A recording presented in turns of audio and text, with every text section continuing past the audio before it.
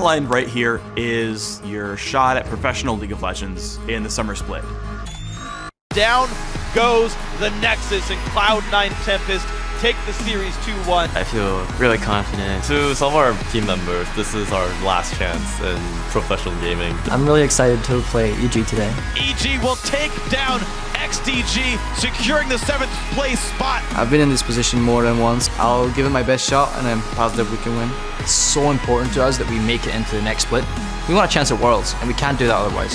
Complexity Black persevering through to be the victors of the 3rd place matchup. This is kind of months and months of work, but to know the rest of my team has confidence in themselves is really nice to see. I'm very confident in the growth that we've had so far. Coast will be taking part in next week's Summer Promotion Tournament. I think, if anything, we kind of deserve where we are right now. We just have to prove that we're at least good enough to beat an LCS. I'm pretty excited to play against Complexity Black, and I feel like it's going to be a couple good matches.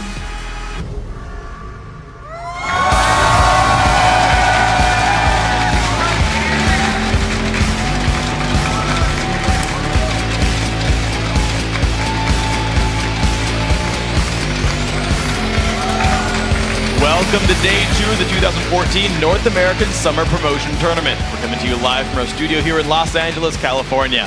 Hey everyone, I'm David Freak Turley, and with me, live as usual, Sam Kobe Hartman-Kensler. Good morning, Freak. Good morning. It is morning, actually. This is one of the first times we've actually gone before noon. Now, guys, there's 2 spots still up for grabs today in the North American LCS Summer Split, but we can now lock in LMQ. Oh yeah, they had a commanding day on the Rift yesterday, beating XCG in a 3-0 sweep. The next test will be, how do they perform against the rest of the North American LCS teams? And you'll remember, just a year ago, Cloud9 won their way into the 2013 Summer Split, and they've been a top team ever since. But Evil Geniuses won their promotion series in a 3-0 sweep as well, and they ended their first split in 7th place. So the promotion performances don't always indicate the success of the team in the actual LCS. We'll have to see them in a couple of months there. There's always some huge moments that you guys were tweeting about during that series yesterday. Let's take a look at your hashtag LCS big plays. All right, so the first one comes from game number 3, and this is from @Treelock. He says that the double kill by Vasily on Mancloud and Zuna was beastly. Then it's Xiaowei Xiao's first blood from game 1 @Nathan Stan says that shockwave was so huge it almost hit me. Our final highlight comes from game number 2, and it features Vasily and his happy feet dancing around 3 skill shots to escape with his life. @Connor Steinhardt says, LMQ's Vasily, North American Dodgeball Champion 2014. Here are your LCS big plays. Mancloud taking some big damage. Vasily pops the culling. There's the Zonia. Zuna forced away. Mancloud flashes. It's not going to be enough. Down goes the kill. The chase, and he gets Zuna. 2 for 0. Finding on the sheep. There comes the jump on in for Ackerman. Tidal Wave lands onto 4, though, and here comes Spray and Pray.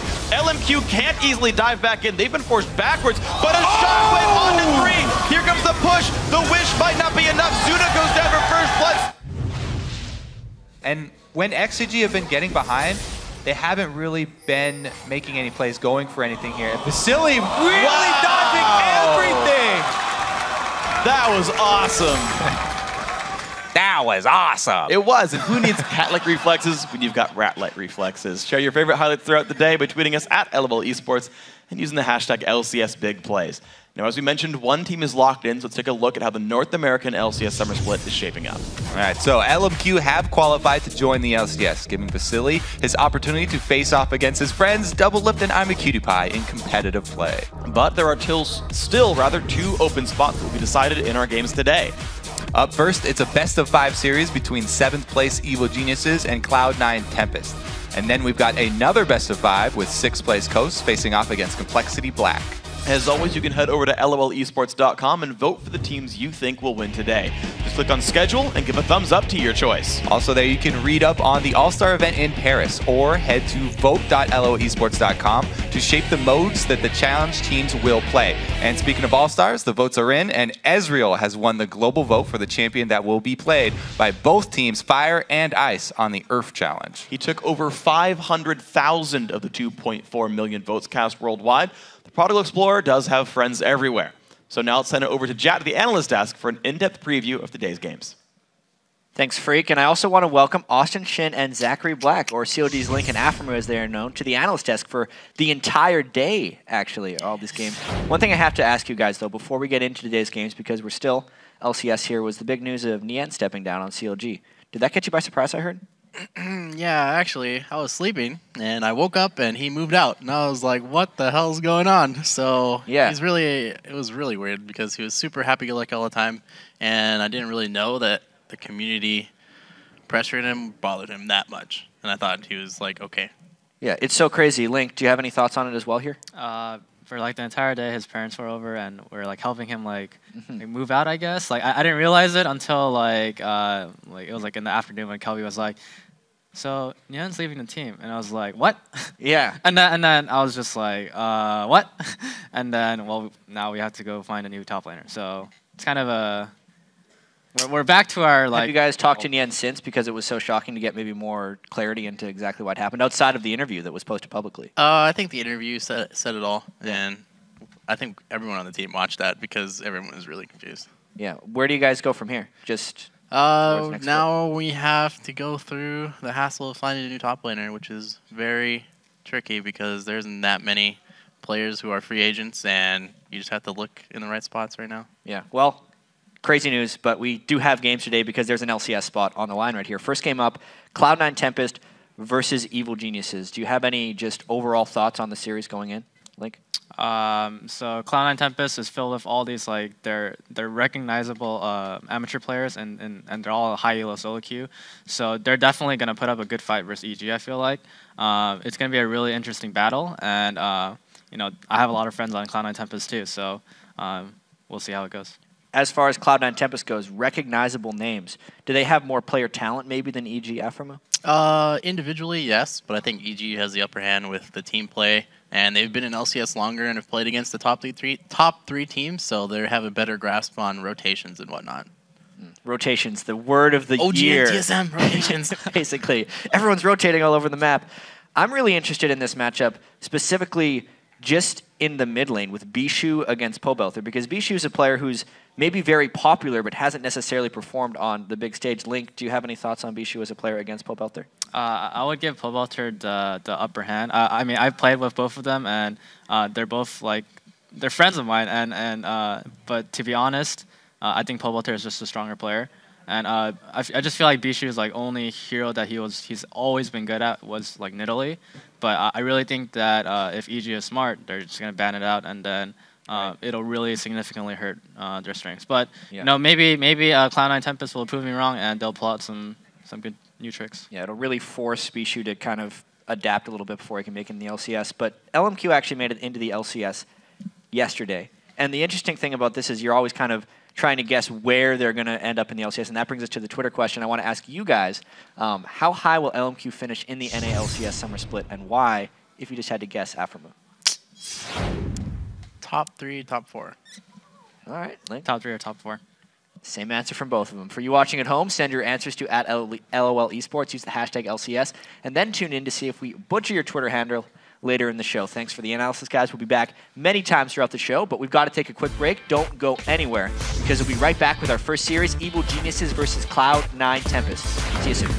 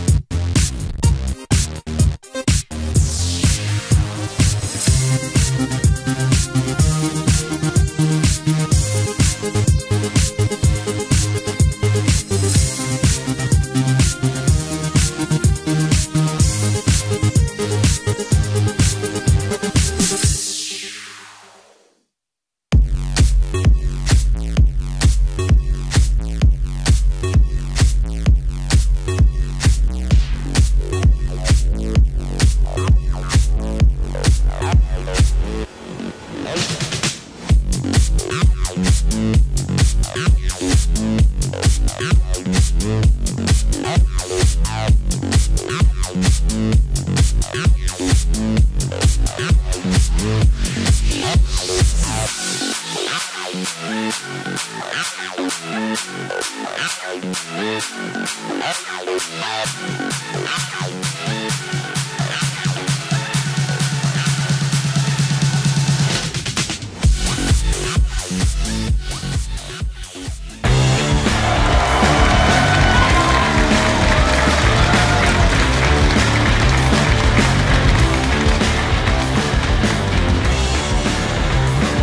back to the 2014 Summer Promotion Tournament, everybody. We're starting our day with a best-of-5 series between Evil Geniuses and Cloud9 Tempest. Now, neither team is a stranger to the promotion scene.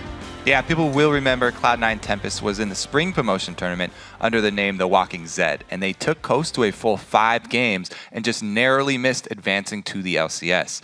Now they've retooled and they're back for another shot, and individually, they are very skilled players. It's important to note that they also took LMQ to 5 games in the Challenger Series playoffs, and as we saw yesterday, LMQ easily won their way into the North American LCS. So, by the transitive properties of league matches, C9T are looking pretty good. So are your math skills. It's good. I like the inequalities there. But Evil Geniuses have referred to themselves as a team able to come up when they really need to. Yeah, they played really well in the Spring Promotion Tournament, and they advanced to the LCS riding a wave of confidence after a 3-0 sweep. And the fans were pointing to Pobelter as a young prodigy who would help the team achieve their goal of becoming a top team.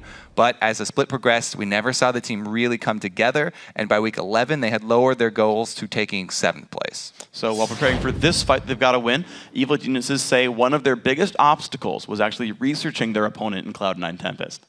We know a little bit about C9T, but the problem is that information is quite outdated because the patches changed and they also dodged out of some of their amateur games.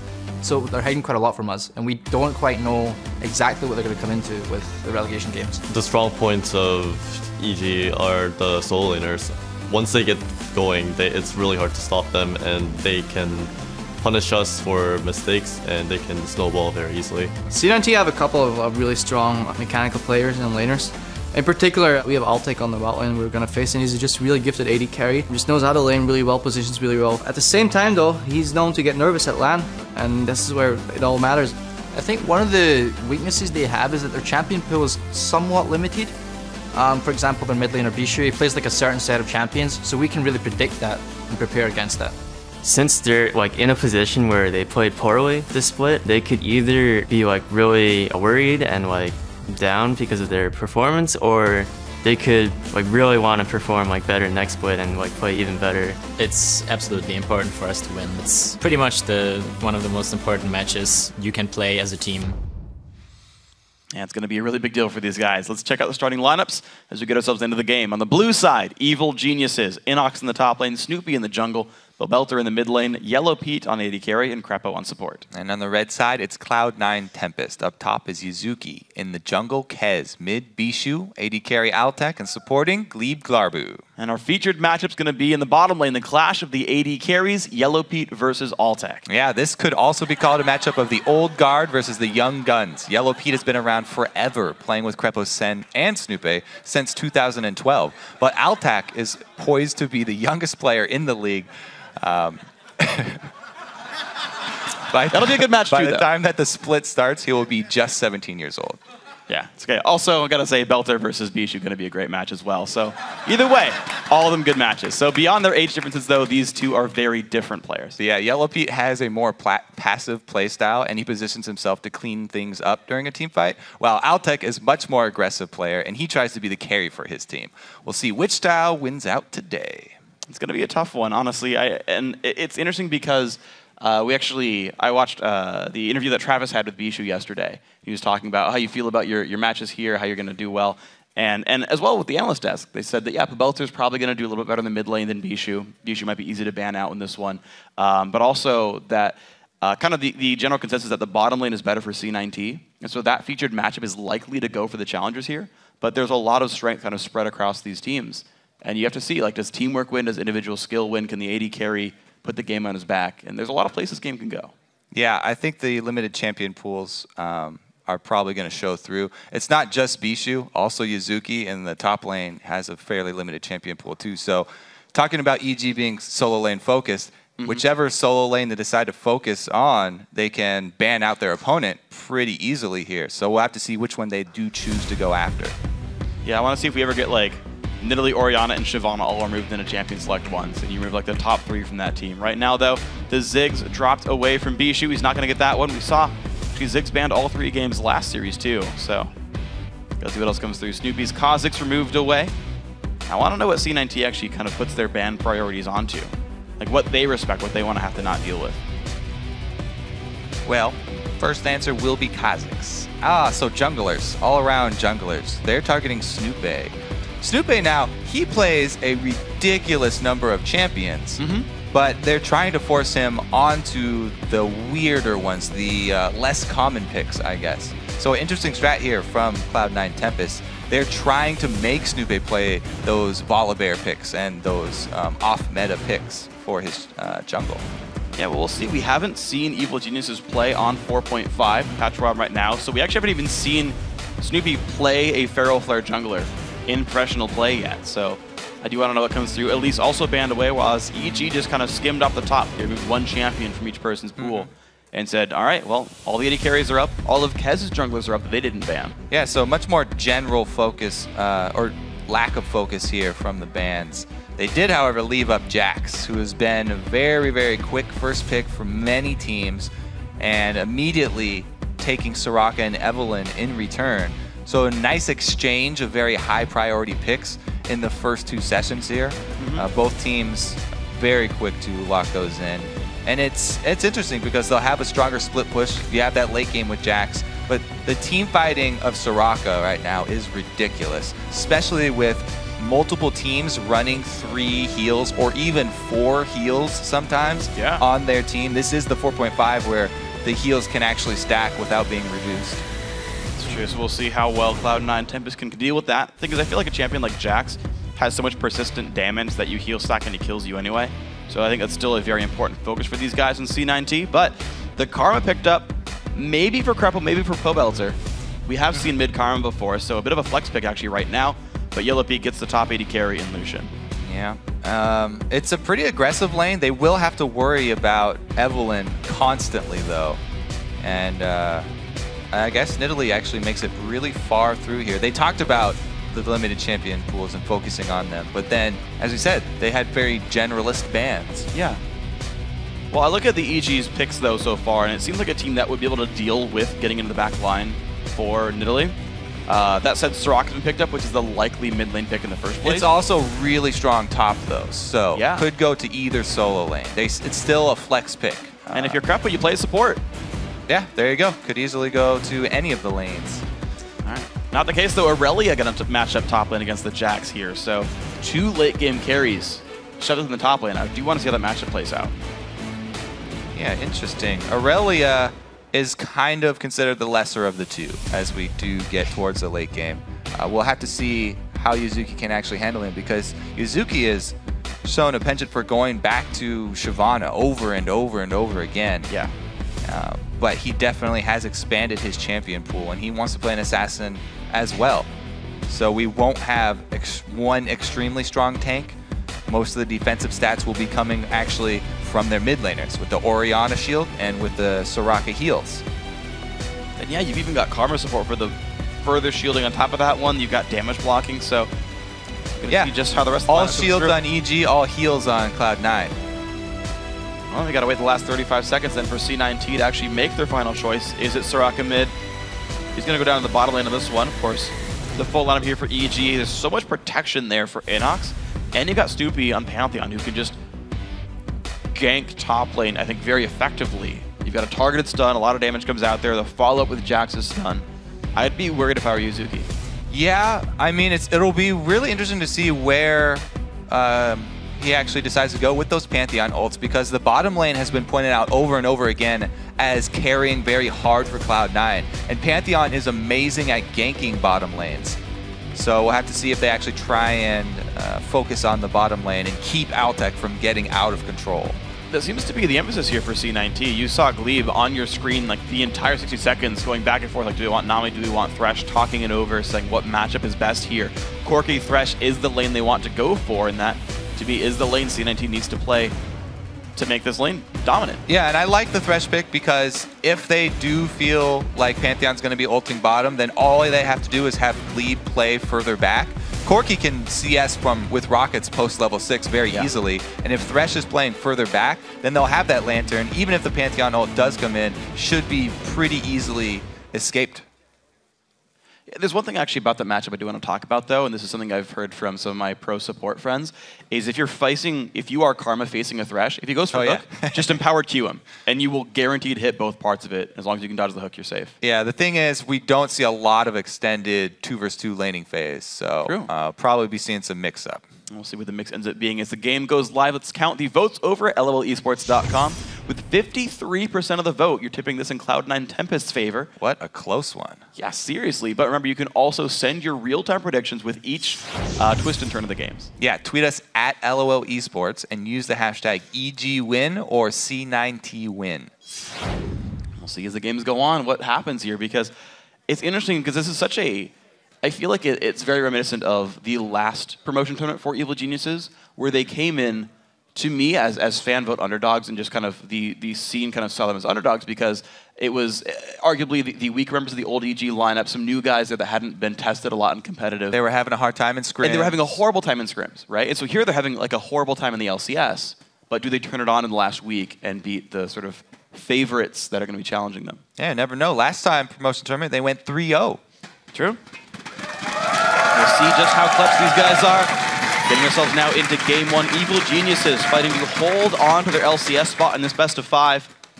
We'll see them in the summer, and might even see them at Worlds if they turn this one around and start playing well. Crepo not going for extra gold to get the normal ward here. No green ward for him for the early level 1 invade. Yeah, it's just a 4-potion start. He's like all about brawling. So he still has the gold. Yeah. He just wanted to get more sustain. Yep. He's really hungry. He's got a lot of biscuits. He didn't have breakfast, maybe? Making up for it now. We're going to see the pings come out.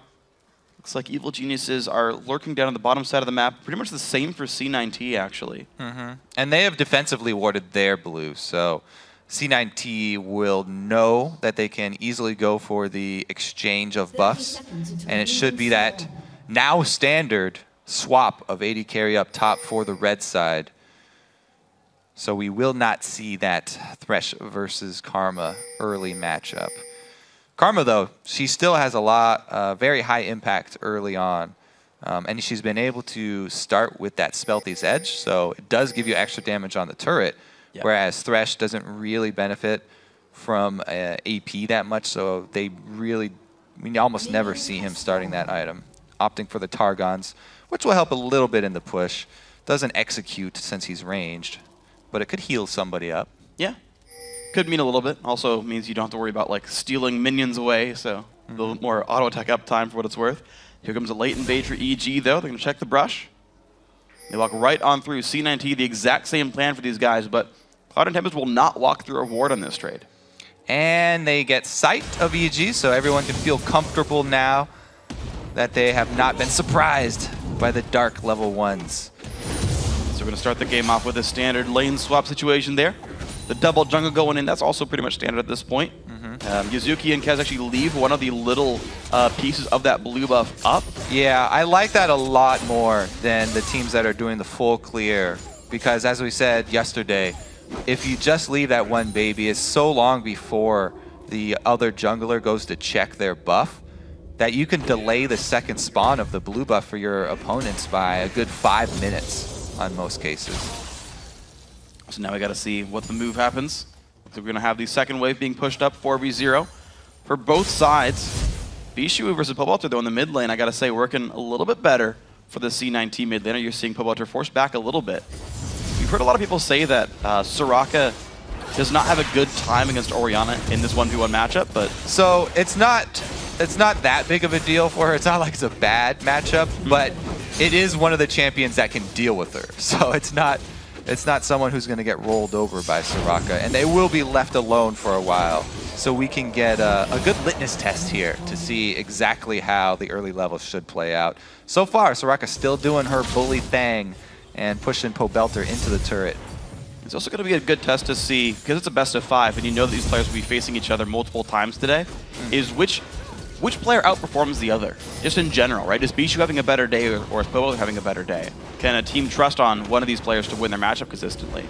Right now it's a small minion lead to Bishu, but I do want to see how they actually start fighting.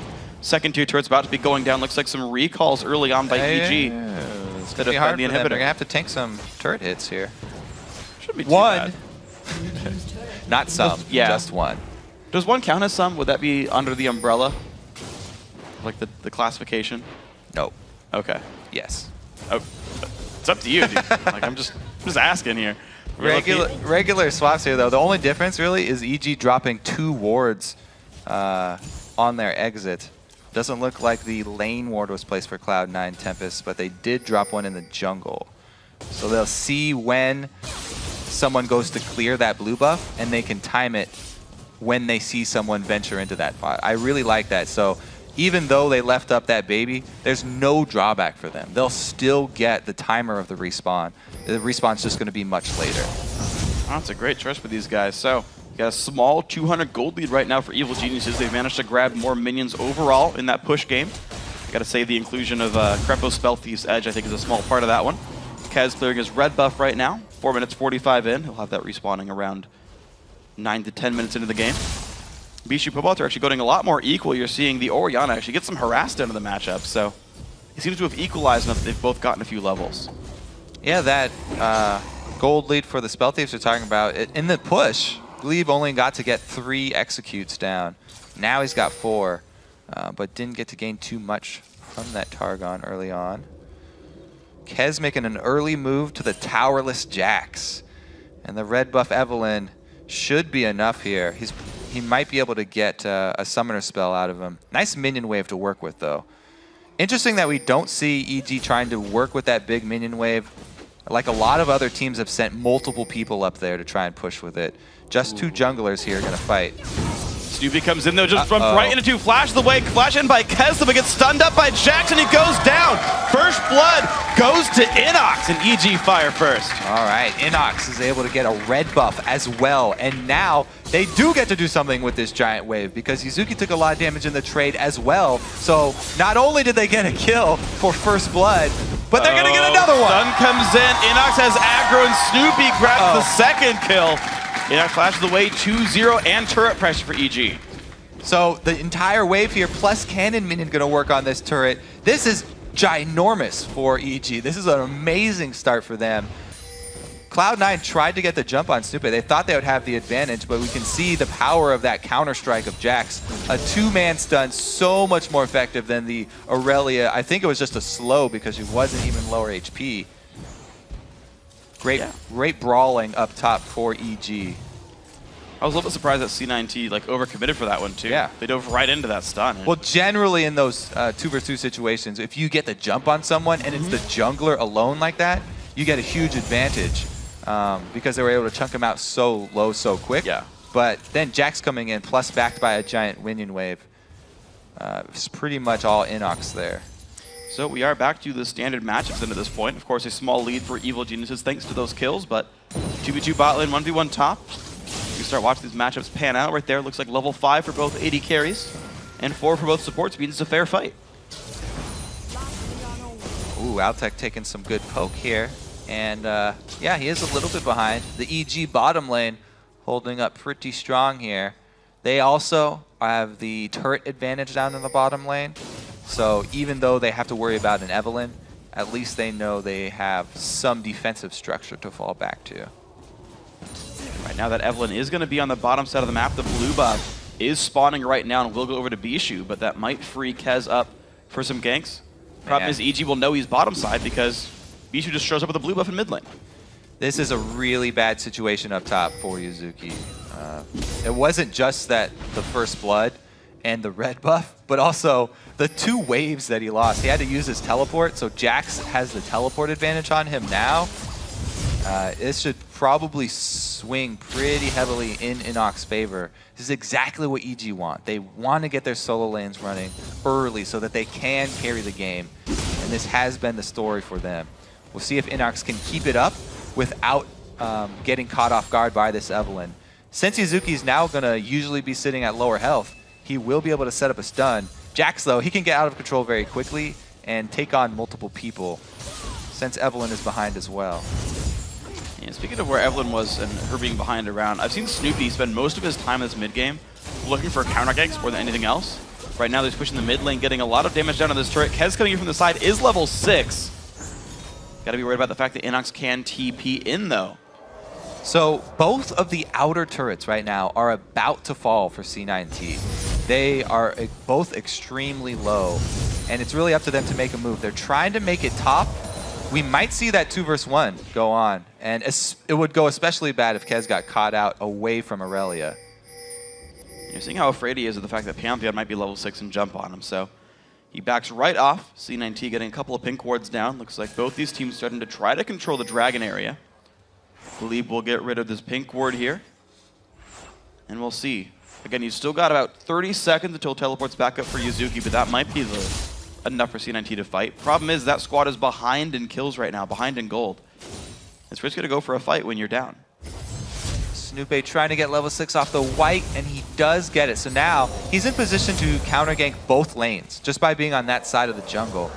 He could help out wherever Evelyn decided to go. And there were 4, now there's only 3, but there's 3 pink wards down right now for Evil Geniuses, watching top lane, watching the upper river, as well as an area of, kind of flanking the bottom lane as well. So there's not a lot of places that Kez can go without being seen.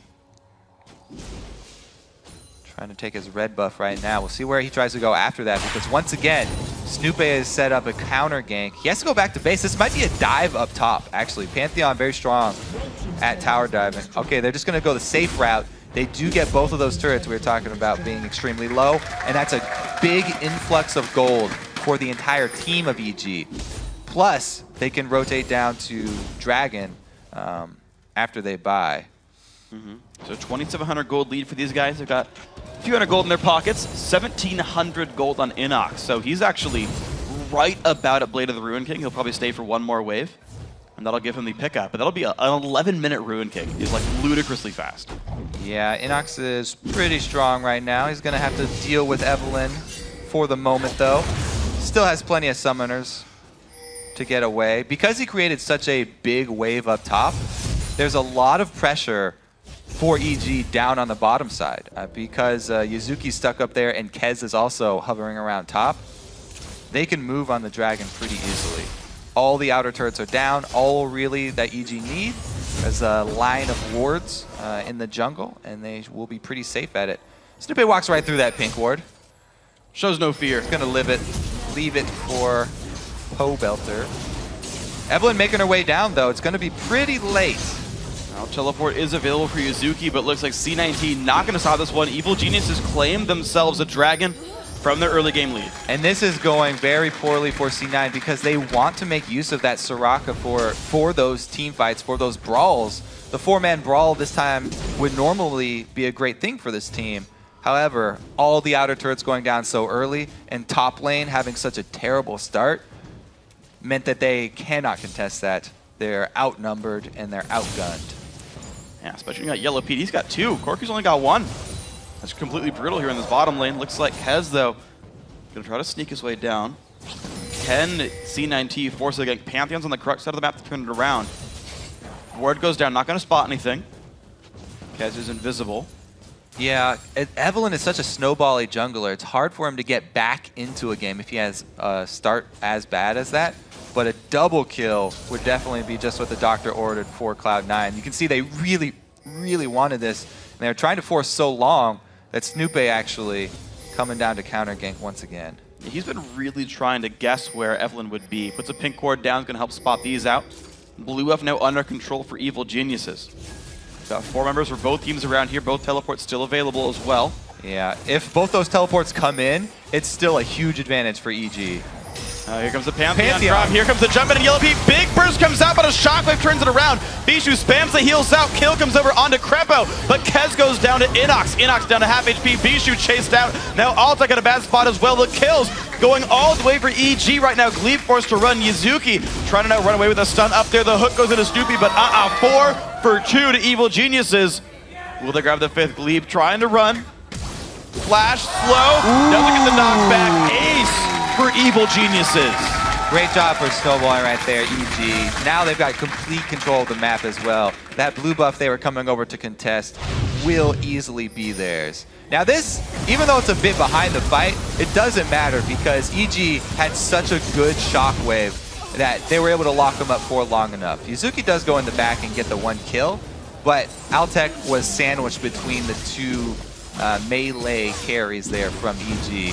And since Inox had that early Blade of the Ruin King, there's no escape for Altec. And this is the second time now we've seen game 1. Team fights for a buff, walks into a shockwave, and it becomes a landslide team fight. There's a little bit of a lack of respect for the Oriannas right now, and you've seen now 0-0-5 for Pobelzer, right? Had a hand in every single kill in that fight. Had a really good showing. People said that EG, their soul lanes were important. You've got a 4-0-3 Jax.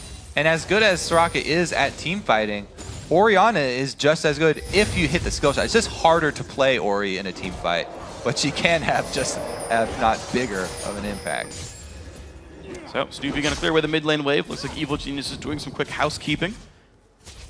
And we're gonna see now when Cloud9 Tempest makes their next move, how long they have to lick their wounds, or if they can find a pick or something. Look at the wards coming out from EG. Everybody filling up on pinks and greens. And they're switching over to all their sweepers now. They know that they have a big lead in this game, and they want to finish it. This has been one of the big problems for EG in the LCS. Finishing out games, even when they did manage to get a lead. Looks like they have come up with a clear plan, and that plan is dominate the map with vision. Yes. We blast ending with a Q. Make sure you got the cannon on this one. Red buff. Ooh, that might have... Nope. Kez will be okay. Turn back to make sure you cleared the camp. But Evil Geniuses now, look at that deep pink ward right there at the front of the red buff. Trinket ward down there watching on top of that one as well. Yuzuki also gets spotted out. Like EG, they own this jungle. They own the entire map right now. And they always have to be worried, or Cloud9 always have to be worried about the ult from Pantheon. EG can pick someone off from half a screen away. They can pick somebody off from 3 screens away, actually. Pantheon. Yeah. Snoopy goes in, looks for Yuzuki. Good damage comes in. No hook lands from Glebe. Through the passive and the shield, Snoopy barely takes 75 damage right there from multiple tower hits. Gotta be worried about that one. 70 health adds up over time. One more shot would be 140. Yeah. Good job, Free. Thanks. Where's your calculator? You're cheating. Up in my head, I got this. Mid lane, second tier turret's gonna be going down though. Inox chunks it down with the most satisfying sound in the world. The flap of Jax makes it 5 turrets to 2 here. EG rotating back to the top of the jungle. Sweepers come out to make sure there's no wards watching these movements, and truthfully, Evil Geniuses, they see all this and barely ever get revealed. I mean, it was just such an expert snowball that they did from the 2 kills that they got up top, denying so much from Yuzuki and Kez. They rendered this Evelynn completely ineffective, not able to do anything for the entire rest of the game. And here comes the dive. All right, turret goes down. Here comes the battle. Stun goes in onto Bijou. He's got nowhere to go. Heals back up, but a 4-man shockwave. 1 for 0 so far. EG back away. They got their kill. They got their turret. Job well done for EG right there. Mission accomplished. They've got all the outer turrets. Now for the final challenge, though, the hardest challenge, getting inside the base. They have such great ward coverage that they have the opportunity to bait around Baron, but it's only 17 minutes in. They aren't that strong right now compared to Baron. Comparatively, Baron will do a tremendous amount of damage to the EG team, and if they tried to go for it, that would be a great step for Cloud9, an option for them to get back in this game. If they could get some sort of miracle steal or sandwiching EG inside that Baron pit, that would be just what Cloud9 would like. Well, we'll see if C9T can get the ward done that they need. They did sweep away 1 pink ward near the Baron area. Got a Trinket ward inside the pit itself. EG, though, going to take the time with this one. 18 minutes in, they go for the Dragon. Yellow Pete, not really in danger just yet, but looks like C19 not going to contest anyway, so no big threat here, just more gold. Right now, we're 7,000 gold up for Evil Geniuses. It's almost a 30% gold lead over Cloud9 Tempest. Going to be jumped up now. 930 gold Dragon comes through. Yeah, complete domination so far here from EG. And they aren't letting up. So this is actually the crucial moment. After they get blue buff, They need to keep this pressure up. They have such a huge lead right now that they can take advantage, and they could even go for another dive, honestly. With Pantheon ult coming right back up.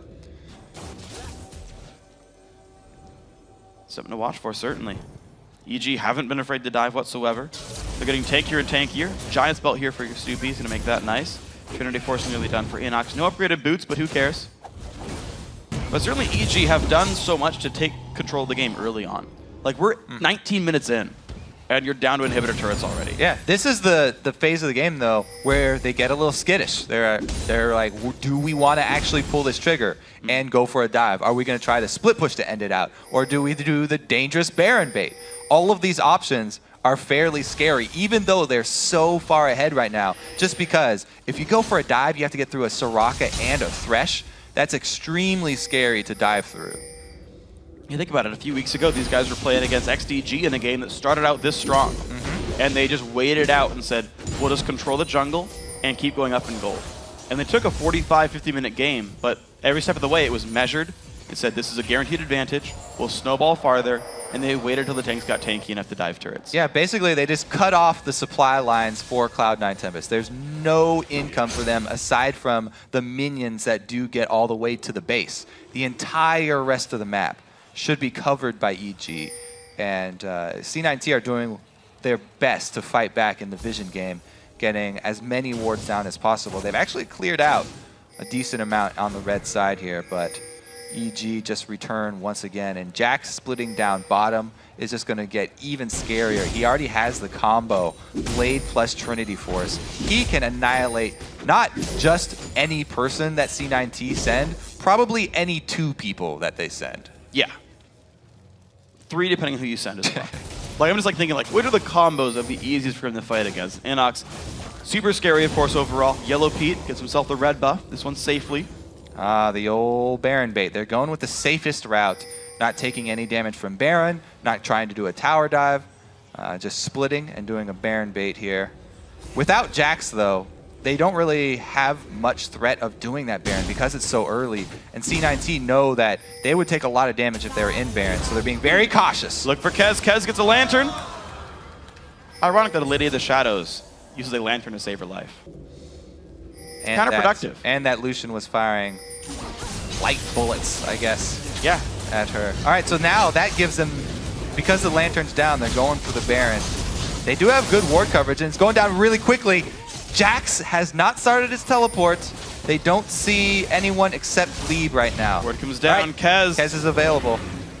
Now there's no other wards available right now. Pink ward comes down. Kez gonna drop fast to the culling. Oh my gosh! The wish comes out, but he doesn't hit him enough anyway. Jax is in. Jax is in. They're gonna finish off the Baron. They're committing to the Baron now. More wards come through though. Kez flashes over, pops the ulti. The spike comes in.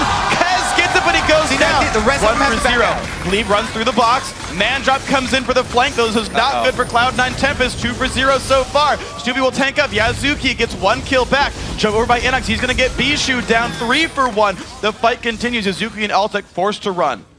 They're on the wrong side of the map, but a 3-for-1 plus Baron is great for Cloud9. They will take that trade. Even if they do end up losing an inhibitor turret, they got some of the money that they needed back, and they got some kills that gave them bonus experience.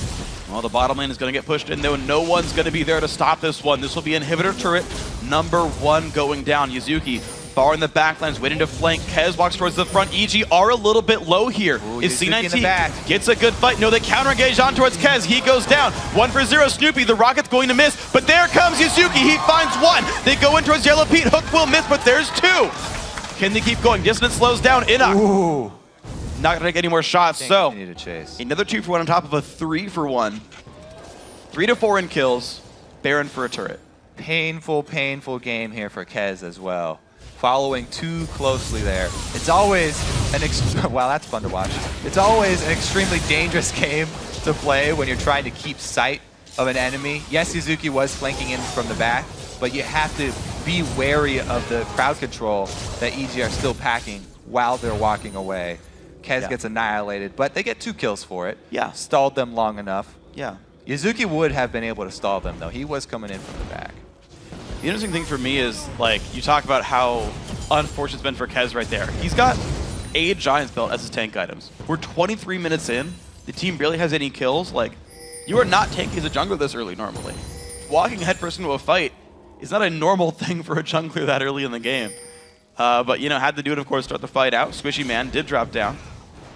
But now we're within 6,000 gold. They got a turret back. Yeah. This is great for C9T. Cloud9. Yeah, that Baron Steel turned all of that as a possibility. They still have to be really careful, though, because they don't have any deep vision, and there's still a Pantheon on the other team. We saw already, after they got the steal, the exit path was cut off by Snoop in a great Grand Skyfall. Same thing, still has to be worrying Cloud9 Tempest. When they venture too far out onto the map like this, the guaranteed engage from EG will be there. Dragon bait. Smite's down. Kez had to use that to secure the blue buff, so Evil Genius has rushed this down. Should not even be here watching then. Without Smite, there's no point in going over to see that dragon come down. So mid lane gets pushed out. There's still a Baron buff for a minute on 2 members of Cloud9 Tempest. Evil Geniuses are going to contest for the mid lane, though. They clear the minions successfully.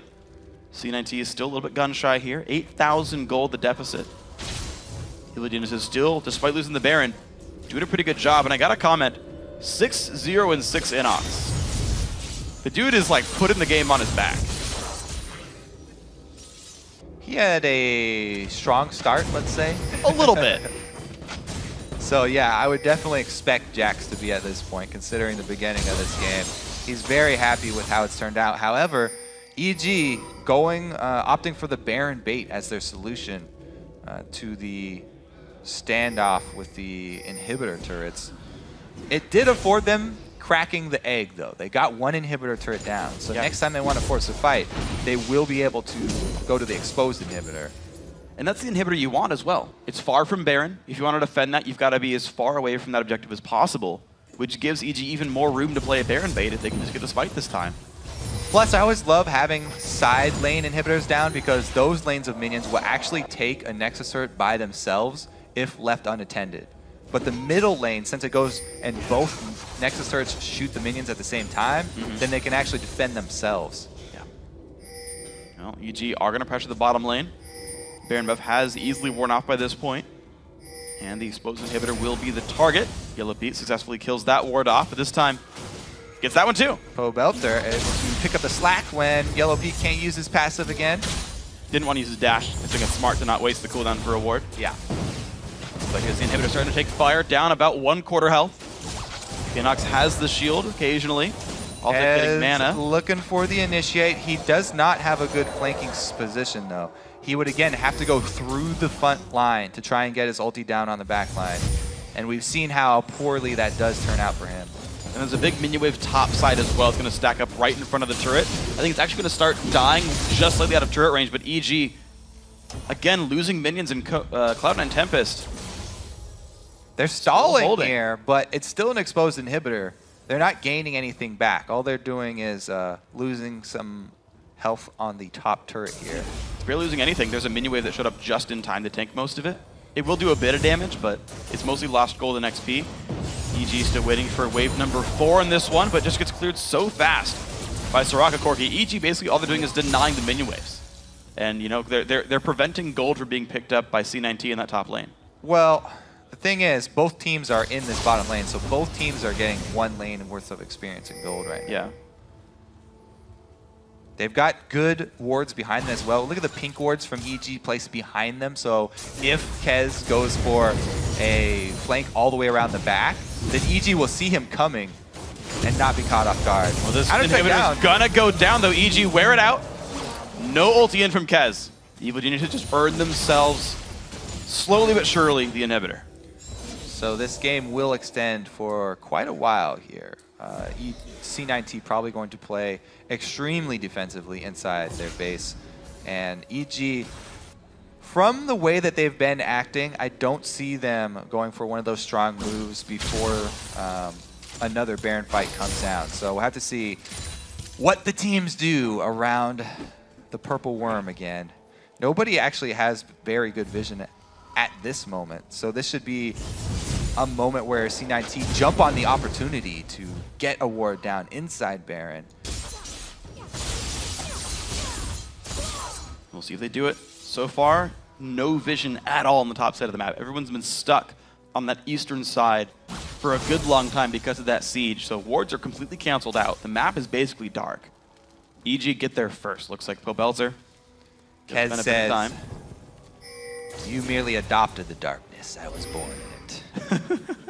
Able to walk through by Baron. Well, we'll see if Kez can be the bane of evil geniuses here. Wards come down. Yellow Pete sweeps that one away. Split plus Jax doing his job. He's going to shove that minion wave right up to that Nexus turret. With a dead inhib as well, so this is going to be the classic choice that C9T are going to have to make. To Baron or to defend our Nexus turret? All right, now that's going to be on Yuzuki. We'll see if he can land the stun if Inox tries to TP away. To be fair, a lot of EG's gold is on this Jax, so if both top laners are kind of occupied, it's slightly better for C9T than you would expect, though still an EG lead in the fight anyway. Inox going to make his way back to the mid lane to join his team while Yuzuki holds this line. And the blue is going to get stolen away rather successfully. Inox going to get a nice bit of extra mana and cooldown reduction. Should make bullying even easier for him. Randuin's Omen is done, so he's a full completed item above Yuzuki's Aurelia.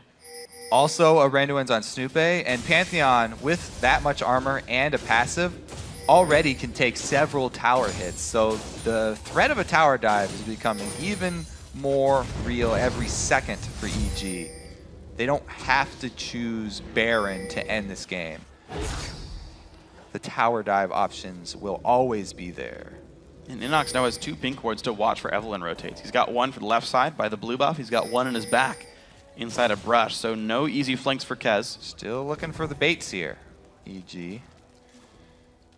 Yuzuki cannot afford to extend out into lane, by the way. He has to rely on turrets for defense. There's no way he can handle Inox in a 1v1.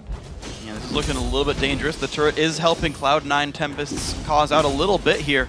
But Yuzuki's got to be worried that his minions are getting thinned out, and it's actually kind of pulling in multiple minion waves actually from the Nexus. And now here comes the push. EG going in towards Baron, half HP, but they pull out right away when Cloud9 Tempests realizes. They're just kind of buying time for Inox to survive the split push and make it start going in.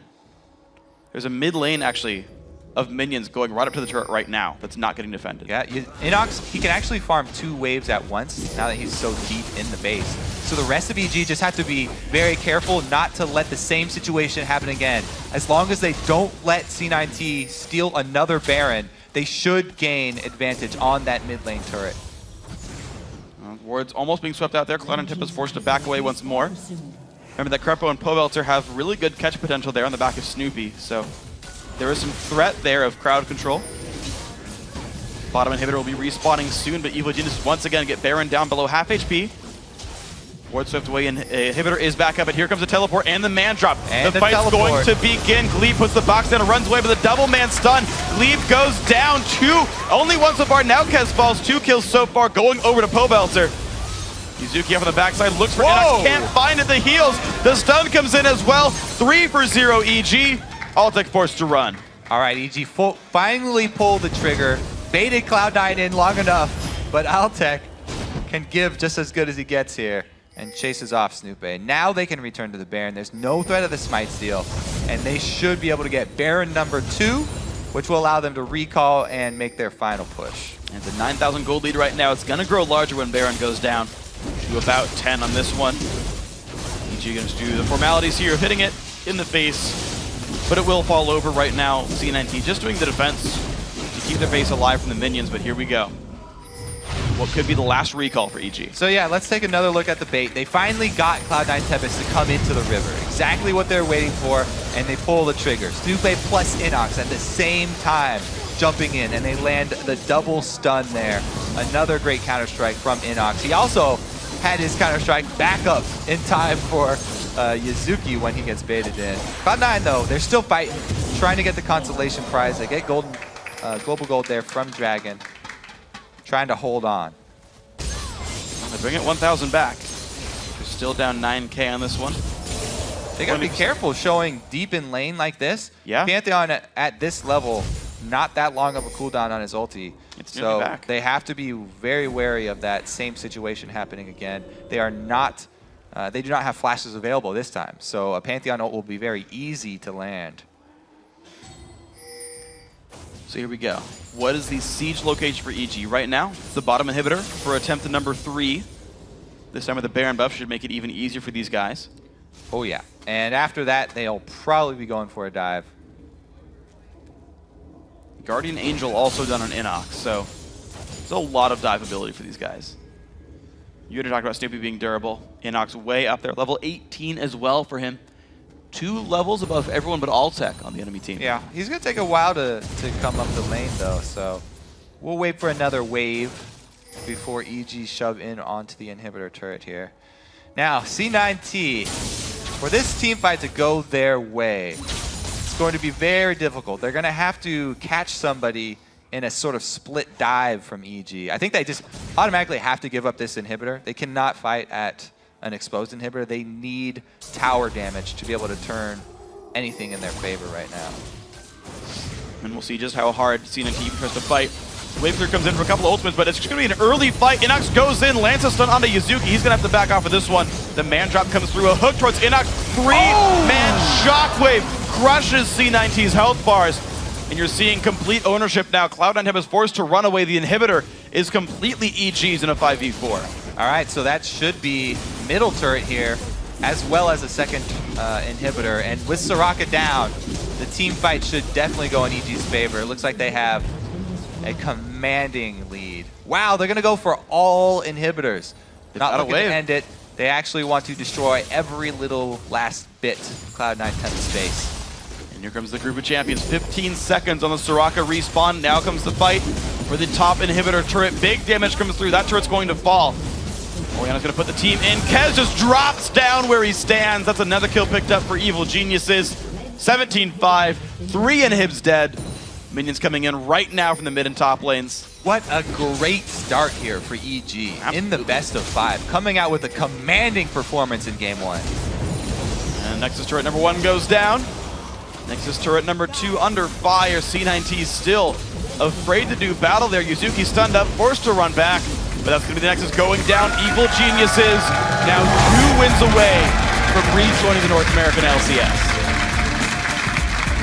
And their lead by 15 minutes was just so dramatic. It would have to take a crazy play for Cloud9 to get back in this one.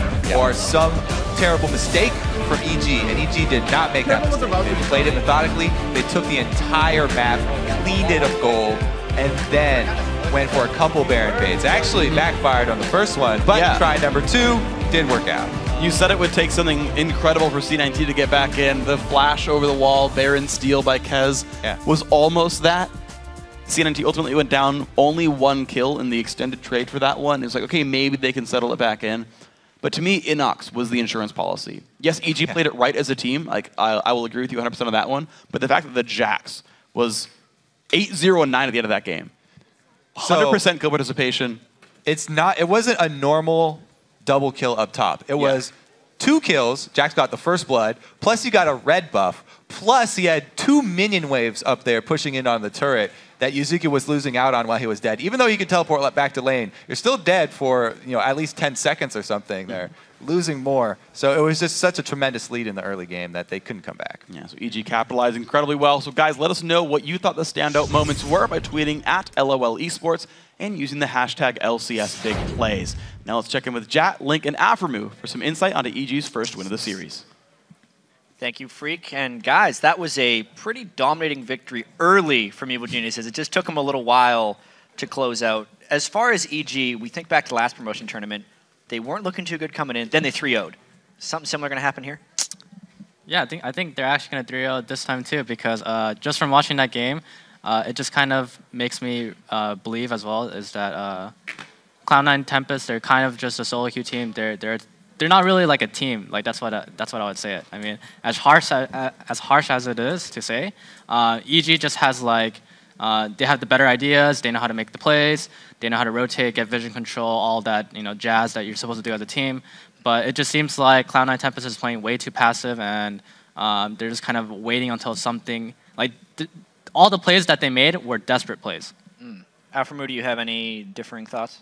I agree with Link that Cloud9 Tempest is really, they just aren't taking initiative in their play, and they aren't taking the opportunities that EG presents with their positioning mistakes or errors that they make, and they're just waiting for them to run them over. Yeah, and in this game, Link, you were mentioning how the Jax versus Aurelia matchup swings so heavily on whoever gets the first kill, and we actually have a clip of the first kill. It was a double kill in the top lane, and after this, Inox was never the same. Yep. Just decided to destroy the game. If we can pull this clip up, I want you guys to talk to me about how this happened, because both junglers were in the position to gank top lane.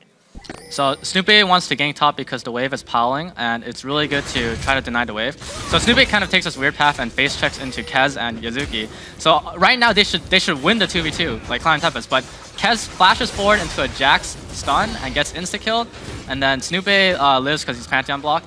And because of this, and because he's Pantheon and they're Jax, they can easily dive the Aurelia under the tower 2v1. Do you think Yazuki should have backed away at this point? Yes, for sure. But he gets greedy and tries to make a really heavy play without Ignite, especially. And because of that, it's just going to snowball the Jax even more. And there's nothing that Aurelia can do at this point, because his tower is gone, Jax has TP and Pantheon ulti pressure, and because of this, Jax can just completely just roll the game. It's interesting because we mentioned how Cloud9 Tempest probably has the better individual players, but it's actually Snoopy that got cut out of position there. Was that just a miraculous play by Inox and Snoopy together to make that happen, or was it just the misplays of Cloud9 Tempest up top? Definitely the misplays of Cloud9 Tempest. They caught Snoopy face checking into a brush, and he should instantly die right there. And you shouldn't give up your positioning by flashing forward into two people and then dying. Yeah, definitely an unfortunate thing. And we were kind of talking about whether or not EG knows what to do with leads or not, because they did get a nice 5 kills in the blue buff jungle, and this was a nice play by Evil Geniuses. We can pull this one up as well. And Afro and Link, I kind of want you to both talk me through this, why this went so one-sided for Evil Geniuses. Jax is already snowballed ahead from top lane, so C9 is finally doing a desperate play right here where they're like, okay, we have to do something, guys. So I'll take Valks into Ori Ball right here, and Pobelter gets a good ulti on both of their carries, and then EG just really cleans up while Aurelia is trying to kill their backline.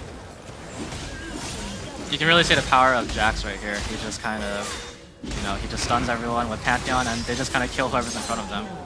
Yeah, 8-0-9 is what Inox ended this game for on Jax. Is this going to be too much for Cloud9 Tempest to come back on, or do they still have a nice pull in this series? Because if they are the stronger individual team, they surely wouldn't make the 2v2 mistakes again. Once they're behind, it was very hard for them to come back strategically in this game. So I think it's going to come down to drafting. But I believe that since EG is on purple side, they're kind of at a disadvantage. And Cloud9 Tempest really has to make sure that they get a really big advantage with their blue side first pick. And they can definitely do it just by watching the picks and the drafting from this game. Like EG led up Soraka, so it shows that they don't care about it. So maybe Cloud9 can take them by surprise by banning Jax on blue side and then maybe first picking Soraka or something like that. So both teams also don't play Lee Sin, which is a really good jungler. So it's kind of interesting to see how what will happen. So I really think that Cloud9 Tempest, if they want to come back, they have to make the first move with the draft. Yeah, Lee Sin neither picked or banned. Obviously, Jax was first picked in this one, followed by the Soraka, and also an interesting jungler matchup with Eve going up against the Pantheon. You had some thoughts on that as far as that matchup plays out. You wouldn't have necessarily wanted to pick Eve into the Pantheon? Yeah, because when you're playing with Soraka, you generally want a really like an AD bruiser type of hero. So it's something better to pick something that like goes in and that walks into their face, like Nocturne, Shyvana, and maybe it's partially because Kha'Zix was banned, and maybe Kaz doesn't play Lee Sin as well, and Nocturne was banned as well.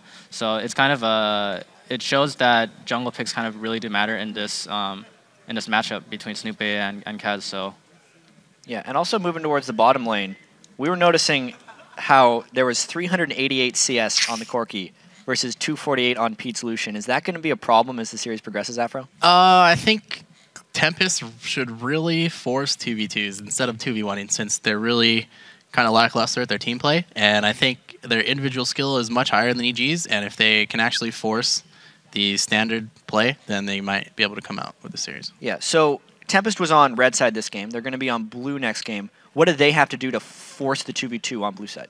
On blue side, normally most teams go bottom, but I think EG really wants to just 2v1, so maybe if they anticipate them doing the 2v1 top and just go top instead. All right, so a little bit of guesswork, but they might be able to do it here. Thank you guys very much. But we got to flash away. We're just getting warmed up. When we return, it's game 2 for a spot in the LCS between Cloud9 Tempest and Evil Geniuses. Keep the browser where it's at. Yep. You're watching? Can I just start channeling a jump? Can I just start channeling? Yeah. Hide. I'm channeling here. I'm channeling here. Heals. Eve back.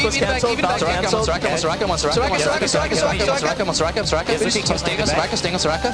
Going into Corki. Okay, switch to Yasuki. Aurelia. Nice job. Eve might be going a long way around. I'm checking left side. Okay. I think I'm going to engage. Eve's there. Yeah. Okay. Fight then. I'm engaging here. Jumping here. Soraka first. I have flash. I'm going to flash on him. Getting a thresh, maybe? Thresh. Eve. Soraka. Corki at the side. I can flash over Aurelia. Dodge. She's done. Finish her. Hey. Alright, let's calms up. Take a walk. Just walk in.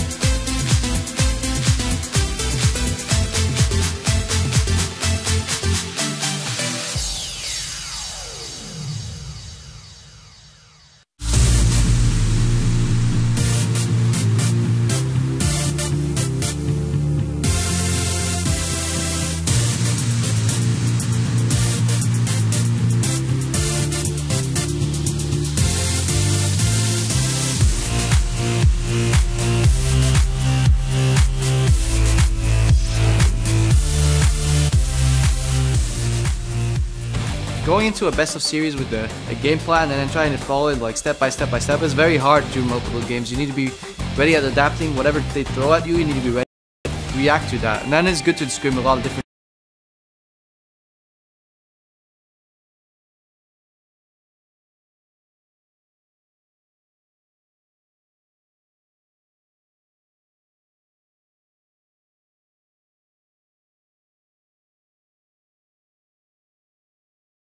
Yeah, and moving across the board to Cloud9 Tempest, Altec has been one of the big stars for them. 388 CS in defeat on Corki versus 246 from Pete.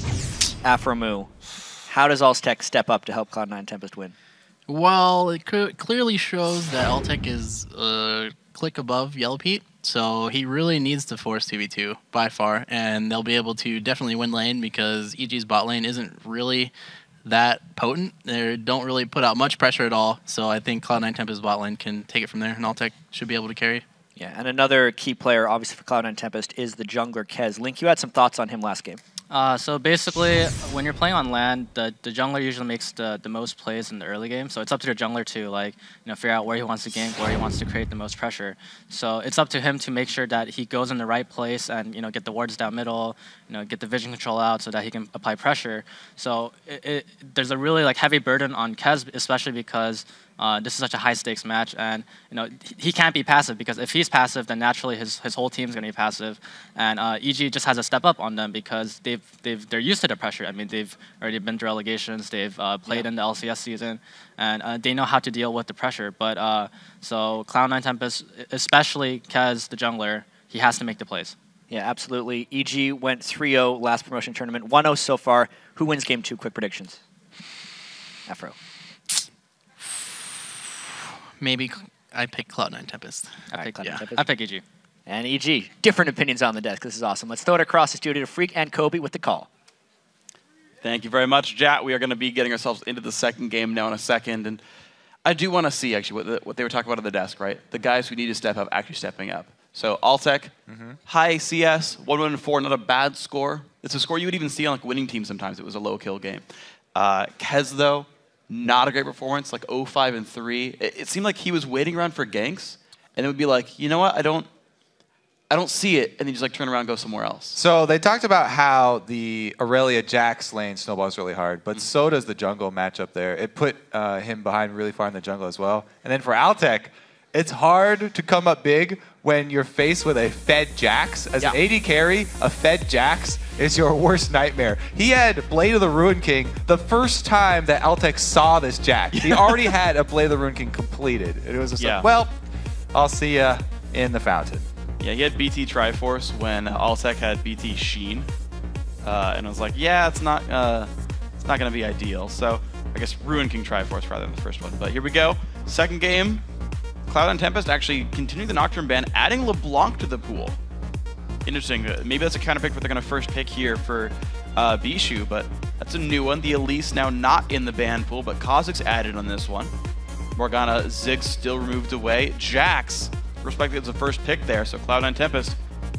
Soraka's still up, but did not really have a game-changing impact before. And as I said on the analyst desk, it looks like EG aren't concerned about the pick and are willing to deal with it. Yeah. And again, the focus on the jungle from C9T, trying to get Snoopé on a different champion. He performed very well on the Pantheon though, so. Yeah. Cloud9 Tempest, though, they still want to play the Soraka, and to me, I think this is the right choice because I don't think it was their team comp that backfired. I don't think their strategy was wrong. And I think to throw away your best strat, right? You come into game one with your best strat, arguably. To throw it away because something else went wrong, I think, is silly. So they're saying, you know what? We'll still run Soraka. We'll still try to run a comp. Probably with a lot of healing on it overall. And I also would expect another Corki pickup from Altec. Does so much magic damage. It works really well with the Shred from Soraka in those team fights. Yeah. Plus, Corki does a lot of AoE with his magic damage, so they can really pile it on with those two. Especially if he opts for Sork Shoes. Yeah. Because flat penetration and more flat penetration equals true damage. True. Absolutely can. And keep in mind also, Rise now this time not banned by EG. So you might see the giant magic damage stack come in for C9T and be like, yeah, you know, Rise, Yuzuki's going to have a really good game. More flat penetration. Exactly. Just stack it in. Jungle Karthus. Not the case. Jungle Evelyn going to come through here, so Cloud9 Tempest having to play magic heavy on this one. They are really tunneling on that Evelyn pick. I think it must be the limited champion pool of Kez. Now, I know he does play Elise as well, though. So I guess that's just another choice of another magic damage jungler, though. Yeah, I think this is his choice because C9T are the only team even banning junglers, basically. Yeah. And they're like, yeah, Kez, you're still going to play the Evelyn. And this is Feral Flare OP patch as well, before it was changed to 30 stacks and before the price was increased. And we haven't seen Xin Zhao at all. Master Yu has only really played an EU challenger. We haven't seen him too much. I like how they called on the analyst desk how neither of these teams play Lee Sin in the jungle. However, Inox loves Lee Sin top lane. Yes, so he does. If the Lee Sin was locked in, that would... There we go. It's obviously going to be Inox. And then we will have a return to the Pantheon from Mr. Snoopy. All right. Well, let's give him the grab there, the Pantheon. So a lot of similar picks going through for Evil Geniuses. The only new one being the top lane so far, saying, well, you didn't get Jax because we banned it, but have Lee Sin, your other great champion for Inox. Yeah, this is interesting. Going for the counter pick here, Lee Sin into Rise. Lee Sin definitely has the ability to kill Rise early, and they can keep him down very easily with a Pantheon. One gank there, the same situation could happen as last time.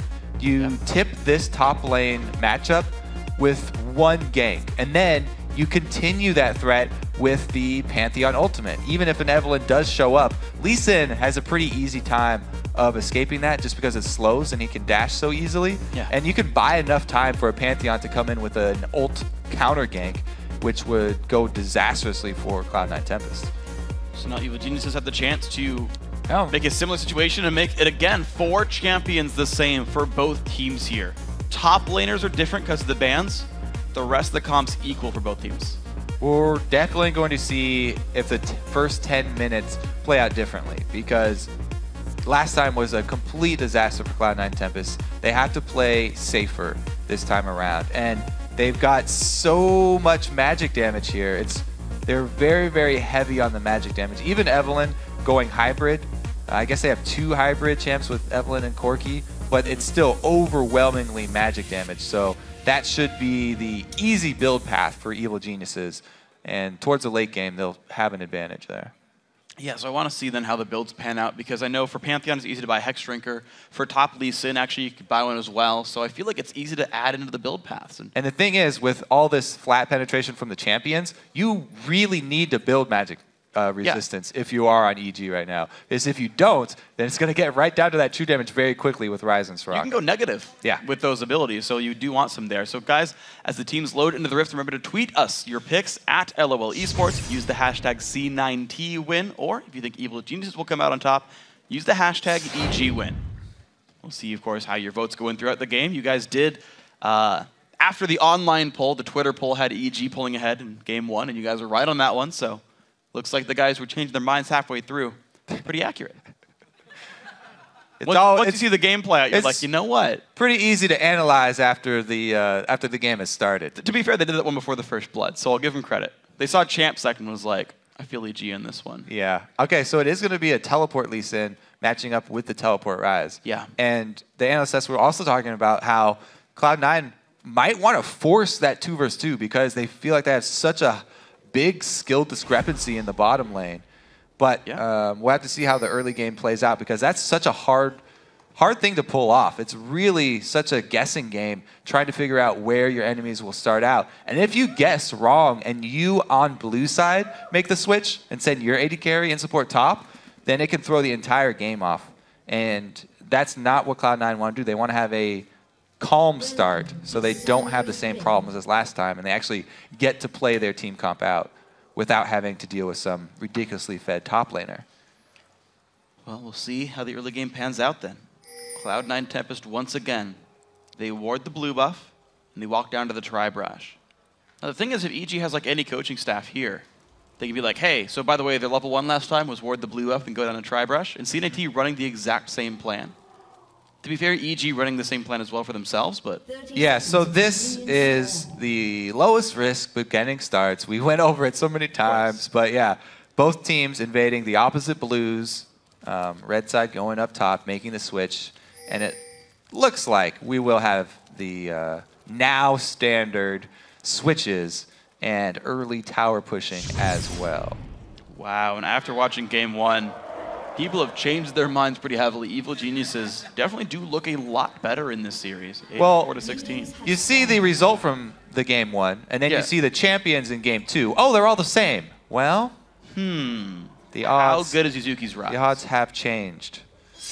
All right, so it's the 5-man invade using their Soraka to come as well. See how long he stays there. Orianna getting the early shove on Soraka could actually hurt that mid lane matchup. And it looks like Pobelter will get the early shove if he wants it. Getting the lane first. Can also zone Soraka pretty well with that ball placement. So it is going to be the 2v1 setup. No, actually, look at this. There's a recall. This is smart. Okay, so there's a recall from Glebe Larbu on Thresh. This is the counter to the 4-0 push. Your AD carry solos the empty lane, and you 3v4 the heavy lane. So they haven't recalled the other people though. So right now it is just the Thresh. Now the other two start to recall, so they're going to try and 3-man defend the 4-man push. They need to get there at the perfect timing though, because EG are pushing on the second wave, and they're going to have Lee Sin and Pantheon in position. If it's just Glebe, then they can catch him out. So good ward, but they need to get into the turret to be able to defend it. They are trying to teleport in just to get positioning here. Evelyn really far behind. They're both level 1. It's a 2 versus 4. Yuzuki going to take a whole bunch of damage. Stunned up. He goes down for first blood. He was alone on that one. Second wave push comes in too fast. Yeah, so if you try and counter the 4-man push, you have to be in position under the turret when they're all 4 there. Those extra few seconds will cost you first blood. Just saw it there. Rise does bite dust first.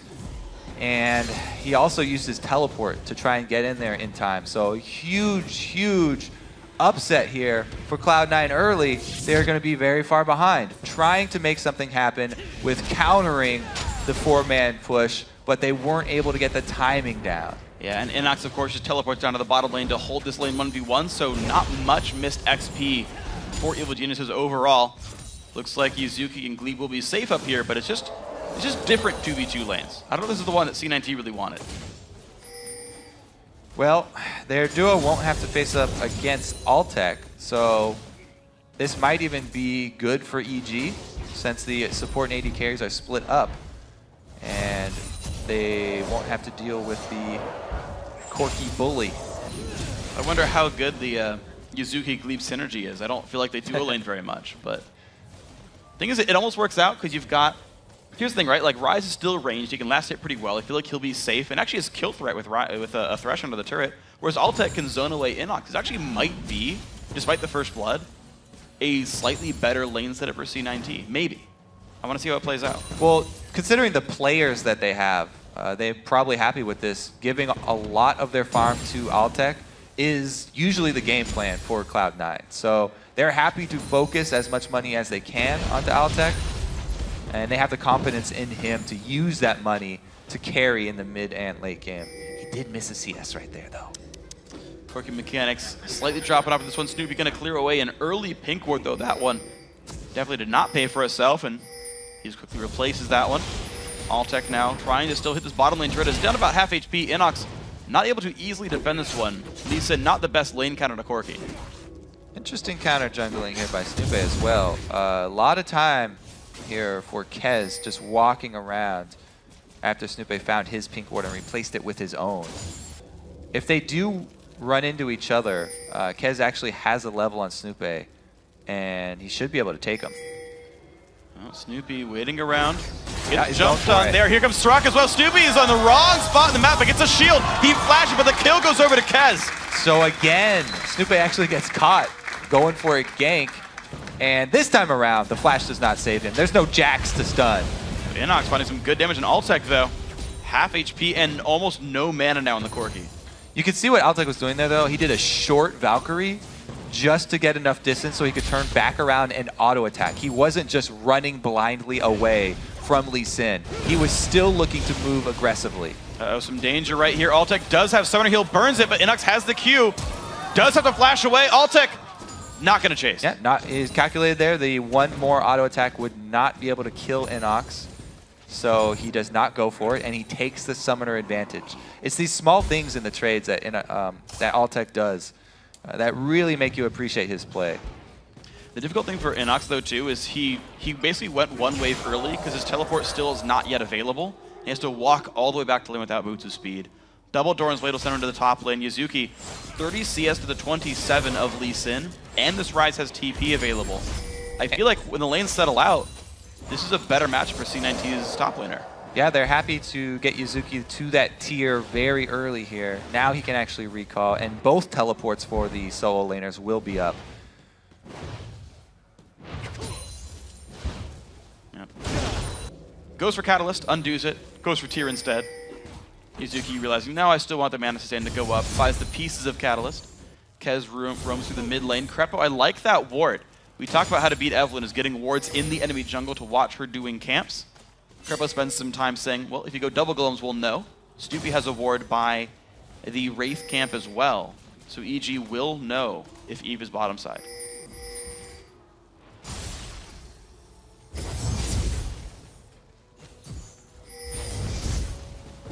Mid lane is holding equal as well. So it was actually better for Pelter by this point last time in. Looks like it's gone a little bit more equal. Doran's Ring. Both these guys, you're kind of an amplifying tome lead versus Boots. Not a big deal. Snoopy's still level 4 though. Getting pretty behind because of that death this time around. And when Snoopy gets behind, he usually has a pretty hard time in the remainder of the game. One of the problems that plagued EG for a long time in the LCS was if they do not get off to a good start, they force a lot of engages. Yeah. And they overextend and they get even further behind. They kind of do a snowball against themselves. And here, a level 4 Pantheon tanking up the dragon. Evelynn's on the top side of the map, so they're trying to rush it down, but Soraka is getting into place, and she's an amazing team fighter. Looks like the Gambit paying off for EG, though. Able to secure the global objective without even losing much pressure on their mid turret. Very nicely done there. Evil Geniuses. They missed a minion wave, but who cares? Kaz is 6, Snoopy's still 4. Yeah, even after the dragon, still level 4. Now 4 2/3. Yeah, he's got a ways to go. He will get the catch-up bonus experience from his red buff, though, because when you are behind as a jungler, you get a percentage increase in experience from killing the big monsters of your jungle camps. And since your red buff does update without having to kill them, he should jump up pretty big here. Smite comes through. See what he gets. Full level from that one, and he's most of the way to 6 already. Yep, he just needs one more goal, and that almost was 2 levels right there. And clearing out the red. Kez getting into position, though. He's 6, and Stoopy's on the wrong side of the map. Sneaks into the second brush. Is going to get spotted out. Oh! He just got out of range there. Wow. Because of the the circle that Krepo's walking in. They're going to be okay. There's the jump in from the backside. Burst onto Yellow Pete out of nowhere. So Kill goes to C9T. that is a game of inches. Here goes the Pantheon ult, though. Trying to make Altec pay. He missed the big rocket. Now in a duel with Stoopy, teleport comes in. Altec does not have heal. And Yuzuki goes can't down get enough fighting, fighting though. time. Yuzuki can't clean up anything out of that. Wow, what a nail biter for Altec. Bishu Pavos are now in a fight. 8 versus 8. Shockwave is available, so is Ignite and Heal. It's going to be nothing for nothing, though. And Evil Geniuses, actually, they found their way back into this game thanks to that dragon and the trading kills. EG's ahead in So gold. both junglers with successful ganks on opposite sides of the map this time around. Altec almost was able to outplay that 2 versus 1 and get someone low enough for Yuzuki, but not quite. Just seconds are making the differences between these two plays, up top and down in the bush, where Krepo barely backed off for a second and allowed Kez to get into the bush. Yeah, wow, so there we go. Level 9 now found for Soraka. 9 soon for the Orion in the mid lane, and we have a 400 gold lead for Evil Geniuses. How else will the lanes pan out? Looks like Yellow P actually rushing for a Trinity Force, Altec doing Bloodthirster. which means Altec's slightly stronger in a fight right now. You can see he has a level lead because he was soloing that bottom lane for so long. Can he bully out Yellow Pete much? They're trading blows back and forth. Q's dodged. I do like the game plan from EG as well, focusing Pantheon ult this time around on Altec to try and keep him down since C19 are funneling a lot of money into that Corki. They don't want to let him get out of control, and you saw how he almost already got to that point as he was taking down Inox, and Snoopy barely was able to save him. Good job shoring up their weak spots.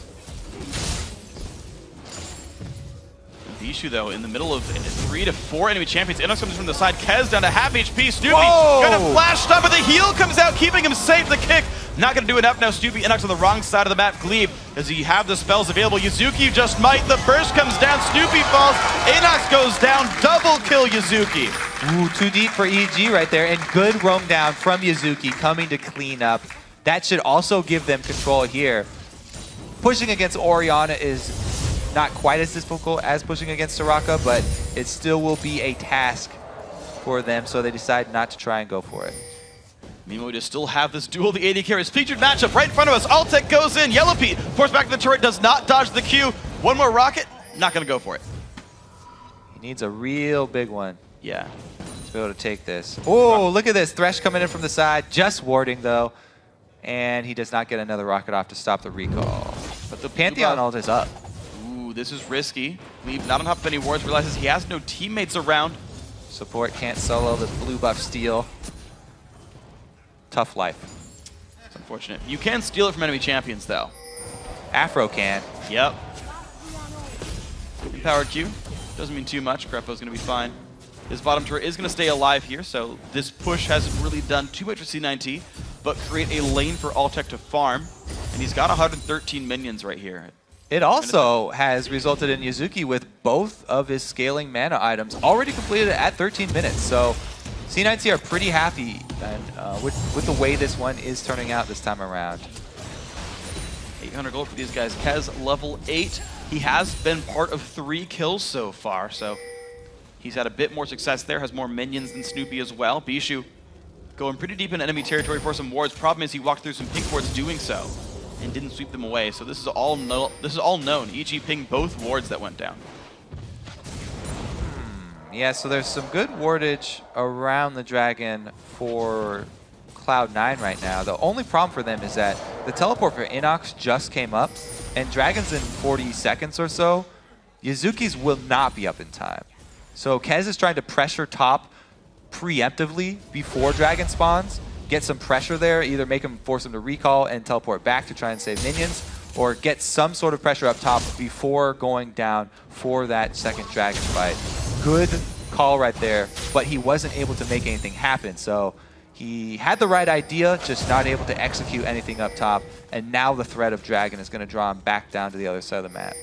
13 seconds to go, right about the timer on Yuzuki's teleport. He should be able, he'll be about 30 seconds late if EG goes for the dragon fast. And we saw how fast they did it before, even with a level 4 Pantheon. So 30 seconds is going to make or break the next fight if EG decide to pull the trigger. We'll see. Bishu in a half HP. Pavelter does not know Evelyn is coming. Bishu's going to go back after this one. Here comes the engage. The shockwave lands on Tubi. Here comes Pantheon on the backside. Bishu does have the wish, but no summoners available. Big burst in from Snoopy, but he goes for Kez. Kez fires back. One hate spike, and he gets it. Kez on the retreat. Pavelter very low. Has to get out. So with both junglers going so low, the dragon fight is going to have to wait. One of them needs to respawn and the other needs to heal. Both mid laners come out of that pretty evenly though. All right, it's time for the bottom lane bully here. Crepo shields the wrong person. Cleave with the box and the flame. Crepo flashing out. One rocket. Ooh, summoner heal keeps him safe. Close one there for Crepo. Almost costing him his life, but they are going to have to give up the turret for that. And we'll see if C9 actually venture into that pink ward bush. They're trying to deny more minions to the turret, leaving the turret up for as long as they possibly can, making the bottom lane of EG pay for that mistake.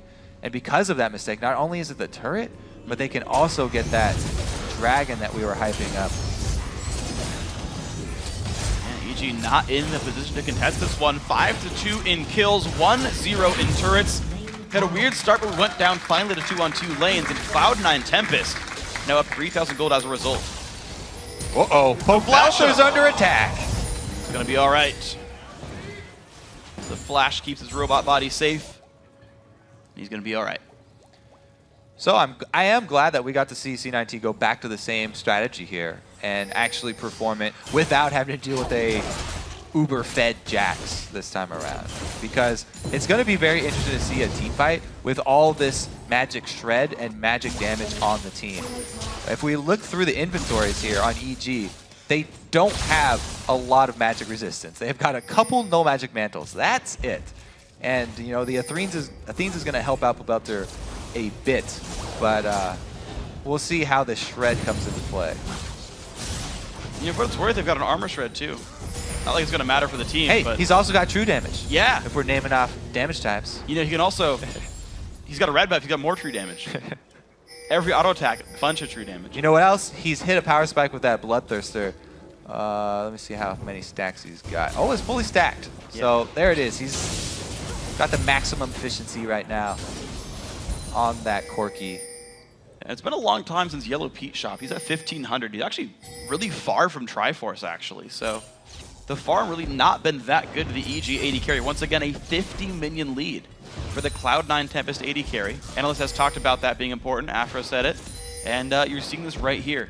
Much more important AD carry, despite being 0-1-0. Like, Altec does way more right now in a fight. And it's not just Altec either. This C9 team, the entire team scales really well. Their team fight is going to be ridiculous. Against a melee-heavy team with Pantheon and Lee Sin both going damage, having to jump in, they're going to be in range of Starcall the entire time. They're going to be in range of Ryze's AoE the entire time. Even Corki, like, they are just going to get obliterated with magic damage as soon as they jump in on someone.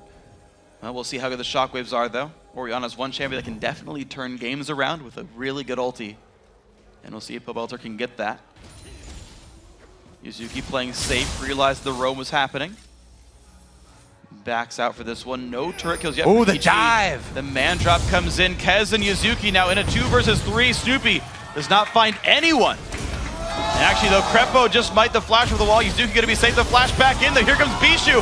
Might have been too much. EG forced to back away, and Kez on the chase. Oh, he doesn't get out. The shield, the shockwave misses. The wish, though. Kez now overextends. He gets healed, and he stays alive. Ignite won't claim him either. Crepo has a shield. I'll take it as a turret. Crepo's got Flay.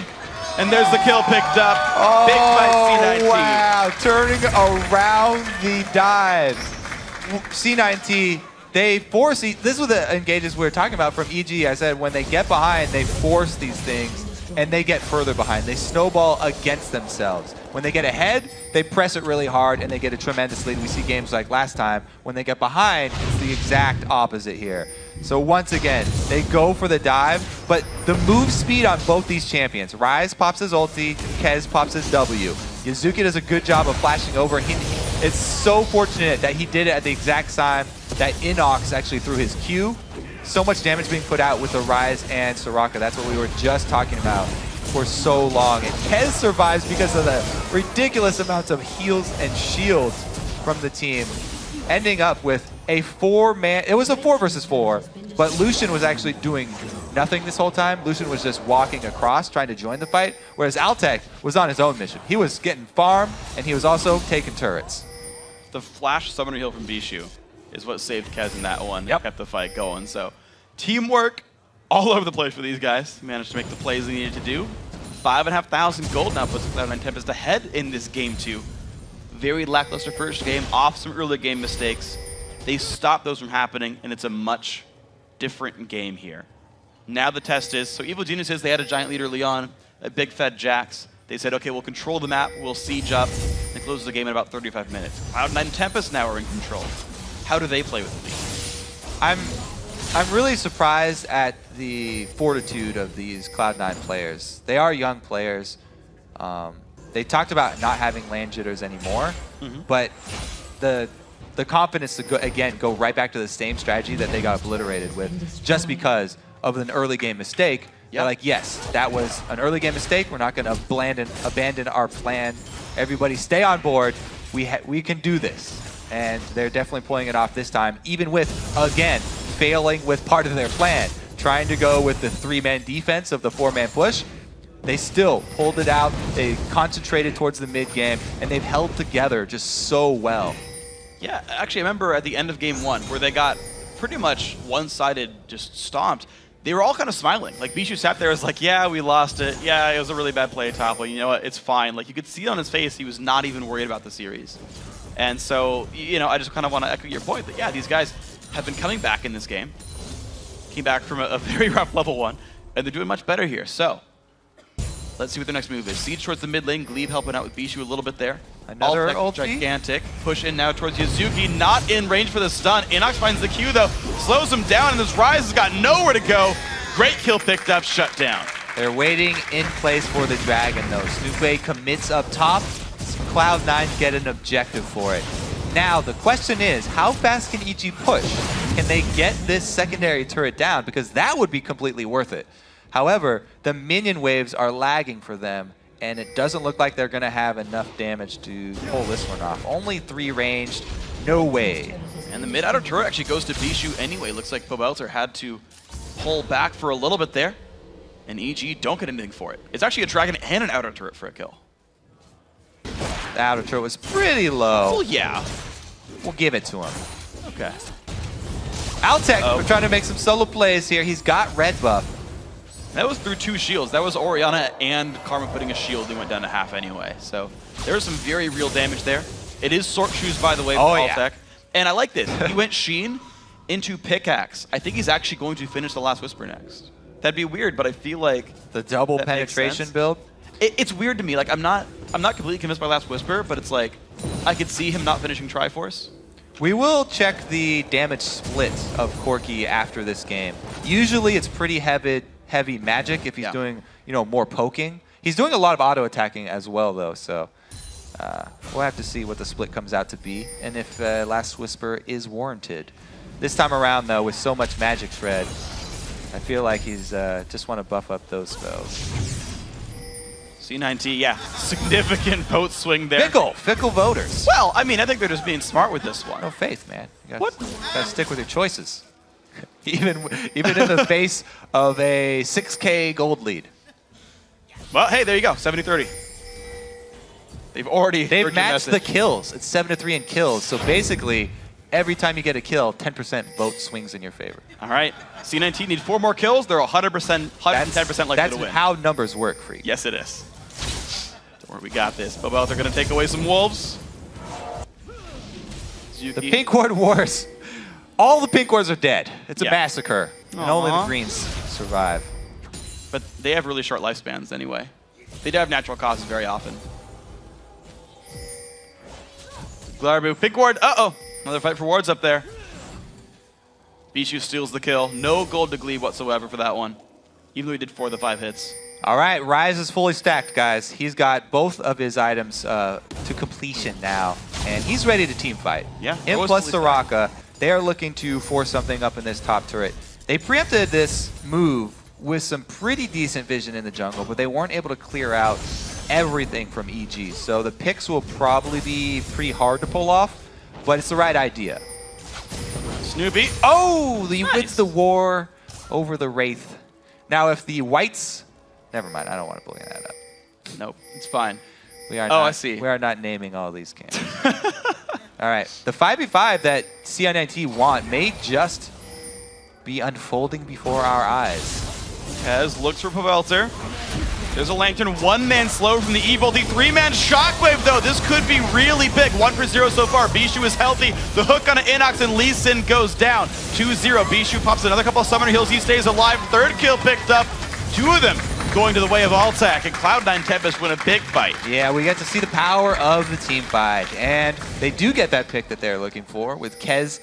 All he wanted was that slope, just to get one person out of position, and they obliterate their target. This is the power of the mid-game spike here from the Corki Soraka Ryze. They have ridiculous team fight, and if they can catch you, they will kill you, and they will take Baron after. And Kez undefeated in smites, but here comes the Pantheon. C9T crew back up. Kez gets obliterated. Subi gets 1 kill. He will trade his life for it.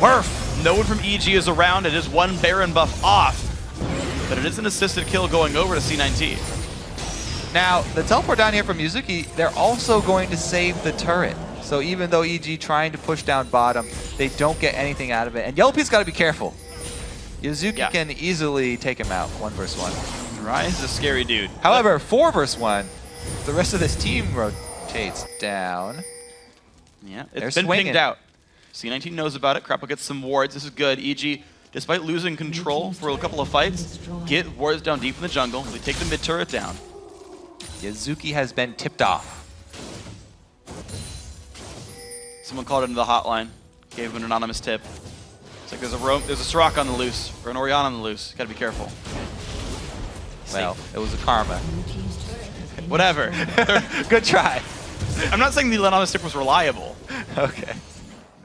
Guy who called in said it was Orianna. Well, job well done. Now they've got Baron buff, and another siege would probably just result in action if they get a hook onto somebody. They're going to be looking for Glebe to throw out the hooks under turret, and if they can land one of those, they definitely go for it. But EG, they should not be trying to force anything, just waiting till the tower dive comes from Cloud9. Well, there's 2.5 minutes left on the Baron buff for C9T to look for that dive. They do have heavy armor on Kez. Rushed to Randuin's Omen, added a Ninja Tabi. You've got Frozen Heart already done for Bishu as well, who also went Ninja Tabi. So there is a lot of armor there if they do want to dive. Face of the Mountain also done for Glebe Glarbu. So there's extra shields there. Glebe hits a ward. There's the dive in towards the top lane. Altek's kind of got nowhere to go. Glebe is just below him though. And the catch is not there. Altek gets away. Yeah, Snoopy would have to fully commit to that if you wanted to get that pick. You would have to flash for that stun. And he does get it, but it's a little late. Glebe are already there for the exit. You flash for the stun. There's a lantern there. Crepple though gets the root onto Kez. Lands a Q, but haste afterwards. There's a big ulti across Bishu in the middle of the fight as well. Altek there for the cleanup. 1 kill picked up. Single man shotgun, but he goes down right away. 1-for-1 fight so far. EG, can they get out? Inox jumps the wall. YellowP looks safe. Bishu takes damage. It's 4 versus 5 though. The entire time Rise is pushing down bottom, and he's got the turret. All right, that's Inhibitor turret going down. And Inhibitor itself now taking damage. Yasuki has some extra ability power, and it's decent damage, but he backs off. All right, they can take Dragon now. Just move all the way down and take the extra gold that is on the map. No need to press for an inhibitor. It's already exposed, so they can return to the scene. All right, so they get a pretty good Eve ulti after he gets away from Prepo. Altek just gets annihilated here, though. They stun him into the shockwave. Dragon does go down. Okay, so Cloud9 Tempest. 1-for-1 team fight, but they pick up a Dragon and an Inhibitor turret in the aftermath of this one. Putting them now 10,000 gold in the lead, and they're 120% likely to win the game. EG sitting at 50-50. 29 minutes in, so C9T definitely slower in the advantages. It seems like they're taking a bit more time with this one. They're not getting as many deep wards, I feel, and they're not getting that same level of siege, but they are at 5 turrets.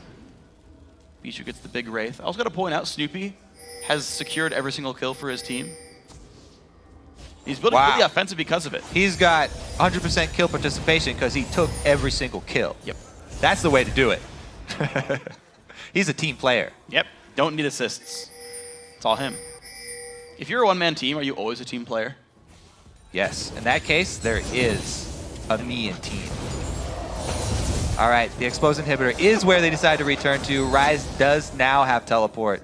So pretty easy choice here for C9. They don't have to force anything. They wait for EG.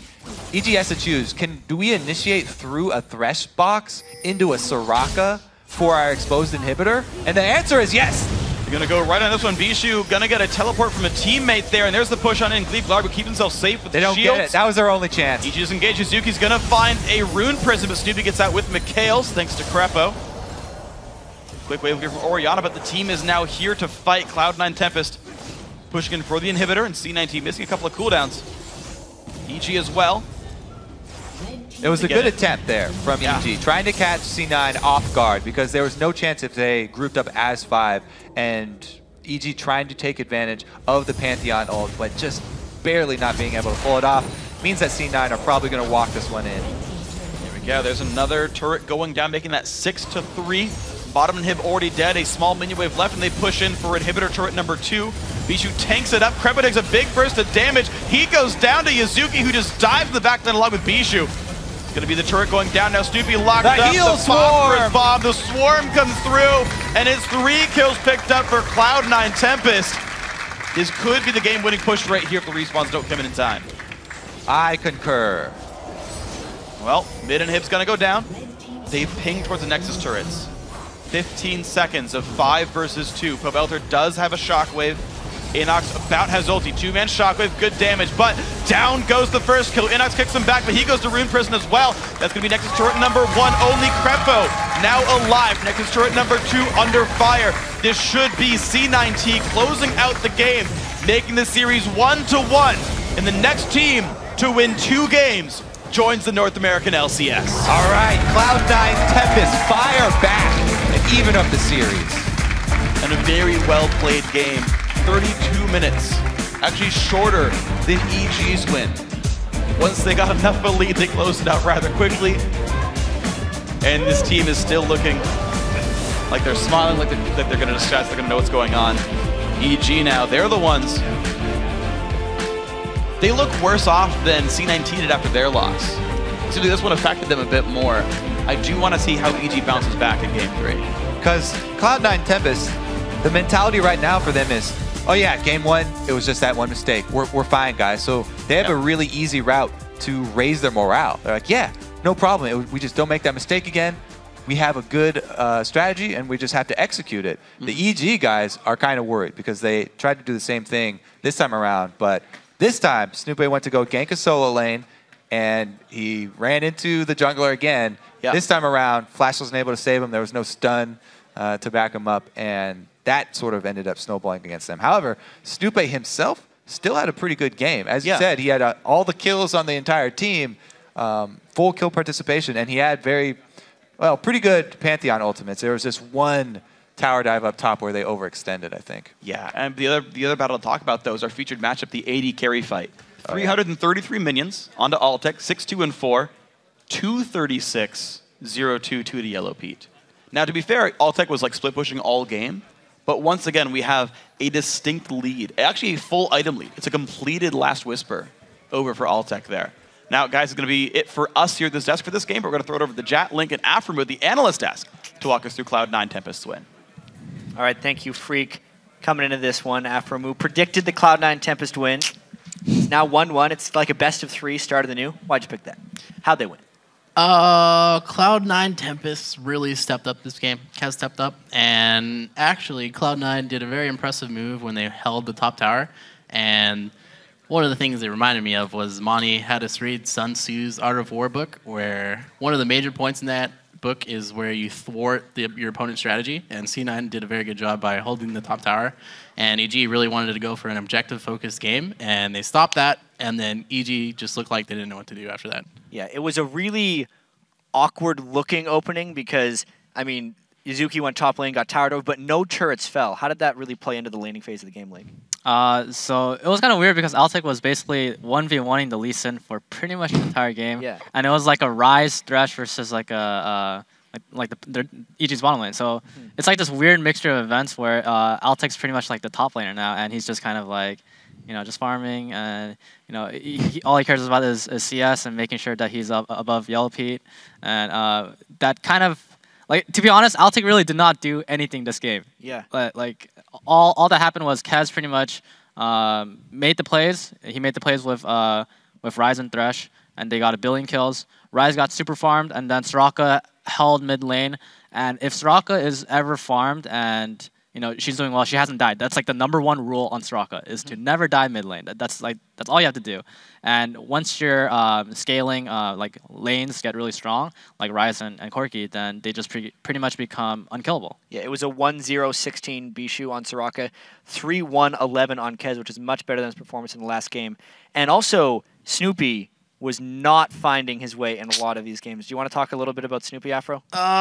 Usually it's hit or miss when Snoopy is ganking early game. If he gets the first gank off and it's successful, then he can snowball it into a lead for his team. But if it fails, then Snoopy is nowhere to be found after it fails. Yeah, he had the one early death, and then also there was a turret dive where Rise ended up picking up a double kill. If we can actually get this clip up on our screen, this is a really key moment because Rise had been farming, but he was babysitted a little bit, and he needed this to come back into the game. Let's just roll this clip. Link, talk us through it. So pretty much they find Evelyn in the jungle.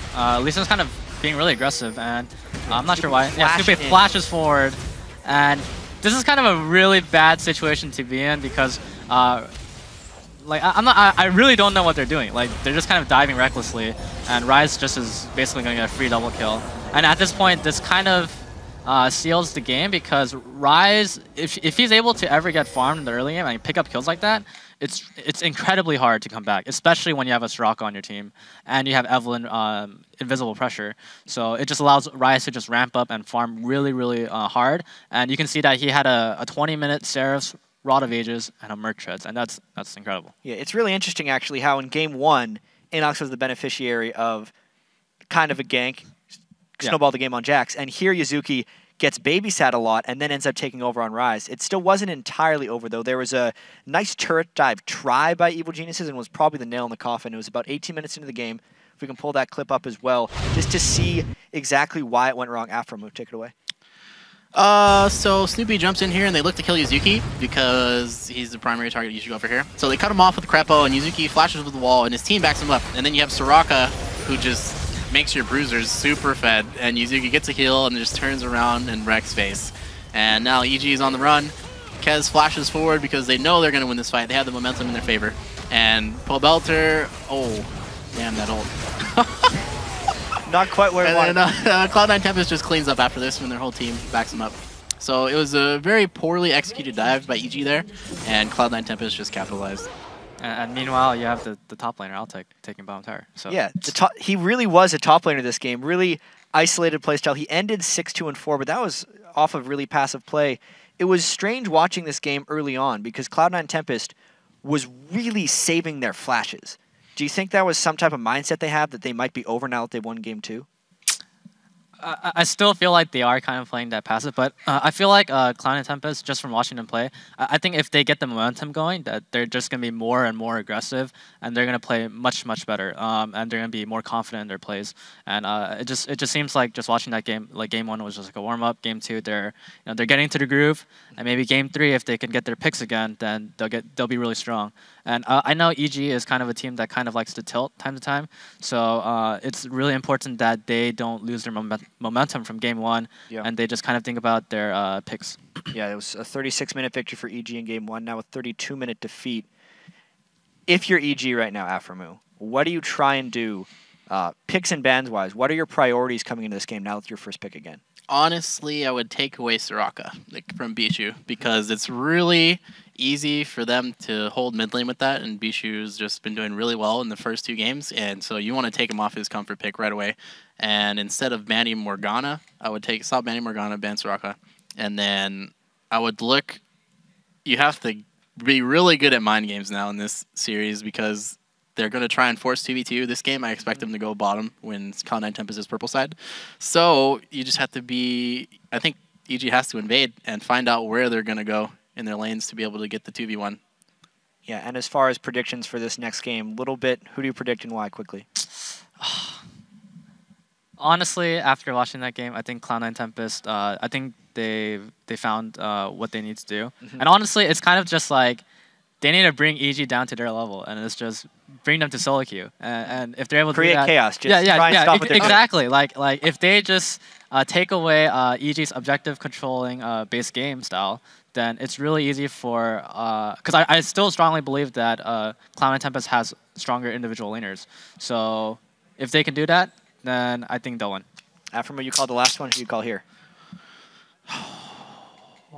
I looked at EG's faces and looked like they were having a bad day, and their mood is really down right now, so I'm going to have to go with Cloud9 Tempest. All right, double Cloud9 Tempest for the picks, but we have to take a 3.5-minute broadcaster cooldown. The series is tied up with 1 win each. After the break, we'll jump into Game 3 between Evil Geniuses and Cloud9 Tempest. Do not go anywhere.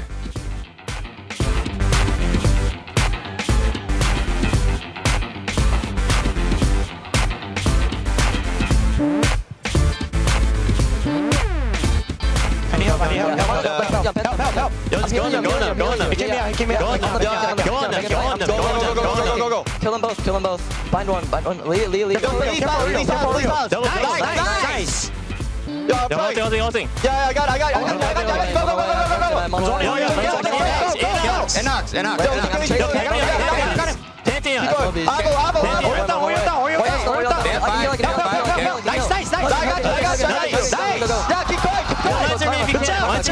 No lantern. Keep going, come on. One's lantern. It's down. I got him. Nice. Chase tower. Nice. Okay. In the game.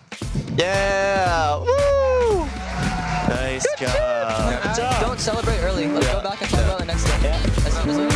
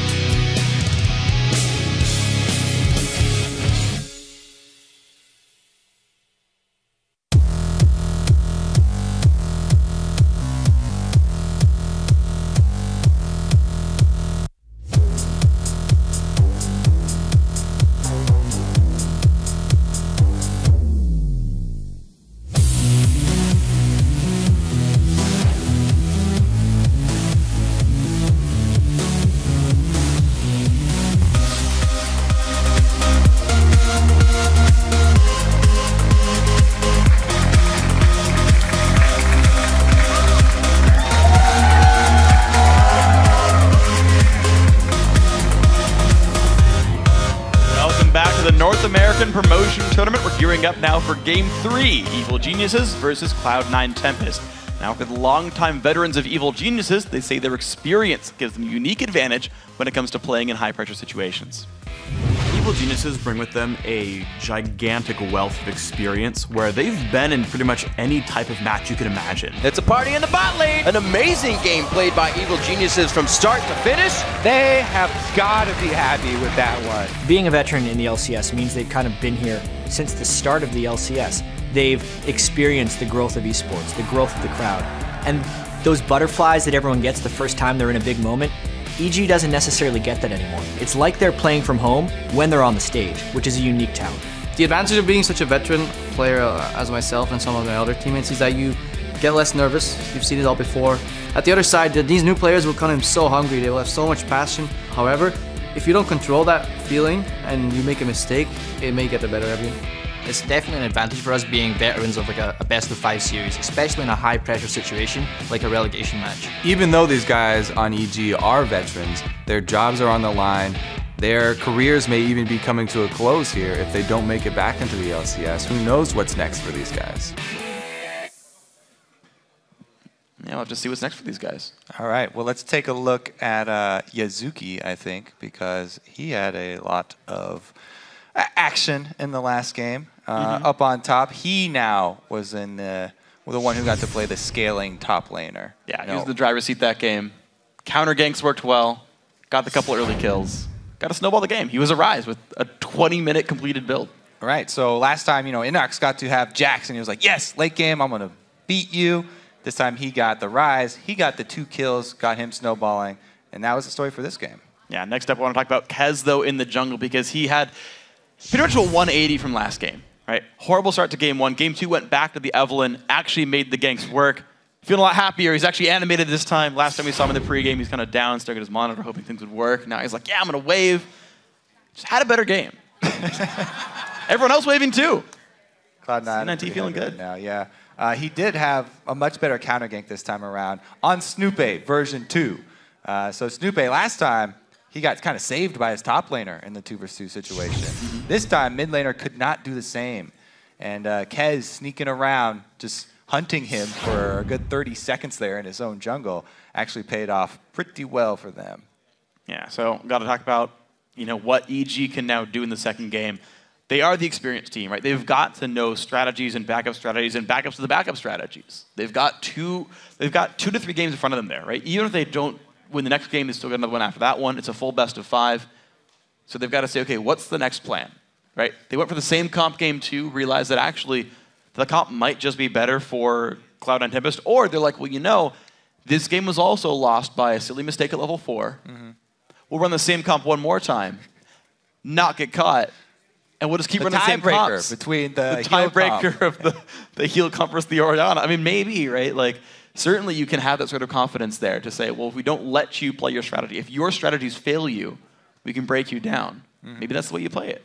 Yeah, I think that they also have to watch that problem that they have keep on falling back into where they overextend when they get behind. It was evident not only in that 2-man Lee Sin and Pantheon where they both got killed and gave money to Rise, but also even later in the game when they were going for real deep ultis under turrets, and they would just get further and further behind. So they kind of help their enemies snowball the leads for them. Yeah, well, we'll see what the adaptations are now in this one, though. The Zig still removed every single time away from Bishu. The Rise banned from Yazuki, I am not surprised by. The Jax now removed from Inox is a great choice. And I want to see if C9T keeps the Nocturne ban, or if they say, you know what, don't play Pantheon. I'd definitely ban out Nocturne over Pantheon. Let's see what it...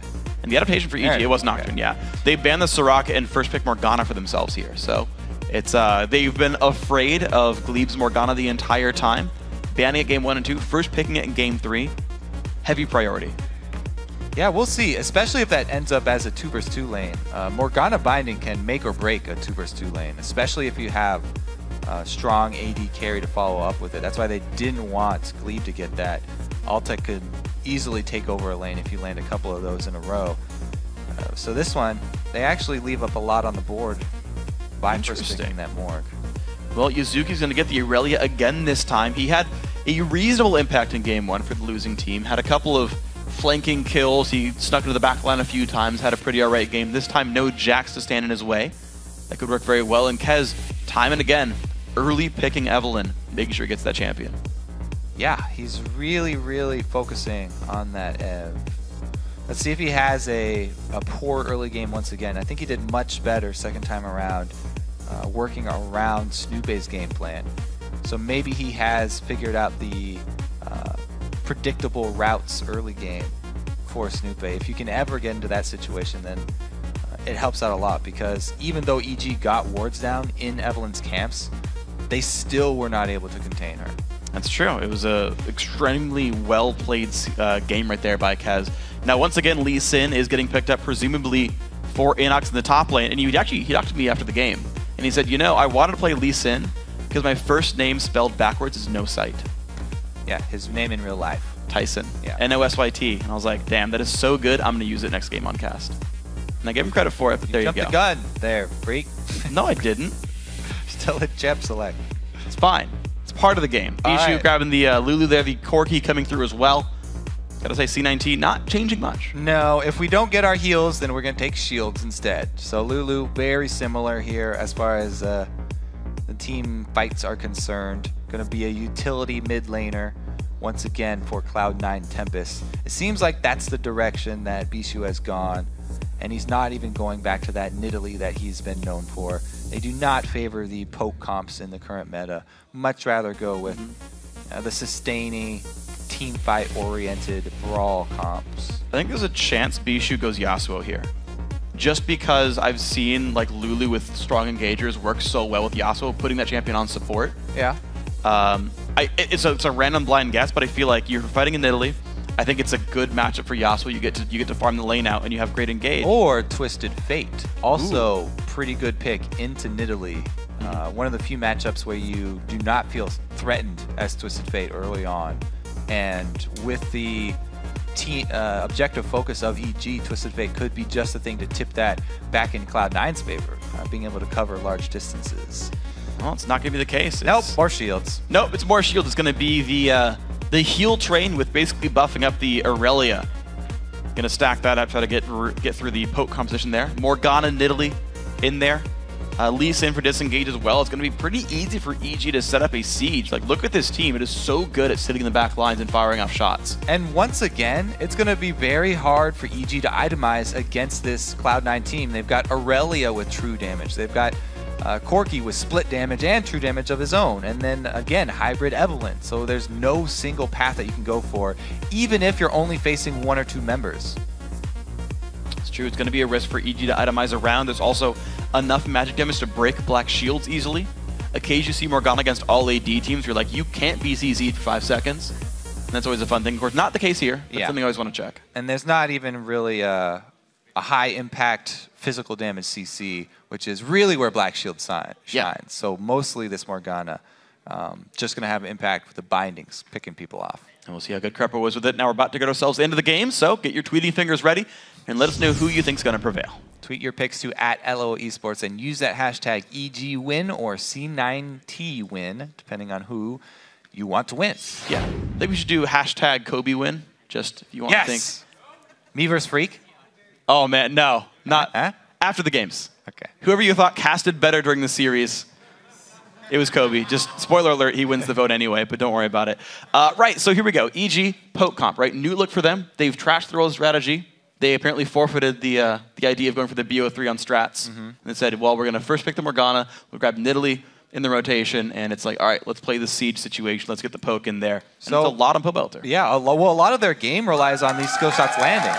I mean, not only do they have Morgana and Nidalee, but they also have this Elise. So they really have to land these when they're sieging up, or else they will not be able to pull this team up. Actually, even everybody, Lee Sin as well. Like, this is a completely skill-based team for EG. We'll see how true their aim is this game. See if they can find it. Cloud9 Tempest, ooh, different level 1. They defensively awarded their red buff. And they're going to the bottom side once more.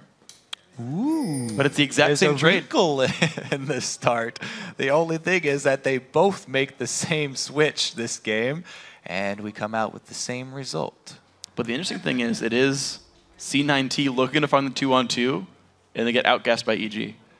Yeah, well, those mind games. And again, not starting with a ward here for Evil Geniuses. I just want to point out that the mind games have been won by the Evil Geniuses. I would be ashamed of their tag if they weren't. Only this game, though. Well, I mean, they got first blood in game 2. I don't know. The opening situation for the lanes have always been 2-on-1. Uh-oh, recalls. Maybe it's not the case. We'll see. Okay. It's not a port. It's just Pobots are going back. Never mind. 2-on-1 lanes is going to be here. It is, by the way, mid Lulu support Karma. That always could have gone either way, but that's the situation here. Bishu is going to be 1v1ing Pobelter. Lulu versus Nidalee. We've seen this matchup a lot in the LCS. Pobelter's got to be aware of this matchup pretty well. And C9T go for the 4-man invade. Even though we never saw a single person, like EG, if they like randomly 5-man defend one of their buffs, 50% chance they just find C9T. Yeah, I mean, that's why it's so risky.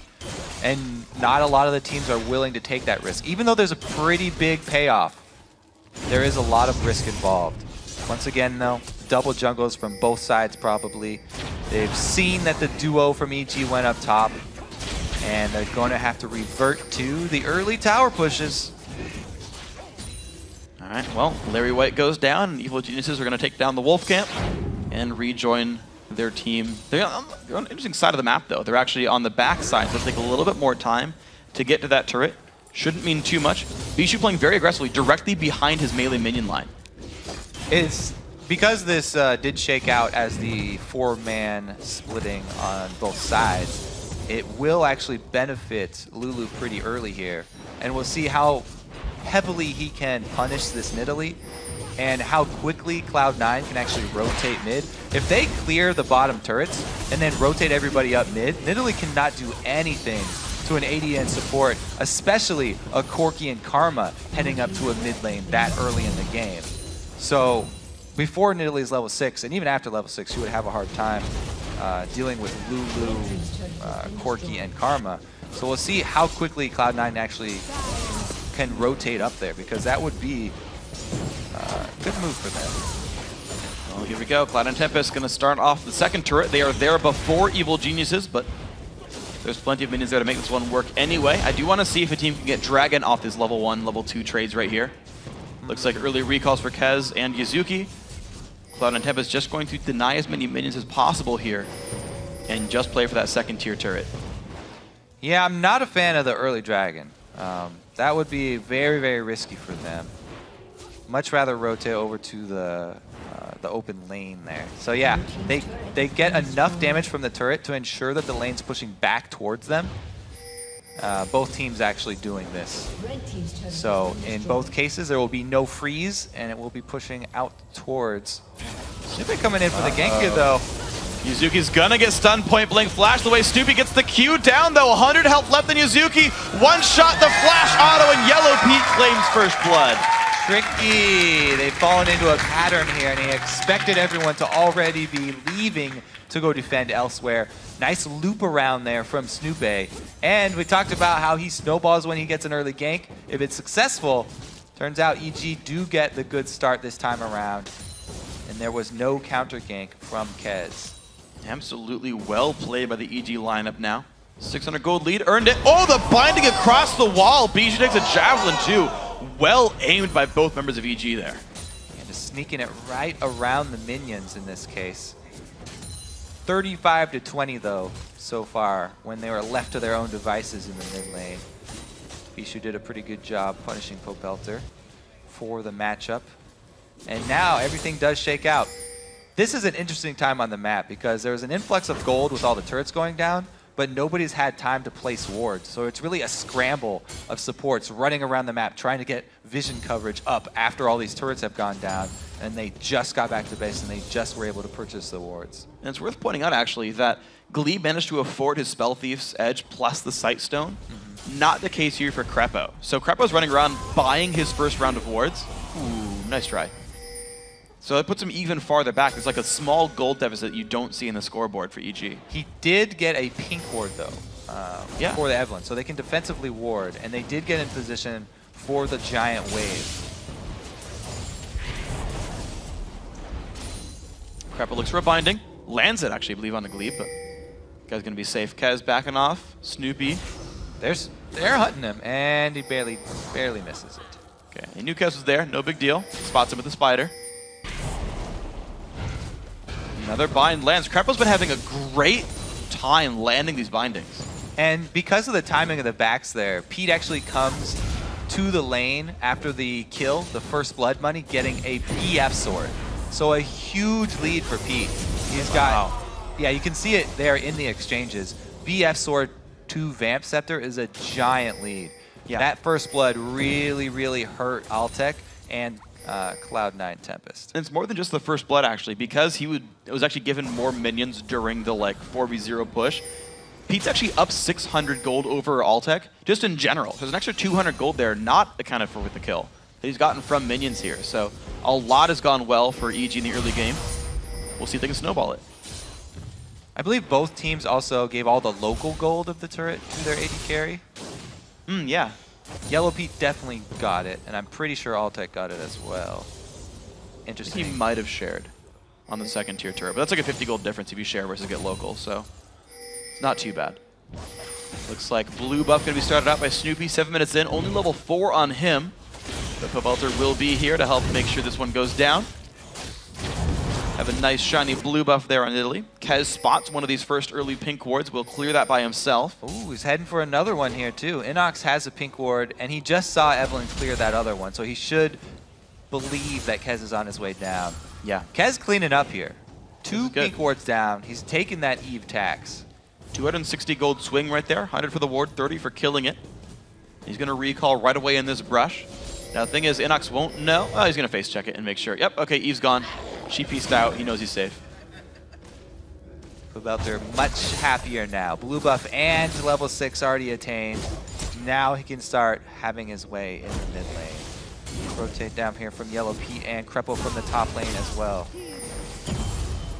Binding this one won't land, but just early wave clear. Looks like Glebe taking some damage, but now the turret siege. We'll see what happens to this one. Still just that one kill. It's just minion leads otherwise. About 600, 700 gold for Evil Geniuses. Pushing out towards the bottom lane. Yazuki is in this 1v2. He's going to be safe though, but EG, they are pressuring turrets because C9T, they're just freezing the top lane, whereas EG's pushing. Yeah, EG, they need to take advantage of that freeze top lane. They've got an extra man on the field basically with Altec up top, so they have to make something happen. And they're taking the bottom turret for it. Kez passes through another pink ward. And taking this pink ward, he could actually bait. Well, Pobelter gets turned into a sheep, and he backs on out. Bishu dodges the javelin. He's going to be safe on Lulu, but here we go. Evil Genius is still pushing the bottom side with 4 champions here. Glebe, Yazuki, Kez are around to defend, but they're not really stopping EG. This minion lane farm by Altec is about to cost them 2 turrets. And Bishu, without his blue buff, is actually going to all-in Pobelter. Ulti Ignite, big burst. Pobelter flashes, and a minion takes the javelin for the team. 1-7 to lead. Yazuki takes big damage, though. This turret's down to 1/3. EG, I gotta say, I think they're doing much better right now. So the thing is, Altec built up pretty good wave up top, and even though EG got the turret first down bottom, Altec is still going to be able to take down the one up top. And the man that they missed will actually not hurt them that much. Just the blue buff stolen away. Okay, so oh no! Also the dragon. Oh man, yeah, the dragon are pressing be well. Here. This is really good. Evil Genius is now all 5 members here to make this happen. Yep, they trade out of turrets, but plus blue buff, plus dragon. The only thing going to C9T's way is the fact they got a lot of solo lane farm onto Altec. The question is that going to be enough? The Corki, it's got 2,100 gold in inventory. That's not enough yet for BT. Yeah, it's not going to help him out that much. With the blue buff being stolen away again and the dragon taken, EG will also have the timer for the second dragon. Important for them.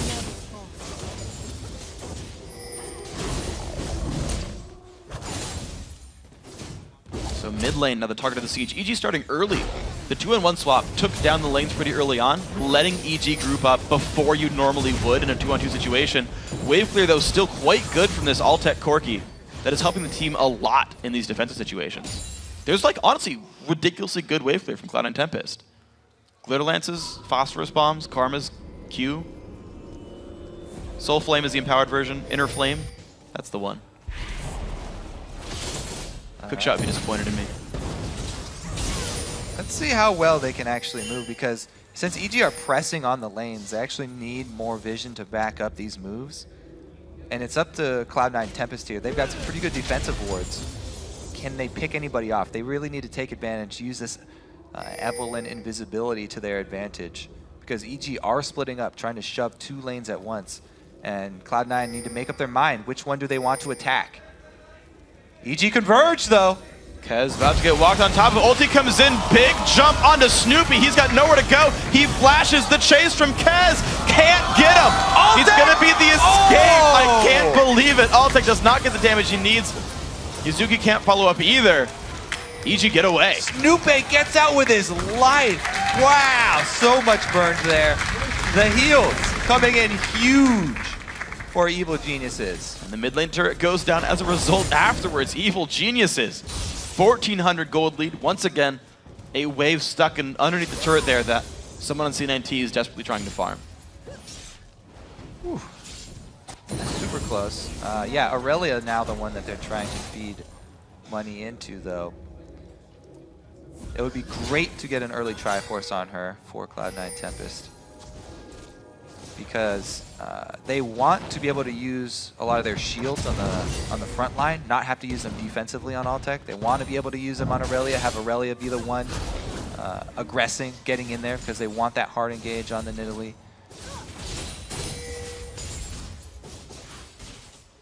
Ha! Kobe win! I see that tweet. Whatever. You suck, freak. Next one's going to be mine. I believe in you, production crew. The next one better say freak win. I mean, the red side of Cloud9 Tempest looks like the battlefield here. Everybody's dumping all their wards into this quadrant of the map. And it almost paid off for Cloud9 Tempest there with the ambush. So we'll have to see how hesitant EG are to go back to that side. They don't seem too hesitant. Pobelter just still away a big Wraith, and he's like, yeah, this jungle's still mine. Well, he's been getting both blue buffs. So he gets C9T's blue buff, and when that runs out, he gets their own blue buff. So they have constant mid-game Nidalee Spears, which are where she's really, really potent right now, because nobody has magic resist. So Pobelter is really just having a great time so far, just continually getting to throw out spears. Flank coming in from Kez. Engage Kez, 2-man ulti, the knockup as well from Lulu. Will it be enough? Crepo with the ulti and the binding might keep him safe. Teleports coming in though from the top laner. Inox will join the fight. Bishu taken low. Snoopy finds a stun. Kez goes down. 1-for-0. Yuzuki kicked back, but he's on top of Crepo. The Q comes out and he gets the kill. Jumps to a minion, and here comes the escape. They're going to let him go. Pobelter backs out, but it's 2-for-1 to EG. They can keep pushing. Also, they have a blue buff Nidalee. Their sustain is ridiculous right now. They can easily siege up. It'll probably be an objective win for them, even though Crepo did happen to go down because Inox kicked an Aurelia right into his face. You couldn't see that he was behind him. That was pretty good. Wow, so they don't want to continue pushing, actually. That wave clear you talked about, so much AoE magic damage here from Cloud9, deterring EG.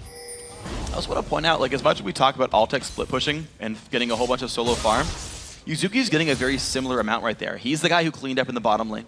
Right? He's the one getting farm when they need Altec for wave clear duties, and he kind of shares that with everyone else. So exactly. All right, so here's the pick, and they do the combo once again. Kez gets the slow into the Lulu knockup. However, they're not able to hang on to anybody, and it's a great teleport. It actually causes everyone on C9 to retreat. Another spear landing, and then Snoopy coming in from the side with the cocoon is able to land another kill for them. 2-for-1 trade is all that happens from it, though. Still a decently close game, and they secure their first blue buff for Bishu. He's very happy. All right, well, Bishu just on Athene's boost 1 and a blue buff versus the Athene Sork shoes there. That helps Pobelter a little bit more, though. Both these guys wearing blues for now. Ooh, big javelin drops Kez well below half.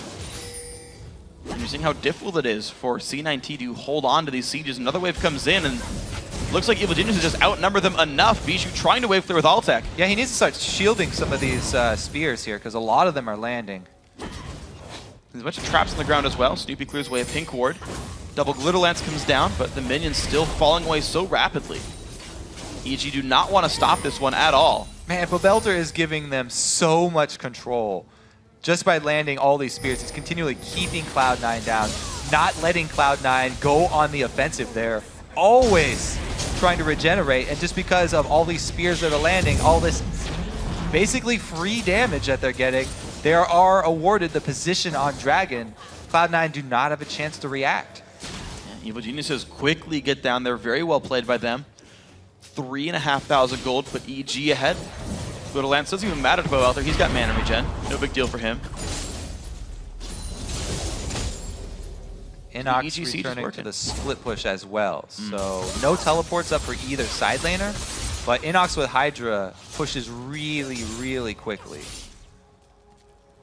So I want to see then when C9T can get themselves into a fight more successfully, because right now the EG disengage has worked time and again. The trap on Elise, he got away. The mid lane team fight where we had the teleports come in, still a 2-for-1 Evil Geniuses favor. These battles, time and again, EG is getting away with their long-range team. Yeah, really what Cloud9 need to do is focus. When they have Kez go in, they need to have Yuzuki ready to jump with him. They need both of those guys getting to the backline, because just the slow and the knockup from Lulu, we saw EG get away from it already. They need Aurelia there as well at the same time. If they can use that Karma speed boost, then they can continue to chase. All they need is the first step.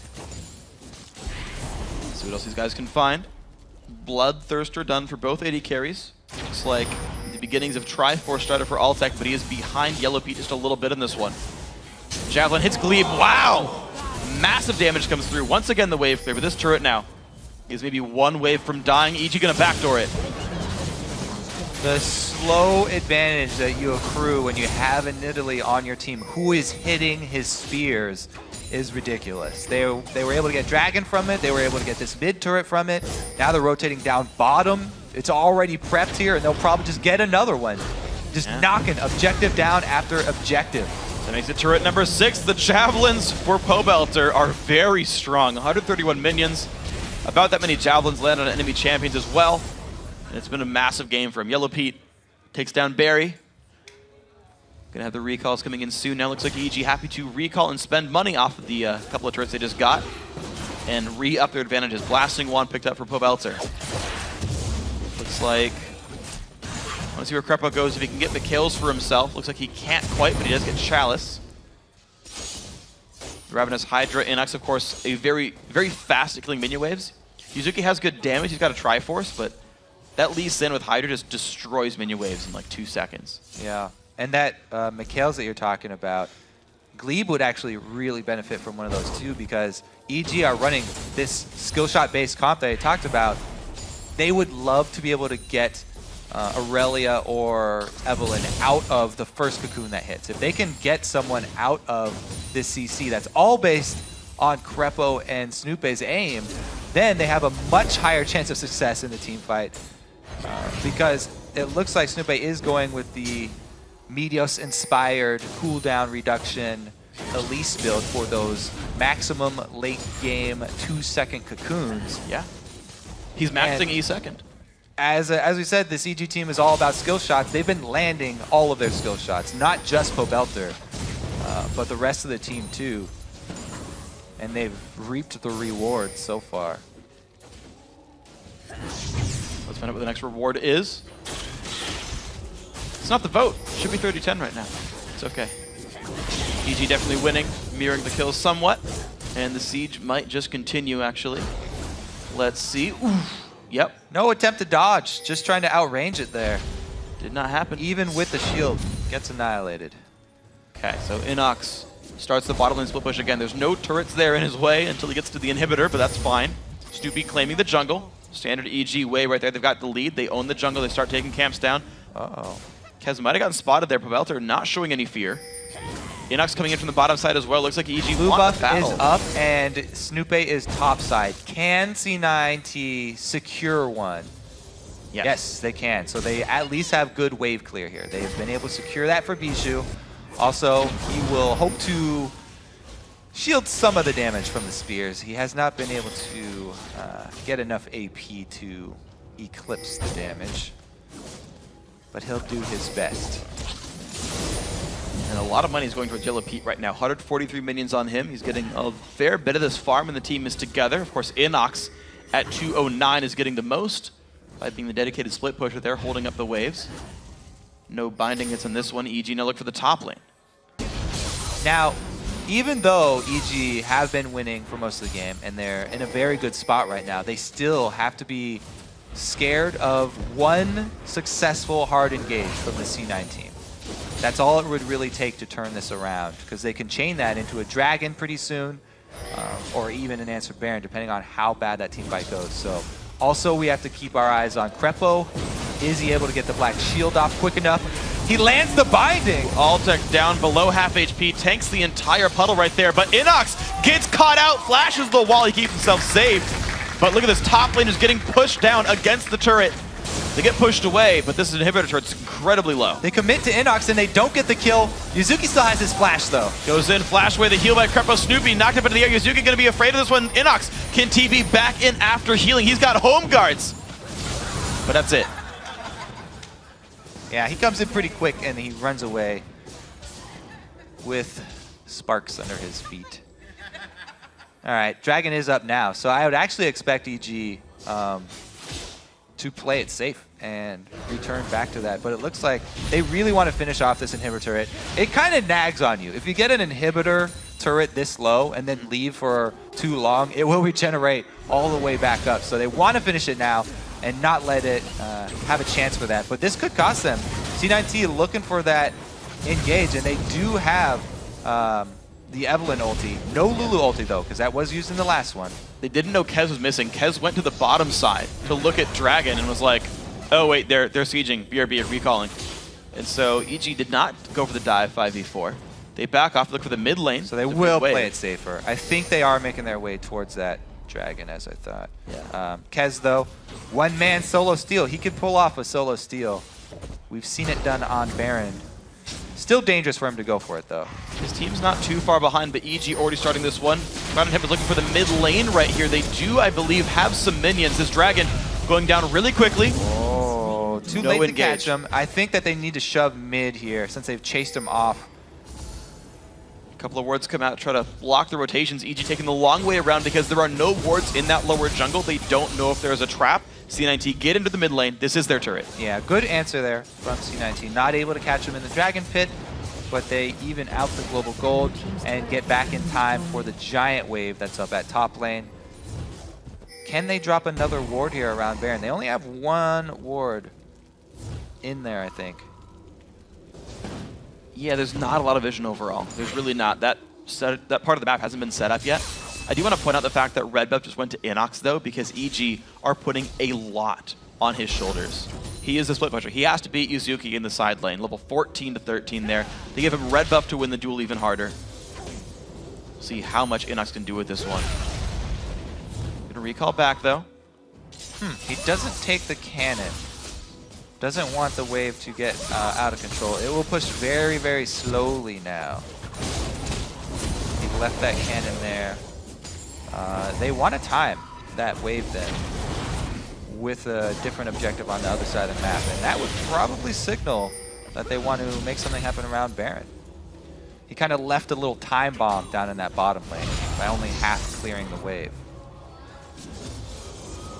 Welter misses those with his javelins. He gets a boo for the one missed javelin on minion. Wow, these guys are harsh. Hey, he's hitting champions. You don't need to hit minions. Yes. They're smaller, it's harder.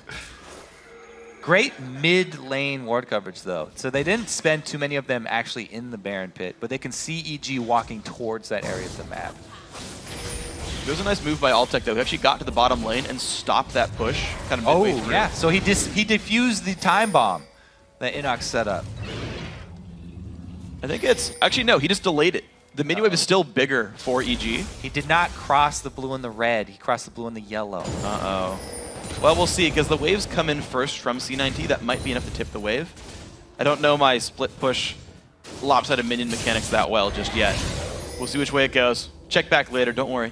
Dangerous battle here around the Baron Vision. 3 pink wards set up in the 3 places that you need them for EG. And they also have 3 sweepers ready to go. One of them has actually been even upgraded into the Oracle site, so they've got plenty of vision control. All they need to do is pick somebody. Glebe Glarbu taking gigantic damage.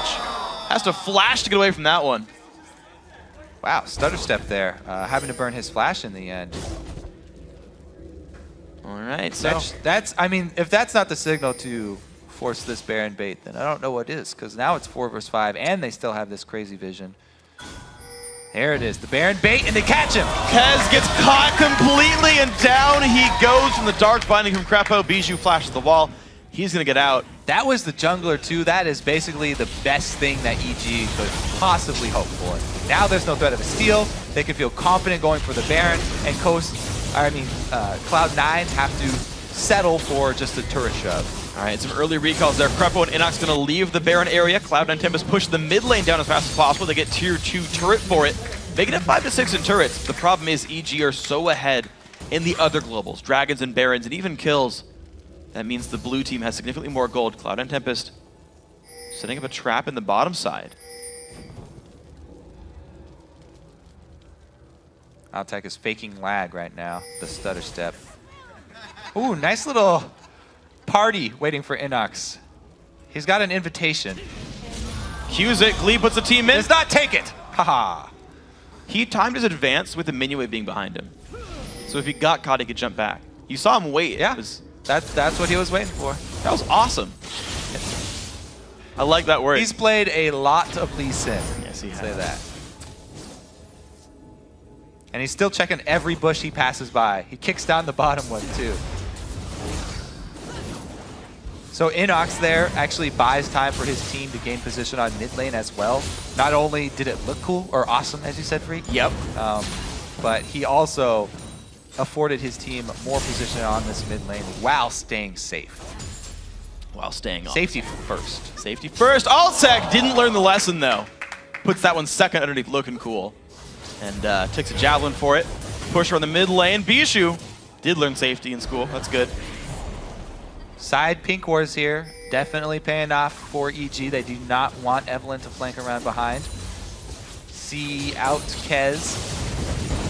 And again, the skill shots. This is the skill shots just doing their work. Even when they aren't landing now, they're zoning. Wow, and Glebe nearly gets destroyed by that javelin. He has to back off of this one. Evil Genius is in. Not going to make his way back towards the mid lane. Oh. You can't with Lee Sin anymore. Doesn't Well, shield it. he could try and fight him off. It's true. He could avenge the ward. You're right. He can't save Woods on one. Kez down to half HP, though. These javelins so good from Pobelter. Going to move in. Top lane inhibitor turret also going to fall. The base just dropping away from C9T. And this Nidalee, was it a 4th pick, I think? Yeah. For EG. It's not like they rushed to this or anything. The Morgana was the first thing they locked in. But Nidalee really paying off for them.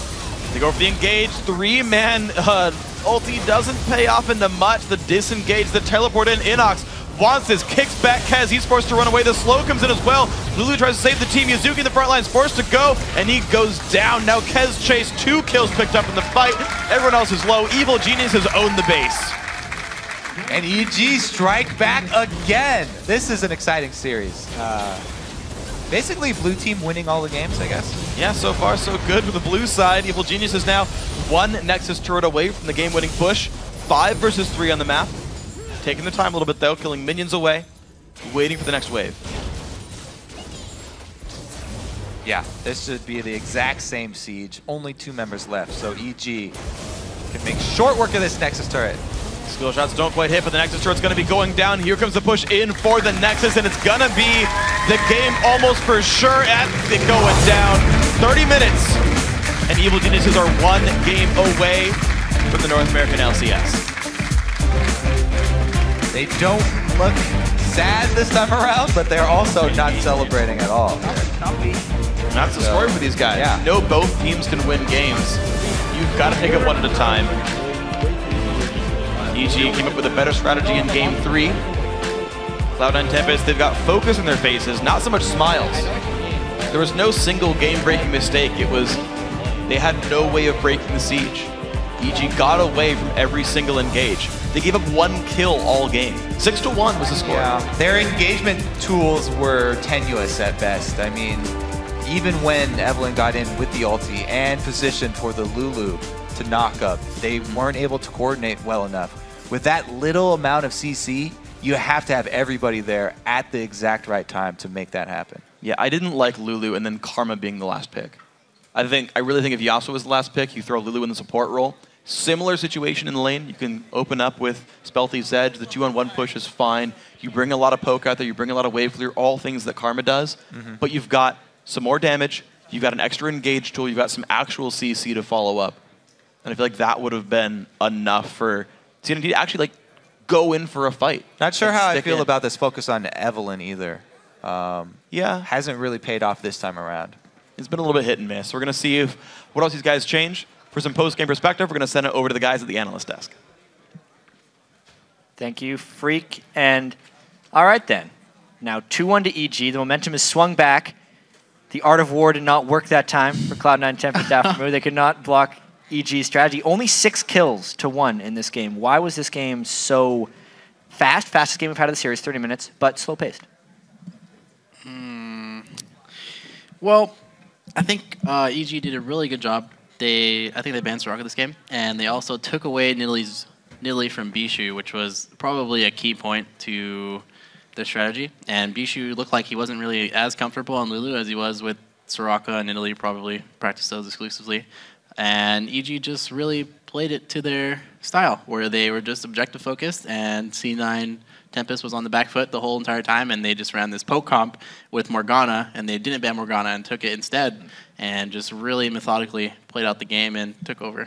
Yeah, it was really methodical here. With the taking Nidalee away and getting rid of Soraka, we did talk about Bishu at the start of the series. How do you think he performed in this game on Lulu? So Lulu can kind of be a playmaker, but she really requires your team or someone else to get into the front so you can ulti them. So in this case, it would be like the Evelyn or the Aurelia. But what happens if you're losing lanes with such a team? It's kind of hard to figure out when you want to make the play or how to make the play. And if you look at their team comps, EG is a team comp who wants to poke, and they're the team comp who will make you come into them and just disengage with Morgana and Nidalee and just kind of just kite backwards and poke you down while you're coming in. So what happens is it's not up to EG to make the play, because all EG has to do is just stand there and throw spears and throw Lucian Qs until they get low HP, and then you just kind of take their towers, which is the objective. Yeah. Right. So it's up to Cloud9 Tempest to make the plays with teleport, Evelyn ulti, and Lulu ulti and speed to maybe create flanks so that they can get into the back line and make a pick or win the team fight that way. But the problem is I think was the Karma pick.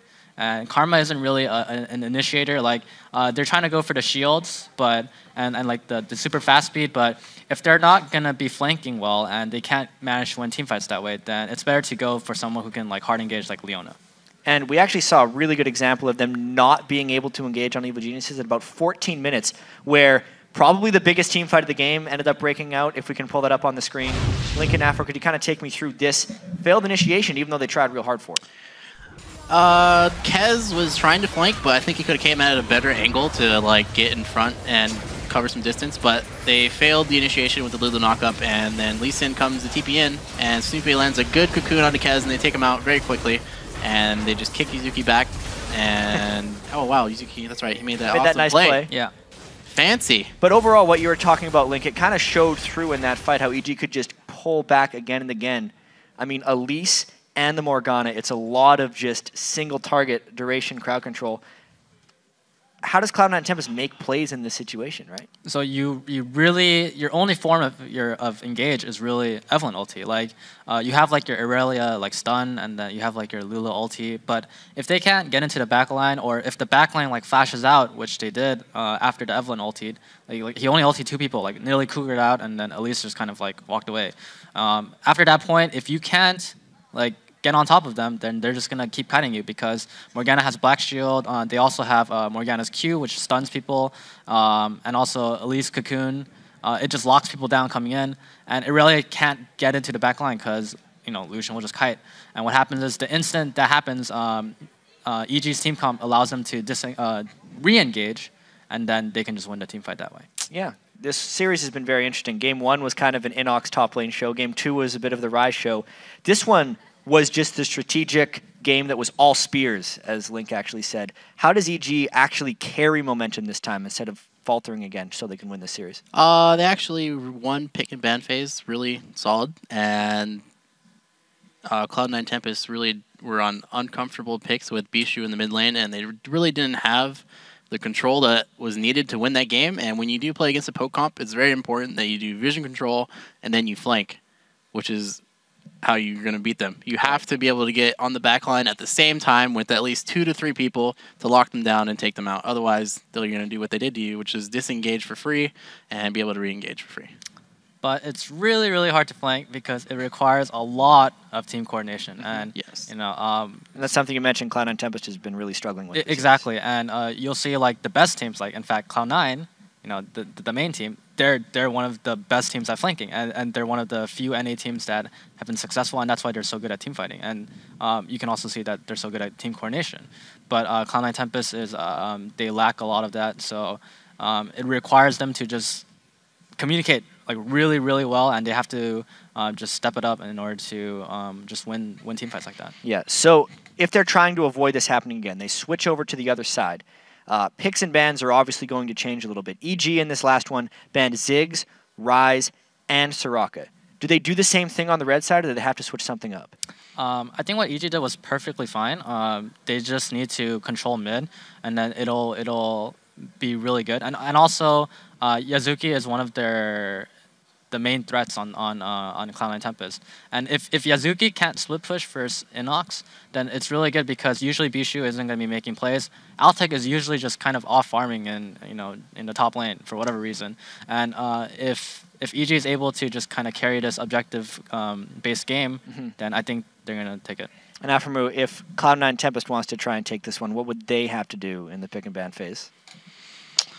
I think Lee Sin might be an issue with Inox because he's proven that he's really good on that champion, and he basically shut down Yuzuki from being able to do anything. So Yuzuki really has to maybe get the Ryze, but it'll probably be banned out, or be on the Jax, or maybe just ban out Lee Sin to be able to let him do work. All right. Thank you guys very much, Aframu Link. We have plenty more action to come. EG is just 1 win away from securing their return to the North American LCS. We'll see if they can get it done in our 4th game between Cloud9 Tempest and Evil Geniuses. The Summer Promotion Tournament continues after this.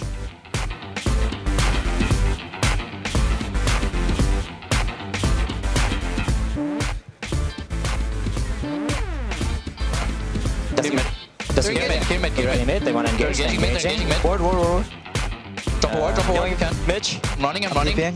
He's TPing. I'm behind them. They don't have a Bishu. No. Guess. I don't have heals. I'm on Karma. Zuki. I got Lulu. Zuki. Can't get him. Just help him. Black Shield, Tyson. Finish it. Aye, good boys. Nice. One more, guys. One more.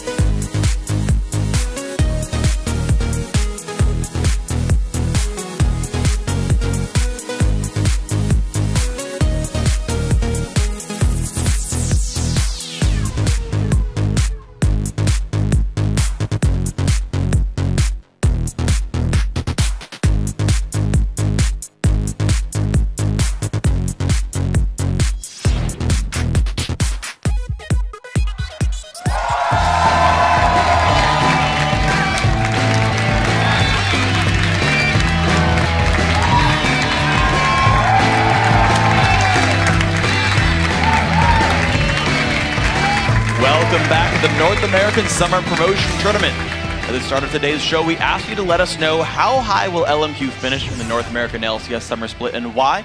And here's what you guys have been saying over at Twitter. At 9 Young Typhoon says, I think they'll start out not so hot, then by the end they'll adapt to the high level of play. I say they'll finish 5th. That's not too high. Yeah? Well, if you start Not too low. hot either. All right. At iTunes says, as long as they continue to work hard and stay humble and hungry, I expect an easy top 3 finish, maybe top 2. Easy. Whoa. Those are big words. They got into the LCS pretty easily, though, so maybe you can back it up. CLG's going to drop to 4th, man. They had that 3rd place finish for once. Maybe we'll see. You don't know who the new top laner is, though. It's true. What if it's MacNoon? Who knows? At D. Sommerin says, LMQ is going to end up beating everybody. Vasily is so broken, he'll be out-rotating all skill shots. He had some pretty good dance moves there on Twitch of all champions. Yeah? So I'm definitely sold on the jukes from Vasily. Worked out pretty well. Guys, thank you so much for all the responses, and keep them coming. Tweet us at LOL Esports and use the hashtag LCS. But now let's jump into our 4th game between Cloud9 Tempest and Evil Geniuses. EG are 1 win away from locking up their spot in the North American LCS.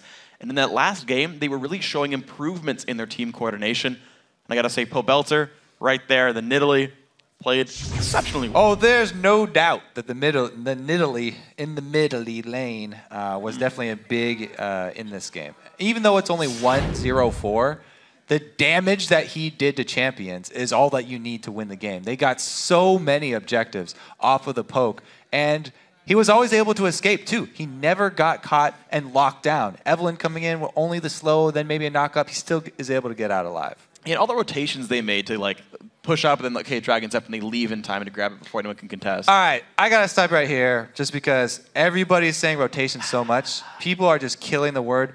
A rotation, you have to have a point that you're rotating about. So if you go from a lane and you go back to Dragon, that's a straight line. That's called a translation. It's not a rotation. A translation? You're just moving somewhere. Heck, if you move from one side of the map to the other side of the map, you can even call it a migration. I don't care, but it's not a rotation. You got to have someone else like hold the spot you were in. If like multiple people move and kind of hold the spots that were before. I'm done ranting, though. No, we're good. I Get back like to it. the game. All right, let's talk about Cloud9 Tempest, though, because we talked about the fact that their comp didn't necessarily make a whole lot of sense. And the guy I've been seeing speak the most in Champ Select, the guy holding the notebook, who else but the support, Glebe Glarbu. I'm questioning some of his calls in the end of Champ Select. So I kind of like that because not only did they lack hard engage in the last game, but that is typically an attribute that you find on either supports or junglers. And they didn't really take it from either of those positions. And he is playing the support. So maybe it's the focus of Kez tunneling on this Evelyn every time and Glebe's lack of wanting to play something like Leona, I guess. Exactly, yeah. And that's actually the champion that Afremu talked about, right? He's like one of the best supports in North America. He's like, should have picked Leona. And it's like, if Afremu says that, it's probably onto something. I feel like I trust Afremu's opinion in this one a little bit. He looks like a trustworthy guy. He is, and he's really freaking good. So he's pretty good. I just gotta say that's something I'm gonna give him some credit for. So coming into Game 4 now, I think EG have obviously shown multiple successful strategies. I think their poke comp worked very well. The analyst is talking about their team coordination being better, and you see that when the poke comp plays out. That's something that I think C9T has to play around in some way. Either you like go hardcore split push early game, whatever, and like you just like crush with your lanes and actually get a 2-on-2. Yeah. Or you find a way to deal with the strats that are coming out. C9T completely ignoring Nidalee so far has just blown me away because when I think of Vishu, I always remember his Nidalee. With him coming up, that's what he always used to play. We always used to see that. And they have not really placed much emphasis on that champion for Cloud9 Tempest. I wonder if the minigame becomes first pick Nidalee here just because we've seen the champion port, but no, they ban the Nid, and the Ziggs pick goes through because Soraka, Ryze, and Jax all get banned away from C9T. So EG actually banned Ziggs 3 times so far this series, and they finally let it through. Instant pickup here, so no surprise there. The other 3 times are the Kez was Evelyn 3 times, and Altek was also Corki 3 times. Yellow Pete was Lucian 3 times. So a lot of trends here. A couple of trendy teams in this one. Evil Geniuses, though, going to insta-lock their bottom lane. I can't see Morgana getting many picks down. EG plays so much emphasis on that champion. Same for Yellow Pete on Lucian. Second rotation almost every single time, first or second for EG. So now Cloud9 Tempest's turn to make some choices. Kez still hovering on the Eve. He was hovering Elise for a second there. Maybe take that away.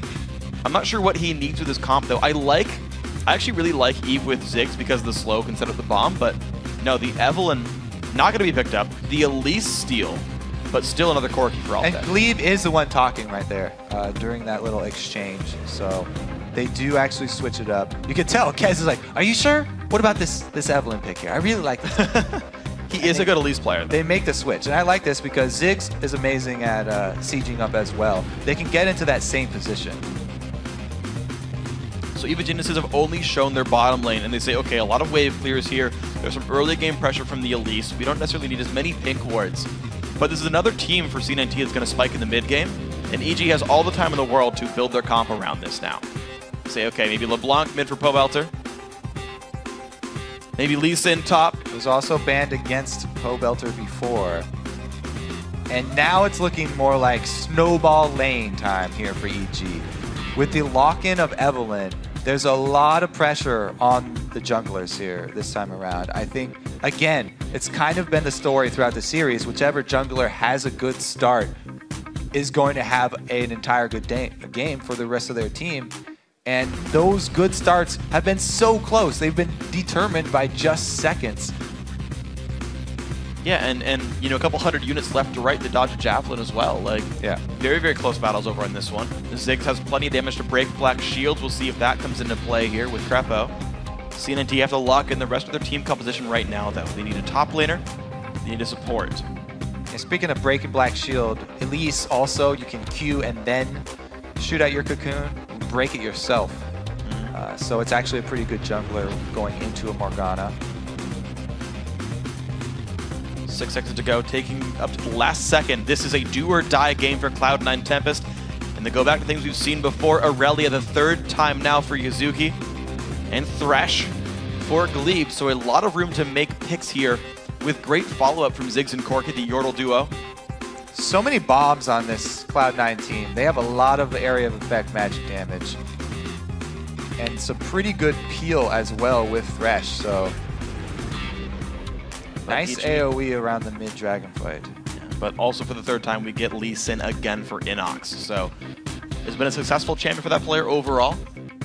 He's had a pretty good run in this one. Of course, I feel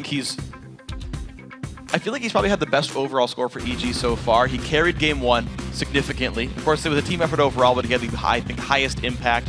Was the heavy farm, low death, giant split pusher, big damage threat that shut down Yuzuki in game 3 on his Lee Sin. Yeah. And once again, he also looks really cool when he's playing Lee Sin because he's been doing the kick and then flash. Yeah. Which, it just looks way cooler. It saves you a tiny, tiny bit of time. A little bit of time. But it's something that does take you a while to get a handle on. It just shows that he's a guy who's put a lot of time into Lee Sin. Yeah, does a very good job with this one. So, the game's about to go live. Hop on Twitter and let us know who you think is going to be victorious. All right, tweet us at LO Esports and use the hashtag C9TWin or EGWin. And we'll be checking in on where the vote stands throughout the game. And game 3 actually started out with like a 50-50 vote. People realized, okay, these guys are trading games back and forth. But EG looked so controlled in game 3 in that victory. I want to know how much that vote is swayed. I'm going to guess 70-30. The first time we pull it up. I mean, EG. I think it's safe to say that this is a very close series. Everybody's been going back and forth just depending on who's currently winning the game. But when we head into each game, they've been very close votes. Yeah, well, we'll see. I think Evil Geniuses right now have shown they're a little bit more clutch. Cloud and Tempest, though, they get the Ziggs for the first time this series. They're also changing up a couple of their other champions. I want to know how deep that strat pool goes, how scary that Ziggs really is to warrant all those bans the first few times. And I will also be looking at his lane opponent, Pobelter on LeBlanc. Pobelter is a guy who has been able to single-handedly take over games. If he can get the first couple kills with LeBlanc, he will be able to roam around and extend that sphere of influence throughout the entire map. That will open up the jungle for counter jungling. It will open up the side lanes to playing more aggressive. It's it's really been the story for EG so many times in the LCS. If Pobelter gets a good start, then they have a strong game. Ooh, EG have now set up a new plan. They're so used to C9T invading bottom side.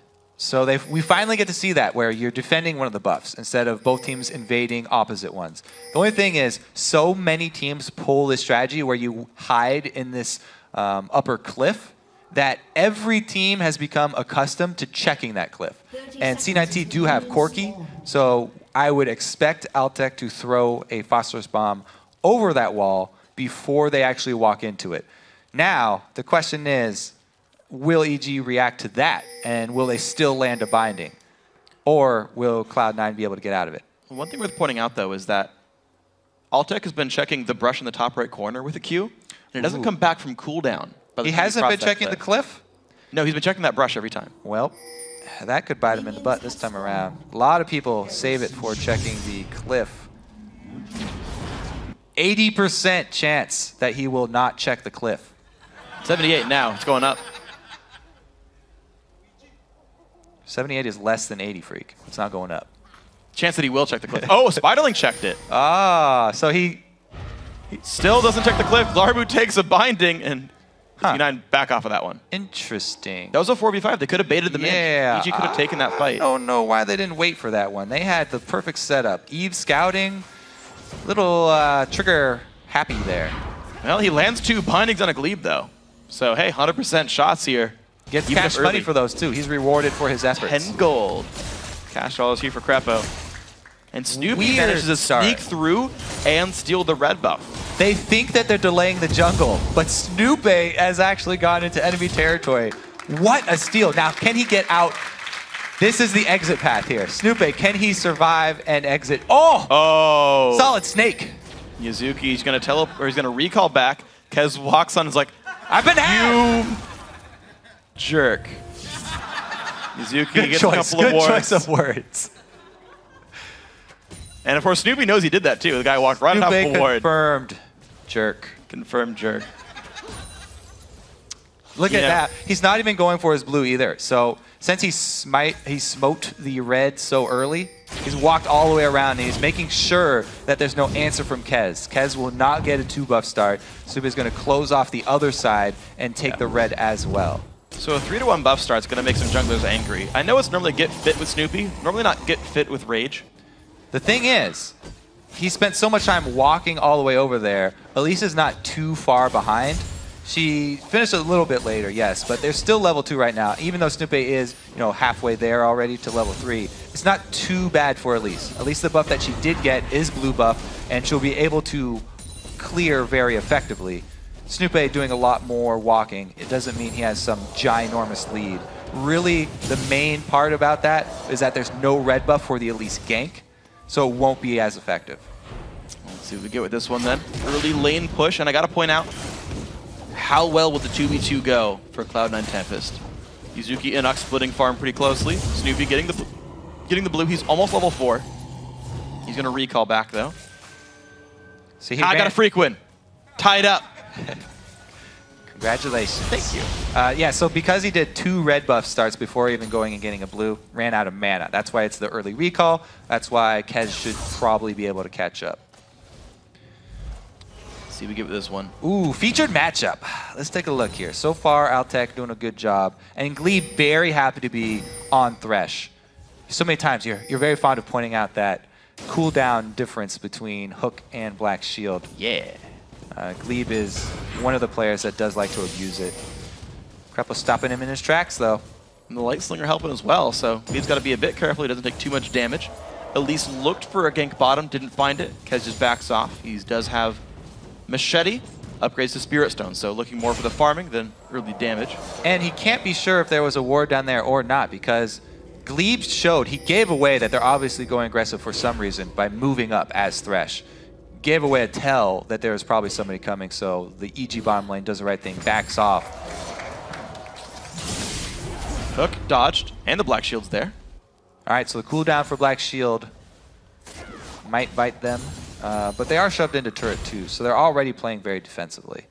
Yeah. Shouldn't be too big of a problem. At this rank, it's like a 2-second cooldown difference anyway. That pink ward as well was replaced by one from Snoopy. So EG have claimed the pixel bush on the north side for themselves. And the early recall. No, okay, Yuzuki was messing with me there, but the teleports are about back up from cooldown in the top lane. And I want to see how the early buys go. Right now, though, Inox heavily winning the matchup. He's up 15 minions, Lee Sin versus Aurelia. Yeah, both solo lanes for EG are bullying their lanes. They're doing a great job. It's the bottom lane that's really lacking in the lane phase here for EG. But Snoopy's here to defend it, walks into the brush. He knows there's no pink ward there. He checked it to see he wasn't spotted. He'll check Tri-Brush as well. Knows he hasn't been seen on the way through. And here comes the flank. Let's see if they can actually pull something off. This all depends on the binding. If he doesn't land the binding, then it's just damage from Eve. He does get it. Binding lands on a Glebe. Big damage there. He does have Flash still. Burns the Summoner heal, does not land a hook, though. Looks like C9T get away, but they lose one Summoner for it. Potion burn Kez in the wings. But they won't find anything.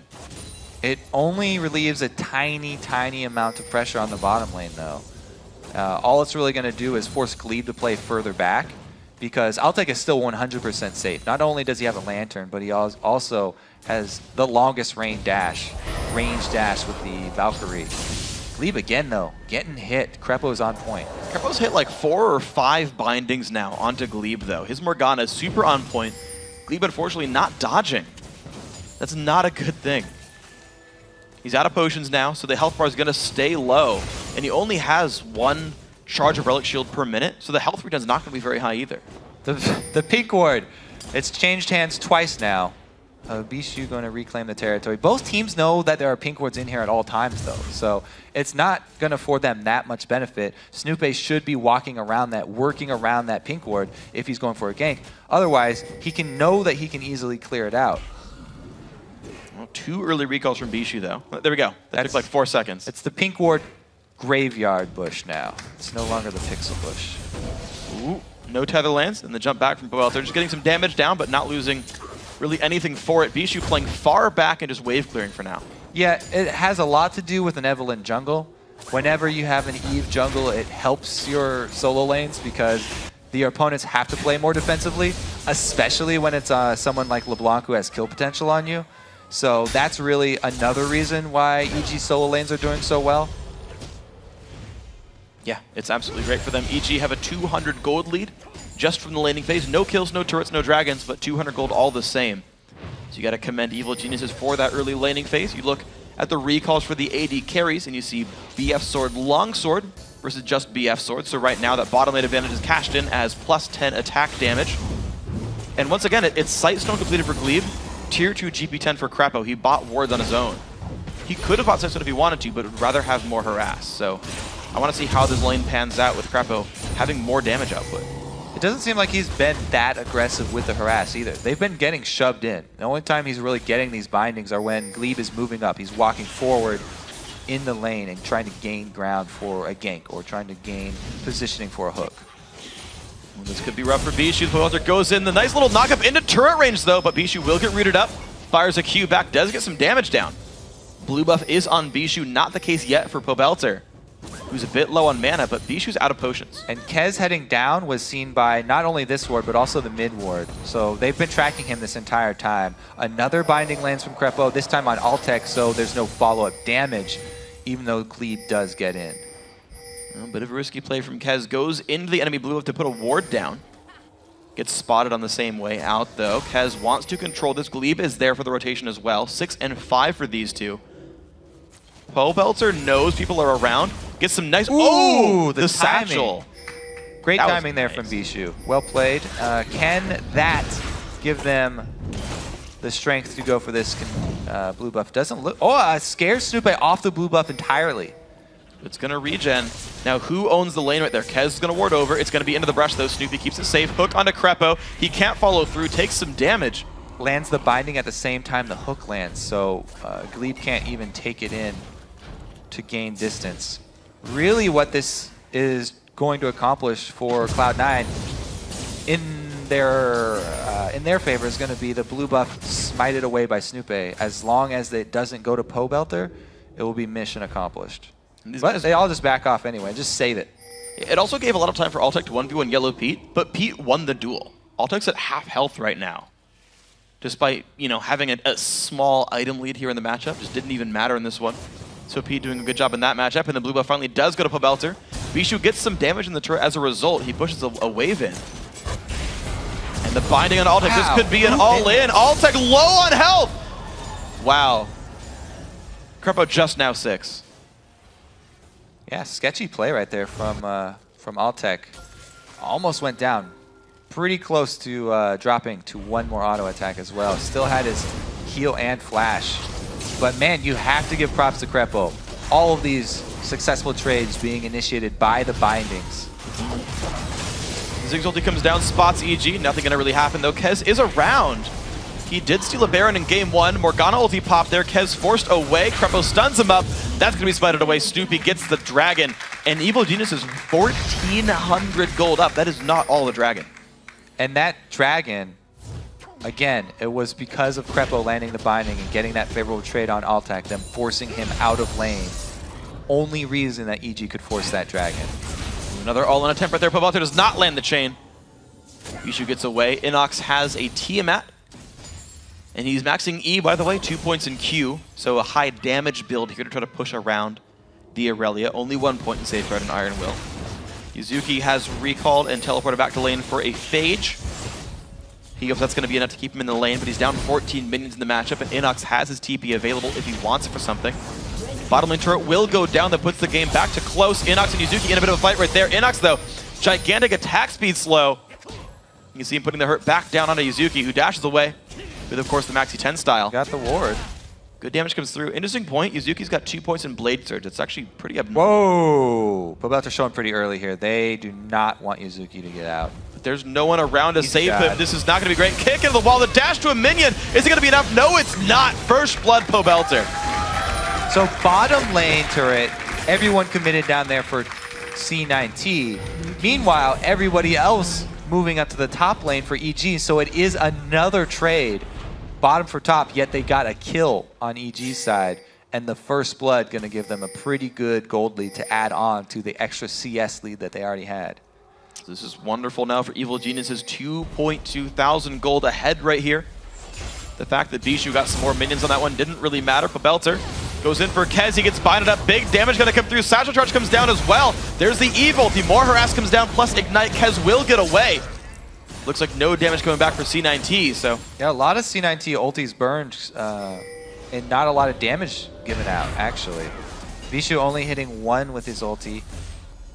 And the Thresh box going to be down as well. That actually signals all of EG to say, hey, they have no more defensive ultis to clear out any of these waves. Everybody come mid, we're going to shove this one down. And here we go, the pressure down in the mid turret with no one to defend, down to half HP, and all of EG are actually there, all 5. Made it to the mid lane in time. Turret goes down, the re-engage. Kez, he goes down to the Kolik. At the very edge of it, Yuzuki forced to flash away. 1 hit from dead. The Summoner Heal keeps him alive. Now it's Crepo, a bit overextended, but the stun, the bind on Altec. EG get out. And everybody lives. What a huge win for EG. Great job reacting to the early use of those 2 ultis when Kez got caught.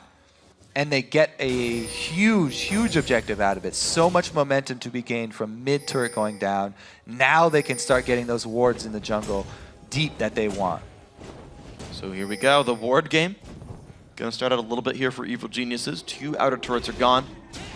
What now can they own? Neither team has had a hard time closing the game out from an early game lead. Any significant early game lead has resulted into a win so far this series. So Evil Geniuses have to be poised right here. As long as they can keep the nerves under control, which I believe they can as an experienced team, they'll be in good shape. Blue buff goes to Bishu. No buff steals really have happened so far this game. Pobelter does try to own the pink ward. Kez gonna get the stun. Ooh, yep, the ward over the wall. Whoa! Nice. Sneaky. Also very confident because he is going back into enemy territory. No further wards. It looks like it's going to be fine for him. Completely great play by Evil Geniuses. Altec holds a 30 minion lead, but that is really the only winning matchup here for Cloud9 Tempest. And they're slowly losing control of this game. I know they were criticized for not really having any big playmaking moves. They kind of waited for opportunities to be presented, and EG aren't really presenting opportunities. So I wonder if C9T can do something to get themselves back into this game.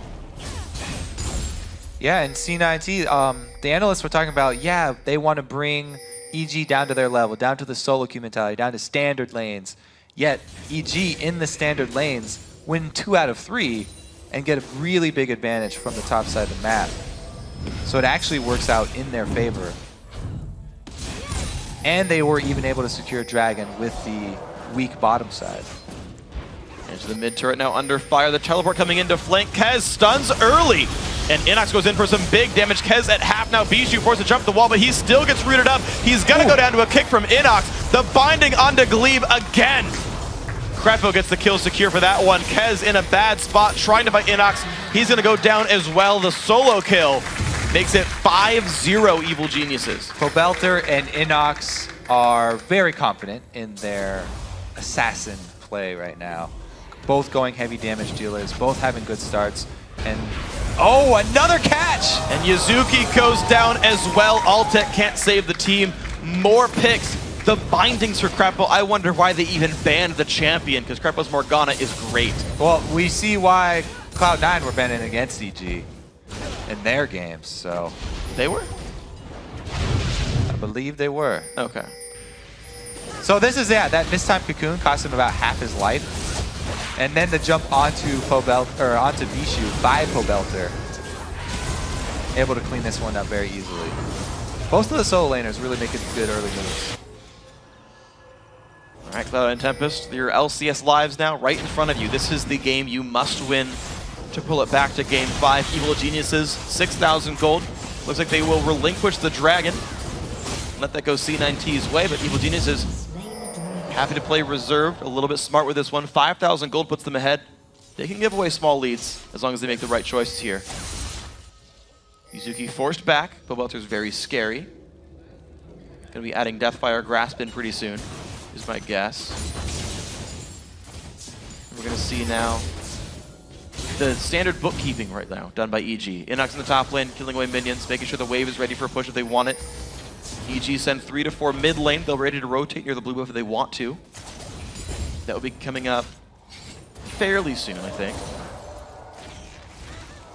Bijou's blue buff is gone, meaning that will be soon.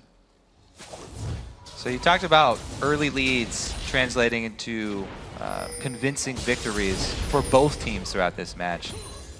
It's now EG's turn to actually finish it out. There's some damage on the Yuzuki. Nope, not gonna go for much more here. Binding, almost. Lantern in hook, not gonna go for Krepo. Did make a black shield himself, but not a big deal. Evil Geniuses start the top lane siege. Bijou goes mid lane to wave clear, but EG don't care about that one too much.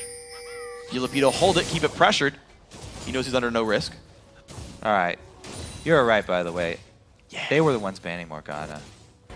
And because they know the power of her. Yeah. Krepo knows if you land all the bindings, you get a huge advantage. Even when they were losing that bottom lane, they did not die in the lane. So they were able to wait it out for the rest of the team to really come down and swing it around for them. And now, Pete's got 2 kills, he's getting solo tower kills, got the local gold there.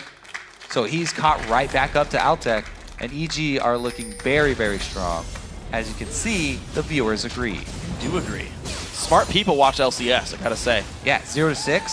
Yep. And they're winning the league. They're winning the game. They might get their way back into the LCS with this one. Yellow Pete is just going to keep doing some wave clear on the bottom side, get some solo farm. Takes his time with this one, and not using too much mana to clear, but making sure he's getting his golden experience. Trinity Force will be done fairly soon for him. Kez and Bijou will manage to claim the blue buff. So for all of EG's sieging and map control, they're still not wresting control of buffs just yet. They're just getting pressure on turrets and taking dragons. So not pushing in hyper-aggressive just yet. So it's really a pick-heavy team for EG. It's pretty hard for them, actually, to siege up very well. It's all about split pushing, trying to ward deep and catch somebody off. Once they catch somebody, then they can take the objectives very easily. But as of right now, they don't have a good means of finishing out the game. So even though they got this huge lead, we'll probably see, again, the same style for them. cutting off all of the supply lines for Cloud9 and trying to increase their lead through all of the objectives on the map, not trying to crack in through those inhibitor turrets until they get around 30 minutes. Okay, let's see what these guys can find then. 10 minutes to go till that heavy siege begins.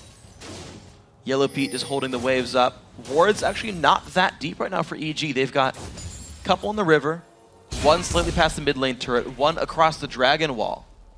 But otherwise, Cloud and Tempest do own vision over their own jungle. EG send 2 guys down to the bottom lane. Pink Ward actually spots out a defensive ward, so more vision owned by Evil Geniuses. The bottom lane now is theirs. Yeah, I mean, even though it is 0-6, not only do EG have a pick-heavy comp, but they also are fighting a Ziggs. Very, very hard to get any sort of momentum pushing against the Ziggs. And he's not that far behind. Even though he got killed, still leading in CS. He's got plenty of wave clear, needlessly large rod coming in. I want to see how many defensive options C9T gets in the inventory. Because they've got to be worried about getting picked and whatnot. Like Face of the Mountain, Locket of the Iron Solari. Like these are things that would really help C9T survive. And the Kills Crucible as well. But Glebe's not having, there's not a ton of gold. There's only 2 turrets going down, no dragons. That misses, which means C9T. They didn't get found. They go in, play on a Yellow Pete, but he gets over the wall in time, but the chase is on anyway. Altec flashes in, heals burn, but the stun might be enough. Yellow Pete, 1 hit from dead, kill comes in for Snoopy, and here comes the double teleports. Glebe Glarb, who's stuck in a 1 versus 3. He's gonna go down. Evil Genius is too far ahead. The bottom lane of Cloud9 try to take the game on their backs, and they create the pick for EG. Well, Bishi versus Pobeltzer, flash over the wall. Pobeltzer goes in, finds him. Yuzuki on the other side. I have to say, it's also a good job of Pobeltzer not instantly going back to his W. A lot of people just have that reaction. Wow, the kick in. Oh, he saved him! Red buff, not enough. Miscalculated.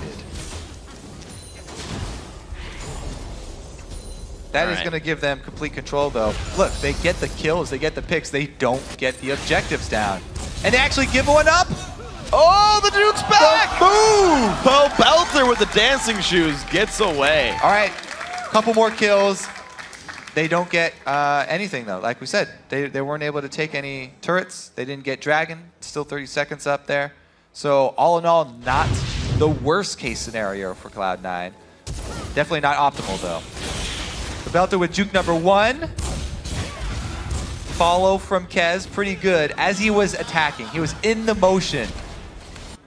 3 of his legs were extended to attack. Yep. But Pobeltzer comes out ahead. Very nicely played. C9T, I feel like they're just continually dropping advantages here. Okay, the mid laner, the AD carries are getting some farm back. The wave clear is good, so they're getting minions here. But Yuzuki's Irelia, unfortunately, it was great in game 2, but I have not seen it impress yet. Inox has won the matchup every time since then. And Dukes? Yeah. Actually, sorry, it was his Rise that was good in game 2. I haven't actually seen his Irelia really do much, unfortunately. I'm surprised we haven't seen his Shyvana. He really was liking Shyvana for a long time. And has not actually gone back to her this series. And speaking of dragons, EG do claim another. So, as we said, increasing that gold lead, trying to take everything they can off the map while avoiding sieging up at turrets. Pobeltzer still always on the hunt for more people to 100%. Altec is next target, and he burned all his summoners on that last little bush camp maneuver they tried to pull. You can tell he's playing very defensively, though. Oh, and he misses all the CS! All 3 ranged minions, because he was worried about LeBlanc. For good reason. Pobeltzer hits the ward, shows his disdain for vision, and walks away. Crabbo loves vision, though. He's got a sight stone, puts a ward down. Also helps to secure the blue buff here, so Evil Genius is continuing to be in control. Altec forced away. Managed to dodge some of the skill shots there. Keeps himself nice and safe. Yeah, he got hit with that Deathfire Grasp. We're going to see now Evil Genius is setting up now around the Baron area. Cloud and Tempest getting rid of what they can. Pobeltzer, though, continue to own the bottom lane right here, playing very much by himself, controlling the bottom lane. C19 making their way back up to try to get that one to happen. Snoopy on the flank. Those could be bad for C19. Here comes the engage. Box comes down. In the back lines, Bishu gets exploded. Glebe Glarbu goes down as well. There's their two Perfect picks. fight. And they're turning their eyes towards Baron already. The jungler's still up. This could be another miracle steal for Kez. He's going to have to get a little bit closer, though. Yeah, Smite not exactly global range here. Evil Genius is getting ward control over the wall. They're looking for where could Elise come from. The damage coming through, though. 4 men hitting it. Krepo playing defense on the other side for now. You're going to see Baron still taking more and more damage. It's going to get exploded. There is Baron Nashor going to Evil Genius's Altec. Just taking Wolves. It's all he can do to do anything in this one. Mid lane gets swept away. Nothing taken for C9T as a result of that. Yeah, so we do see some action. The slower game, the methodical game from EG, trying to take everything that's not a turret. They finally do get that pick they're waiting for. Actually claim 2 and secure the biggest objective of all. Well, second biggest, second to the Nexus. Now, even with Baron, though, I'm interested to see how this siege will go. Will they go with a split push here and try and have Inox draw people away, then go for a dive? It'll be slow work for them, even though they have such a commanding lead. We'll see how they pull it off. Inox has ridiculous damage, though, so anyone who goes up against him is going to have to be worried. Likewise for Pobelter. Well, then, let's see what they do with this one, because the Baron buff on Evil Geniuses still makes them the stronger players on the map. Of course, the kill lead doesn't hurt that one either. Crepe Elixir's Morass won't find it, puts a ward down, though. Evil Geniuses, they've taken pretty much all the objectives they can that aren't turrets now, so they gotta kind of start looking for them a little bit. They've been scouring this map, looking for any piece of gold they can find that's not protected by a building. They're gonna have to crack that egg one day. Inox looking for some damage. Gets a whole bunch. Yuzuki down to about 2/3. He can sustain back up, but it's not the ideal situation for him. Looks like Inox owns the lane right there. Put some very serious damage down. That's going to be his turret. Yep, as you said, him going full damage puts out a lot. Anybody going up against him going to have to worry. They finally take down one turret. This should probably be a secondary one over here, though, too. Zig's going to have something to say about it. Well, there's the wave clear, but the turret goes down anyway. EG have to wait 30 seconds for the next one, but they're a patient team. They're not going to mind that too much. The pink wards come down. Inox tries to take over the top lane. Yuzuki certainly can't really fight back. That turret's down to 2/3 right now. So both sides of the split push are gaining ground for Evil Geniuses. The money and the Baron buff are just too much to overcome. Always got to keep your eyes out for those bindings as well. Anytime one of those lands from Krepo, EG jump on it. Well, we'll see where they hop to next. Inox got that top turret at half health, too.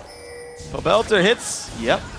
That's the right play. You jump over the wall, hit the turret twice, or the ward twice, hop back out. Oh! The flash kick! Yuzuki has to flash the wall. He will stay safe, but that was a nice move by Inox. Another nice kick flash, Inox, and they also gain some damage down bottom. This should be top inhibitor exposed now. Just what they needed. Glebe forced him summon or heal himself, actually, to keep himself safe. Top lane inhibitor turret goes down. Kez and Yuzuki want the fight. They push back Snoopy. They go in for Inox, but Kez took gigantic damage. He gets sniped in the back lines. The safeguard back. Inox is safe after the kill, but they get one back. The Ziggs bombs are helping. Snoopy flashes. Hexdrinker's on. Yuzuki does not chase that one. So they call off the chase, but they lost only one inhibitor. Another snipe from Pobelter. They only lost one inhibitor, but 2 inhibitor turrets gone down. Now we do not have to play that waiting game anymore. There's so many options for EG. They have successfully accomplished their split push. And Snoopy will take away the mid lane wave, and heck, Dragon's up in 10 seconds. So Evil Genius is completely in control right now. They'll take the recall, they get the health back up. No rush there. Let's watch that fight again, though. All right, so they started off on Inox. He's focused on the turret, so that's why they feel comfortable just going straight into his space. And then his Hydra damage actually doing a lot of work on both of them. The Q is still there. As anyone playing against Lee Sin, you never want to flash when the Q is still on you. And Inox does take the ride, gets the kill. So they answer 1 for 1. of course, Bishu going to the top lane, making that a 3 versus 4 in the bottom. Means Pobelter has no one to stop him. He picks that one up, so. Cloud and Tempest, unfortunately for them, no one's got a very impressive score. You've only got 2 kills on the map. You've died 13 times. EG giving up very, very few advantages. Even Inox dying was a positive thing for EG because it gave them control over the bottom side. I haven't seen a single major mistake from these guys. Also, they have a tremendous number of Trinity forces in this game. Must be why they're winning. So it's actually dead even then, yeah, according to Freak stats. But they got theirs slower. Inox just bought one for style, though. That's normally not part of the build. Well, it gives him that much more burst. You saw how much burst he already had on Yuzuki? Yep. He took it to about half. Yes. And that was even without the ulti. So Inox knows the secrets now. Inox looking for the burst Lee Sin. High impact here. He's barely got any tank stats. You actually don't often see Last Whispers on Lee Sin's because you need the tank stats, but EG are so focused on playing split push and never running a dedicated team fight. All Inox cares about is the 1v1. And it's working completely. 4-1-1. Another great score. It also gives him the ability to just throw one attack at a structure and take a lot more damage off of it. Oh, yeah. If he can empower his attack burst. Whoa! He's burning. Is it burning? Summoner heal comes out that was actually required. He had 1 tick left in Ignite. Yep. So good coordination there. Kez letting his team know he did need the heal. But top inhibitor now under fire. This will be another one falling down. EG so much in control. No one even tries to stop them. The bomb hurts a bit. Glebe not going in for a pick just yet. Ward over the wall. And the ward goes down. EG can taste the next split of LCS right now. They are so close. One more inhibitor turret to go. And that's all that stands between them and the Nexus that will guarantee their jobs for one more split. Here we go. Mid lane about to be under fire.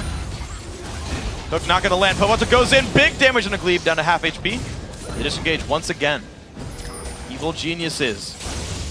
This could be the push that puts them back into the North American LCS. Is there a miracle here for Cloud9 Tempest? Can they somehow turn this game back? Baron's up in 4 seconds. Home guard's there on Pobelter. He's going to make his way back down. Looks like another global objective steadily going EG's way. Never giving any room to come back. EG actually, they go for the bait at Baron, not for the actual kill itself. They should probably be rushing this. They see everybody down. Altec's in the very bottom lane. They just see Aurelia coming up. They should definitely have the confidence here, and they do start it up. Down to half. Just kind of recalls coming in from Cloud9 Tempest. This will be the Baron. Evil Geniuses now with Baron number 2, 33-33 in the game. And here we go. Most of them have recalled once before. They could go for another one just in case. But the mid lane's the target. Bottom inhibitor has respawned. There's no minion wave there for them, though. Kez not in position to defend. Must recall now. EG. Look for the binding. It lands. Wave clear is going to be okay from Ziggs. Top lane getting pressure just a little bit. EG want to make sure everything's available to them. The minion waves, they want them all going towards C9T's base. I just want to see what Pobelter's next target is, because he's come so close to assassinating multiple people. Everybody's got to stick on their toes. Actually, Inox could do it too. Big damage comes in. Bishu stays alive, and the jump back despite the satchel. Hook comes in onto Crepo. Bishu needs to heal. He has home guards. He'll get back in this fight, but the bottom inhibitor is going to fall. EG once again have 2 inhibs down. Binding is dodged. Mid lane is available for these guys if they want it. But minions are still flooding into the base right here. It is mid lane the target. They really want to take down that last inhibitor turret. They're knocking at the doors of Cloud9 Tempest, and they're knocking at the doors of the LCS. Them taking this amount of time, though, is giving C9T room to farm minions, catch up in levels and gold. It's a long road. The EG taking a lot of time. Snoopy going to keep pushing the bottom. Now Bishu takes big damage. He gets away, though. Ignite and DFG are down. There comes the Culling and big damage hook onto Inox, though he is squishy. He's gonna take a bunch of damage, but the heals keep him safe. It's a 1-for-1. This could be the fight. Altec goes down. Snoopy's in the front lines. He's chasing in. 4 versus 3. Inox the Martyr goes down. The rest of the team should be able to clean up all of these buildings. They have no minions. Actually, they're gonna get scared off by the inhibitor turret. Pobelter has a dash away. Yellow Pete's gonna take aggro. That will be the turret now. 9-2. Plus a turret, plus a kill. Evil Geniuses found more to put them ahead, but they will back off this time. Cloud9 have a small amount of breathing room, but there's nothing for them to answer with. So really, they're just waiting and dreading the next push from EG coming down the line. After having purchased, after all of that global gold they just secured with their prolonged siege, it's going to be very, very hard for Cloud9 to come out. Pobelter, the initial burst onto Bishu doesn't take him out of the fight, and then Inox, he has no tank stats, as we said, but all the heals coming in, doubling up on him. He lasts pretty long enough for the rest of the team to take out the main damage source. Altec goes down.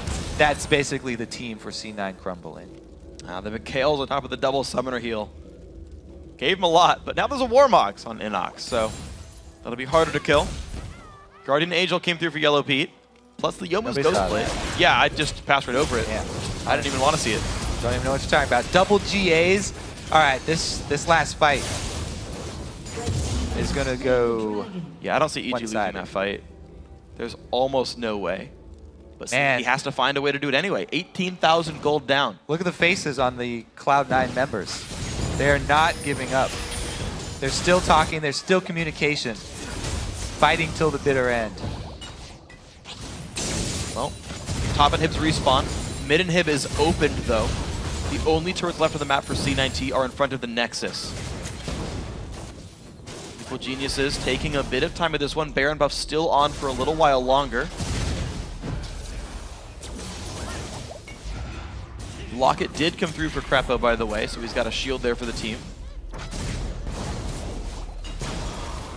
There we go, inhibitor down to half HP. Binding comes through. There's the engage from Snoopy. Gets locked up a little bit. The dive in from Inox. Pobelter deletes one from the map. Thief Larbu's gone. And the fight continues now. Kez forced to run away from this one. Yuzuki now stunned up. The dive in. Inox gets a knocker for that one. And it's a 1-for-0 plus the inhib falling. Top inhib also going to fall right away. And now EG with the super minions. This is the game for them. This will be the 3-1 victory unless C9T can stop them. They're coming out strong. They want to desperately defend their Nexus turrets, but the inhibitor comes up and goes down. There it is. Now will they stay? 17 seconds of 5 versus 4. No more Baron buff. They've still got 2 GAs. They've got very few ultimates available. Evil Geniuses make sure that's all gone. Bottom nibs respawning soon. Gonna make sure it's all gone. They wait for the respawn. Again, if it's not a turret, they will take the objective before taking a turret. Working on the demolition score. Cloud9, they have to make something desperate happen here. They've got to have 3 lines of super minions coming into their base. Altec trying to clear out the top 2. Finding on a Kez. Culling comes down. Kez will dodge most of that, though. Bombs come through. Altec down to half HP. There's the engage one more time. Snoopy, big ulti. Yuzuki, he's going to go down. Crepo will get away with this one, actually, and it's going to be Kez falling now. 5 versus 3. The game-winning push. Altec gets deleted. Leave Glarbu's got nowhere to go. This is the game. Evil Geniuses with a 3-1 score are back in to the North American LCS. Congratulations to EG. Well deserved. There's the hugs, the cheers of the fans, the smiles on their faces. Very much earned by these guys. They said they'd win when it counts. They did that. They dropped a single game. And said their eyes were towards Worlds. Can they step up in the summer split? Can they make that top 3, top 2 push? I feel like they've lowered their gaze. They've lowered the bar. But you never know. They can make that push. I think one thing for EG was it took them a while to get the team together. When Pobelter and Inox first joined, they were trying to find how do we play this? What do we do? I think Inox showed up gigantic in this series. His Lee Sin was amazing. Constantly won his lane. Was always a big split push threat. That was one of the points that required the most gelling for EG, was making it work with Inox. Here it did work. By the end of the season, it was working. Their communication has improved significantly. Yeah. EG definitely have gotten better since they joined the split. I think it will go up for them some more, but they've got that second chance now at succeeding in their split, making their way in the summer. God, Kobe. Hurt myself. Yeah, good job.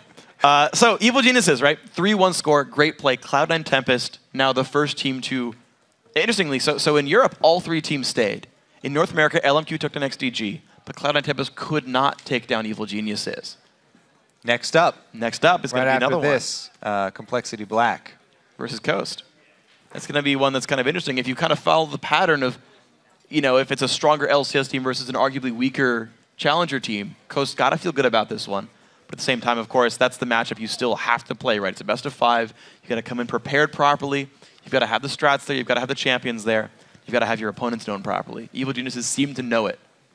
All right, let's take one last look at this game. We've got to replay the 16-minute mid-lane team fight. Let's roll this one through. So this one started off with the teleport down bottom, and Bishu actually jumping away, doing everything he can to get away from Pobelter. But the extendo chain gets the proc to come off, and they're able to clean up. Again, the mid-lane team fight turning this one around. This was the first half that we didn't get to see the first time around. The bottom half was Inox just destroying Kez. Yeah. And that's the individual plays. Like, that was the team composition for Evil Geniuses, is Pobelter's going to be on LeBlanc, Inox going to be on Lee Sin. Go make some plays. And they did. They made awesome plays the entire time, and they just kept getting advantages the entire way through. Guys, be sure to share your favorite moments from today's games by tweeting at LOL Esports and using the hashtag LCS Big Plays. Because there are some great ones. There's some good flash kicks. Some of them turned around. Some of them, were defended, to be fair. But I got to say, Evil Geniuses, they earned their spot back in. Right? No one can say they didn't. They got the 3-1 victory. I think they played very well. Among the best I've seen them play overall this year. They've steadily improved, and that was a pretty good showing with these guys. I think they looked better as a team than they did when they 3-0'd Complexity Black. Months ago at the beginning for the spring split. So if the upward trend keeps going, who knows? And, well, they kind of reverted to what their strengths were coming into the season. When they got their first 3-0 in the promotion series, they kept on talking about how their solo laners were doing such a great job in these scrims, carrying them all the time. They gave them the tools that they needed, and both solo laners performed and were able to carry it. So excellent job by Evil Geniuses. We're going to send it now over to Jat, who's joined by 2 members of victorious Evil Geniuses. Thanks, Freak. I am joined by Pobelter and Crepo, of course. You guys, second promotion tournament, domination, really. Why are you so good in promotion tournaments? Because we're so bad in LCS and we play amateur teams. I don't know. I think you could feel that this series lacked a lot of what top-tier teams bring to the table. Okay. A lot of hesitation. People were really scared. I mean, once you start playing for your job or potential to get a job, people play really passive, and then that has kind of played into why these games went on so long and so secure in one ways, and why these games are so one-sided in the end of it. But I feel we did all right. Best we could do in recent development, certainly looking at scrims, but could have technically been a lot better. Well, you still won 3-1, Pobelter. That was last game on LeBlanc. How did your matchup really go with Bishu? Were you noticing what Crepo said there with a little bit more passive play than you're used to seeing from him? Yeah, I feel like this entire series he was just afraid of kind of messing up and losing an advantage for his team. So in the beginning of the game, I was able to freeze my lane up to my turret early on, so he was never able to get close to me. Like, he was last hitting when I couldn't even see him just with the bouncing bombs. So I was able to get a bit of a CS lead and control the lane. Yeah, and the new LeBlanc play was obviously good. I want to talk about the series as a whole, though, because it was 3-1.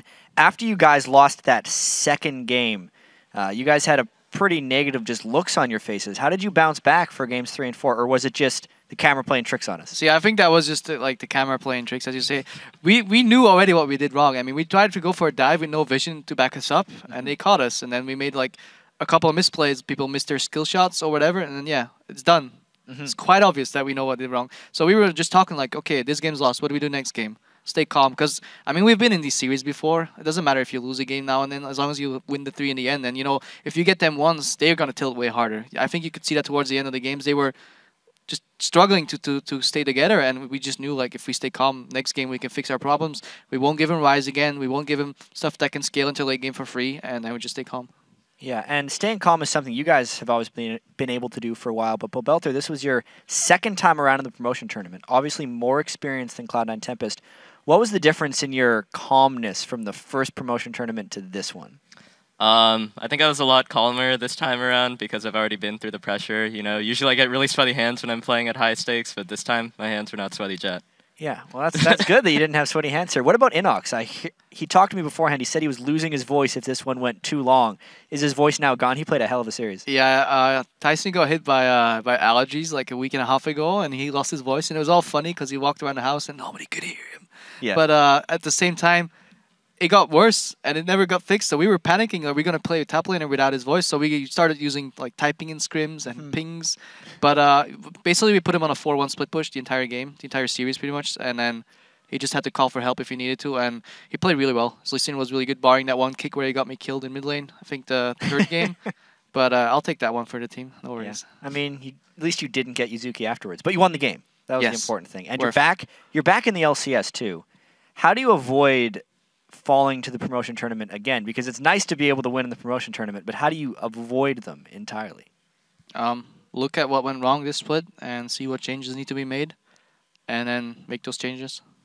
Do you have any ideas what's been going wrong this split that you've maybe even worked on in the couple weeks heading up to this? I think the answer is pretty simple. I mean, we just have to improve and get better than the other teams. There's always going to be some team that will be sent to relegations, and we just have to do our best to not be that team. On the upside, Pobelter's almost out of high school, so hey, we can get that sweet duo Q jungler going. Because Snoopy's sleep schedule is that of a healthy pro gamer. Pobelter is in school when we were playing solo queue during the morning. Then he joins for scrims, and then like our jungler is going to bed at like 10 or 11, and then Pobelter starts playing at night. So there's very few opportunities where we can duo with Pob outside of scrims. So that will improve, and then he can play more solo queue and just keep winning those mid lanes. Are you going to be moving into the EG house once school is finished? I think that's the current plan, yes. We have a closet prepared for him.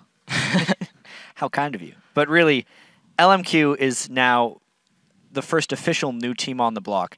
How do you see them doing since you guys have made it back in? Pobelter? We scrimmed them a lot leading up to this, and they were really good. Like, the best part about their team is their individual skills, so I think that's something really fresh to bring to the LCS because right now the NALCS is more about team play and rotating rather than individual making plays, so maybe that'll be a catalyst for all the other teams to kind of step up in terms of individual mechanics. Crepo, maybe a final question for you. Maybe a sneak analyst desk right now. Looking forward to our next game, which is Complexity Black versus Team Coast. You've played a lot against Coast. Maybe don't know too much about Complexity Black because you've been so focused, but how do you see that matchup playing out? I like what Complexity Black does sometimes, but I just don't think it'll be enough against Coast. We scrimmed them, and they looked really solid. They looked really prepared. They had like various strategies ready. Like they didn't do the same thing all over and over again. So Coast looks ready. Complexity Black could curveball them, but I'm still probably giving it to Coast. All right, thank you very much, Crepo. Do you have a quick prediction for us, Pobelter?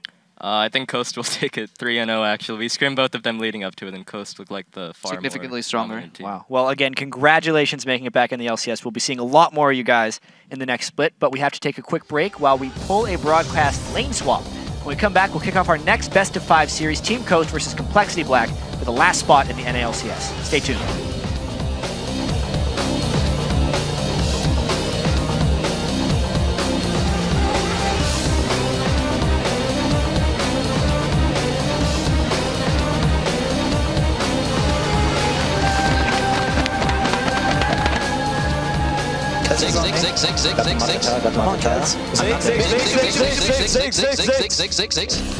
Nice. Back. I'm not thresh. I'm there in 10 seconds. I got him. Finish him off. Siegement. Nice. Ooh, Dyson. Nice. Nice. This is it. Play on Yellow Pete, but he gets over the wall in time, but the chase is on anyway. Altec flashes in, heals burn, but the stun might be enough. Yellow Pete, one hit from dead. Kill comes in for Snoopy, and here comes the double teleports. Cleve Glarb, who's stuck in a 1 versus 3. He's gonna go down. Evil Genius is too far ahead.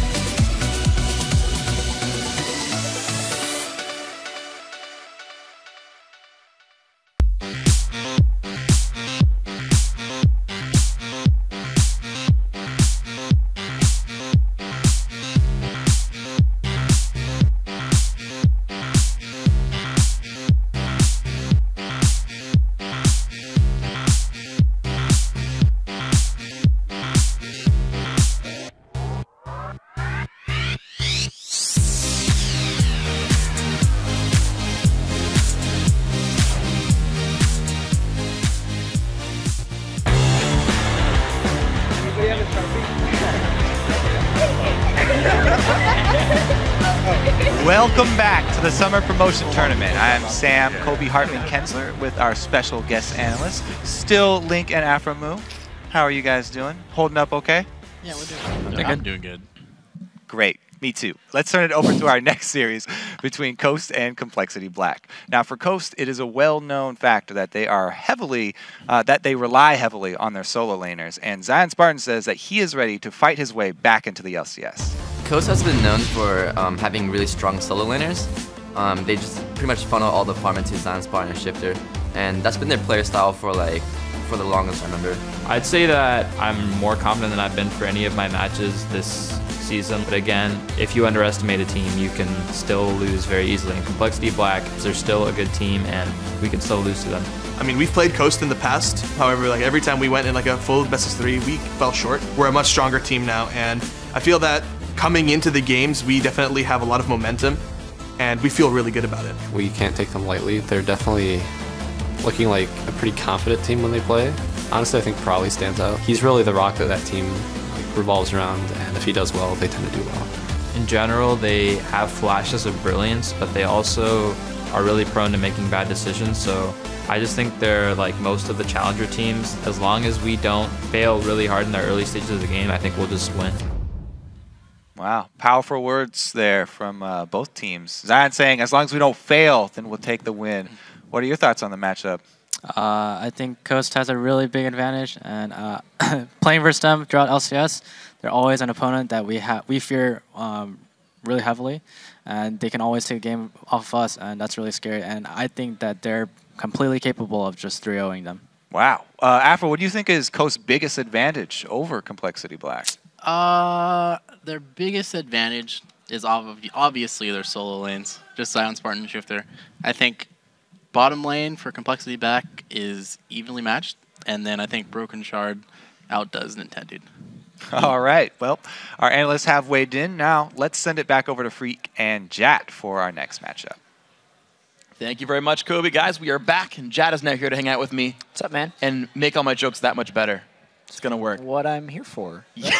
Yeah, I think that's it. Also breaking down the game. Maybe also kind of important. It's time for our final best-of-5 series now to determine who will be the 8th team to join the North American LCS Summer Split. That's Team Coast versus Complexity Black. Now, Jat, Coast finished 6th. They had first choice of which team they wanted to face. Yep. They chose to face Complexity Black, which shows just how much stronger the challenger teams actually become. Exactly, because last year in the Spring Promotion Tournament, Complexity Black was the team that nobody actually wanted to face. This year, the level of competition has gotten tougher. They finished 3rd in the Challenger Series, barely winning a best-of-5 to make it here, by the way. And they're still a strong team. In fact, they've shown a lot of innovation this year. They were actually the team that invented the buddy system in the jungle that a lot of teams are doing now, where the jungler and the top laner share all 3 camps on one side of the jungle, hit level 2, and then do a 4-man push. Yeah, that was them. Yeah, it was them. And actually, it was funny because the team they played against in the 3rd place match of Curse Academy was like, yeah, Mashby was like, we're going to 3-on-1 to defend it, which we actually saw was the only game that C9T won. So like these challenger teams are inventing a lot of those early game strats. Now, for Coast, it's a position they hope they wouldn't be in again after last year, but they went to 5 games against the Walking Zed, then narrowly returned to the LCS last split. And in Coast's 1-2 loss to Dignitas during the spring playoffs last week, it really could have gone either way. We've seen throughout the split that Coast is a team that really relies on their solo lanes to get them ahead in the early game, but they still lack the decisive communication and coordination that can translate those leads into mid and late game success. So we really have to see if they can adopt a complexity and close out the games, like Link predicted on the analyst desk. Yeah, we'll see if they can do it. Let's check out the starting lineups, though, as we get ourselves into the game. On the blue side, Team Coast. Zion Spartan in the top lane, Nintendo X in the jungle, Shifter in mid, Wiz Fusion on AD carry, and Daydreamin on support. And on the red side, we got Complexity Black, with Westrice in the top lane making another run at it, Broken Shard in the jungle, Prawley in the mid lane, Robert Exley on AD carry, and Bubba Dub on support. And that sets the stage now for our featured matchup. Heading to the jungle for this one, it's going to be Nintendo X versus Broken Shard. Yes, and Nintendo is a player who's gotten a lot of flack, but you don't hear that he is a player that will try anything to get better. We saw him playing tank fiddlesticks last year, Leona in the jungle. More recently, though, he's been playing more defensively and then trying to pick up some easy kills on the back end. But with a team like Coast that puts so much emphasis on their solo lanes, if Nintendo can take early control and get Shifter and Zion Spartan ahead, it will go a long way towards them getting the win. You look across the rift, though, to Broken Shard, and it's not his first promotion tournament either. He qualified for the 2013 European LCS, actually, with a team called Dragonborns. We haven't seen him playing in the Pharaoh Flare meta either, and I don't think he's going to. He's one of those junglers that tries to make a lot of early aggression plays and force Nintendo to respond to him. Yeah, so I want to see how that plays out as well, because I feel like Nintendo's also a player. I feel like he would actually benefit from just going full Pharaoh Flare and farming, because he always has significantly low minion counts. Nintendo just seems to always be sort of on the reactive there. We did see him, of course, play in the playoffs. He didn't go for that kind of adoption. Had late He did try the Pharaoh conversions. Flare in a couple of the games, and it didn't work well for him. It's just not his style of jungling. He catches, once again, a lot of flack, but he is a high-rated solo queue player. He can get his solo lanes going, but he always defers to them. As soon as he starts falling behind, he will 100% defer to his solo lanes to try and get them in the game. And we'll see if that can actually work out for these guys. Of course, Shifter tends to put up very good scores all the time whenever his team plays.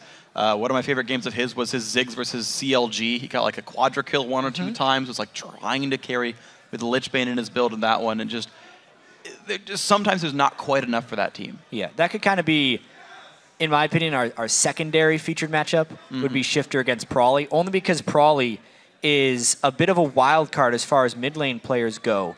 He was the original wild card. He was the one who brought Annie mid when he joined actually Complexity back in the spring split of 2013. Obviously, he's got some slight technical issues. We are working on that right now. Hopefully it doesn't mess him up too much. But the big thing with him is just picking unique champions and performing at a high level. He's always been a very good mid laner. I just never feel like Prawley has found the right situation. Yeah, and I've seen and he plays pretty aggressively too. I'm remembering kind of thinking back to his matchups there. I think it was the semifinal against C9T. He went for like a level 2 all-in against Bijou and lost by a single auto attack. Ooh. It was like Lulu versus LeBlanc or something like that, and it nearly turned the game for himself. And I'm wondering how he plays it against Shifter, because Shifter is a guy who tries really hard to dunk on his lane and then transition out. Shifter roams a lot. He doesn't prioritize farm. And that is a situation that probably has to be fairly worried about. Now, these guys did fight in last year's Challenger season when Coast, had dropped out of the summer split, was waiting to requalify. These guys did a whole bunch of battle in NACL, all these Challenger tournaments. There's some level of familiarity here. They just haven't played each other in a while. Yeah, and I wonder how much Coast's game has changed since then. If we think all the way back to really the winter of 2013 when Coast was playing a lot of Challenger scene games and dominating, they were actually the mid and late game team back then. They would play really standard throughout all the early games, and then Shifter would start roaming, and he would go and make plays. But as soon as Coast entered the LCS, he tried extremely hard to roam in all the early games, and the superior warding as well as the season changes, I feel like, made that style just not nearly as effective for him. Maybe the slightly lower level of coordination from the Challenger team, since they just haven't had the time and experience on the stage together, will allow Coast to go back to that style. Or are they just going to be playing their LCS game, which is, honestly, it's a little less strategic in that sense because they don't roam as much. They just kind of try and split push and win their lanes. And it's actually interesting, you talk about how, playing in the LCS versus playing in Challenger. When Coast was playing the Challenger scene, after Summer Split last year, they were basically the LMQ tier, right? They won everything. They were the dominant Challenger team. No one wanted to face them. They won NACL. They won everything. And then they were sixth place finish in the regular season, barely beat Walking Dead in the promo tournament, right? And had a really rough start. But they were heads and shoulders above kind of everyone else. Challenger scene got better, of course. We talked about that in the pregame there. Complexity Black got a lot better. Everyone else got a whole lot better. And you'll see them, try. And I want to know who then raced faster. Exactly. And the last thing that we're going to have to touch on, I believe we're going to be getting into the game soon, is just whether or not Complexity Black has stage fright again. Because they were so good coming into their games against Evil Geniuses in the spring promotion tournament before they got 3-0'd. They do not want to just get 3-0'd again. I feel like that would be a little too much for one of those teams to handle, coming in 2 promotion tournaments in a row with high hopes and getting 3-0'd both times. Well, I know for a lot of the players, actually, I heard or watched West Rice's interview yesterday, and he said if he doesn't qualify here, he's probably done. he's probably retiring if he doesn't make it in this split here. So this could be. And Westrice is one of those players. Yeah, he's been around for so long. Yes. He was on a lot of the original League of Legends teams. Season 2 curse, 4th place, missed Worlds. All right, bans coming out. Obviously, Soraka was left through a little bit for Cloud9 Tempest. As soon as EG got that off the table, they were able to take much better control of that series. I expect that to kind of be a permanent ban in this one. Yeah, I feel like the bans that we see right here will kind of remain consistent throughout this BO3. Largely. BO5. Yeah, sorry, throughout the BO5. My apologies. Like, unless you're calling a sweep right now. No. I mean, that would still be best of 5, to be fair. Yeah. But yeah, like unless you're gonna first pick one of those champions, I would never let Shifter get Nidalee. I would never let Zion Spartan get Jax, and I would never let Probably get Ziggs or Soraka. So there we go. First pick Lucian comes through to put the pressure onto Wiz Fusion to help carry. But it also means there's nothing else that Coast is really trying to take as a conflicted pick. Aphromoo is pretty adamant as well about Lucian and Corki being a cut above the rest of the 80 carries. Lucian being first pick is no surprise. It happened throughout most of the playoffs. And again here in the promotion tournament. But it's going to be the magic damage duo picked up though for Complexity Black, the Karma, which could be Bubba Dub. We did see it only played as a support so far today, but as you saw Bjergsen pull it out, Karma could go mid. Broken Shards Elise is very strong, and he likes to play early aggressive. He likes to try to force plays, make moves, and a champion like Elise has a lot of power in the first few levels. And getting gold is very important for him as well. You do not want to fall behind hopelessly on Elise, especially if they're going to do that Meteos build that he's been doing, which is the Lock of the Iron Solari into a Void Staff really late in the game. But that's a nice pick for Broken Shard aggression-wise. I really like the Orianna in the mid lane as well. And of course they lock in Corki because he is the 2 to Lucian's 1. I guess power rankings of 80 carries currently in the pro scene. As far as their opinions go, that's kind of how they stack up in this one. So Corki, Lucian, once again the grabs. I think we saw that like every single game in the prior series as well, unless I'm mistaken on some of that. Yeah, I feel like we did. Yeah. Twitch would be the third one. Yeah. But not so much in North America. True, yeah, Twitch is bigger in Europe and Korea, but the rest of the picks come through. Evelyn comes in for Nintendo X. The Lee Sin top lane does go through for Zion. And we saw how good Lee Sin was, but I feel like that's something that Westrice knows about. Now, the funny thing is... He does. Yeah, of course he does, but I'm thinking back to right before spring promo. There was the trinity of top laners was Jax, Renekton, Lee Sin, Riven. And I remember talking to Complexity Black about this, and they said, yes, we would just ban Renekton, and Westrice would just counterpick everything with Lee Sin.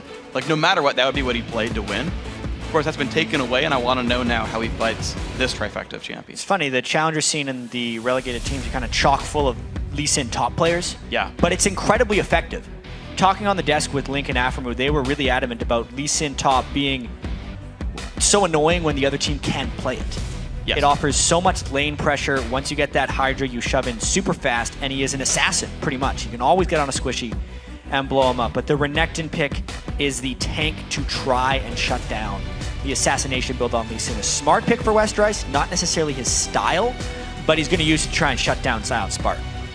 He's good at it overall. I got to say, it's not a bad pick for him either way, and that is kind of... I think that's the champion you pick when you do want to fight Lee Sin. It does a couple of things, actually. So one, Renekton has a good matchup in general, but two, to win the matchup as Lee Sin, you actually usually have to max Safeguard, so it lowers his damage output for the entire early to mid game. And so that'll be one kind of thing that'll stymie some of Zion's movements, is his damage will be lower. We'll see how the champions match up. Here's Team Coast. Pretty support-focused. You got the Lulu mid plus the Morgana. Lucian, the safe backline carry. Lulu is not something Shifter's been able to get his hands on very much during the regular season. True. It's also not a heavy amount of his style as you would normally think of. He has been an assassin player, but especially on this patch, we're still on the 4.5 with all of the heals. At the moment, it's just not the style he wants to play. The Lulu, if he's good at it and if he's practiced it, will be effective. It's a great roamer, which is actually kind of one of the styles he's adopted, is the early game movement to new lanes. See what pans out. The champs are locked in and loading, so let's total up the votes and see which team you guys picked to win. And according to LOLesports.com, 65% said that Coast are going to take the series.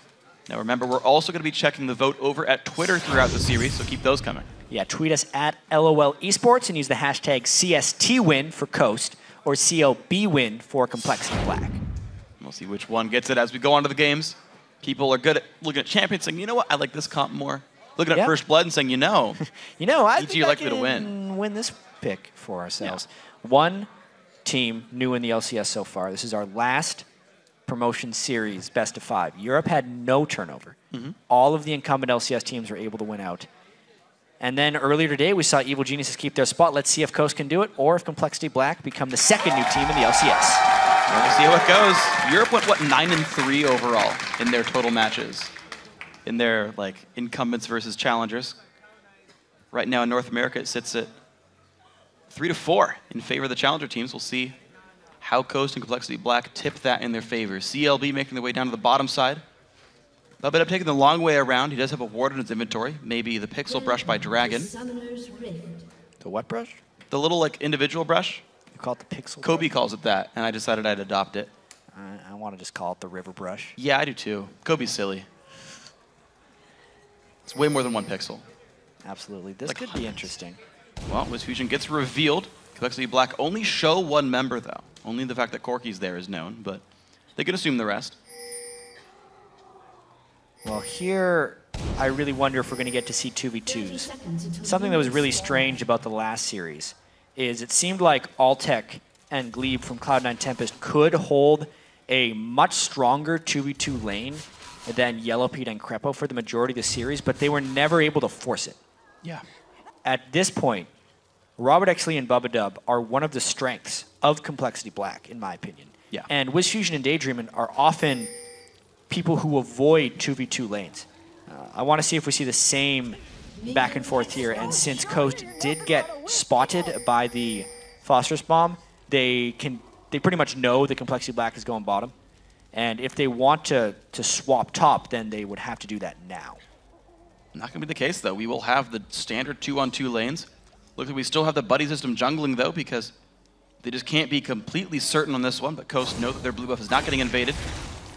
And Broken Shard and Westrice will start here on the top side of the map. And we'll see how the lanes all pan out right here. Westrice. Yeah. Or just maybe even recall and then TP, if I had to guess. It's normal because you get 2 potions that way, 2 extra potions. So you'll start with Adorn's Blade in 3. And you don't miss any really experience this way either. Both top laners going to be there at about the same time.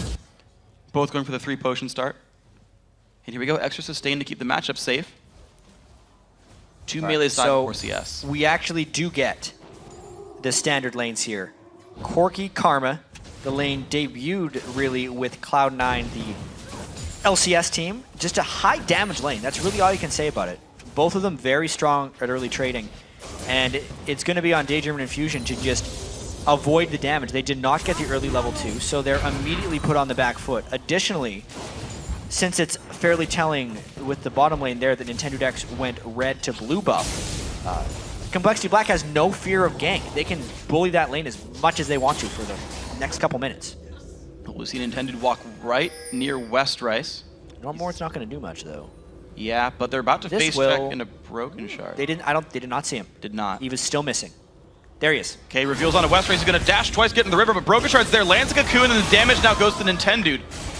Forced to run away. Zion Spartan actually doesn't do much to help him out. Nintendo losing a lot of health.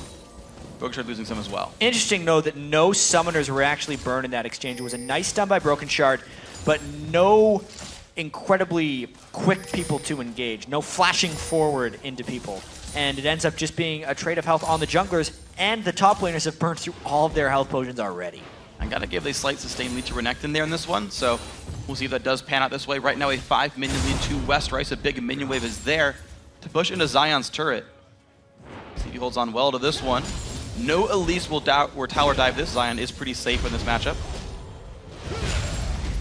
You tell me Nintendo's trying to get this going.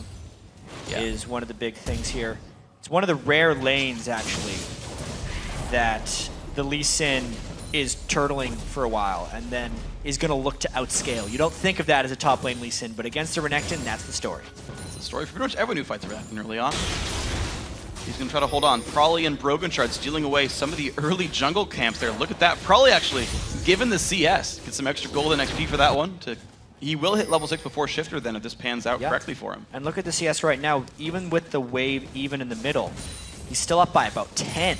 on Shifter. So Prawley with his lane mechanics and Oriana are big, but there's the Eve gank. Broken Shard a little bit behind him. It's right as Nintendo goes in for the gank. The Summoner heal used with the re-engage. The flash on the Cocoon. Broken Shard now well in the front. Nintendo gets what he can. The shield comes down. Broken Shard, is he slowed enough? Shifter goes down though. The Ignite making it enough.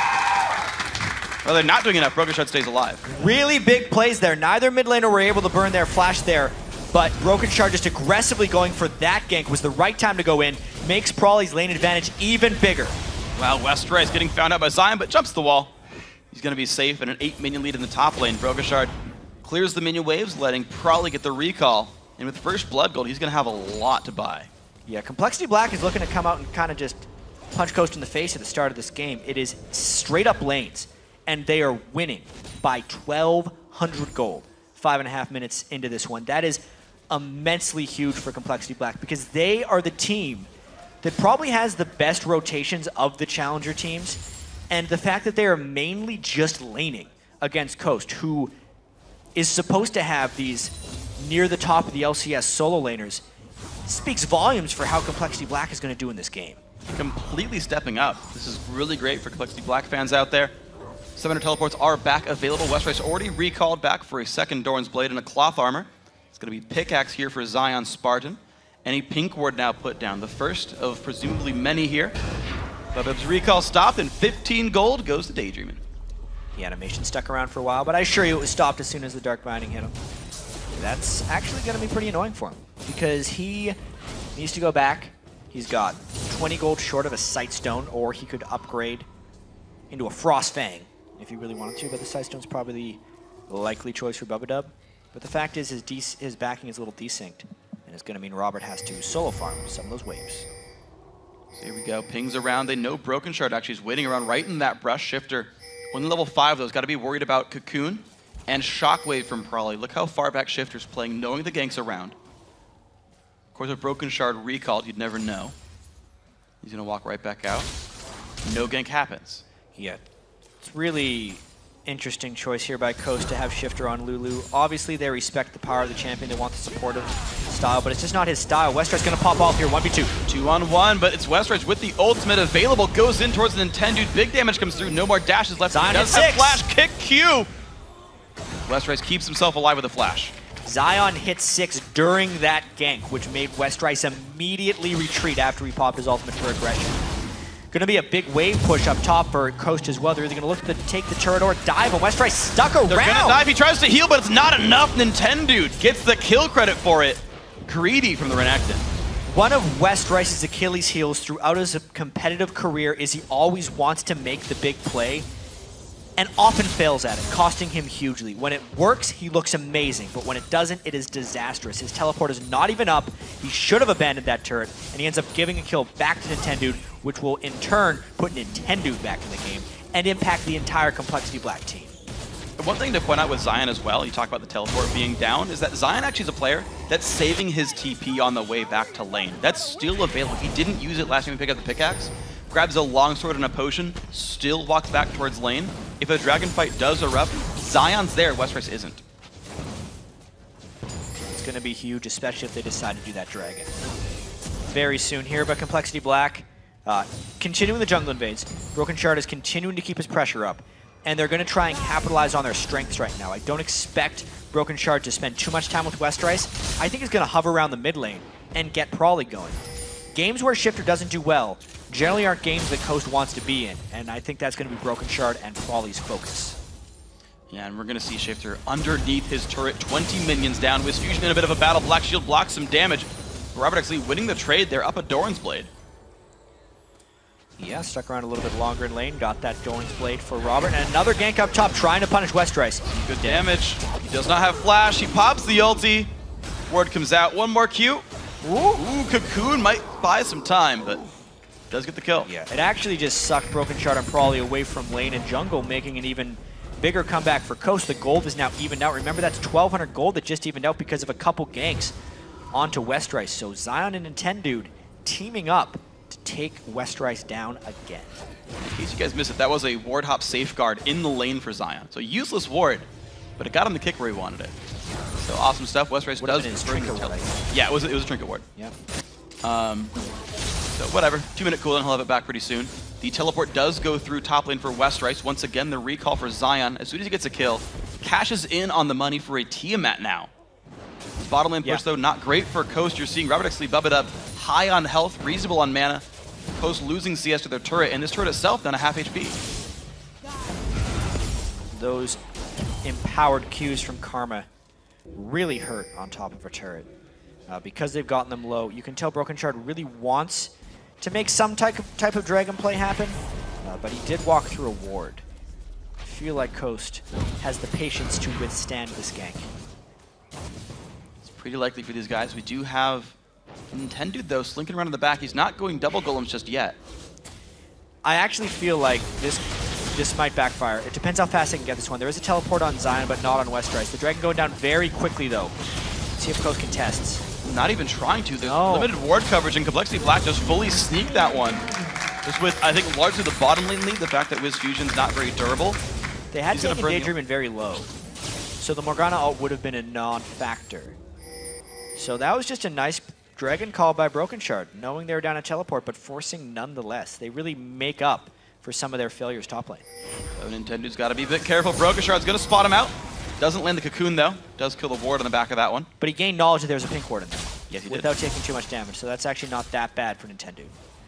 Who needs to make this game count. He's the one with the 2 kills. It's true. Already got the Lizard Elder. He is pretty much a completed item above Broken Shard right now. See if he can capitalize. Westrice does spend some time top lane pushing in 85 to 72 despite the death, still holding a minion lead. But I wonder how well Ninja Tabby Double Doran's Blade is going to do in this fight. I think straight up trading, Westrice can still come out on top, but it's going to be about a sustained battle. And whether he can shove, because Zion Spartan's going to be clearing those creeps as much as he wants to, and then just start roaming around. That's one of the most important things here. And Zion actually did go for a high damage build to make this work. He's maxing the Q first with a point and safeguard second. So it's helped him get the ganks. He got so much attention from Nintendo. The damage has helped turn that into kills. But also just, when he shows up and hits a squishy, like he's going to bring Robert to half on like one combo. Really trying to take advantage of those 2 gank kills as well. Gives him a bit of a lane freedom so he doesn't have to max safeguard. So we're going to see this duo lane now keep playing out. Living up in the top lane. Westrice has got to be a little bit careful. He's not very high on health. Nintendo would lead with ultimate, especially if he gets a little too far out. Kicks him back into the minion lane, misses the Q though. Has a safeguard right out. Nintendo also ulted though, a bit more than needed, but 2 ults for 1. Especially ulting him while he's at half health isn't going to do that much since Evelyn's ultimate is based off of current HP. 1 failed game. Finding lands on Robert X. Lee though. The root comes in, Bubba Dub. Not going to land much though because of the black shield. Wiz Fusion though forced away. Robert X. Lee and Bubba Dub still winning the matchup. Again, the fight from Westrice. Nintendo down to half HP. Forced away. And Broken Shard was there for the counter kick anyway. Damage enough, probably good from Shifter. This game is becoming very interesting. I like what Westrice is doing now. Not conceding the lane to Zion just because he died twice. He knows the strength of Renekton and he's continuing to try and punish. And the rest of the lanes for Complexity are holding strong. They're actually winning against Coast. So if Westrice can show strong against Zion despite getting ganked twice, Complexity Black could win this one. Look at this with the 2-on-1. Zion having to play a little bit back. The turret loses some health as well. Cocoon, some harass.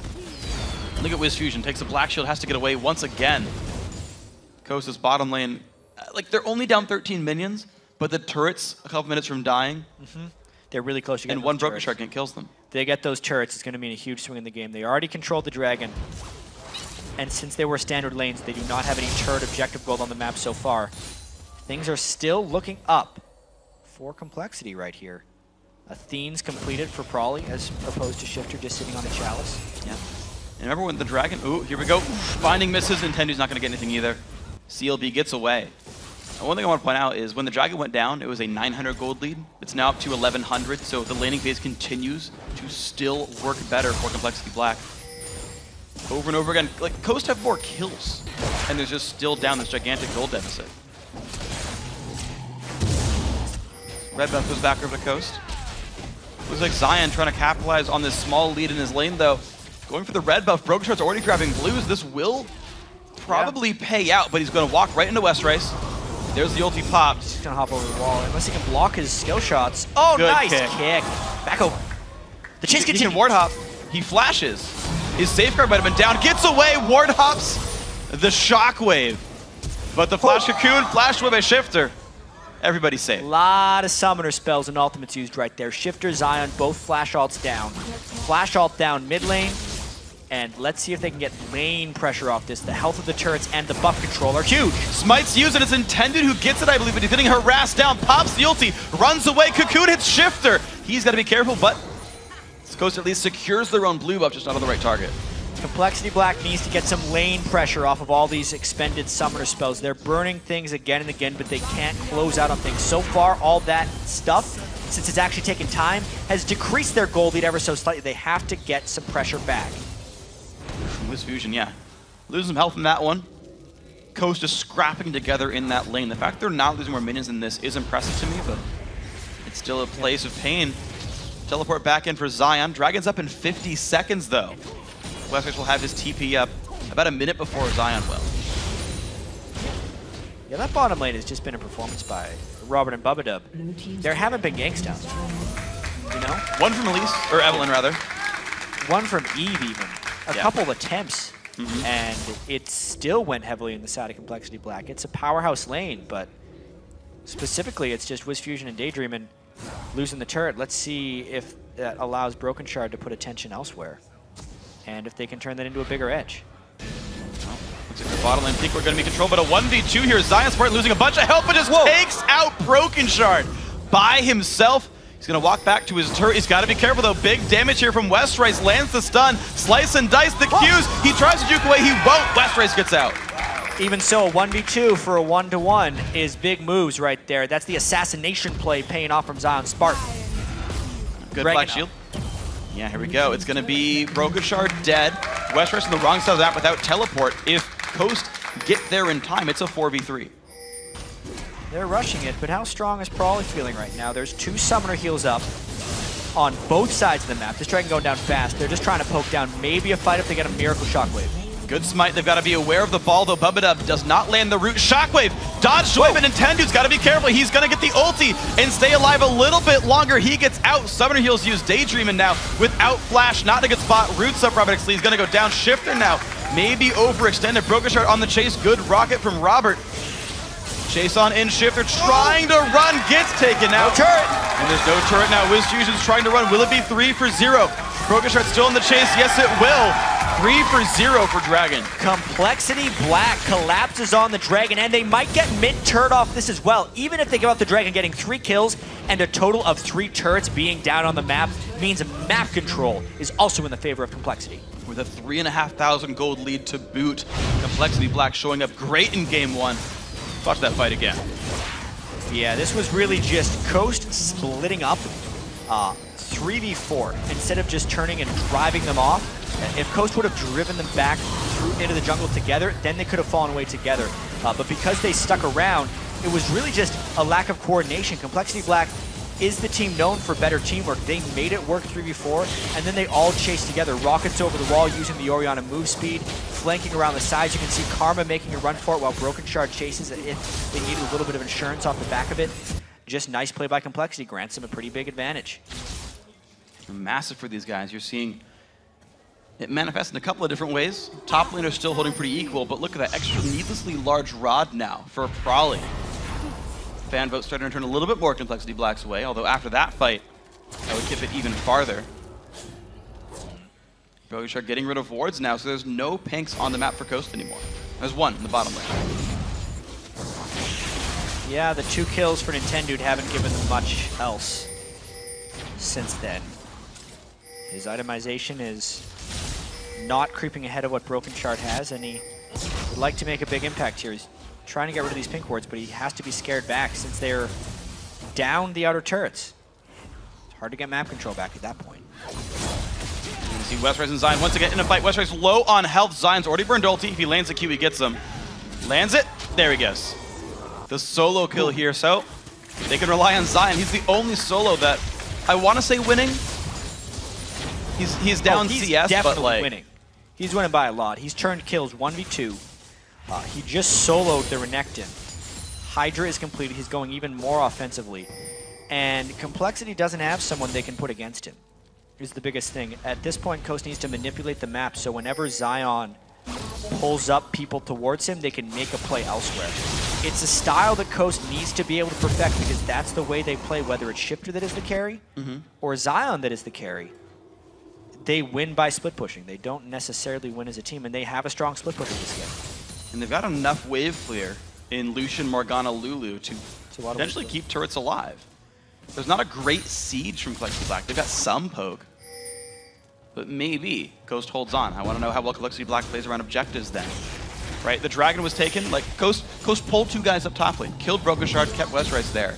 They went for that 4v3 on Dragon, but that got turned around. Broken Shard showed up by the end. Yeah. Picked up some kills. So if Ghost can clear those things faster, then they get away with it.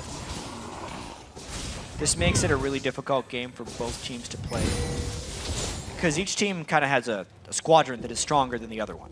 Zion Spartan does his own thing, way stronger, demands 2 people up top to take him down. Whereas the rest of Coast just kind of has to let him work. And that means the rest of Complexity needs to use the 4 to do big work on their own. Look at that chase. Nintendo gonna be here as well. He's almost in range for the kick, flashes over, kicks him right into Nintendo. Wester's got nowhere to go, kill picked up. 3 kills actually onto the Evelyn. Yeah, 3 bottom though. Look at the wave clear. Culling used just to burn the wave. That's all Fusion is trying to do right now. Delays the push, so Zion can do some more work. Black Shield keeps him all right. Shifter, though, losing the matchup to Prolly still. Big damage comes through. Shockwave hits. The shield keeps him okay for now, but it's a risky situation. What's weird to me is also Shifter went Ignite, like he expected to win the matchup. Yeah, and he has been getting destroyed by Prolly and the gang pressure from Broken Shard. There's still a push up top. It seems like Complexity Black is just throwing caution to the wind, trying to make something happen. They do not want to deal with Lee Sin. They're trying to deal with the other ones, but that can't work forever. He needs help, Westrice does. And the 5v3 isn't working.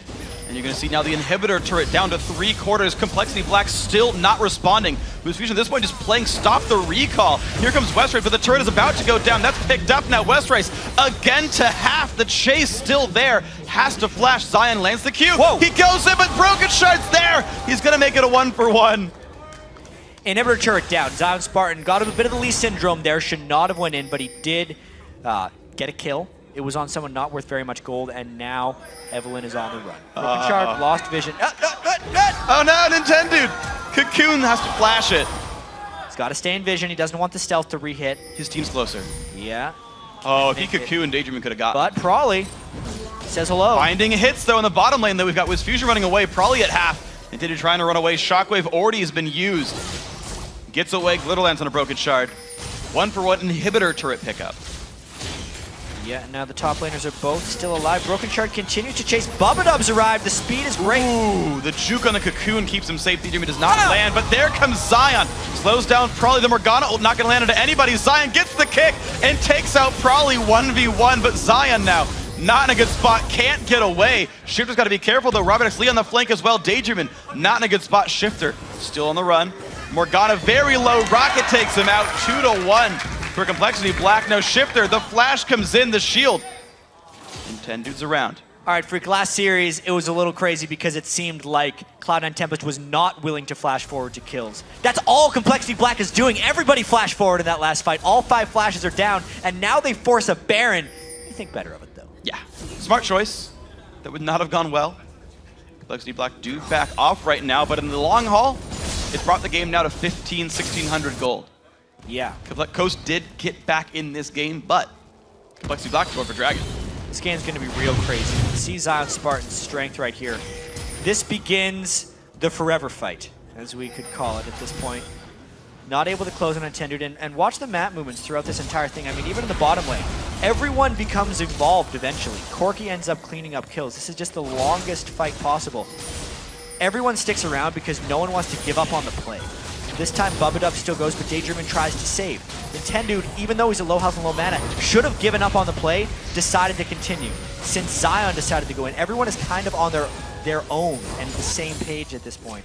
The same page of being their own, I guess. Different page. Yes. Yeah, but it's not, it didn't work out for Choose for an adventure book. Yeah. You keep flipping back and forth. Page 3, enter the LCS. I don't know. Yeah, sounds about right. If you choose to gank top, go to page 7. Zion Spartan, though, I got to point out, not really respecting his lane matchup. He goes for Spectre's Cowl. He's like, you know what? Probably's my biggest threat. The guy I'm not fighting in lane just has the last whisper picked up for more dueling potential. He'll cut through the Randuins of Westrice and lifesteal the rest of it out. Level 15 to 14 there in the matchup. Probably about to hit 15 himself. One wave away from that. And it's still so far just been the Zion and actually Nintendo's show. Like, Nintendo's super massively stepped up so far this series. And something we really need to call attention to is just Prawley's decimation of Shifter in the mid lane. What happened there? Shifter is ranked by many as the second best mid laner in the US. And he is getting feasted 1v1 by Prawley's Orianna. Prawley not an LCS mid laner, former LCS mid laner. 50 CS up on Shifter's Lulu, that's incredible. Yeah. Death 2-1-3 versus 0-2-0 in a game that's 1 kill apart. Yeah. Yeah, you were saying he's up to death cap, yeah.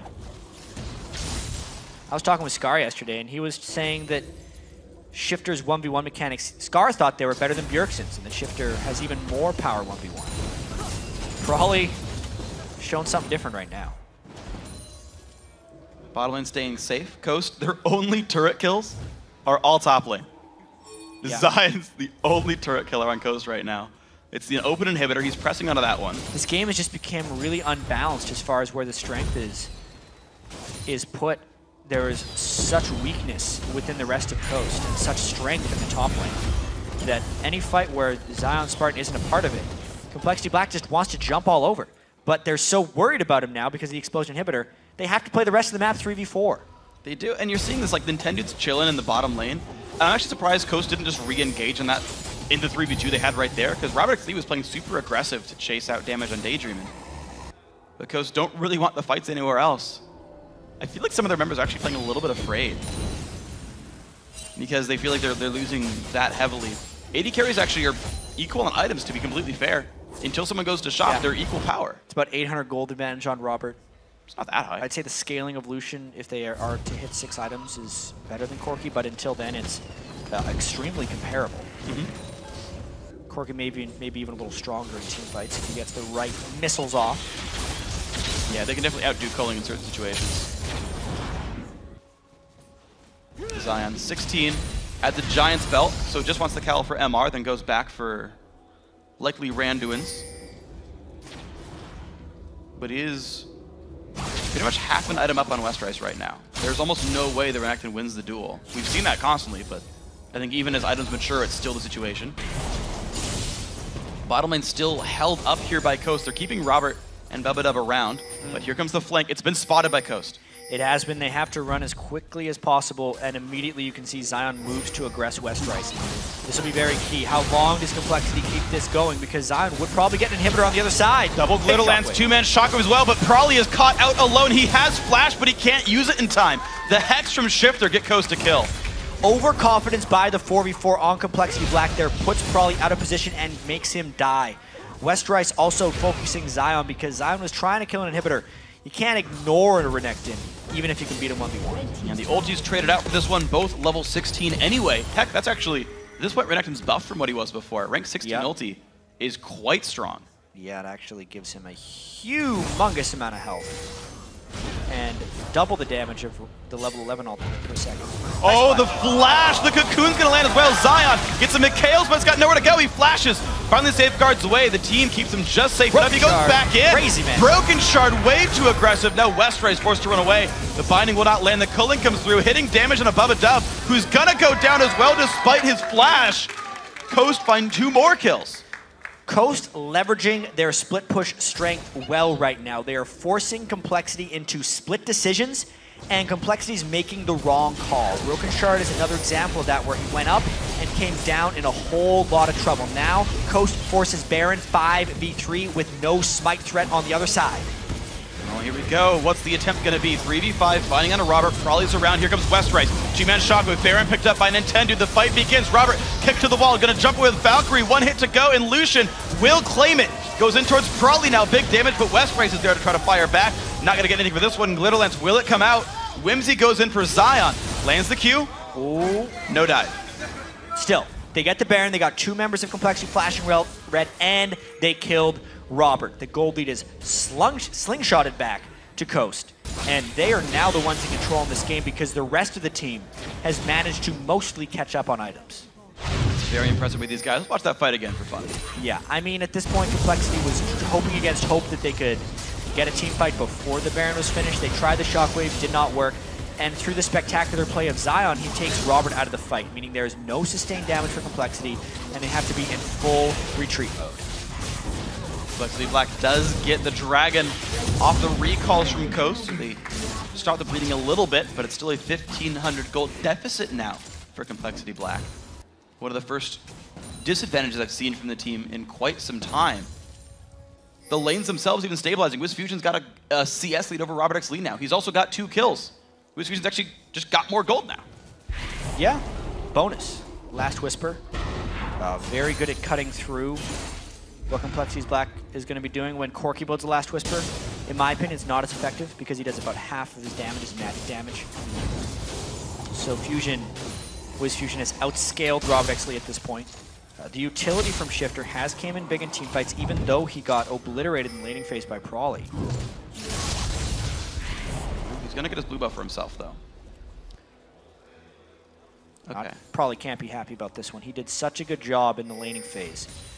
But Westrice was punished, and it has been a game about dealing with Lee Sin on Zion. He really wanted to take that one. It would have been a bad idea. Only Dublif would do that. Red team's turret has been destroyed. Now bottom lane outer turret finally goes down 31 minutes in for Coast. Starting to make this game look a whole lot better. 2 tier 2 turrets still available in mid and bot. And we'll see Daydreaming and Nintendo setting up a trap in case someone shows. Looks like it'll be 2 top to defend Zion, which gives away the bottom tier 2. Here we go, Zion now forced runaway kick, does get the knockup, but he's been slowed by the red buff. That's gonna be enough. He's such a threat. He's so good at Lee Sin. BF sword for a little bit of extra attack damage, and it's just remaining evidence they have nobody to deal with what Zion Spartan has become. And now that there's the Baron buff on the other 4, as soon as they actually get a 4v3, they can take advantage of it, as opposed to just try and sit idly by while Zion does work. Coast is at home right now. Getting a bit of damage. The Wave there keeps Complexity Black's home safe. But 6-4 in turrets, and now what is the game plan? The continued split push, pretty standard. Westrice goes in, Robert's there to make a play as well. Zion does not have the kick, he ward hops, but does not have flash. They have to get him out. really want Zion Spartan out of there. They consistently have to send up Robert X Lee, which leaves almost no damage with the core Complexity team and no threat on the rest of the map. Unless they can catch him, they're not even going to get gold at this point because they're getting starved out of their jungler. Even if they do catch Zion, there's still 4 other people on Coast and no damage with the rest of Complexity to do anything with. It would just delay the inevitable at this point unless they make a different play. Well, we'll see when Complexity Black can turn things on. Do they keep the communication going? Do they find a new play to make? They were all about going in for things in the early game. One fight got turned around, and do they get silenced because of this? Probably gets the shield up. They got to go. They see that Lee Sin's top. They want to try to find fights without him, but anytime they don't get an immediate initiation, and Coast is able to disengage with the Black Shield and the Lulu, which are all very good at disengaging, it's just a frustrating performance right here for Complexity. There's nothing they can really do. Well, Daydream loses some health though, so the harass is working okay for the red team here. They are slowly losing out in gold though. You're seeing 55.8 to 52.8, so 3,000 gold for Coast. Now the jungle's being taxed away. Smited well by Broken Shard though, gets that. Locket of Arn Solari picked up for him, so some extra MR for the team when they fight against the Lulu and Evelynn. Zonia is now just completed for Prawley. He's still ahead of Shifter, who's actually going for Void Staff next, so Prawley's actually less damage focused. Shifter's going to be adding a bit more punishment here. Yeah, he wants the Zonias, I imagine, to avoid the instant burst of Zion Spartan, because that messed up Prawley in the mid lane in one of these fights. But really, with an open inhibitor, I think the split push story continues for Coast. Now it's kind of, how do they actually close out these games? They have had many small leads over teams in the LCS. and have great trouble closing. They're still only up 2 turrets. They're still only up 3,000 gold. Where do they move to close? They want to force Baron and they want to get picks. Well, pink ward on Baron. Respawns in 127. 120 till Dragon comes up. Zion's going to keep accruing gold. He's got a Bloodthirst. He's stacking it up now. He's added even more damage to his build, but he's going to only have Banshee's Randuins for tank stats. Can Complexity Black, if they find him in a fight, burst him down quickly enough? It's a question to keep in mind. Black Shield and Lulu in general will keep him alive a little bit longer. No binding on a Bubba Dub with Fusion pushed away. Now the bottom side's getting aggressed on, though. No one is going to stop Zion just yet. Finally the recall from Westrice. But now that Westrice added Banshees, he's even less available to stop Zion's damage output. Zion's stacking up Bloodthirster while all this is happening. He's going to look to TP in after he neutralizes Westrice potentially. Or they just want to catch Prawley in a 4v4. Complexity's got to be careful not to split up their team like they did at the Dragon Pit, which kind of got them in this pickle in the first place. Coaster up 3,000 gold, 2,000 that is on Zion. So theoretically a 4v4 is still a gold lead, but Shockwave! Shifter forced away. Wiz Fusion a bit low as well. The fight begins. Intended forced to run. Broken Shard still on the chase in the top side. Coast looking to re-collapse down. Right now, though, Prawley is out of mana, and he is the main threat for their team. That's the fights Complexity needs to force, but they don't have the finishing power. They have the Shockwave, and then the chase just isn't enough. The Lulu and Morgana is too much on the disengage side. Oh, Zion's going to get a little bit greedy for this blue buff there because Broken Shard is right here to secure it. Westrice coming down.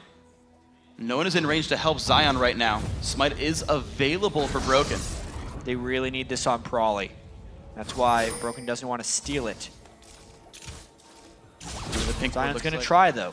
He knows how important it is. If they can deny the blue buff, that means the Baron sieging becomes next to impossible for Complexity.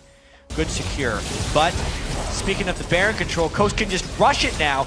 No ward control. They spotted Prawley over there. Great call by Coast. They got to be careful about Smite. Steals both these guys. Great Smiters. Hex comes through. Is it enough to keep Broken Shard away? Repels in. Oh, is that low enough? He jumps forward. Oh, good Smite by Nintendo. Takes it away. Broken Shard stays alive. Blocked. Culling by Westrice. And here comes the battle. Lee Sin is not joining the fight. He will get an inhibitor if Coast are alive. Wow, that was so near to a steal by Complexity Black, and now Lee Sin's taking an inhibitor on the other side. Recall away the teleport from Westrice. Is it going to be enough now? He's going to be joining the fight soon enough, but the kill goes on the Broken Shard. 1 for 0 plus Baron. Inhib turret's gone. Inhib itself is at half. Zion ignoring the Renekton, just hitting it in the face. That's a little bit of damage. Says, you know, I'm going to keep in this duel. Kicks him back. There's actually big damage in this fight. Westrice a lot of AD. Running. Double dash the way he's going to be safe. Yeah, the rest of Complexity Black is desperately trying to do stuff, but Robert's kind of all alone on this one. He might get dueled. Zion doesn't want to take this fight, though, but there's a red buff Corki. There's no kick for Lee Sin. He does have flash. Nintendo is waiting. Robert smartly backs off. Binding hits Prawley, though. Seriously, Freak, that Baron take by Coast was not calculated. No. In the slightest. Broken Shard Q'd it, but didn't even get his smite off. That's how close it was. You can try to Q smite at exactly the frame. Somehow Nintendo got his smite in before Broken Shards, and Broken Shards didn't go off. What a ridiculous turn of events here. This might just push Coast over the edge in game 1. Well, our featured matchup was Nintendo versus Broken Shard. And it all crystallized in that 2-second window. Really? And it's the story of the game. Nintendo every single turn has slightly outperformed Broken Shard. 3-0-2 to 2-3-4. Got the early lead, got the early kills, picked up the Lizard Elder, outsmited, got Zion Spartan rolling in a rough matchup that he was initially losing. Yeah. And that meant the game for Coast. One gank after another to just destroy for Zion Spartan. Zion Spartan has had very inconsistent play throughout the LCS split. One of the big reasons they got here, he carried so many of their earlier games in the year with his Jax play. Yeah. Before Jax was, you know, a respected band. And then he only got a couple done on Lee Sin. He had a lot of games where he really had no impact. This is not one of those games, though. Showing up when it matters. The experience in promotion tournaments. Coast barely even made it to this game because they almost guaranteed their LCS spot in their best of 3 against Dignitas. Yeah. Of course, it's a long series, and even this game isn't even over yet. Coast is not the type of teams that can finish games out really quickly, so the door is always open for an error or a misplay. Yeah. Gotta keep focused. Think back to Coast's Week 11 game against Cloud9. They had a way bigger lead than this, and Cloud9 came back in. Now, to be fair, there's no 7-kill Nocturne with a whole bunch of items swimming in the bottom lane, but it's a thing to keep in mind is as soon as someone can stand up to Zion, that matchup flips rather quickly. Randuin's Omen done. They push now to the top lane that has no turret. Hasn't had one for a while. Yeah. It's against the 4-1 again and again and again. No one on Complexity's team can deal with Zion Spartan, especially with his Randuin's completed on top of the Spectre's Cal. And they might even look to collapse down since they are so inside Complexity Black's base. Zion would pull off a flank if the initiation were to happen, and maybe even try to kick someone back into the Ghost team if they siege down this inhibitor. Nice find. Jump in, intended in the front lines, taking it up. Shockwave only hits Daydream who flashes out. Westrace tanks the culling. Rockets come in, but Zion's hitting Nexus turrets right now. It's a push-pull right now for Coast. They're pulling Complexity on one side and pushing the inhibitor on the other. There we go. Inhibitor number 2 goes down, meaning only Nexus turrets and the middle inhibitor stand in the way. Coast back out. Daydream gets hit up for a little bit of damage. Black Shield comes on low, almost going down, gets the Lulu ulti to keep himself alive. And Complexity Black forced back away. Even with a clean catch onto Morgana, they can't finish here. Everyone tries to jump onto Zion, and they can't finish him either. Flash! Oh, he jukes it, goes in for the damage. Doesn't quite find enough, kicks Brokenshard back though, keeping himself safe. That was It awesome. looked really cool. Yeah. I don't know what it accomplished. It accomplished fear. Yes, it did. Maybe. Mainly the super minions are here, and inhibitor respawns. They want to make a return for that one. And Zion, because he burned his flash in his ultimate for some fanciness, he would have had to burn flash regardless. He flashed in for the style. Should have 1 flash for 2, to be fair. Yeah? Yes, he did. Yeah, Roberts is down. Zion actually started TPing to that ward, and immediately was like, wait, no, never mind. So that's on cooldown now for 3 minutes. Whoops.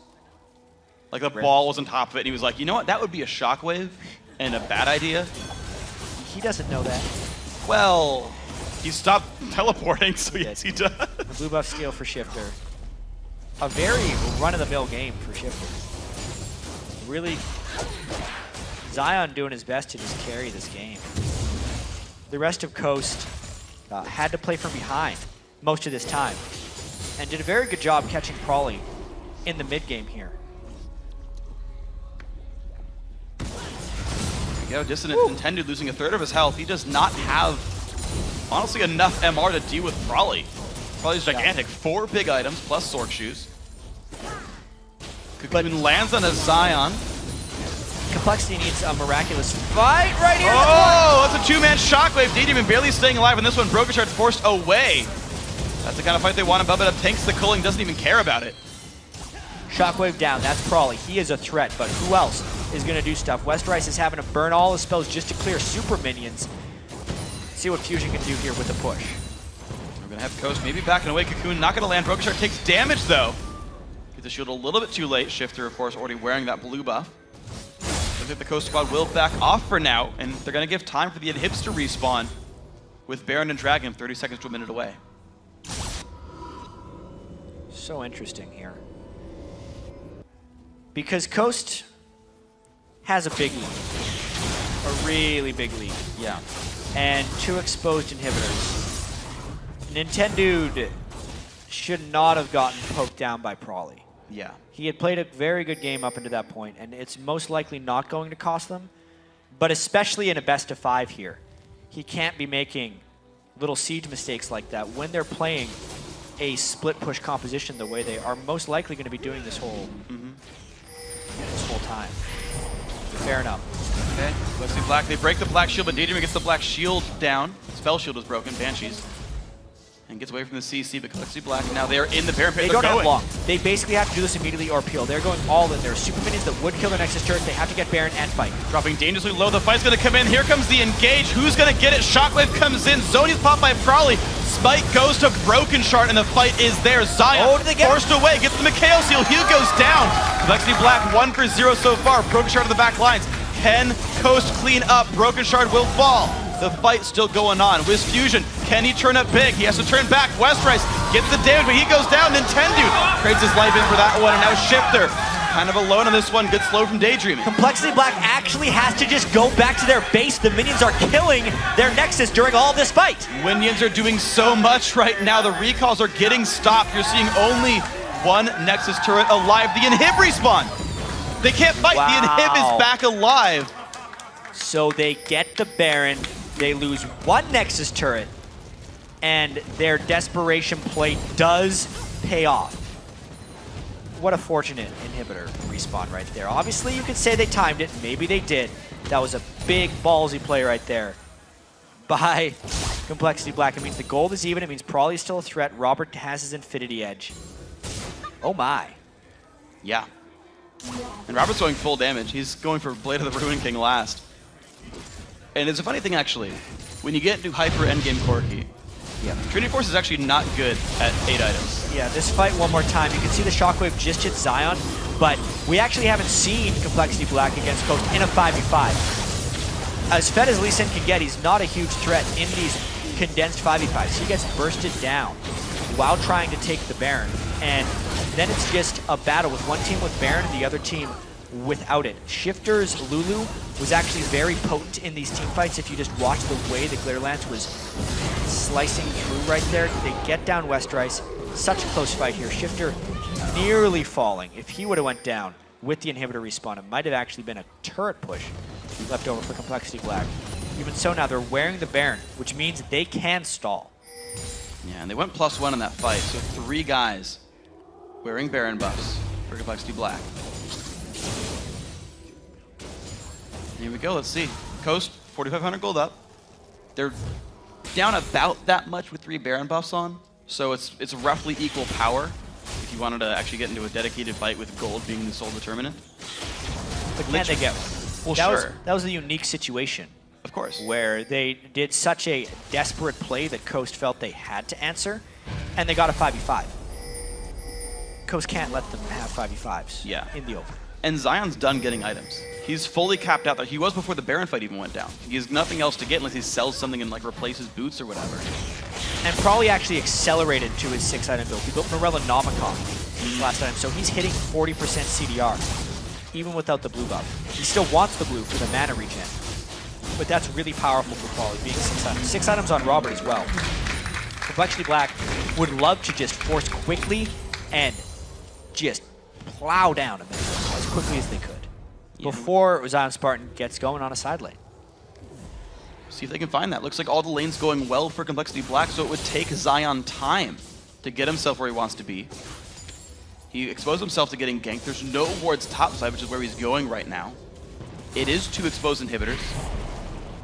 There is only 1 turret there that Zion could probably solo, to be honest. Yeah, they do not have long for this. If they want to go, they would have to go immediately. What they might try to do is a 4v4. If they think Westrice is strong enough to hold off Zion, then he needs to even stop him from recalling. What's happening now, though, where they don't have vision on Zion, means they can't go in 4v4 because they don't know if Zion's actually waiting in the wings.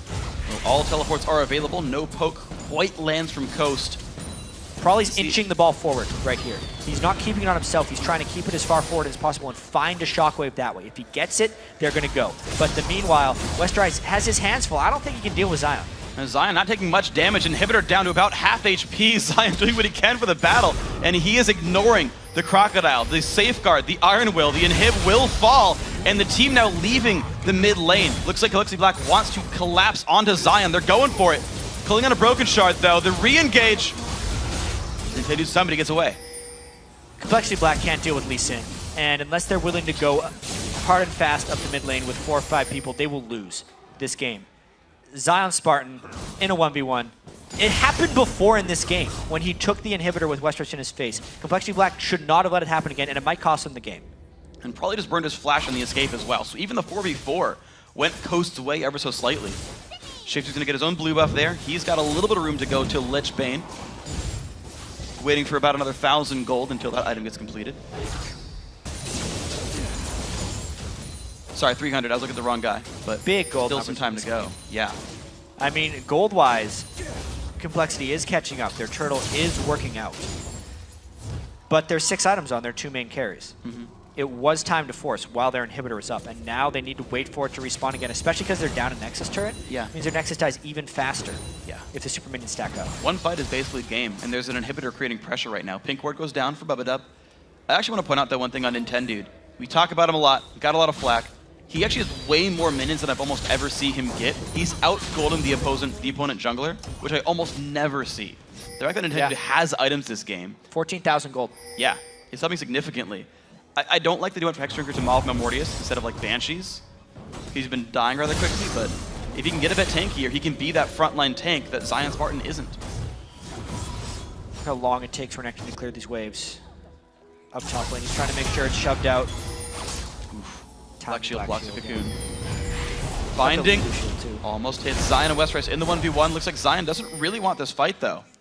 Yeah, so if Complexity Black can keep the super minion wave pushed near the halfway point, they can still force a Baron. They want to recreate the scenario where they kind of got themselves back in this game in the first place, and that is all that Coast is trying to stop them from doing. If they can keep the mid lane pushed up and the top lane pushed up, then the Baron is theirs. Someone has to always stop Zion. That's the thing right there. Westrice is and there. Not even Westrice. He can't stop him if it's in his base. He can only stop him in the open. And again, the poke coming out for Complexity Black. There is a bottom lane slowly pushing in that will build up for Coast. They're going to cut that short, though, and run right up there. This minion wave, if they kill it, it's an even faster push from the minions. Zion, though, in a 1v2. Big burst comes out from Crawley. He's got to be careful. Jumps to a ward. And the bottom inhibitor. It's gonna fall. Robert, huge culling damage. The summoner heal keeps him alive. The ignite, another summoner heal keeps him alive. But with fusion, he flashed too far. He gets the Mikhails. He's trying to run away. He just barely gets out, but the Randuin slow is there. There's Broken Shard. More slows. Another Black Shield comes back up. He's alive, but the binding on a Westrice. This could be big. Zion's right there on the wings. 2 inhibs are down, and there's minions flooding in. I love what Coast is doing here. They're just making Complexity Black run back and forth and catching them in the crosshairs. This could be it for them. They're down 2 inhibitors, pushing in 1 Nexus turret up, and probably has no mana left. Zion down to half. Probably's got to get some home cards to get himself back in. He's got the item. He's got to be out of combat for 6 seconds to get his mana pool back up. Looks like he's made his way back in. Bottom Nexus turret very low. Flash Cocoon not going to land. That could be the last Flash Cocoon he gets to try. It depends on how Coast continues to rotate here. They're not wanting a Baron thing to happen, but now since they've killed 2 inhibitors, that's a full-time defender for Complexity Black, and if they desert, they would lose their Nexus. Zion pushes the bottom lane to make that happen. 2 guys in the base, but if it's not Broken Shard, the steal could always happen. And Zion can stay in the base. If Complexity even sends for defenders, he will kill a Nexus turret in the face of Westrice. He's done it before. He absolutely will. Mid lane not going to push out. Cocoon hits Shifter. That actually gives vision to Complexity Black. They know it's being hit. Ward's trying to be swept away by Daydream. He's got to be careful. 4 versus Robert 3. actually flanking onto Zion. Going for the turret right now. This turret is going to drop down, but he will take a lot of punishment for it. Can Zion get away? Top inhib respawns. Safeguard, but the crit from Robert gets the kill, and a kill comes in for Bali as well, plus the Baron for Broken Shard. It's a 5v3 on the map. He stole the Baron while Prawley gets a kill and Robert collapsed. They might go for it right here. They have the Baron. They got half a mana pool on Prawley. They have 2 carries down on Coast on long death timers and a minion wave where it matters. They might try and win right here, Freak. Nintendo was almost trying to back. Oh my God. Recall now. They might just win. Is on defense. He's going to teleport in. No one's going to stop. They have to go immediately. They could actually win this game 53.5 minutes in miraculously because of the steal, because of the kills onto the 2 carries. They're going for it right 40 now. seconds to go. Westrice in front, gets the shields intended. Big ulti comes in. He's got shields as well. They put as much damage down as possible. D-Demon will land the stun and a bit of a slow, but the top turret is going to go down. Now for number 2, do they have the damage? Wiz Fusion is trying, but Nexus turret number 2 is going to fall. Complexity Black trying their hardest. They're going to take down the Nexus for game 1. Holy crap. That game was ridiculous, Freak. 54 minutes with no Nexus turrets remaining. They steal a Baron, they kill the split pusher, and then they win. They just went straight up the mid lane for the first time in 54 minutes and made it happen. You can see how ridiculously excited they were after that one, because that matters. They're 2 wins away from the LCS now, and they were losing that game throughout. The smite steals, the play calls in the clutch situations. They turned it on the most when it counted. They outplayed the split push. They got a Baron and a kill 3v4. Yeah. Without their AD carry. Look at Coast right there. It's almost like the series was over at this point with the jubilation on Complexity Black right after that game. We talk about momentum all the time in best of fives and how it's like, oh, now they have the momentum and now it's swung away. But you very rarely see it on their faces that clearly. Yeah. Jumping up out of their chairs right after that win to just staring at their monitors and not talking on Coast side. I saw Alex Penn, their coach, just staring down the line. No one was talking on that entire team. That's momentum. That is momentum. And I mean, you give probably Orianna again, crush the lane, they can keep the ball rolling in that one, right? Game 2, game 3, like you come back from that. Yeah. You win most of your lanes. The only thing you lost was the fact that Nintendo had a great game and got top lane rolling, but strategically you play around that. Yeah. So much of that game. Up until they lose the game, they're winning. For Coast, I They're can't still up believe in it gold. happened again. They had 10 turrets down. They didn't kill the mid turret, which is why the minions were still pushing at the very end for Complexity. I can't believe that happened. Max items pretty much across the board, and they got the fight somehow when it mattered. They got the catch. And they won. I guess that's how it Impeccable works. play. Yeah. It worked. Great job late game, Complexity Black. I'm going to send it now over to Kobe, Lincoln, Aftermoot at the analyst desk to break down Complexity Black's first win of the series. All right, thank you, Freak. Now, guys, teams mostly prepare for, or most heavily prepare for the first game in a best of 5. Why don't you break down the game plan coming into game number 1 here for Team Coast? So Coast's game plan was to camp the crap out of top lane, obviously. So West Rice got like killed like 3 or 4 times in lane, and then as for CLB, they wanted to camp middle, and then that worked out pretty well because it got Prolly rolling, and he was really strong and got really fed. At least, he was really strong in team fights. So what happened was Coast was winning really hard until the point they threw. So sounds strangely familiar. A lot like Scar's predictions. Afro, how do you feel about the actual picks in the game coming into this one? The only winning lane was probably Coast Lee Sin, which made a huge difference because he just ran over West Rice, and West Rice just kept dying over and over and over. And Lee Sin got so strong that he could just split push, and not worry about the one guy in front of him who was Renekton. And really, that pick, Lee Sin, I think you have to ban it from Zion. He's just, if you're really good at Lee Sin, it's ridiculously annoying. And like you can just do whatever you want if you do get ahead. So I think you have to take that away from Zion. All right, so since people are going to have a hard time remembering the beginning of this game, let's bring up a replay. 16-minute dragon fight here for us. Can you walk us through that one, Link? So I think Elise spaced earlier because he got chunked. And it's basically a free dragon for Coast, and all they have to do is back out right now, but they choose to, they kind of get caught in the Dragon Co, and they use their flashes to dodge the Oreo. And at this point, this team fight is practically over for Coast because a full HP and mana at least is coming in, and Coast should just really cut their losses and just start running. But what happens is Shifter's like getting chased, and Wiz is trying his best to, kind of like kite backwards while doing as much damage as possible. But what happens is Elise is, he's full HP and he's super strong and he has everything up, and he just kind of cleans up and killed everything. So they got 3 kills, and Coast got Dragon. But I think it was really worth for CLB. Yeah, speaking of Elise there, the junglers are a featured matchup. How do you feel that this featured matchup went this time around? Can I answer that? Go ahead. Okay. So I think Broken Shard's strength is really, he's really good at camping middle lane and getting vision around there. And if you watched like the first 10 to 15 minutes, it really pressured Shifter, and he was down like 20 to 30 CS. But what happened was Nintendo is really good at camping top lane and like the other lanes. So what happens is Zion is completely face rolling top, and then all of a sudden all this pressure is coming from top lane, and then Elise needs to go top, and then you see Zion like 1v2ing and killing him and making all these flashy plays, and they're winning 2v2 really hard. And this allows the other lanes, middle and bottom, to just kind of farm a bit more and catch up, and that's what happened to Shifter. Shifter was getting pressure really hard until top lane just got rolled over.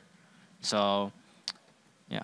And that leaves the bottom lane. Afro, how do you feel, first of all, the matchup, but also the vision control here throughout the game? Because it looked like it was definitely lacking on some parts. Coast's vision control was very poor this game.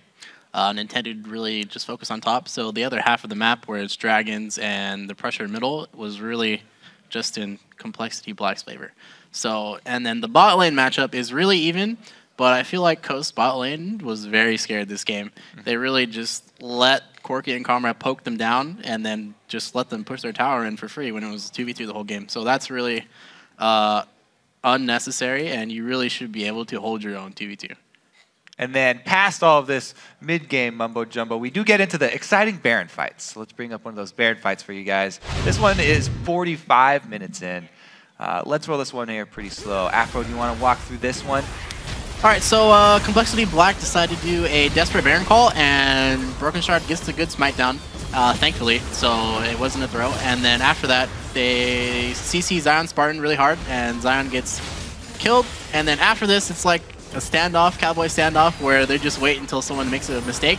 And right here, Wiz Fujin overextends, and Orianna gets a good chunk on him, and Wiz ease forward, and he gets out of position, so Westrise decides to flash stun on Wiz, and this definitely seals the fight here for Complexity Black, where they just kill the first carry. Intended walks too far forward, get another free kill, and then after that, they already got the Baron. They got 3 kills for 2, so they're really ahead, and they can just back out right here.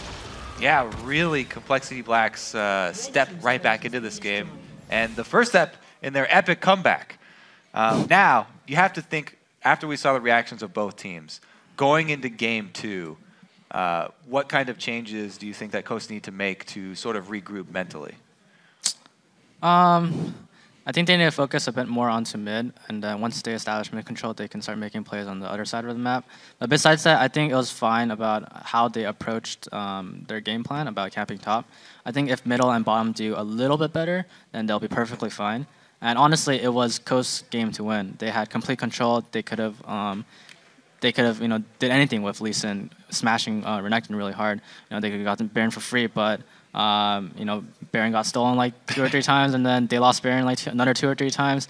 And at the end game, you see Zion taking their Nexus turrets, but then they somehow just lose the game off of that. So I think Coast just needs to just keep their head in the game, and they just don't have to throw. That's it. All right. Well, Afro, you saw the looks on the Complexity Black players' faces after this one. When was the last time that you got that feeling from winning just one League of Legends game?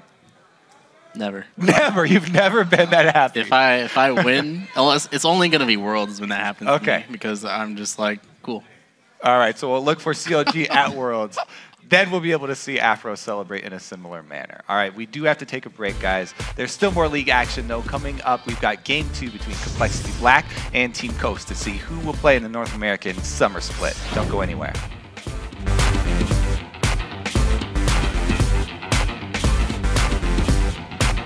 Shield me, Broken. Keep going, keep going, keep going. Stay next to him. Shifter. Nice. Lee's reacting. Back up. Nice. Good. I'm almost here. I have a heal. Stay with Robert. I'm with Robert. Robert. Alright. I got a shield for you. I'm getting Shifter. I still have heal. I got a speed up for Broken. I have a heal for Broken. Nice. Cocoon. No tower. I have 2 seconds. Speed on 2 seconds. Stay next to him. Nice. We can go on this. Go on Broken Shard. Broken Shard. Okay, going on West Rise. Guys have Corki behind you. I'm trailing him. Corki's running away. Good job. Nice job. Dropping dangerously low. The fight's going to come in. Here comes the engage. Who's going to get it? Shockwave comes in. Zony's popped by Prowly. Spike goes to Broken Shard, and the fight is there. Zion forced away. Gets the Mikhail seal. He goes down. Complexity Black 1 for 0 so far. Broken Shard on the back lines. Can Coast clean up? Broken Shard will fall. The fight's still going on. Wiz Fusion, can he turn up big? He has to turn back. Westrice gets the damage, but he goes down. Slow. I got it. Get out. Oh, get out. Okay, we got this. Let's go, mid.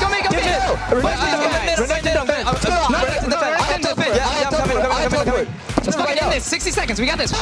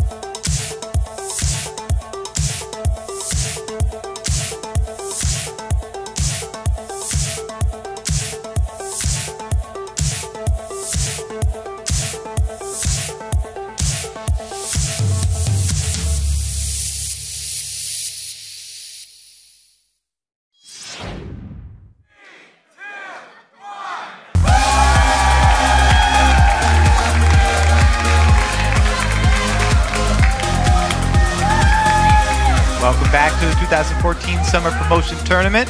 Let's keep the action rolling with Game 2 between Complexity Black and Team Coast. And Complexity Black getting a huge boost of confidence with that late win to carry them into this match. I want to break to talk about a couple of players here. First up is Complexity Black's Prolly. What? Complexity Black's Prolly. I thought you said Obama. Holy crap. Oriana. There you go. Okay. It was on Oriana last game. What are your feelings, huh? So, Prolly's Ori was pretty good.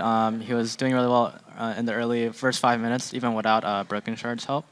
So I think I noticed that they both used all their potions, him and Shifter, and he was up like 10 CS or something like that, and he was up in HP advantage. And then that's when the gank came in from Broken Chart and then kind of sealed the deal and allowed Ori to be, just kind of free farm forever and, be ahead. So I think Probably played really well that game, and so I don't think he needs a champion change or anything like that. So. And his counterpart up in the top lane, West Rice. West Rice, he kind of got beat up a little bit. I think he definitely needs to call for help, especially rotating the bot lane after they win. And if Zion's going to split like that and you can't take him, you just send your bot lane up there, and then they can pressure him in that way. So West Rice needs to drop a little bit of ego down and at least let his team rotate into the lane to be able to push Zion back. Know when to tap out, I guess is what we're saying. Yes. Okay. Meanwhile, on the other team here, we do have Team Coast. We're going to start off with Zion Spartan up in the top lane. Speaking of which, the Lee Sin definitely got out of control. So Zion historically always just kind of either smashes top lane or kind of gets smashed, I think, in the top lane. But for the most part, I always see him for whatever reason, he's always at their inhibitor, and he's just punching it and killing it, while the enemy top laner is trying to beat him up, and then all of a sudden 3 people come out of nowhere, and then Zion ends up 1v3ing or something half the time. So I think he played phenomenally well this game, and hopefully that carries through. But the one problem about Zion is sometimes he kind of gets carried away of split pushing too much, and sometimes I feel like he should just group instead of trying to 1v5 the whole team, because he kind of has that splitting mentality too much. And the more he plays as a team, then the more likely they're going to win, and the less likely they're going to throw. Speaking of the rest of the team, our last player to watch is going to be Shifter. Do you think that Team Coast, they need to get these 2 solo laners together more often and stop split pushing? It's been their go-to strategy for so long. If Zion's winning super hard and Baron isn't up, they need a group, and then there'll be a stronger force. But for Shifter really needs help getting vision control middle, whether it be Daydreaming coming up or Nintendo coming to ward for him. Otherwise, he's just on an island by himself, as you saw last game where he got ganked, and then after that, no one else came middle to help him out. So he had to fend for himself. All right, well, thank guys. We are going to send it back over to Freakin' Chat for the call of the game. Thank you very much, Kobe. Let's call ourselves a game. So, while most Challenger players are fighting for a shot at the North American LCS stage, one player, Complexity Black, is fighting to make his return. Everyone in this day and age has grown up playing video games. So playing video games is just a part of everyone's life, and it's a pretty nice job just being able to wake up and play video games all day. So be crazy not to want this kind of thing. The thing about Prawley is that as a player, he's very, very skilled in his role. He's a really good mid laner. He will always go even, if not win his lane. And providing that pressure is what gives us an edge over a lot of teams. Last year I was on an amateur team performing top 2 in the amateur scene at the time. I got picked up by Complexity to play mid lane for them. So I got to move to California, and it's been 2 or 3 months out here, which is really nice. Come relegations, we were 8th place. Unfortunately, we had to play Quantic, so they knocked us out pretty decisively. And the team ended up sticking around in the amateur scene, and I actually got kicked from that team. I was actually contacted by what is now Complexity Black. I ended up trying out for the team, and they told me within a week, oh, if you want the spot, you got it. So I was like, outside of game, Prawley's a really goofy guy. He likes to joke around a lot. He used to play in a funk bass band. I've never seen him play, but generally from what I've heard, funk bass is one of the more complicated musical things to learn. Music is just the best way to kind of end the day. Every time you just start playing or creating something that's your own, it just feels really good to kind of play something like that. In a game, he's solid. He's consistent. He's, I want to say, a little bit cold when it comes to he develops more of captain role. I really like Prawley's communication, and I'd say that's one of his strongest points. Is he's always striving to improve. He will call you out on mistakes that you make, and he expects that you do the same to him. In order to survive in our team, you have to be able to take criticism well. I think that's a super important part of our growth as a team coming into this tournament. This is our chance to get into the LCS, and for me, this is my chance to get back into the LCS. So this is kind of months and months of work, being able to actually show what we've done. He definitely is putting in just as much effort as anyone else, if not more, and he wants to be back in the LCS. The last few qualifiers, I was a lot more shaky and a lot more nervous, and now I'm kind of at the point where it's Like, I gotta just be in my own element. Like, I've gotta do my own thing. I can't have any emotions right now because that's gonna throw me off of what I do normally. My team wants this and, you know, could kind of topple this challenge, and I'm pretty excited to be able to play this team, and I think we're gonna be able to finally get back into the LCS this way. Well, it probably seemed pretty much like straightforward to that one, right? Focused and confident. And exactly. His play reflected it in game 1. Yeah. Especially on Oriana, hitting 6 items, hitting that shockwave to take out Shifter, and then they pushed down and won the game. Yeah, just close it out. That. Go for it. Yeah, and the fact that, you know, they got the call, and then the first thing I kind of heard after that was like, go mid, go mid, go mid, go mid. And it's like they immediately realized like split push was gone, go for the push. And like they let Renekton like hold the waves and he like teleported in late. It just all went perfect. It is still ridiculous that they won that first game and are now up 1-0 into the series. If momentum is really a thing here, Complexity Black has all of it. See what they can do with this one now. Complexity Black on the blue side. They got their sheets of paper out there. They know the picks and bans. They know what's going on. They're going to make their choices here. LeBlanc removed away from Shifter. Not surprised at all. Yeah. Don't let that guy get a playmaker who can win the lane. Soraka still removed from Prawley. We'll see if any of the other ones stay through. It's going to be... I can cheat. Actually, no. It's Nidalee, Jax still getting away from Team Coast. They're coming up here real fast. Yeah. The nice thing is Soraka's going to be banned probably this whole time, as we've seen. It's definitely banned away from Prawley. Shifter showed that he is willing to play the supportive mid laners, even though he wasn't that successful on it. It's always interesting in these best of fives how the pick and ban evolves throughout the series. You get to see who teams really value as the highest priority, and nothing much changing here. Well, Complexity Black ordered another pick. I saw Westrace type in the letters of the champion. He's just not hovering it yet. It's on his screen as the only champion he can pick right now. And they're just discussing to make sure they actually want that champion to be picked up right there. Ziggs Much is better available. not to hover. Exactly. You don't want to give away the tips. Ziggs. You type in GG. When you get Ziggs.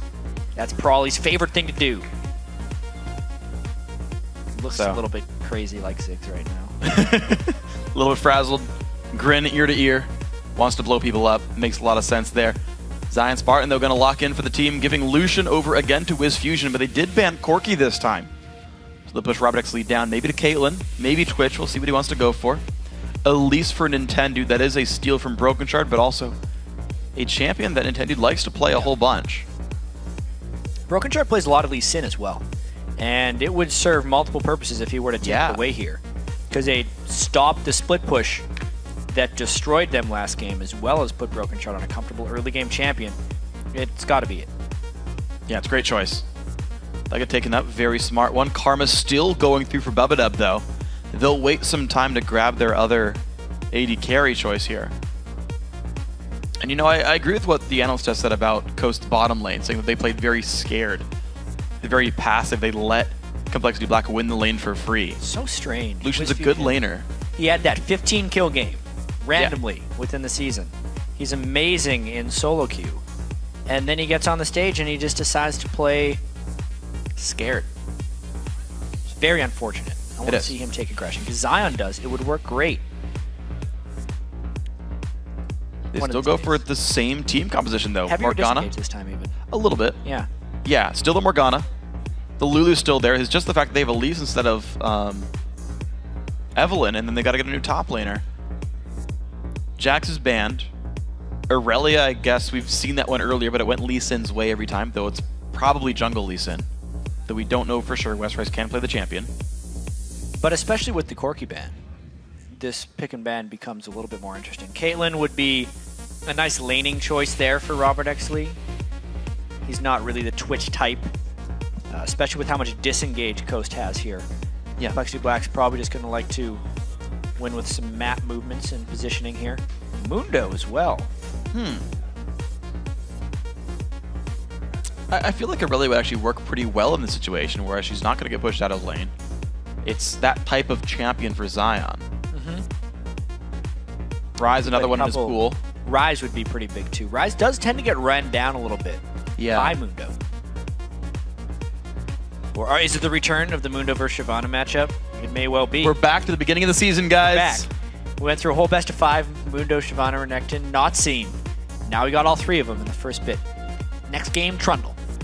But really, this time for Zion Spartan, not as big a split push threat, more of a team fight monster with the Lulu and the Black Shield. He could really become a monster in team fights. Yes. If he gets there. And I think that's going to be more of a focus here for Coast, making sure that they are stronger as a cohesive 5-man unit than they were last game. Right. And if they can play that style, if they can put that together, that's exactly, I feel like, the change they should make. Analyst has talked about the fact that, hey, Zion should join team fights once in a while. Yeah. Baron's off the map, just show up and do a 5v5. Shyvana. And he'd say, okay, Shyvana wins lane against Mundo early on, join team fights with Lulu, go win some 5v5s. See if that equation works out for these guys. As the team load onto the Rift, it's time to share your thoughts on who you think is going to win and take the win. Sure. Tweet us at LOL Esports. Use the hashtag CLBWin for Complexity Black. Or if you're picking Coast, tweet hashtag CSTWin. We'll be checking in on the vote periodically throughout the game.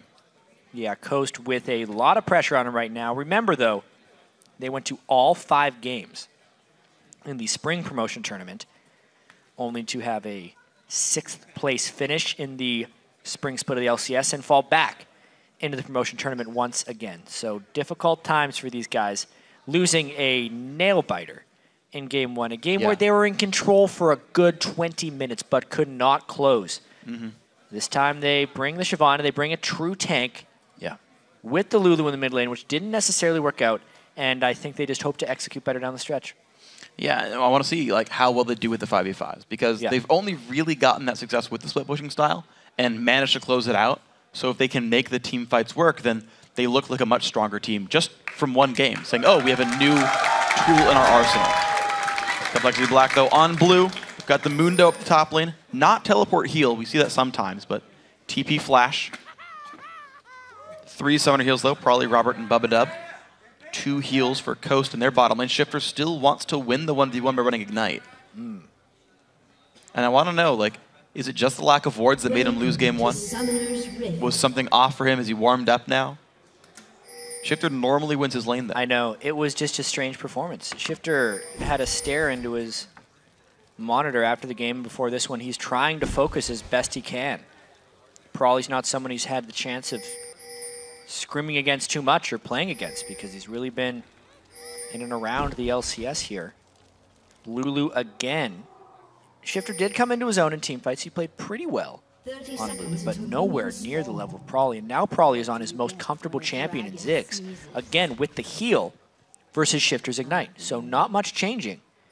Shifter's hoping for a different result, though. See if we can find it. Coast, an interesting start to this game. They're predicting the 2-on-2 lane. Zion even does a lot of this in solo queue, where he will just wait down in the bottom lane, try and get his lane advantage, then just go top anyway. And there's a ward in the right spot for Coast. They'll see the late invade from Complexity Black. And they could pinch this potentially. Probably going to go back out through the jungle. Ooh. Nintendo gets spotted, and Complexity Black say, okay, well, that entire plan has been shot.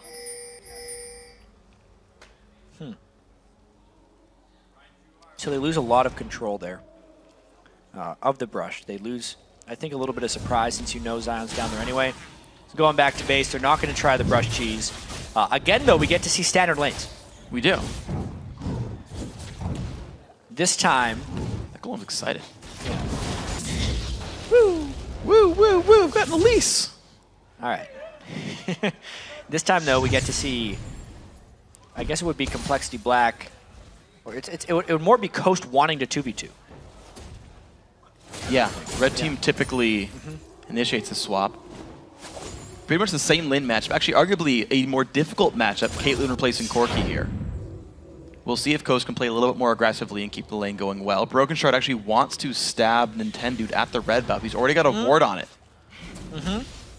Q over the wall. The Q over early instead of waiting. Nintendo doesn't know. How fast could he get this one down?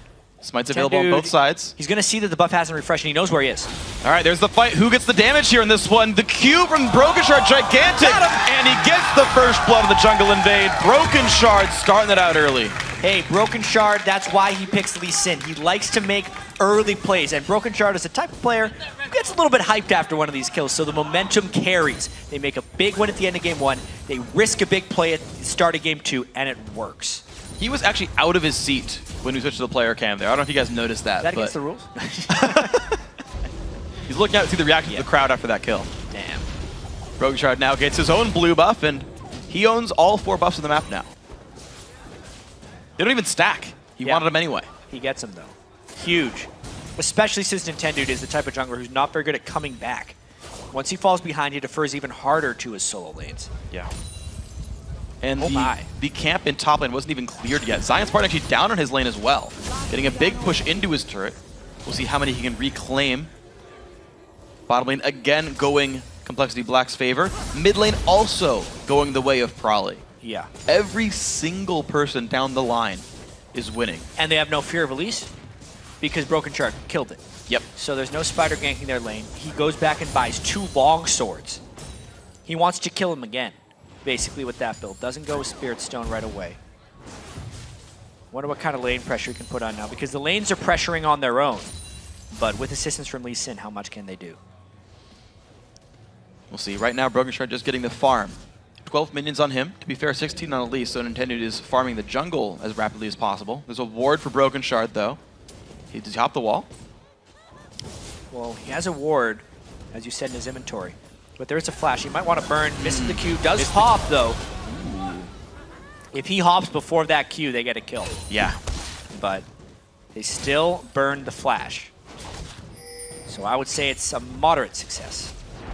Yes, and there's even a trinket ward just in case, just to watch some stuff. Daydream and Wiz Fusion losing so much health this lane. This Coast bottom lane cannot handle Bubba Dub and Robert X Lee. I'm surprised they're consistently opting into these 2v2s. Maybe because Zion feels like he can take Westrice, and they want to just opt into that matchup. It almost worked for them last game. But this game, the bottom lane is hurting, and Westrice is holding his own. Wow, so complete outplays right here by Complexity Black down the line. 800 gold lead. First Blood's only worth 600, so you know it's even more than that. Actually, it was a 400 gold First Blood. It was unassisted, so... Really early. Yeah, as well. 400 to 500 gold in minions right now for CLB. These guys looking great in Game 2. And I want to see what they do next. This is the team with the momentum. They've got to be feeling better about the game. They've shown better performances. I just want to see what happens. Probably always has the same look on his face. It feels like a mid lane. It's like the sideways smile. I thought it was because they weren't doing well last game, but he's got the same smile when they're doing well. Yeah. It's hard to read. Broken Shard again, knowing the flash is down. If they can get a satchel backwards, even though Probably doesn't have mana, it would secure. Nintendo's trying for the counter gank. Shifter interesting, hugging the bottom side. Cocoon lands on a Probably big damage. Glitterlance does hit. Probably pops Summoner Heal. Here comes Broken Shard. Shifter has 0 mana. Nintendo taking a big chunk of damage. Can't get anywhere. Probably claims the kill. Zion shows up. Probably still has flash though. Dragon Form does nothing. Now Zion is overextended. Does have flash though. They go. Takes a Q. There's the jump on in. The knockup from Lulu keeps Zion safe for now. Flash is down. Sees to get out. Both mid laners hit level 6 during the course of that fight, but Probably did it first, and that got them the kill. That is now 2 kills to 0. Teleports were traded, and more power to Complexity right now. Again, Probably is winning the lane. This time, Broken Shard did kill Nintendo and then counter ganks him to kill him again. Big plays for CLB. And Bubba Dub with the early Frostfang, landing even more harass as well, so everything's still going these guys' way. 1,300 gold lead now. The mid lane pressure completely worked out. Nintendo down a level in the jungle matchup. But the buffs respawning soon should help him catch up at least a little bit. We're seeing Robert push under the turret. Big stun there. Gonna keep him safe a little bit though with Fusion firing back. Vamp through on both AD carries, same with Frostfang. Yeah, Bubba Dub whipped his empowered Q, and it meant that Coast could go aggressive. It will give them a small window to counter-aggress in this lane, and it's going to actually be kind of hard for Complexity Black to push this back out off their turret without some jungler intervention. So maybe a sliver of hope for Coast. Nice binding again, but no follow on Wiz Fusion there. He should have followed. They need to have aggression when it matters. They're playing scared, like they're expecting Lee Sin to be there. Yeah, it seemed like Wiz Fusion wasn't like prepared to go in. He was on the wrong side of the lane to land a Q. See, like he wasn't even able to. They're not even positioned in order to fight when it does happen. Broken Shard 6 going again to look at the red buff. Walks through a pink ward though. He'll clear that pretty easily. There we go. Long season. Yep. And now the question becomes, can Nintendo even take his own red? Does he risk looking for a Lee Sin? Now, at this point, Broken Shard has so much fear and still. Gotta follow though. There we go. Big damage comes through Wiz Fusion, not yet level 6, whereas Robert is He's 2 minutes away. He'll get it next wave. And that could have been a culling. Bubadov's got to be careful, though. Those bindings keep hitting. Coast AD carry, though, out of potions. Daydreamon's only got one left. Broken Shard's going to grab his own blue buff. He realizes that the enemy red was cleared slowly, so he's got some time. Blue's going to go to Prolly here. Probably trying to power past Shifter. He's playing out of his mind. Yeah. Either that or Shifter is having a very bad series. Shifter... Both, I think. It might be a combination of the two, you know? Shifter's CS fairly low, but that's because Prolly puts a lot of harassment down, and there's been a lot of ganks from Broken Shard in this game. True. A lot of mid-lane presence, just scaring Shifter back and making him second-guess his decisions. Normally such an instinctive player. Shifter forced to back off of this one. You know, Broken Shard actually not even going for the red at this point. He might be playing a bit of a mind game. Interesting to see if Nintendo, how much time he spends around that buff looking for stuff. Another binding lands, though. Big double shot, but they just flash in. They go for Bubba. Robert is not going to break the tether. This will be a stun onto the CLB AD carry, but here comes Lee Sin. Daydreamin'. He's going to take some damage. There's the ult. The Q lands. Broken Shard finds the damage and takes the kill. And just like that, as soon as Coast actually felt safe to do something, they weren't safe because Broken Shard opted not to steal red and instead pressure bottom exactly when it mattered. Another play works out for Complexity. They get the kill and their first turret of the game. Well, but Westray's a little bit aggressive here. Nintendo has the red buff. He's going to flash, but I don't know why. Zion Spartan takes the kill, burns his ulti for it, but who cares? And now can Coast capitalize off that kill? Well, he was trying to be cute there, trying to farm between the turrets, and this might be over-aggressive for Complexity right here. They're really low. They would have to bail immediately after taking this Dragon because everyone on Coast is coming. And here's Shifter going for some bit of harass. Bubba, a very, very low Ignite is on. That is Dragon taken, but it's a 1 kill. Going over to Coast. Not the smartest of calls from Complexity there.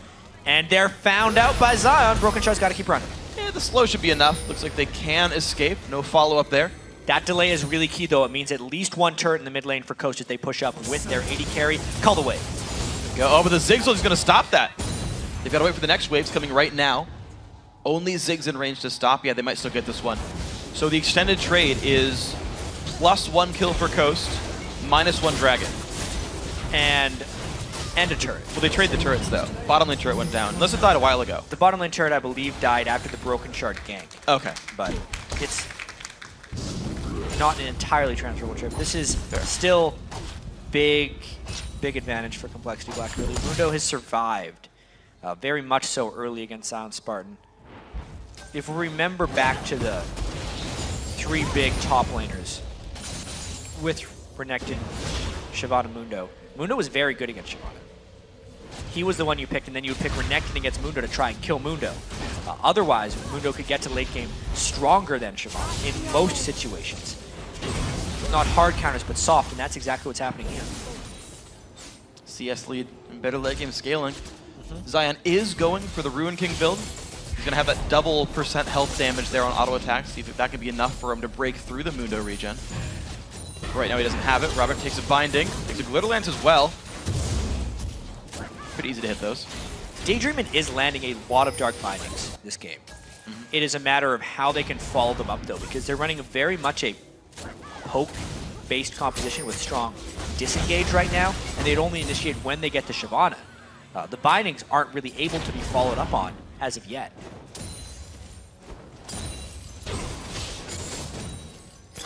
We'll see if at some point Coast can turn more aggressive. Unfortunately, they don't really have a ton of long-range burst. It's like Lulu can do some. Yeah.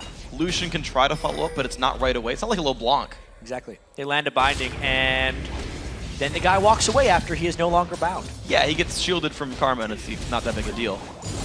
Blue buff goes over to Prolly, though. Looks like Complexity Black now owning the jungle. Westrice keeps wanting to do this. It got him killed last time. I do not know why he is trying to farm in between Zion Spartan's turret, because it is just putting him in danger again and again. Well, Zion wants the battle. Westrice does not have flash. He's going to land a couple of cleavers, but Zion has Dragon Form once again. Goes for the battle, takes him by himself. Just foolish play by Westrice right there. That's really all there is to it. He needs to get himself off tilt. He struggled against Zion in the first game, and that's the second time he's died trying to farm between Zion's turret. He doesn't need to do that in order to farm. He can trade farm just fine with Zion. Instead, he just gave up a 1v1 kill. That might be the edge that Coast needs to get back into the game. Last game, it was Zion, and even though Coast was behind early, the fact that Zion was big was enough to get them back in the matchup. Yeah. He kept creating opportunities. I wonder if this game is destined to repeat itself. It's a funny story. No ultimate, no teleport on Westerice, and Zion has 2 levels on him right now. That's why Nintendo is waiting in the wings. They're just trying to recreate what gave them a lead in the first game. Pink Ward in that brush. Setting up a camp right there. Anyway, here it comes. There's no way out. Lands a cocoon. Big damage comes through. Ulti popped as well. No more CC from the Coast lineup, though, and he gets away with the ulti. His ult just came back off cooldown. Very fortunate for Mundo there. And Complexity is going to try and counter with a push mid, knowing the Elise jungle presence just showed top. And Robert Exley with the Bloodthirster dealing great damage. His turret's 2 shots from dead. Coast doing what they can to clear it, but it's going to be going down. There it is. Mid lane turret falls. CLB, bigger lead. But still not a massive one because of the presence of Zion Spartan in this top lane. Broken Shard trying to do stuff up here, but this is looking more and more like game 1 as of now. The Mundo does not have the capability of dealing with Zion Spartan at this moment. I think the scaling will be a little bit better than it was in game 1. If we look at the team composition and the Mundo versus Shyvana here, we're going to try and get this turret down and not let the lane completely slide in Zion's favor. Well, Coast have 2 guys coming to back this up. It will be a 3v3 shortly. Mid lane is also following suit, but it's not going to be enough in time. Looks like this turret will be falling. Yes, it will. Daydream is going to look for a binding. Won't hit it. Whoa. Gets jumped on. Broken Shard explodes him. And here comes Zion's part for the engage, though. 3v3. Both mid laners about to join.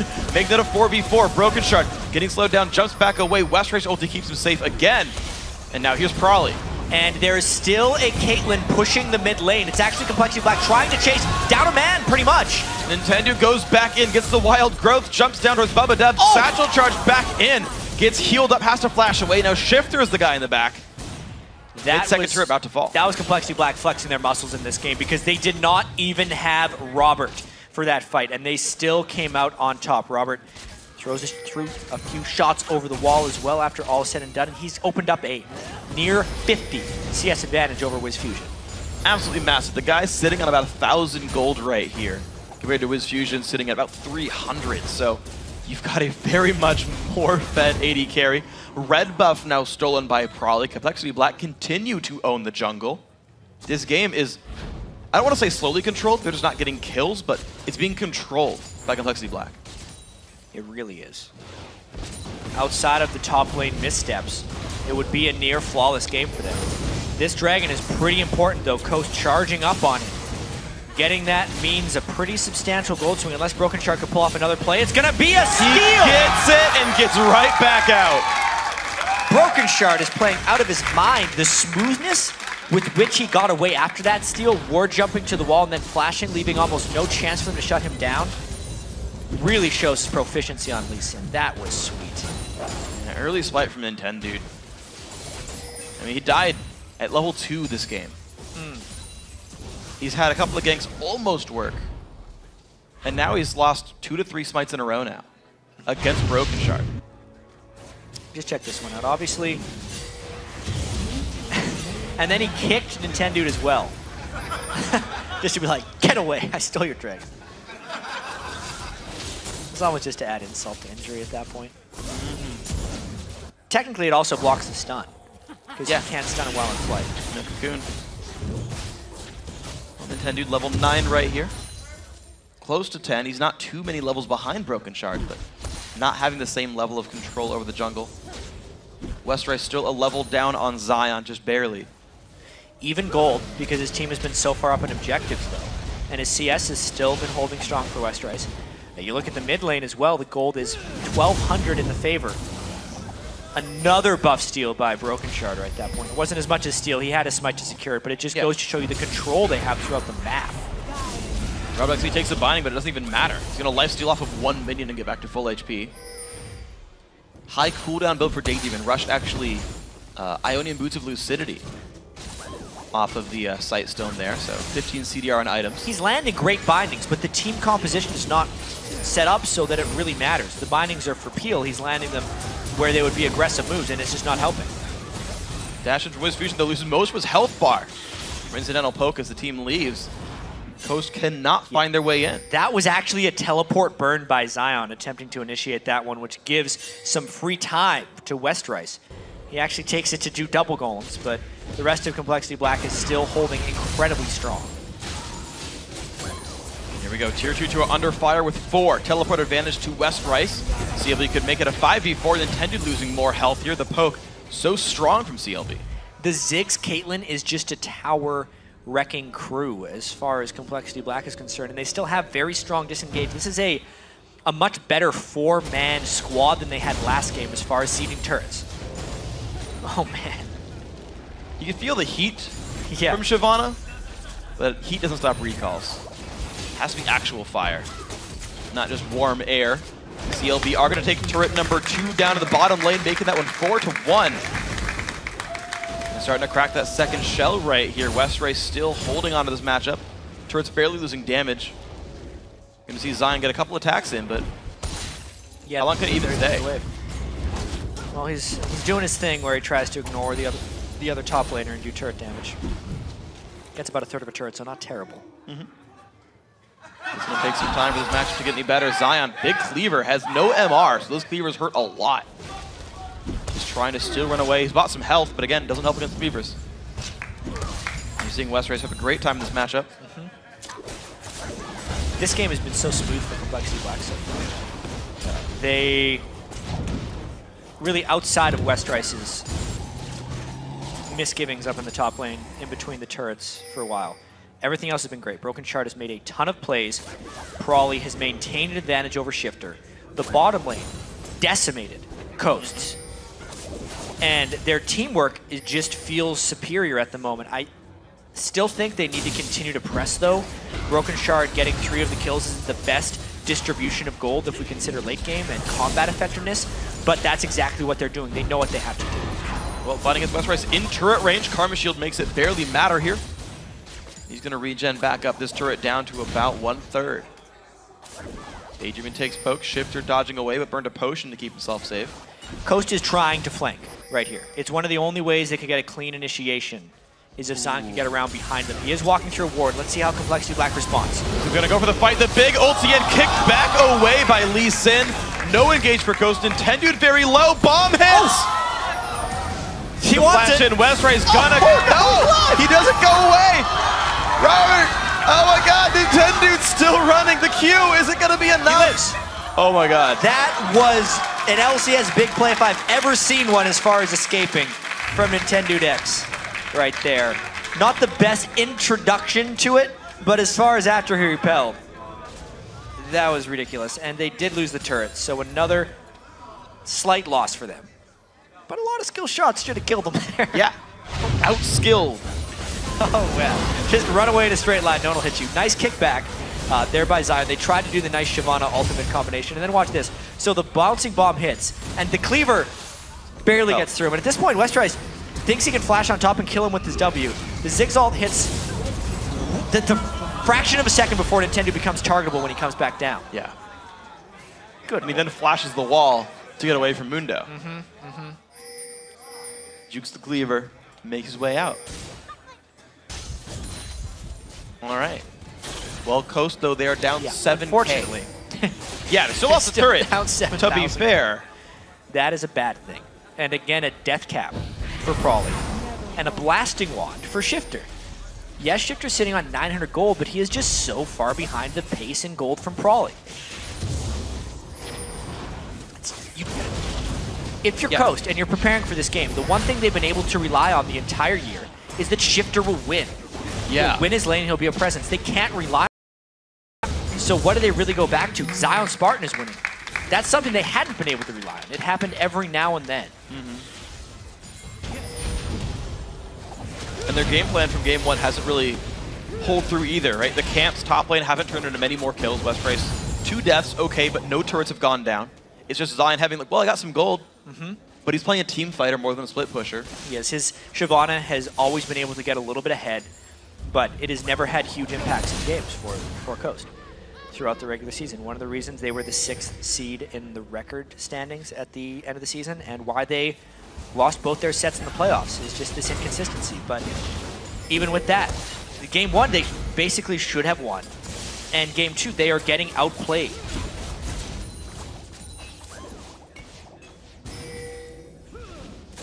Well, let's see what we can find. A Coast that can't rely on Shifter. Yeah. Doesn't really seem like Coast. It's just a team that is completely lost. Well, they're certainly losing game 2 right here. They've got one more chance that they can't make it through on this one. Bottom lane turret now under fire. Top lane still a second tier turret if Complexity Black wants it. That's not their focus. Shifter still waiting to get some real items. Zion Spartan can't carry this game by himself. Looking again for a flank though. But all the same disengage tools are available. Yeah, exactly. They're going to try the flank, but even if they get it, do they win the fight? They're going to be walking into a Zigzalt and a Mundo with level 13 and a bunch of items. If you're Complexity Black, you almost let Zion initiate on you, so you get the fight. Draw Coast out of their base and take the turret afterwards. See if they can find it right now. There's really nothing going on for the Coast squad. They're just sitting under the turret. They're just waiting around. Zion actually hasn't found the flank just yet. Yeah. Just sitting in a random brush saying, okay, when do we want to go for this one? The resources on Complexity Black will wear down a little bit. There's a little bit low mana on Robert. What's going to bind him? Robert. But where's the follow at that point? Zion is behind them right now. He goes in. He goes in, but no one's there. They get the lockup from Lulu on 2, but it doesn't even matter. Yeah, there's the Zigzalt nearly killing Wiz Fusion, and now do they just take the turret on the rebound? They drew Coast out. Zion went in before it was ready. They eat another binding with no follow-up, and they get another turret. Great play by Complexity Black. All right, and Hip Turret is dead, and CLB back right out, rewarded for their efforts with 175 global gold. Oh, no. Gets hit up. He's got to be careful. Kadolty comes in. Repels in time. That sneaky little spider. So hard to kill at that point. And Tendudex avoiding death as best he can. Still died twice this game, and they lose yet another turret. So 3-0-1 for Broken Shard, 100% kill participation. There's like an assist on 2 other people, so most of his kills are solo. And it's otherwise just been the fact that Complexity Black are sieging, and Coast won't pick a fight that they can win. It's low kills because no one's dying, but every single time CLB builds the advantage, pushes it through for the objective, and it's just low health bars as opposed to champion deaths. And if we think back to our last series between EG and Cloud9 Tempest, a lot of the games actually did end up being fairly one-sided once a team got going. And it can just be with the gravity of these games and how important they are. Getting the LCS spot makes teams more risk-averse for the most part. And through just savvy, Complexity Black isn't playing risk-averse. Sometimes to their detriment. Westerice is between turrets sometimes when he shouldn't be.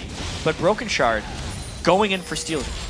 Complexity Black, even in game 1, everyone flashing forward for kills. Here, making a bunch of early game plays.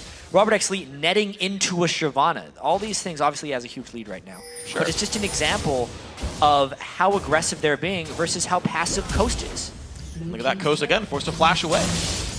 Top lane turret goes down. Wiz Fusion does get something for the team, though. That's the second turret of the match, or sorry, of the game for Coast. Baron gets aggroed. Westerice does not care. He'll regen that back, no problem. But it's now 7,500 gold. That number is growing. Complexity Black still finding more minions, more turrets to kill. Dragon's a minute and a half away. Baron is not even the setup. CLB aren't playing the Baron bait game. They're playing the will eventually siege you down game. They're just going to keep sieging, you're right. They already took down one Nexus turret, or sorry, inhibitor turret. It's an open inhibitor. They can go back and get it. And they plan on it. And the comp, of course, so well suited for doing that. The binding's hit, but there's no follow-up again for Coast. Wiz Fusion gets some damage down, but again, nothing permanent here. Yeah. Still no death cap on Shifter. When you consider we're 28 minutes into the game, that's just not like him being so far behind LCS. The binding does trigger a nice calling. Zion wanted to come around and flank, but he's shut down. This just gives Westerice time on the other side to slowly get all of the outer turrets down. He's free to go and do what he wants. they're not. I don't think they're going to go fully for that inhibitor until Westrice is at least in position. He stole the red and is now just kind of playing with Zion. Now that they know where Zion is and that they're not getting immediately flanked, they might push up. Well, Cocoon's not going to hit right there. Robert playing well to get away from this one. Now a lot of the CC is down. The minions just keep getting cleared.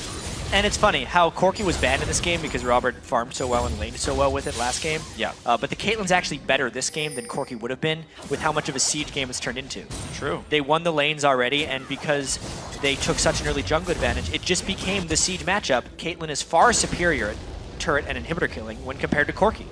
And I think back to also what Coast tried to get when they allowed the first pick Ziggs go to Complexity Black, and it's like, they got Elise and Lucian, which they were happy to give away in the first place. Elise then went to Broken Shard. The Karma Sport still came through. Zion Spartan gets hit up by a trap and can't go forward. And Nintendo has been counter-jumping from minute 2 at this point. The inhibitor goes down for Complexity Black. Nice moves. Okay, well, here we go. Nothing else really important grabbed for Coast. It's just the hard-fought, slowly earned objectives for Complexity Black. They have more turret kills than champion kills because Coast can't get in. No. Dragon up again. They're just going to continue to keep this objective game going. Wow, this could... I was obviously pretty surprised in the last game as we get an unfortunate pause here. It seemed like... It really seemed like Complexity Black was going to fall in that first game. Yeah. And to win a game in the manner that they did put such a weird twist on the series. Like, if what we're seeing now was game 1, right? And Complexity Black were to kind of dominate Coast, you would still think as a Coast fan, just kind of like, or even as a Coast player, all right, they got us that time. They either out-strategized you or they beat you in picks and bans, and you can adapt and win next time. But to lose a game the way Coast did in game 1 and play like you won it, you had the better team composition. Yeah. You executed better the entire time. And then it's actually Complexity Black who gets to adapt to it, as well as still having the first victory. True. They stole a game, in a sense. Yeah. Yeah. Which means when it's 2-0, in Coast's mind, it's like, it should be 1-1. We shouldn't have to win 2 or 3 more games. We should have to win 1 more game, you know? Yeah, because you saw a strat that worked, then the kind of key components got stolen or banned away, right? It's like, well, you don't get the top lane least in split pusher. So, and the funny thing is, like, I feel like Coast can use some of that as knowledge. Like, I think you can still learn from victories. Like, they lost the game, but they were winning the whole thing, and say, yeah. I mean, Coast always had a hard time closing out games. We talked about it during the game. Of course, the analyst talks about it all the time. Coast are winning up until they lose. It is wrong for them, right? But it's like, okay, they got to change strats, though. They got to learn to say, look, we do have a hard time closing out games. Exactly. Let's play a team fighter. But that's not working out because there's no fight to be had. And the split push pressure wasn't working. Just so you guys know, this is not a tech issue. This was just a quick little health issue for one of the players. We should be getting back into the game very shortly. You can see the crowd applauding a little bit because, you know, this is Complexity Black trying to make their move, stealing game 1, stealing victory from the jaws of defeat, one would say. And if they win this one, they would need 1 win in their next 3 to make it in the LCS. And obviously, they can't talk during pauses, but Wiz is really down on himself, it feels like. I've never seen him sit that low. He's incredibly slouchy. He's very quiet. He's lost lane pretty hard both of these games. He's just not in a playmaking mindset. He's kind of hoping someone else is going to come and bail him out. But right now, it's not Shifter. And it's definitely not Shifter. Team fighter with no damage to back him up. Yeah. He's the only guy doing well is the 2-0-0 Zion Spartan, who hasn't found his way into the fight. He's been kicked out. He's been netted away from by a Caitlyn. Ziggs traps come out. Mundo's too tanky to kill in the 1v1. I actually really like the fact that Mundo's in here. Because he pretty much doesn't get removed from lane. Like, hey, he died because he played too aggressively from Westrice, right? Yeah. But it's like, well, there's another objective remove. Like, probably just winning lane straight up. The dual lane's winning lane straight up. Give Westrice something unkillable, and it's like, well, now where even is the opening for Coast? And I know you talked about in the pregame, like, well, why not go for a 2-on-1 because the 2v2 isn't working? And I agree with you there. It's because they want Zion to get going, right? If they do the 2v1s, it neutralizes Zion's advantage against Westrice and makes it all about Shifter, I feel like. Well, the weird thing about even that, though, is like Zion in each game is down by level 3. Like, the first 8 waves have gone to Westrice each time. Like, straight up they have. And that's kind of the point at which you stop being in the 2v1s, is you break down to, like, the long lanes. Yeah. At that point, you can put Zion with some solo farm and let him do his thing. right? It's actually been Nintendo bailing him out each time. Yeah. To be fair. I feel like all these things point to me saying, Coast, you should probably just 2v1 in Game 3. It really seems like Coast should. Even though games 1 and 2 most likely going to Complexity Black, the Baron is becoming the next objective of the day with the inhibitor down on one side. A Void Staff, a full Void Staff for Prawley over Shifter on Ziggs means Ziggs is just going to destroy anybody he hits with his bombs. There's almost no MR at all from the Coast lineup. It's a Cowl and a Negatron Cloak. Yeah. And like the standard Athenians from Shifter, but whatever. Look at the item differential on everyone. Yeah. 80 carries. 3 full items and a BF sword where the Trinity isn't even completed on Fusion yet. Broken Shard again forces the repel. Daedrin backs off with the Black Shield. No major summoners burned, or sorry, no major cooldowns burned from Coast on that one. I think they just want to siege mid lane. I mean, yeah. There's a certain level of risk, and they have not been averse to it when they need to be. They don't need to be risky right now.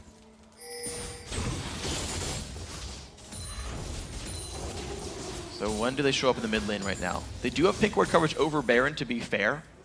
They can continue to kind of create opportunities in this one. However, Coast are running double orbs right now. They've got 2 blue trinkets. Scrying orbs. Yep. Did you know in the 73-minute game we had between NIP and Millennium, I think there were 6 scrying orbs in the game by the end of it. The most I've ever seen that item bought. It's something you should do when you're heavily turtling, is to just get those scrying orbs in there because the ward control is too great and getting caught out is devastating. So they need to be able to see far ahead of a catch range, and that's what the scrying orb gives them. And with a couple of them, it's pretty usable to be able to keep watching Baron during some of those important points. Problem is, pink ward's going to spot any ward that Coast puts down in the Baron pit, so Robert can easily keep clearing them away. Oracle's lens for Bubba Dub lets him sweep wards in the jungle on top of this one. Upgraded sweeping lens. Yep. And they're trying to get Zion a little bit more farm, but this actually just endangers this turret. I think it's going down. Taking a whole bunch of damage. Caitlyn and Ziggs doing a bunch. Broken Shard does get binded, but you know, doesn't really care. Takes a shield. He's going to be fine with this one. Yeah, 3 automated carries. Good turret killers. Yeah. 3.5 items, you would say, and specifically Caitlyn. Yeah. 317 CS in 32 minutes. Robert X Lee doing his work this game, staying safe and farming. It's been a very low-kill game because Complexity had control from the very start. And they're actually doing an over-the-wall Baron. Don't want to get too low on this one because they still want a chance of turning a fight.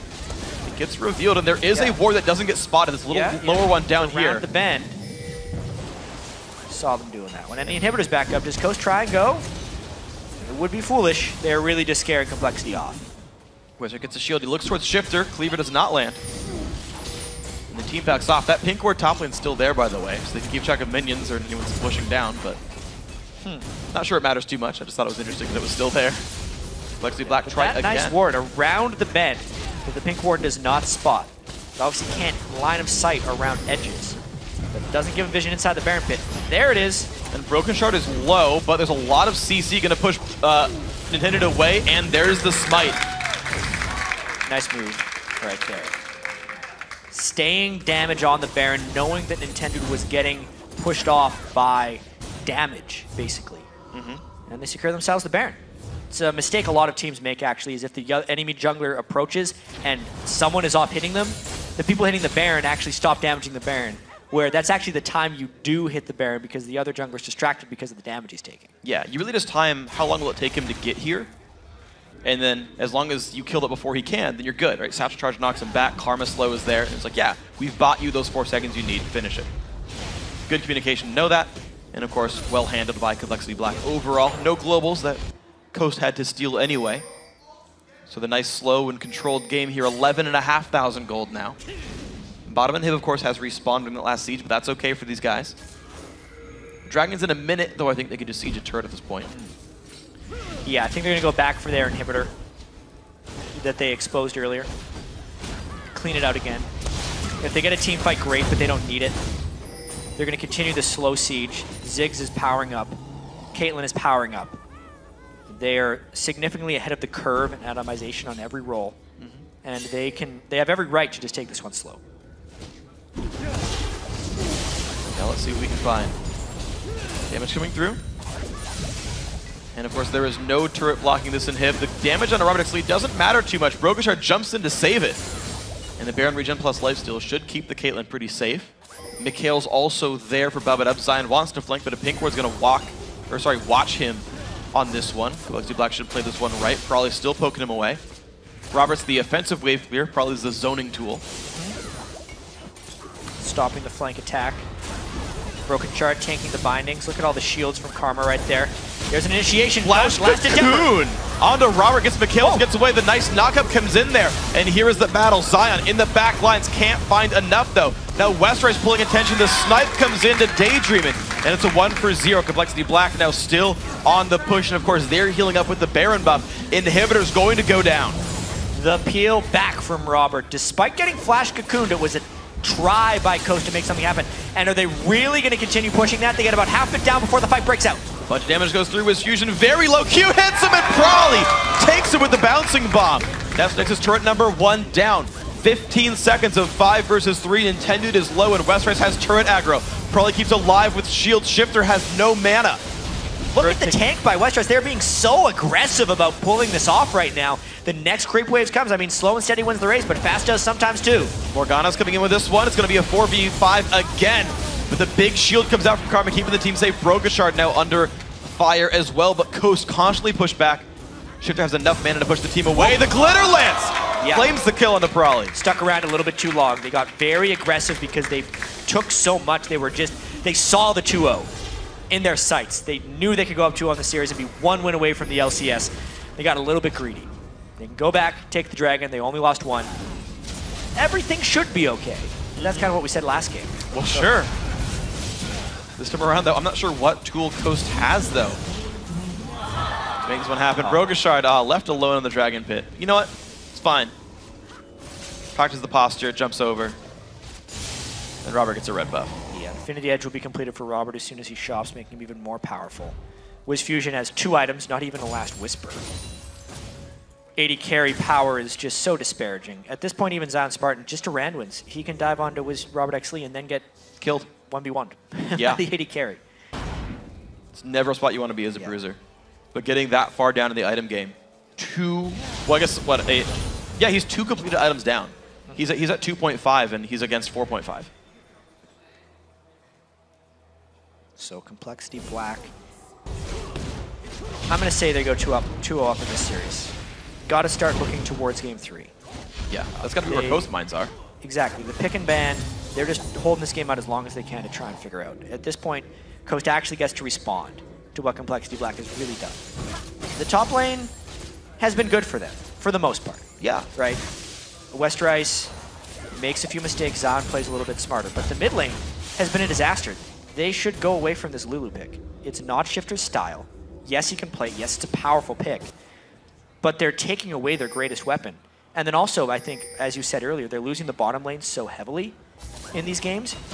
They need to initiate a lane swap in game 3 to come back and take a game off of Complexity Black in this series, because this game has just been all Complexity Black all the time in every role. Except the top lane. Yep. Well, they're going to look for this one in the top lane. Incidentally enough, and here they go. Top turret down to half HP. Minions cleared away, but that doesn't matter. Robert X Lee puts a Q across. Forces will wait for the regen though. Nope, takes it up, and they're just going to go for it. Turret's going to go down. Stun lands on a broken turret. They don't care. 5v5. Inhibitor turret is down. Robert X Lee, big burst of damage. Stays alive though, knocked up by Lulu. Is that enough though?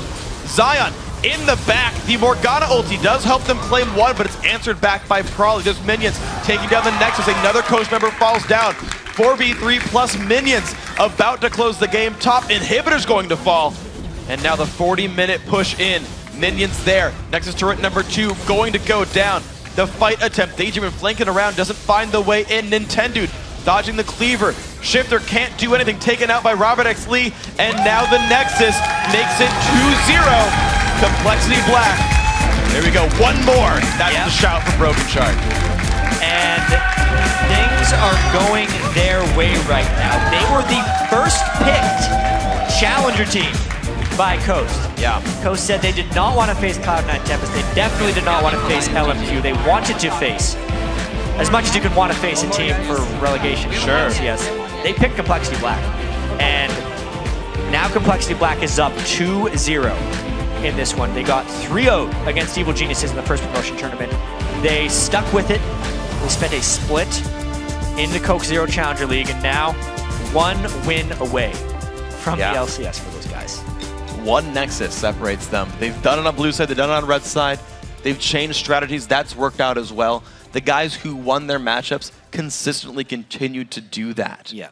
The smites were good overall. Prolly's played great. Broken Shard really stepped up. Yes, he did. This game. His Lee Sin was out of control. And Robert X. Lee and Bubba Dub just destroyed their bottom lane, 2v2. That's really all you can say. Full domination. Absolutely full domination. So now you got to say, okay, Complexity Black, do they even run a new comp? Do they just play like, all right, look for standard and just play Siege? Like, Siege seems like the low-risk team comp, right? It's like show up as 4 dudes or 5 dudes, just hit the Nexus until it dies. I think they continue to play the lane is the biggest thing. Lane more than anything else. If they can control the laning phase of Coast, which a few challenger teams were able to do previously, they win. If Prolly beats Shifter, I don't think Coast has a play. All right. Well, we'll see if Prolly can keep it up for the 3rd game in a row then. We're going to send it over to Kobe Lincoln Aframu at the analyst desk to break down the action. All right, thank you, Freak. Momentum definitely in Complexity's favor after that one. Speaking of the mid lane there, what do you think? Are they do they have to deny them Ziggs or something? Is Prolly just going to keep handling Shifter? You want to go? Or? Sure. Can you fix that with bans, or is that a mental thing that's going on? I think it's a mental thing. I'm watching Coast's faces right now, and they're not really talking at all, even like throughout the whole game. Not, like barely any movement in their mouths. So I think they're really on a downward spiral right now, and they haven't come out of that slump yet. And if they want to stay in LCS, they have to pick it back up. Maybe they need to fix it with Lee Sin, because Lee Sin was a big story in the early game. It was a big story in this game. Broken Shard, you guys talking about last game, you thought he was a better jungler. This game, it showed pretty clearly. Yeah, I think he pretty much out-jungled and Nintendo really hard. He killed him at like level 3 or so. Actually, let's bring up the replay of that. You can talk about this, because we do have a Broken Shard kill at red buff. This was pretty much a really big swinging point because it negates all of Elisa's pressure. Just because like a lot of LCS players don't really do this, at least jungler-wise, because this is sort of like a cheese. But they had it warded, and Lee Sin exactly knew where Elise started, and he got there just a little bit ahead, and he managed just to find him, and he'll pretty much just kill him because Lee Sin level 2 is way stronger than Elise level 2. It was kind of dumb of Nintendo to kind of face check. He should have like W'd first to get the vision, but I think he used it on Wraiths maybe. Maybe it was and like you said, not a lot of LCS players do that because it's more of like a solo queue strategy, going red to red invades. And with all these new level 1s that are happening, he definitely did not expect that one. Yeah, but that was not the first objective that he took away from Nintendo. We also have another clip of a Dragon Steal. We'll get to that one later, I guess. Do you think that Lee Sin is a big enough deal that they either need to ban it or pick it away? I'm not too sure. I really do think it's more of a mental thing. It's not like a pick. You know, it's not because they have like Lee Sin or anything like that. They just need to play better and just kind of step up their game. But that's really hard to do, especially when you're 0-2. So it's going to be really hard for Coast to pick up their slack and just come back and stay strong. Because from what I've seen like Zion and Shifter do like pretty well in their lanes, but and that's kind of expected of them. But it's kind of up to the bottom lane and jungle to kind of synergize with their solo laners, and so that they can work and coordinate as a team. Because right now, Complexity Black is doing pretty well in terms of map movements, and they're grouping up and taking objectives. Yeah, if there was a weakness for Complexity Black, it might be the top lane there. If you are Complexity Black and you're looking to secure your 3rd win, guarantee your way into the LCS, are there any changes you would make? Maybe coaching Westrice on his picks, on his early play? I would just have Complexity Black play as safe as they can and just take it methodically. Coast isn't really responding to their pressure, and they're just buckling up and letting Complexity Black run them over. And Complexity Black just have the momentum right now, so they can just take the series 3-0. Yeah, let's take a look at that Dragon Steel, because this is a play, not playing safe, but this is how Complexity Black are just rolling over them. They are literally taking away every objective, just stealing it right out from under their nose. Yeah, this is Coast's fault because they don't have vision of Dragon fully, so this can happen right now. And Broken Shard just goes in, steals Dragon for free, W's to the ward and flashes out. So that was basically Coast's crappy vision control. Vision control. At the same time, it's like it just shows like how confident and how much more willing they're willing to make the play. And you can see Complexity Black, they're all yelling, and they're all high in confidence. So it's kind of it's really different compared to like earlier's Cloud9 Tempest, where they're not willing to be aggressive and rather they were more passive. But we see Complexity Black right now, they're making plays and they're being aggressive. All right, so our final question, of course, we're going to have the final predictions. Do you think it will be a 3-0, or are we going to go to more games here? I think it's going to be a 3-0 for Complexity Black. It's kind of against what I've seen, or what I've said. But from what I'm seeing right now, it just seems like, Coast isn't doing too hot. The mental barrier's just too much to overcome? Yeah. Afro, what do you think? I want Coast to stay in, but I know they're just not. Vote with your right brain, not your heart. They're not performing right now, so I'm gonna go with Complexity Black 3-0. Okay, well, there you have it, you guys. That's all that we have for now. But when we return, we will see if Complexity can close out the series in our third game between Team Coast and Complexity Black. Don't go anywhere.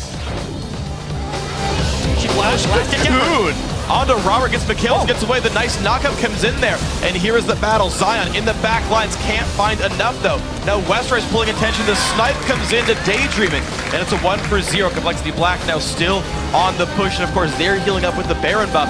Inhibitor's going to go down. The peel back from Robert. Despite getting flash cocooned, it was a try by Coast to make something happen. And are they really going to continue pushing that? They get about half it down before the fight breaks out. Bunch of damage goes through his fusion. Very low. Q hits him, and Brawly takes it with the bouncing bomb. One more game, guys. Nice. Bump in, nigga.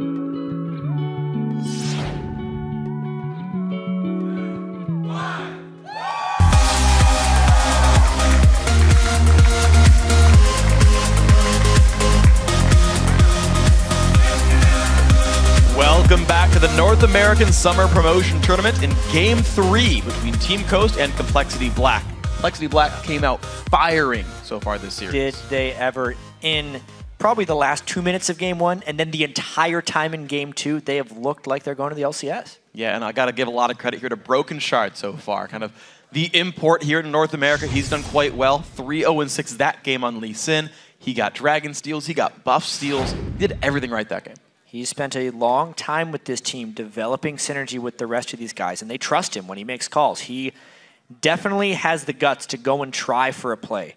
He stole that red buff away from right there, which is a nice feeling for him in the promotion tournament. Yeah, it was actually, I remember talking to him right when he qualified for Dragonborns. He said he would actually do worse than he expected in solo queue just to have shorter queue time, because all he wanted to do was just practice making plays. He just wanted to get into games and do crazy things to get that confidence up. Next thing I want to talk about, though, is Prolly in the mid lane, actually. His Ziggs went really well, and then his Coast left it up for him, hoping they would get it, and just, they said no. Prolly got the Ziggs, crushed his lane now both times. It was GG for him. He is just putting up a wondrous performance against Shifter. What better way to earn your way into the LCS is taking down what is expected to be the first or second best mid laner in the LCS, 2 games in a row as in a North challenger America team. as a whole. Real nice. Yeah. And of course, we're going to talk about then Shifter, who hasn't been having, I would say, the best series. Like, no. Okay, sure, he had a decent score this game. Like, he went 3-1-0. That's pretty darn good. The problem is he's behind in CS. He's losing the matchup. Some of that's probably some of that I feel like is still Shifter, though. Yeah, and some of it is Broken Shard as well, but I think it's more having to do with his champion selection. He's not the type of player who plays Lulu. I want to see him on something he can take a little bit more aggression on, even if that is Ziggs. Obviously, Ziggs was first picked away from them last game. They almost need to lock down a champion so Shifter can be comfortable and play at home. That's LeBlanc or Ziggs. Or Ari. Yeah. Heck, Ari's how he carried the game against TSM back when they got that victory. I think it's another one for him. Last guy I want to talk about, though, is Wiz Fusion. That bottom lane has been so passive and afraid both games so far.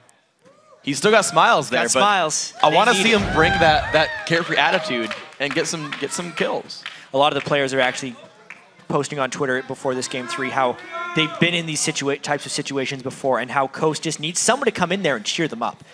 Get them thinking normally so they can prevent this downward spiral. And if someone would have been in the downward spiral, it would have been Wiz Fusion after 2 dismal performances in lane. Yeah. So you got to see if they can cheer themselves up, right? You got to kind of keep in mind, like, okay, the score is 0-2, but they were winning Game 1. It should by a lot. be 1-1. Yeah. And they should be thinking about a best of 3, and they should be thinking about 2-0ing a best of 3. And then they go with that last one. And they just go to Game 5 saying momentum. They're like, all right, now we got momentum. We just beat them 2 times in a row. Of course we can beat them a 3rd time. Make it 3. Not that hard, right? They can do it. You got to believe. It's happened before. Yeah. Yeah. If we think back to spring promotion in Europe in 2013, there were 2 series that were 2-0 in one direction and swung 3-0 back. It happens fairly frequently in best of 5s. Most recently, actually, KG Rolster B was up the first 2 games in their best of 5. Yep. Over in the OGN Champions in Korea, and they lost 3-2.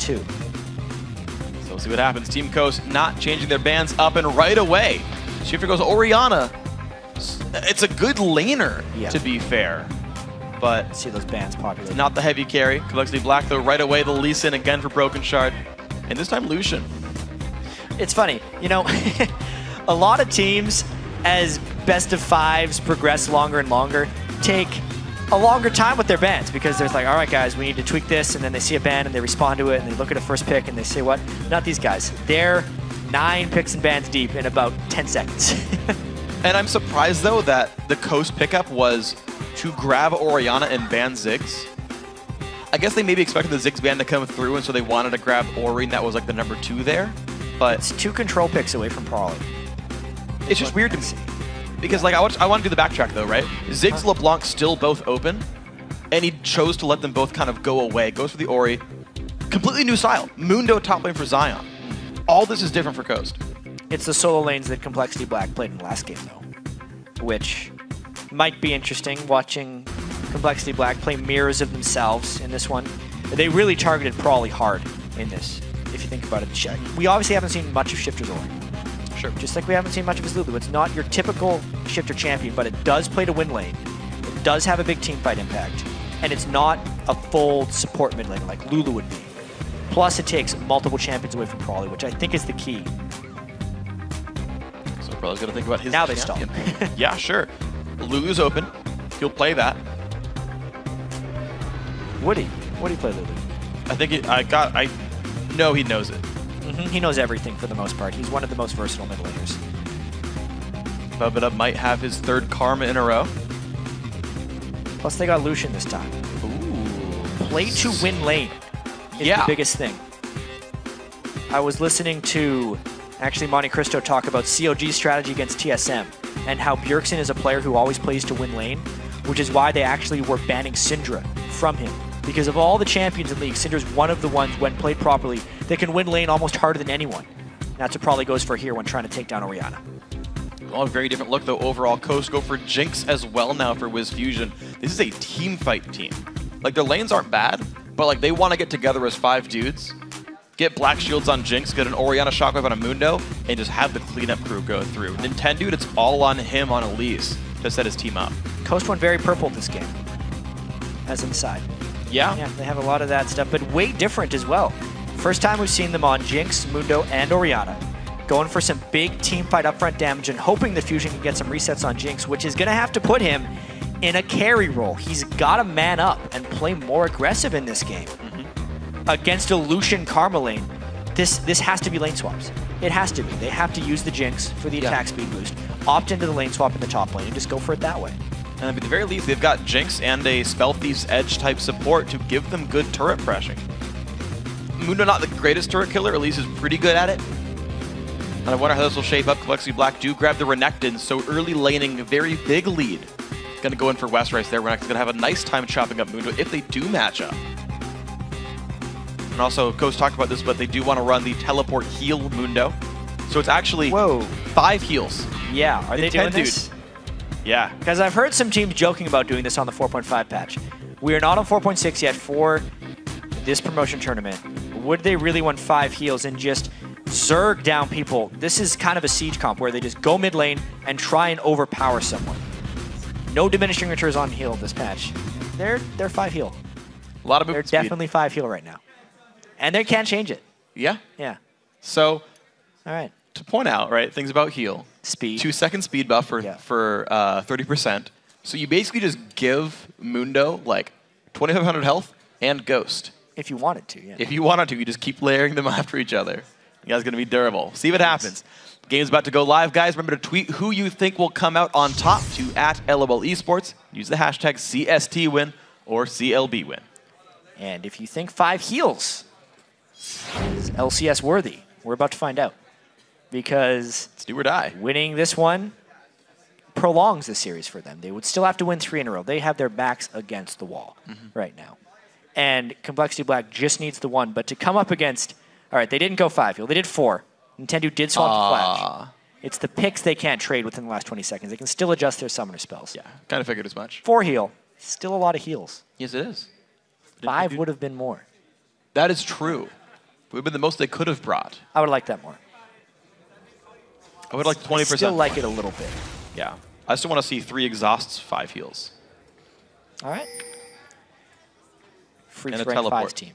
Yep. 1 teleport, 1 smite. See how it pans out, guys. Here we go. On to the Rift. Team Coast once again on the blue side. Ruby Crystal opening for Zion Spartan. Not a big surprise in this one. All consumables, though, for Daydreamin'. Coast really, really want Vision, and they're rushing to the other side of the jungle. One of the big things about that is they're probably just really heavily wanting to get a 2v1. Heavily invading for this Vision can potentially guarantee where the jungler is, where the enemy laners are. Nintendo also wants to avoid getting counter-jungled again this game. There are a lot of benefits to these wards outside of the gold investment for Daydreamin', who has been losing lane already.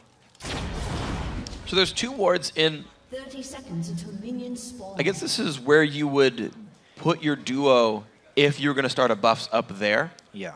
And start with your jungler on that side. That should give Coast the knowledge of the duo lane.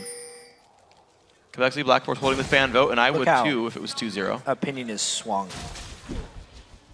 Link and Afro are predicting 3-0s for Coast. And then just recently they're like, all right, 3-0 Complexity Black. Turncoat. Switching their picks. I mean, Link wrote a blog before the for the promo tournament with predictions for all the matches.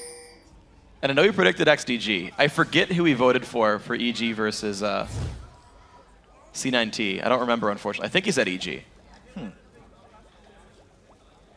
Well, trying to say we should not trust linkers? Yeah, basically. Yeah, so it does look like they're going for a steal here. And they have full ward control on Complexity Black here. Broken Shard should see that there's a dual lane up top and immediately respawn by, even if he's walking over a ward, going for a red buff. But we shall see. Or are they swapping back? They're gonna, so what's happening right here? Complexity Black is predicting a 4-man push from Coast. So they're trying to send 3 and keep their AD carry in the bottom lane. And we'll see how long it takes for Nintendo and Zion to get there. Looks like it's actually a very slow jungle pattern. And nothing's going to work for these. No, it's actually going to be Zion taking the teleport as well, so. That's how you stop the 4-man push. Yeah. Is you send your AD carry bottom and you immediately put your support back up there. And you send your jungler too, and then you have a 4v3 with a 1-on-1 in the bot lane, or a 3v3. However, they did lose their red, and it's actually Broken Shard who's going to probably get 1 buffed here. He only has blue. And got counter jungle pretty heavily. And the fact that, actually the thing is though, it's lopsided on the bottom side of the map though.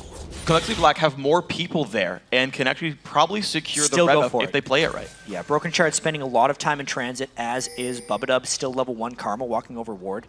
If they want it though, they can get it. Yeah, looks like Nintendo not going to contest for this one. Broken Shard jumping over the wall. It's going to be cleared away. Looks like there's no contest here, so it is going to be 2 buffs. The support movement is smart. However, that does mean Westrice is stuck in a 1 versus 2 and getting zoned away, whereas Zion is getting in XP range. Zion had a significant time 1v1ing, whereas Westrice did not. But the swapping may continue here. It actually looks like Daydreamin's going back to base already. Maybe he's just trying to... What would he be grabbing right now? I think he can afford anything. No. You can buy more wards, basically. Yep. And head to lane. But he's doing a swap. He's also doing... Well, the Q lands, and Tendude just takes a gigantic chunk of his own health down. Here comes the engage, has to repel up. Goes into its Broken Shard, Summoner Heal used, and Tendude stays alive. And Zion now in the mix. Broken Shard forced to ward hop away. Binding hits Robert, though. Zion might go massive here, has a black shield. The heal comes out. That's first blood. That is a huge swing right there for Coast. Throughout the first 2 games, Robert Exley and Bubadub destroyed WizFusion and Daydreamin and were way ahead. Robert Exley falling in first blood makes that much more difficult. And WizFusion trying to hold up now against Westrice in the top lane, but he's out of mana. Does start with a CS lead though. Shifter versus Prawley much closer now than before, 23-27. Not nearly the margin we used to see in this matchup. Shifter, maybe the Orianna is what he needed. Yeah, Orianna is an incredibly strong laner, as is Syndra. There's going to be a lot of skill displayed by both these guys to see who wins that matchup. Especially with the junglers being so busy already. It might be a while until they can make their way into the mid lane. More lane swapping though. It's going to be Robert sent back to the top lane though. A low mana Jinx versus a Lucian. I feel like that's going to go Lucian's way. Though right now it's a 12 minion lead to WizFusion, but he's going to recall. So once again, movements around. Duo lane top for CLB. But it's Zion Spartan going to hold that 1v2. 16 CS on Zion, 21 onto Westrice. That's what you expect for Moon Nuvis Renekton. Yeah, they're continuing this lane swapping. They want to do it again and again. Not just the 1 lane swap, but keeping WizFusion and Daydreamin away from Robert Exley and Bubadub. I think it's the right call. I absolutely agree. And you're seeing now roughly 600 gold. Still, the gold you get from First Blood is the lead for Coast right here. The lane's otherwise basically treading water. Speaking of which, Daydreamin crossing the river, getting down to the bottom lane. He's going to be there. Nintendo waiting in the wings. Will they get a trap on a Westrice? Looks like the Renekton is going to spot this pink ward that goes down, though. Can they defend this? He could jump the wall. It takes a big bunch of damage from Nintendo. Kills the ward. And he's waiting around for Broken Shard, but hops over. Q does connect, decides not to follow because he would have died. So that's a smart move by Broken Shard right there. Very interesting laning phase right here. Probably trying to get as much harassed onto the Shifter so he could level 6 burst him, but Shifter needs level 6 first. Plus he's got that heal on Orianna. It makes this assassination, any assassination attempt from Prawley, very difficult. Yeah, it's actually Prawley now with the one running Ignite. But every other game before this, it was Shifter running Ignite, probably running Heal. Shifter not getting his way ahead in this one. Westrise! He did what his teammate could not. Yes. Complexity Black, history of dying to join the bus in the promotion tournament. Not happening today at this point. Zion trying to hold the lane 1v2. Dude, he's like just dumpstering Bubba right now, just going right for it. Pops the ulti, Bubba got nowhere to go. Zion takes him 1v2, goes in towards Robert. Here's Brogashard to come back for this one. Keeps the rest of the team safe. Shifter though, pops the summoner heal before the Ignite. That was crucially timed. Yes. And shields the Ignite damage. Prawley still going aggressive though, trying to push him off the turret. But that's exactly the heal. Really, to talk about the top lane though. Zion Spartan, with all the early experience he got at the start and all the roaming Bubba did, level 3 versus level 6, Complexity Black didn't expect him to hit 6 so quickly, and when he did, there was nothing they could do. Well, I think I've seen this game before. Coast, Zion Spartan has 2 kills early on, and they're winning early game here in the setup. Hey, Zion. At least they're winning the early game here. Yeah. It means a lot more to them. Ooh, probably pushed out of the lane. Daydream, did he not see the ward? He didn't walk all the way in the brush. The pink? No. Yeah. He didn't fall probably into the brush. I love Jinx's quotes. And a nice experience advantage as well for Coast. Early on in this one, Bubba still level 4, Wiz Fusion level 6. Is he gonna? Ooh, just about got him again. He saw him off in the distance. He looked up and was like, I can't reach you. Well, Robert X Lee now very far back defensive in this lane. Of course, bottom turret did go down after all that. The Jinx push working quite nicely in a 2v1.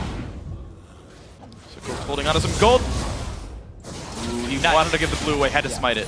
Nice by Westerice. Yeah. Stopping Shift from getting a blue. That's very key for Prawley as he tries to keep Shifter down. Again, he's beating him in CS. Yeah, it was close, but now it's plus 17. Exactly.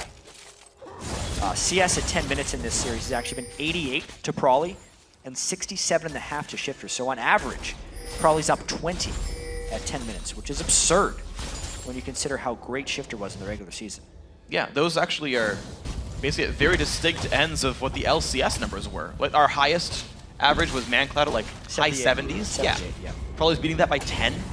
There are a few European mid laners up at 82, but no one at 88. Just shows how dominant these guys are right now, and here we go. Top lane turret now fired on. This late in the game, there's no extra buff here, but Complexity Black gonna answer with Dragon Pressure. It's gonna be a trade of objectives, but Coast not showing signs of slowing down top lane. Yeah, Coast is completely fine trading dragons for turrets. Team composition-wise, Coast late game scaling is tremendous when compared to Complexity Black. Renekton, Syndra, and Lee Sin need to have taken control early, which is why all those early wards by Coast were just so beneficial. They played the early game this time really exquisitely, and it's giving them many rewards. Top lane turret's at half, and it's going to be CLB walking through a couple of wards that prompts Coast to back off for this one. 1,300 gold after the trade of objectives. Crowley now, the only one really winning the matchup now in this case. The movements around the map, the... Oh, no. Westerice didn't stop him in time. Ooh. Well, at least he can shove a little faster. Yeah. He's angrier, he's bigger. But he's just angry at minions. Yeah. A couple close backs right now that have not been interrupted by Complexity. It's 1,000 gold differential. They're down 2 turrets to 0. They need to get some of these turrets back.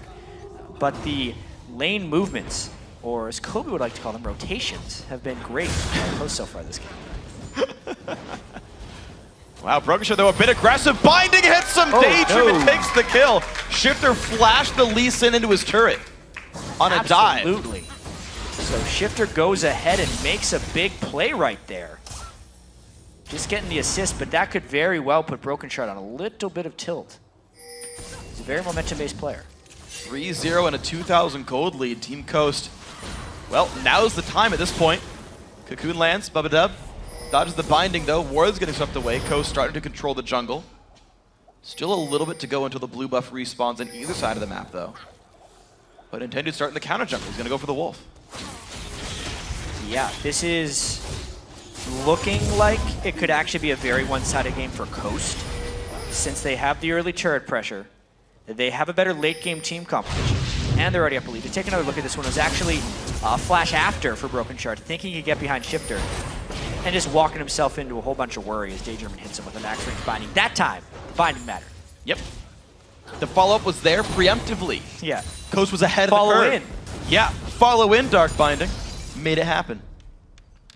There we go. Westrice now holding the top lane. 81 minions, though. He's getting a fair bit of this farm. Zion's getting champions, but 59 CS, a pretty low mark for Zion Spartan. He's just not allowed to go anywhere. All that gold's going to Wiz Fusion. Wiz Fusion on Jinx needs the farm this time. He's getting it because he's avoided the laning phase. He's stopped Robert X. Lee and Bubba from shutting him down.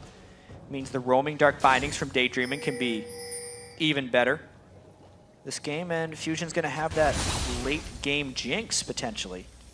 Or maybe even just a mid-game Jinx if they keep winning the way they are. Well, Westrice makes his way to the top lane, though no one answers in time, and Zion Spartan down a level in the matchup. Also giving up his turret on this one. The AD carry of Coast playing very aggressively down here does have good ward coverage, though, means he won't get flanked. This blue buff. There's some deep wards for Coast, but a whole bunch of people there. So Nintendo might try Smite Steal, might try and force Broken Shard to smite it. The only goal he'd want is to stop it from going one side. And the teleport used, Westrice goes down in the 1v1. Zion Spartan continually duels Westrice. Wow, 3-0 for Zion Spartan. Another game where he just solo kills Westrice. Absolutely great play by Zion, really showing how he's a power in the top lane. But the mid lane probably is defending that turret, so maybe it's just one kill and that's it. Yeah. A lot more gold though. Late game Mundo, especially for Complexity Black, who does not have very much sustained damage, is most likely too much for them to handle. Again, the wave clear, Bubba half HP, has to flash the cocoon. Red buff also stolen by Zion Spartan there, so just off of that, red buff steal, pressure on mid, flash forced mid. Coast doing a lot better with this one, and again, to contrast to game one, team fight based comp. Yeah, and they can get vision control as well to create the team fight picks that they also may not have been able to get in game one. The Morgana right here, very, very critical. Can follow it up with shockwaves, stuns from Nintendo X, and Zion Spartan, instead of being a squishy split pusher who is unstoppable, he can be a tanky split pusher who is unstoppable, which is a more formidable foe. And even harder to stop. Yes. Because you 2v1 the Lee Sin. Because he goes where he pleases. He actually Mikey stuff. Yeah, exactly. And right now he pleases to take the red buff and then the top lane. Zion about to hit 11 there. Rank 2 ulti nearly going to be available. Hasn't needed flash all game so far. Good thing. Chase people down without it. So now let's see. Broken Shard, level 8. Gets rid of his camp. Nintendo also 8 right here. I gotta say, this series though, like, Nintendo had a shaky-ish game too, but this is the first time I've actually seen him not fall majorly behind in CS. Yeah. Multiple times in a row. Nintendo's actually farming, I think, successfully here. It's one of the best series I've seen him play. Yeah, Nintendo, nice dot is on Elise, for sure. And just the teamwork saved a lot for him in this one. Their whole team is buying a lot of wards now. Pink's multiple places on the map. Pink's still in Daydreamin's inventory, dragging up in 12 seconds. They want to control this and maybe even get a kill. And there's right now a 1 level lead for Nintendo, so his smite does a bit more damage. We'll see if that comes into play. Nope, Broken Shard at 9, never mind. Equal footing once again. Yeah, those smite level advantages, I feel, they're so minimal. They are. By late game, it's like 50. And it's like, well, auto attacks do that much damage against armor, so. You know, to be fair, actually, Nintendo and Broken Shard aren't on equal footing. Nintendo's got 4 times as many feet. Ah. He's gonna go for Dragon. All right then. With his 8 feet, it's gonna be easily taken. Equal footing indeed. 4-0, another Dragon for these guys. It's gonna split that 1-to-1. Still plus 2,000 gold. Yeah. If Complexity Black had a better late game team composition, I would say they're still, you know, close and competing in this one, but I just feel like they get outscaled so heavily. But you gotta wonder, I mean... Yeah, gotta wonder, can they close games? Yes. And I mean, maybe just waiting until your stats are too high is enough, but they lost game 1 because of getting out-positioned, not because of getting outscaled, right, or anything like that. So you get those crazy moves, and You know, CLB can always consider themselves in this game. And we'll see how they kind of posture now to see who can get what leads. Coast only at 2 turrets. Only at a 2,000 gold lead. And right now, Prolly is defending the mid lane adamantly. 163 CS on him. He's keeping up at the 10 per minute. WizFusion pushing Westrice away, though. The fact that a Jinx is getting fed, though.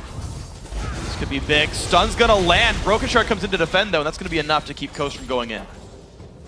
Just barely.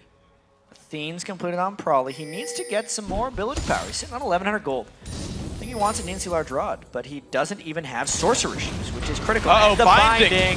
Pubadub did not see that coming in. He burns the Summoner heal, and it doesn't matter. WizFusion gets a kill. And that is the follow-up that they missed in Game 2. The Jinx with the Zap and the Super Mega Death Rocket is enough. They get that binding, they get the kill, and now they can get the turret. One thing after another. Chain reaction working great. Daydemon as well, I gotta say. I'm just kind of picking out players here. But he had a great game, too. There just wasn't follow-up, as you mentioned, right? He was landing a ton of bindings. They just didn't matter. Now they are mattering, and Coast is capitalizing off of so much of it. Well, turret's gonna go down. Zion did ignore Westrice, and Westrice runs away from him. Once again, binding onto Prolly. Zap comes in. Here comes the ultimate Daydreamin. Forced to run away, pops 7 heal. He will stay alive for that one. WizFusion in a battle with Robert. Dodges the culling. Does the Q. Westrice. No, it's Brogushard. Picked up the kill out of Daydreamin. There's Zion. Now Zion is pretty low, but he goes in for Robert. 1 hit. The shotgun hits 2. This could be huge, but here comes Westrice. But he's now alone. It's a 1 versus 3. The ball comes out. Westrice puts some damage down towards Shifter, but he's got to run away from this one. Zion Spartan takes turret aggro. Then Tendu shows up. That's a big fight for Coast. Westrice really late to the party at this time, and Coast had already finished everybody right there. So the entire fight was won before Westrice got in there. Shockwave was great. The catches were great. He goes down anyway. He is on full tilt at this point. 9 kills to 1. 6,000 gold. Coast full control, looking to take it to a game 4. And they play at a team fight composition. We've never seen it really work for the guys. Very rarely, and it did here. Again, that corner has been death for Complexity Black. They burn everything on a Daydreamin. The heal saves him temporarily, which really just makes the rest of Complexity overcommit. WizFusion does a nice little juke there, and then flashes away at the last second. And at this point, it's just the finish. There is a creep that Zion is able to get back onto, and Complexity Black just kind of loses track of things. They're so in the moment. The flash over the wall from Shifter for a great shockwave is the Orianna play he was looking for. And everything's going their way right now. Another Dark Binding catch. Prolly. And the Cocoon! Nintendo stepping up for that one. Shifter just baits out enough cooldowns. Prolly could not get it right to the ulti to finish off the kill. And Prolly oversteps. You talked about, you know, this is a team that won't hesitate to play risky plays. Yeah. Sometimes their demise. It's happening right here. One of these demising games for them. As Coast is just binding after binding. Assassinating Complexity Black. Daydreamin is making everything happen. The guy is known for playing Blitzcrank. I feel like bindings are about the same speed as blitz hooks. Yeah. And it's like, we've been waiting for him to like land these clutch long-range skill shots that used to be Thrash that he tried to play and never quite worked out in the spring split. But the Morgana seems to be just enough. Everything working for Coast, including that Morgana play. Starting with wards as well, Daydreamin. I'd really have to give him a nod for 1 game MVP. We don't do those, but I think he's been the most critical player for them in this one as far as difference between games 1, 2, and 3. Yeah. Their early game moves were made possible by his item sacrifice for going extra wards. They denied Broken Shard a great start. They kept Nintendo going. They made sure WizFusion could lane properly. And it enabled Zion to do his thing, as he was able to do in every one of these games. Just a huge bounce back game for Coast. Look at this. So plus 10 kills, plus 7,000. 25% gold lead. The recall's coming back. Okay, so Coast, you guys have had problems closing games out all season long. 21 minutes in, still early. Like, you're not expected to close out this early necessarily, but now can you keep the lead and make this happen? 4-0-3 Dr. Mundo for Zion Spartan. 2 completed items already. He's already got the Ruby Crystals for a Spirit Visage. Prolly can't do to make any plays. Only 1 assist on him. Zion walking into the darkness. But it was in there. There's a Renekton. Not anymore. Goodbye. Yeah, he is so far behind. Look at Westrace. He's got a Tiamat, not even a Sunfire Cage, Spectre's Cowl. Just completely walked all over by Coast this game. Really, the whole map has been controlled by Coast. The gold lead isn't insane, but it's pretty damn big. Wow, Coast just go in. Shockwave forced to flash. Mega Death Rocket won't land either. Broken Shark gets slowed down. Is there a binding from Daydream? It gets knocked backwards and stunned. Now here comes Zion Spartan to flank on in from the side. Good damage comes through. But very, very low on health. Team's going to back off, though. Complexity Black are safe for this one. Yeah. Coast burned a lot without being able to get much back, but the Dragon is live. They know Bubba Dub is back. They did burn pretty much all their ultimates at this point, so maybe Complexity Black will try fight, but they're just down so much gold it's not even worth it. Looks like they won't try, but they will go to the mid lane. CLB trying to trade objectives, knowing they're down in the fight. They go for the 5v2 in mid. They get the turret back and get what they could for that, so good move there by these guys. Zion on the chase, though. Won't be much. Broken Shard puts on a late shield and reveals Zion. He really wants to land one of those cleavers. But Coaster is still going down the mid lane with no one there to defend it. He pushed 3 people back by himself while the rest of Coach is pushing up mid lane. They can take a few turret shots because they know there's no return fire. And they got the Spiderlings now. Friends. Friends, Spiderling, countrymen, lend me your turret tanking abilities. There it goes. Turret number 6 now for Team Coast. That is all of the turrets outside the base. They now look for the inhibitor turret. Still no one's quite around to defend. There's a little bit of damage coming through, but Zion is tanky. Look at this inhibitor turret fall so very low. Zion gets a black shield and walks out. Probably spent a little bit of time to shove in that top wave before he went back as well. It cost them a fair bit of damage on that turret. He's just desperately trying to get his death cap so he can have an impact on this game. And it's just not working for him. You know, Complexity Black trying hard to push back here. But the scaling and the rest of the game is just coming back to haunt them. They're the ones now that need to think about game 4. Look at the item column for Coast. 4 sweepers. All of them available right now. One of them upgraded by Daydreaming. They're trying very hard to just remove the vision. Yes. And try to get more picks from Dark Bindings. And it's been working for them. They can get a Cocoon or a Dark Binding. It just so happens the Dark Binding's usually the first one there. And their follow-up is incredible. There's Golem going down. Zion again to split the top lane. Mid, very low. Will Coast Katana's back there. Looks like bottom lane turret gets split by Westrice. Well done by him. So CLB have taken the outer ring for themselves. They're halfway there. Wiz Fusion, though, still on the split, getting some gold. But I got to point out, Robert X. Lee finding his way to get the minion lead regardless. 188 to 223. But you've got BT Phantom Dancer already done. Wiz Fusion actually got Distortion Boots early on to make his flashes come up more. Interesting. To get away from basically Lee Sin kicks and Yeah. Syndra ultis. I'm not sure if I entirely agree with the Distortion Boots, but it's something Wiz Fusion has done in the past. He likes his Flash Boots. Extra safety more frequently, I suppose. They don't want to fight without his Flash up if they're sieging turrets. Yeah. When you are Jinx, you kind of get away with buying a few less items because you get 110% attack speed from your Q. If you go minigun for him. Yeah. I'll allow it. Ooh. Hey. Ward goes down. A little bit of poke comes out. It's going to stop Coast from advancing. Pink ward there defensively for Complexity Black will maybe control a little bit of their brush for now. CLB safe so far. They get the Wraith camp for themselves. But there's a Zion Spartan pushing the bottom lane with a teleport.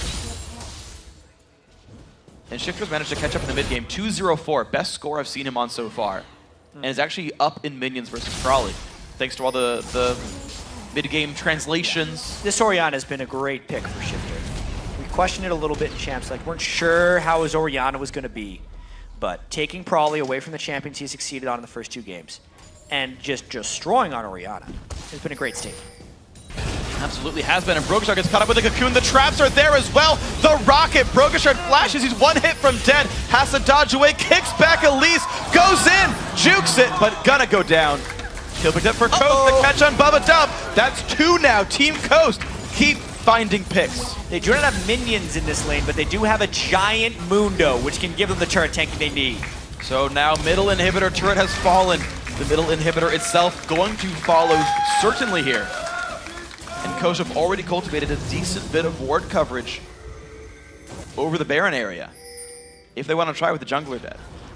Yeah, this game is almost one of those games if you're Complexity Black. If it hadn't have been for the miraculous comeback they made in game 1, they may have given up already. Because this is so ridiculously one-sided. Dude now to go for the smite. A little bit of damage comes through. Gets it. All right. Well smited there. And Dude not missing that one at all. Robert actually just kind of watching from the side. So Coast, inhibitor down. Baron picked up. 13-1, 27 minutes in, and they're up almost 11K. Red Elixir being purchased by Nintendo as well. Trying to get as much temporary power as they can, which means with this Baron buff, it's a classic tactic. Once you get Baron, everybody go back and buy Elixirs. Yes. Because not only do you get the temporary power buff from the Baron, you get the power buff from the Elixirs as well. And you just become monsters. And that's what Coast is trying to do, to really securely and just authoritatively close a game. Yeah. They've already got better items right now. Elixirs are what, 400% gold efficient? They're worth about 4 times as much gold in stats right there. Temporary. Yeah, of course, for the time. So, for what it's worth, when you guys play in the game, if you buy 4 elixirs over the game, you went equal. And you were just very powerful during those sort of points in time. Until it runs out. Well, yeah. In which case you will down that gold. Okay, so if you buy them for the last 12 minutes of the game straight, I see. You basically cashed in on a loan and had it there for most of the time. That's what I'm going for there. I'll buy it. Yeah. The elixir. There you go. I was hoping you'd go for that one. You let it slide and pick that one up. Costa looking for the bottom lane here. Mid's already gone. The wave going to meet at the river, so there's some time until that actually pushes in for Coast's favor. And mid and hit by itself doesn't do too much except create some pressure for the rest of your pushes. Coast taking their time with this one. Look at this. They're slowly pushing to wait for the mid lane to push in. Right. They want the super minions to arrive at the same time as their creep wave. If they couldn't time it, it's not actually this creep wave they're worried about, it's the next one. I think they want to hit at the same time. Either way, they have so much power here. One Dark Binding lands, they might just die off. Always Fusion has the black shield that's going to time out this time. Wait for the next wave. Mid wave now grouped up again, fighting another minion wave here. Of course, as soon as you have double super minions together on a wave, that becomes so much more powerful. And that'll almost happen here for Coast. Cullen getting burned on the cannon wave. Coast. They got to inch the ball forward on Orianna to try and gain some of this position. Use the Baron regen wisely. Okay. Coast have a double super wave in mid right now. They're grouped up for the bottom lane. This turret's almost down. Binding gets on a West Rise. Rocket goes in as well. Saved there from the shield coming in, but now this turret is going to fall, and there are minions inside the base. Coast moving forward. West Rise must heal. Has a Randu, is bumped up low, has to run away. Now the push in for the Nexus turret. Number 1, Shockwave gets rid of one. Probably forced to flash out. Complexity Black trying to hold on for those double super minions still right here. Turret number 2 under fire. Who's going to stop this? Turret number 2 is down. Zion in the backline takes down Crawley. It's a 5v3 with Fusion pushed away by Robert X Lee, but he can't quite do enough by himself. A double kill for Zion. Broken Shard goes down, and Coast makes it a series. They bring back game 3. Yeah, they look momentum in the face, and they try and turn it around right there. They are still pretty damn serious after this one. But if you consider their mindset, they could very easily be up 2-1 in this series and win away from the LCS. With the dominating fashion of this 17-kill to 1 game, they can absolutely still make it back into the LCS. 2 more wins. If they play like that, they'll actually do really well in the LCS itself. They were criticized for their ability to close out games, to be decisive, to work well as a team, to have the coordination. It's one of the few times I've seen Coast have that. Yeah, and they won the game in 30 minutes. 30 minutes and 7 seconds. The clock keeps running after the Nexus falls. Nuh-uh, it's still 30:07 for me. I know, but it stops. Oh, right, sorry, for like 5 seconds. Yeah, you're right. We need a more exact timekeeper in Summons, personally. I need the stopwatch here. Yeah. Like, honestly, though, from the pick and ban phase to the lane swaps that they played, the early wards that they purchased on Morgana, and then just shifter shockwaves on Orianna. All really promising things for Coast and Coast fans all over. Absolutely. Yeah. So, here we go, guys. Game 4 going to be coming up. Shifter did a better job in lane, still was held down by Prawley. Still got to give props there. Yeah. And this wasn't jungle intervention. This was lane swaps where junglers are held up, doing things for most of the time there. And you saw it was still Prawley winning. Just in the heads-up 1v1, that is still something that CLB can count on. The thing is, though, Coast can still count on the fact that Zion Spartan's capitalizing on really silly moves by He's West Rice. destroying West Rice. Yeah. 3 games in a row now. 3 games in a row. Well, we'll see who can fix the mistakes, who can make it happen. We're going to go to Game 4 in a second. But first, we're going to send it over to the analyst desk to hear from the guys on Coast's first win of the series. Thank you, Freak. We are here once again. Now, this game started out fairly interesting. We have the teleports being used and the recalls very early to try and stop both of the 4-0 split pushes. How do you feel about this counter strategy that has been evolving? It's kind of nice, and it's like refreshing to see strategy come up because we're so used to seeing like a 4 versus 0 tower push, and you know, by like 3 minutes the tier 2 is down and sometimes the tier 3 is down. So it's kind of nice to see amateur teams trying to bring up strategy to counterplay, and you can see like everywhere is just chaotic. So. Well, Coast finally decided to take the initiative this game, and Daydreamin actually bought 4 wards, which is really uncharacteristic, and normally you buy like 2 or 3, but he bought 4, so he put 3 greens down, 2 on the red side, 1 on the river. Yeah, and Nintendo had a pink too. And then they had a pink too in the left side river. So they just abused that, saw that they were going to 4-man push, so they took their blue, and then their bottom lane based and went to go stop the 4-man push top. That's right. And then Zion TP'd down to bottom tower to soak up that XP, and that really wasted Lee Sin and Karma's time. Yeah, so they really countered Complexity Black's attempt at switching this all around with all that ward coverage that you talked about. And it was a very delayed start for Broken Shard in the jungle. He wasn't able to make that successful first play, and they actually gave up first blood. The guy that really benefited the most from this was Zion Spartan. And we have a clip of him just to illustrate how strong he came out of this. A 2 versus 1 kill that he got pretty early on here. So this is after all of the lane swapping happened. Let's take a look at the 2 versus 1. Oh, that's a wrong play. They loaded up a different one. Well, let's go ahead and roll this one and see what the surprise is then. Couple close. Open the surprise for us. Got some nice Link. creeps. Wait, what's going on? We're getting the tower here. All right. Down 2 turns to 0. Yeah, 2 turns to 0. That's updating. Yep. 3rd hit right there. Nice. Get it. 4th. He's gonna kill the tower.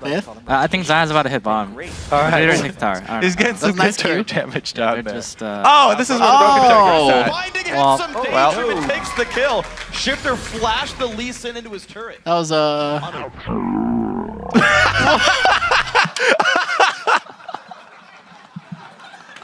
All right. Well, not sure what happened there. But. That was an unexpected surprise there for Broken Shard as well, having to go down. That was not his first death, that but was the a good second remix. one.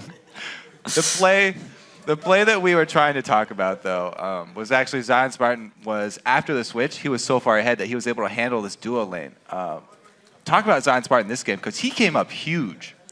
Yeah, so it was basically like Team Coast reacting really well to CLB's gameplay. So they knew that they were going to dive bottom and 3-man bottom. So Zion called for help. The jungler came, and then the support came too. So Zion basically got first blood. And because of this, he's Mundo with heal and TP, and he's just able to walk in everyone's faces. And up top, he managed to just 2v1 and kill their support. So. How did you feel about the picks bans this time around, Afro Moon? I thought it was really good by Zion Spartan to take away West Rice's Mundo. And West Rice this series, he's played Renekton and Mundo. And we saw that Zion can beat West Rice's Renekton with just like Lee Sin, which is really, it's just supposed to be an even matchup. And then he took away the Mundo, which he also did really good on. So I feel like West Rice only has Renekton that he can play, but he doesn't really play it that well. So Zion's just taking advantage of that, and he can play a better Mundo than West Rice can. And we saw this strong Mundo early game translate into teamfight wins for Team Coast. Let's try another replay that we should have loaded up. A teamfight in the bottom lane. Oh boy. 4 for 1 for Coast. Oh boy. I believe this is how this one turns out. All right, let's see how it actually unfolds. So Binding lands. Morgana's gonna ulti. Ollie gets cocooned. And Daydreamin, I think, is gonna die. Wiz is getting chased down right here, but backup is coming, and Shifter is gonna come here and watch Shifter because he's the playmaker of this part. He's going to make a flash ulti alongside Zion, and they're basically going to kill their entire team right here. And it's a really good flash ulti. And you can see that West Rice is really late to the TP, and that's probably because Zion was winning top lane, and he chunked them out. So Zion is able to sustain up and TP even before Renekton is able to arrive. And because Zion is so far ahead, it's able to give them an advantage in a 5v4 situation, and Renekton can't react in time. So Coast is able to win. Yeah, Zion really getting the jump there, and he doesn't even have the stun to interrupt a teleport. So very well played by Zion this time around. Now looking forward, Coast have made a resurgence. Both you guys switched up your votes, and you're like, oh yeah, 3-0s for Complexity Black. Now that Coast seem to have regained their confidence, they had an inkling of a few smiles there. How do you think the future holds for this team? I think Coast capitalized on Complexity Black's impatientness. And they really forced the dive bottom and gave Zion a free kill. And then they went to go put the duo top lane and then gave him another free kill. And that really just downward spiral after that. Link, do you think that Complexity Black can regain their focus? Because it does kind of seem like they were, oh yeah, we won 2 games. Last one should be a cinch. And they were trying to kind of phone it in here. I think both teams really, it's a toss up, honestly. It just depends on how well each team is playing, and I think Coast can take it, and I think Complexity Black can take it. So I can't really say who's going to win because it really is just up to the players themselves to really pull through. So. All right, well, thank you guys. We will find out very shortly who wins, but before that, we're going to take a quick break. When we do come back, we'll see if Coast can keep the momentum going in the Game 4 of our series between Complexity Black and Team Coast. Keep your browser where it is.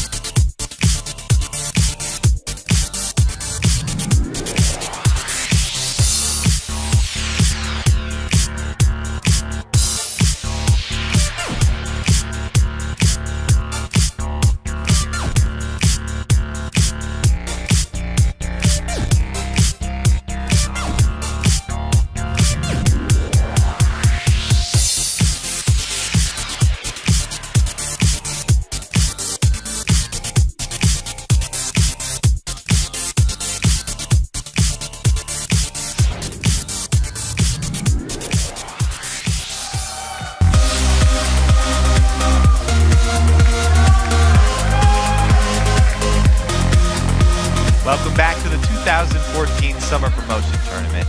Let's get right back into the action with our fourth game of the day between Complexity Black and Team Coast. Now, I want to take a look at a couple of players. First up is going to be Zion Spartan for Team Coast. We talked about how well he did with the Mundo pick. What do you see moving forward here? So right now, I think Zion has proven that he is quite the capable LCS top laner, and so far he's smashed Westrise so far in these 3 games. So I'm looking forward to him winning again in this next game. All right, on the other side, we are going to look at Broken Shard for Complexity Black. Now, in the first game, or in the previous game, he had a bit of a rough start, but before that, he was the story of the entire game and controlled the entire early flow. What do you think? Which Broken Shard will show up today, Afro? I definitely think they'll take a click back and maybe play safer this time around. And Broken Shard is really the catalyst in leading his team to victory, so he really needs to focus and calm down and actually make calculated calls. All right, well, thank both of you guys for the input. Now we are going to send it back over to Freak and Jat for another game in this best of 5 series. Thank you very much, Kobe. Game 4 coming up now. Yeah. Zion consistently amazing, probably consistently winning lane. Those are 2 things that you can kind of continue to count on for both these teams. The rest of these guys, X factors. Yes. Broken Shard single-handedly won a game before. Nintendo single-handedly put them ahead in game 1 to get them into a decent spot then. The game dual 2 lanes, is the weird one. Game 2 is the weird one where like just everything just always worked all the time for CLB. Yeah. And then the fact that Coach was able to come back from that one really speaks volumes into there's chance still in this series.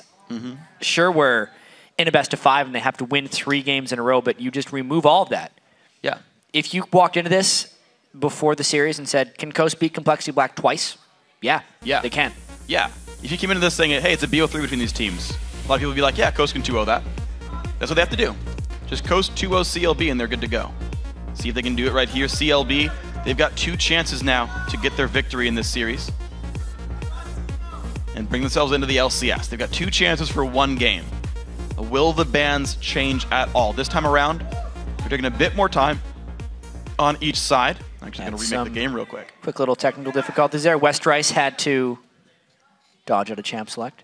Unfortunately. Something was wrong with his ban key. Sometimes players can't ban champions for some reason. Then you just remake the game, no big deal. Westrice needs to ban all of Zion Spartan's champions. There's more than 3. Yeah, I know. It's tricky. Yeah. It's very tricky. We'll see. And I feel like the first ban was Kha'Zix, which I'm surprised at because that's not something that Complexity Black had banned that game. It was a bad click by Westrice, and because he notified the referee before the other team had made any response, they're allowed to remake it. Okay, that's what it was. Yep. Misclicked the Kha'Zix, meant to be Jax or whatever. It's the instantaneous. I made a mistake. Yeah, sorry guys, please. Yeah, you can do that. Yeah, but you think about the typical bans. Every single game, Nidalee removed, Jax removed. Soraka gone, obviously. Yeah, Soraka gone from CLB every single time. Big thing is, like, do they ban Ziggs? Do we see a first pick Orianna again? At this point, with how impactful Prawley and Shifter have been, making Shifter an impact was a priority for Coast. I think you put multiple bans towards Shifter, and then you try and take a champion right away for Prawley to play. I'm trying to think if CLB can actually corner these lanes. This is actually, I know people love to talk about how strong Blue Side is from the first pick. When I think there's multiple impact players, I think Red Side could be an advantage because you guarantee someone gets something good. Yeah. And theoretically, you can guarantee 2 people get something really good. You look back to Worlds last year, and there are multiple occasions where teams actually opted to pick Red when they had a side choice. Yeah. A lot of times, second and third pick can be its own edge, and last pick particularly. Yeah, absolutely. If you want to get the counter matchups there. Now, right now, all the popular picks don't have big counter matchups. Yeah. They tend to be popular because they're not because they're not red side. counterable. Well, right, yeah, because they're not weak to the red side advantages. But we'll see LeBlanc removed away from Shifter. So 2 mid lane bans, the Jax removed as well. Ziggs, of course, gone. Yeah. 2 bans toward Prawley. If they banned Ori, what would they be leaving up here? Kha'Zix for Broken Shard. Yeah. But that leaves Lee Sin available if he goes for it right away. Nintendo will play Kha'Zix, which means that you kind of have to first pick that. Lucian was an early grab that didn't actually matter last time. Lucian was lost, what, every game this series? Yeah. Yep. Won most of the games in the playoffs, not this series. They're thinking about this one. I saw him type something in real early. I think they're probably hovering Kha'Zix right now. Because that's just Broken Shard's thing. They must be thinking it's a trap, though. Look at all those mid lane bans. And this would give Orianna Lee Sin or Orianna Mundo to Coast if they go for Kha'Zix. Coast have Orianna was banned. 3. Oh, sorry. Yeah, just kidding. Lulu goes through, though. Wow. Now, Bubba Dub Does is play like Lulu. OG Lulu main. This is probably thinking of the next mind game. Strange, though, because... So, here's probably the mindset. Bunch of mid lane bans. Shifter took Orianna away from the pool and probably didn't like his Shifter game. But Shifter had played 2 Lulu games, and they're saying, all right, what's he got left?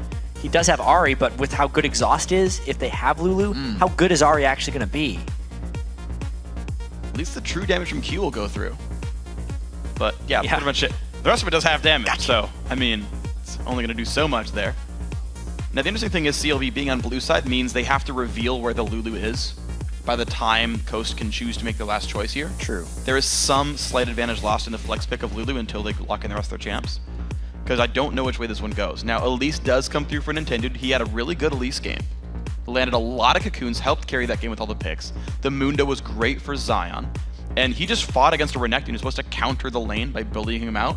Didn't happen. Some of that was lane swap, to be fair, but Coast happy to blind pick that and say, what you got?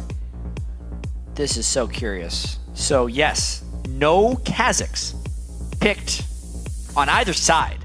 Yeah. Really. Even though he had been a ban priority for the majority of the series. It shows you how much things change within a best of 5. Judging on past successes, knowing the priorities, Broken Shard had that great game on Lee Sin on blue side when they could control lanes, and they're trying to do a similar thing here. Coast as well had that good game with lane swapping. They're picking as identical a composition as they can. Yeah. It is down the line the same champions, only Orianna removed by their own volition. Coast also wait to see where the Lulu actually goes. Also, there's the chance that it's Lee Sin top for West Rice. There's the chance. True. It was Broken Shark. They could still multiple Kha'Zix. times. They could still Kha'Zix. Says Freak. Good call. Yeah. We'll see. They're going to hover it. I mean, Daedemon hovers Blitzcrank every game. He does. He's never seen it picked, so who knows, but... Until now. Mid lane Morgana. Heck, who knows? The days.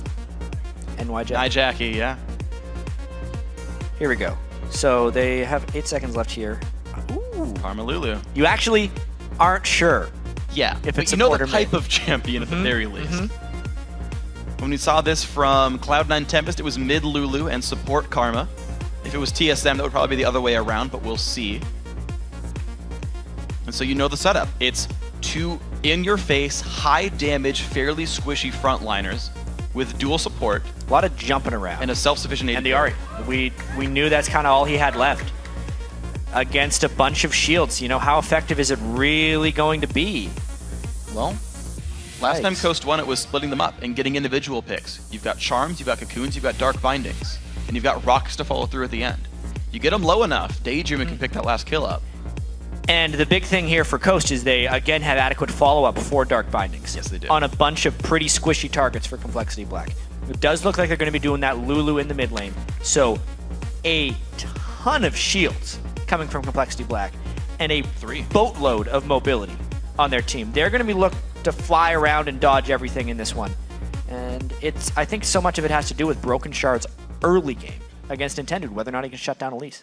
It's going to be a very big deal. Lots of points here in this match. Hyper important. Who lands the skills? Who makes the right moves? Coast backs against the wall. They got a 2-0 at this point. Complexity Black 1 game away from the LCS. Yes, they are. And before we head into the game, hop on Twitter and share your predictions for us for the game with us. Yes, tweet us at LOL Esports. Use the hashtag CLBWin or CSTWin for Complexity Black and Coast. And it's crazy that the start of this series with the way Game 1 went just set us up for so much story here. And obviously with Complexity Black coming out, the beneficiaries of that, it's almost like they could sneak the series away from Coast here. Yeah. If that makes sense. Yeah. It counts as a win, but it doesn't feel like one. You know what I mean? Yeah. Yeah. The thing is, they were winning the early game too. It was just like the hard-fought Zion split push that brought Coast back in. It was weird because like CLB was winning that game for the first like 15, 20 minutes. And then it went the other way, then it went back. And that's how League is played though, is do you outplay your opponent? You can build an advantage, you can lose an advantage. You can get yourself back in. And one of the big stories for me this series has been Broken Shard smiting. He secured 1 or 2 Barons under Nintendo's nose, one of which helped secure the game. And here's the things that we've learned in the first 3 games of this series. Westrice has been no match for Zion Spartan. On Lee Sin, he might look to trade a little bit better in lane because players who can play top lane Lee Sin have been doing fantastically the last few weeks. Broken Shards early invades have been key. Prawley has been better than Shifter, and if Coast gets a good level 1, they're generally transitioning the game. Complexity Black lost a ward. Bubba put it down, and it got killed. Yeah. By the Coast members, so. That hurts. It's 105 gold swing right there. No, 100 gold swing. I can do math. We also know that Robert Exley and Bubba, if left to a 2v2, can destroy Wiz Fusion and Daydreamin'. Yeah. It's actually not what you would have expected here, that Complexity Black is the team that doesn't want to lane swap because they were so good at it in the Challenger Series, outsmarting teams, but now that everyone's copied their strategies, they're just going back to laning, and that's actually their strength against Coast, which is not what we expected coming into this series. Coast is known for their solo lane prowess. And Shifter hasn't lived up to the bill. Zion Spartan absolutely has. And I'd say their bottom lane, Wiz Fusion and Daydreamin', have fallen under expected, unless Daydreamin' is landing bindings, in which case he was great. Yeah, absolutely. Well, here we go, though. It's going to be the 2-on-1 once again. We'll see how it plays out. Is it 4-on-1? Is it 3-on-4? Is it backwards 2-on-1s with top laners with supports? We're going to see Complexity Black move in for the blue buff invade. They don't go through wards, but it looks like Coast still got where they wanted to be. Zion and Tendu going to start dueling this blue buff with a ward to help make sure it's safe. That'll be Zion taking plenty of the damage here. Westrice going for the early recall. He will be joining that top lane turret. Huh. They need to send a whole bunch more if he wants to avoid getting dove. That recall really doesn't accomplish anything as of yet. Well, there's the Karma recall. What the?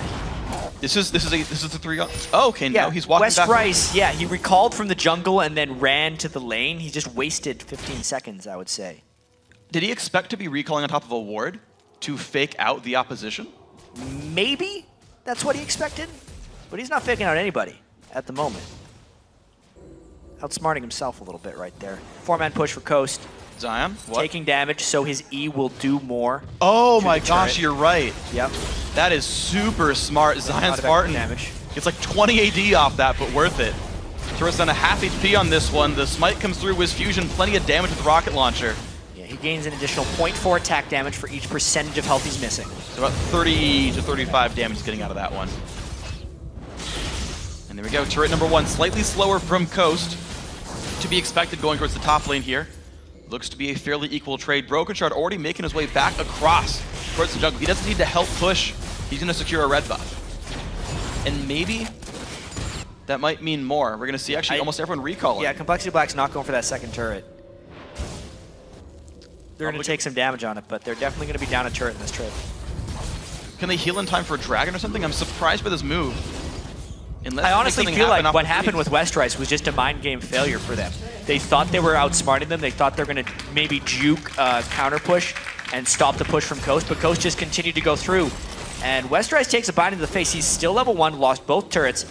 Wiz Fusion does have an extended period of time. He may end up getting that turret regardless. But the early rotation, though, Complexity Black are already there to stop the hitting. One heal used, Broken Shard now caught out. He does not have flash. He's been exhausted, but Coast are routed. Damage comes through. Oh, they're going to keep going. The Bubba Dub. Daydream is stuck up as well. Prawley is there to take him out, and it's 2 kills Complexity Black.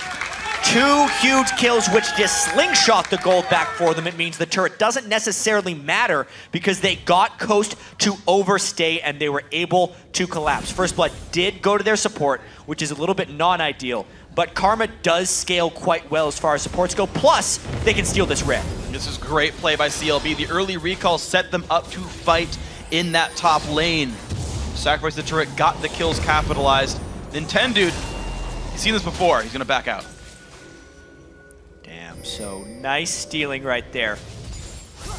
It's really a testing moment now for Nintendude. All split.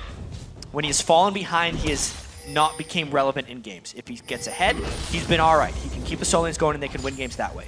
But with the season on the line for them, losing this game means they are not in the LCS next split. Getting first blooded getting buff stolen away from him, being under-leveled, under-farmed, and out-golded. Can he make it up in this game? Because if he can't, Coach doesn't make it back into the LCS. Well, here we go, 3-man bottom lane. Bubba Dub, Robert X there to defend. Actually 4 versus 2, soon to be 4 versus 3. West Rice is freezing. So it's gonna be the Force. You think good enough. People freeze on Rise because he has great late game skill. I do not agree with the freeze on Lee Sin, especially this early. Let's see if Complexity can hold off this turret. It doesn't land, but the Cocoon Shard does. Broken Shard forced backwards. Zion Spartan has a black shield, and the damage comes through in the turret, but good wave clear from Robert X Lee. Keep this turret in a decent spot. It's not losing health very fast. It's not, but I mean, one bad binding gets caught, and maybe they get hurt a little bit. Nintendo is so low, actually, in levels that he's not a real threat. Even so, this time spent is for farm on a Lee Sin who, yes, he can become a split push threat, but he's going to be against a Mundo anyway. At this point, I want West Rice to be shoving that in as quickly as possible and getting the pressure back on the map. They're already down a turret. Cocoon's going to miss. Nintendo's got nowhere to go. Gets locked up, has to rappel into the air. And it's going to be Nintendo taking giant damage. Broken Shard finds the kill. Now Zion on the chase.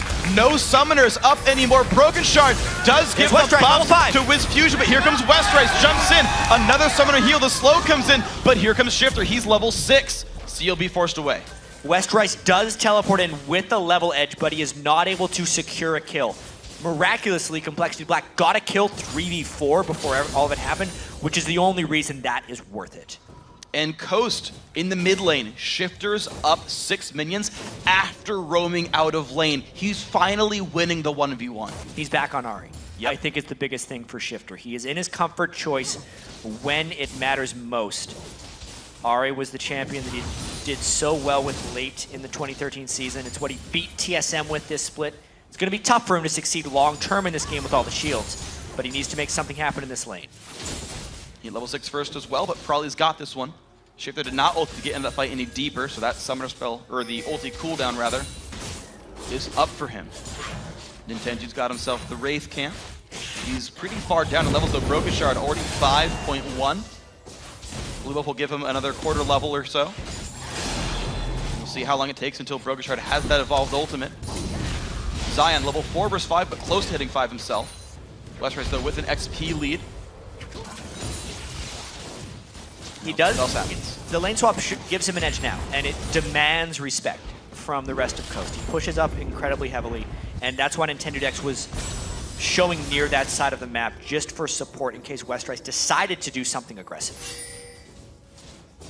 So now we'll see what happens, because teleport's down for West Rice, but he's roaming through a ward. Many wards. And no jungle is available right there. Look at all the pink wards Coast has bought very early, too.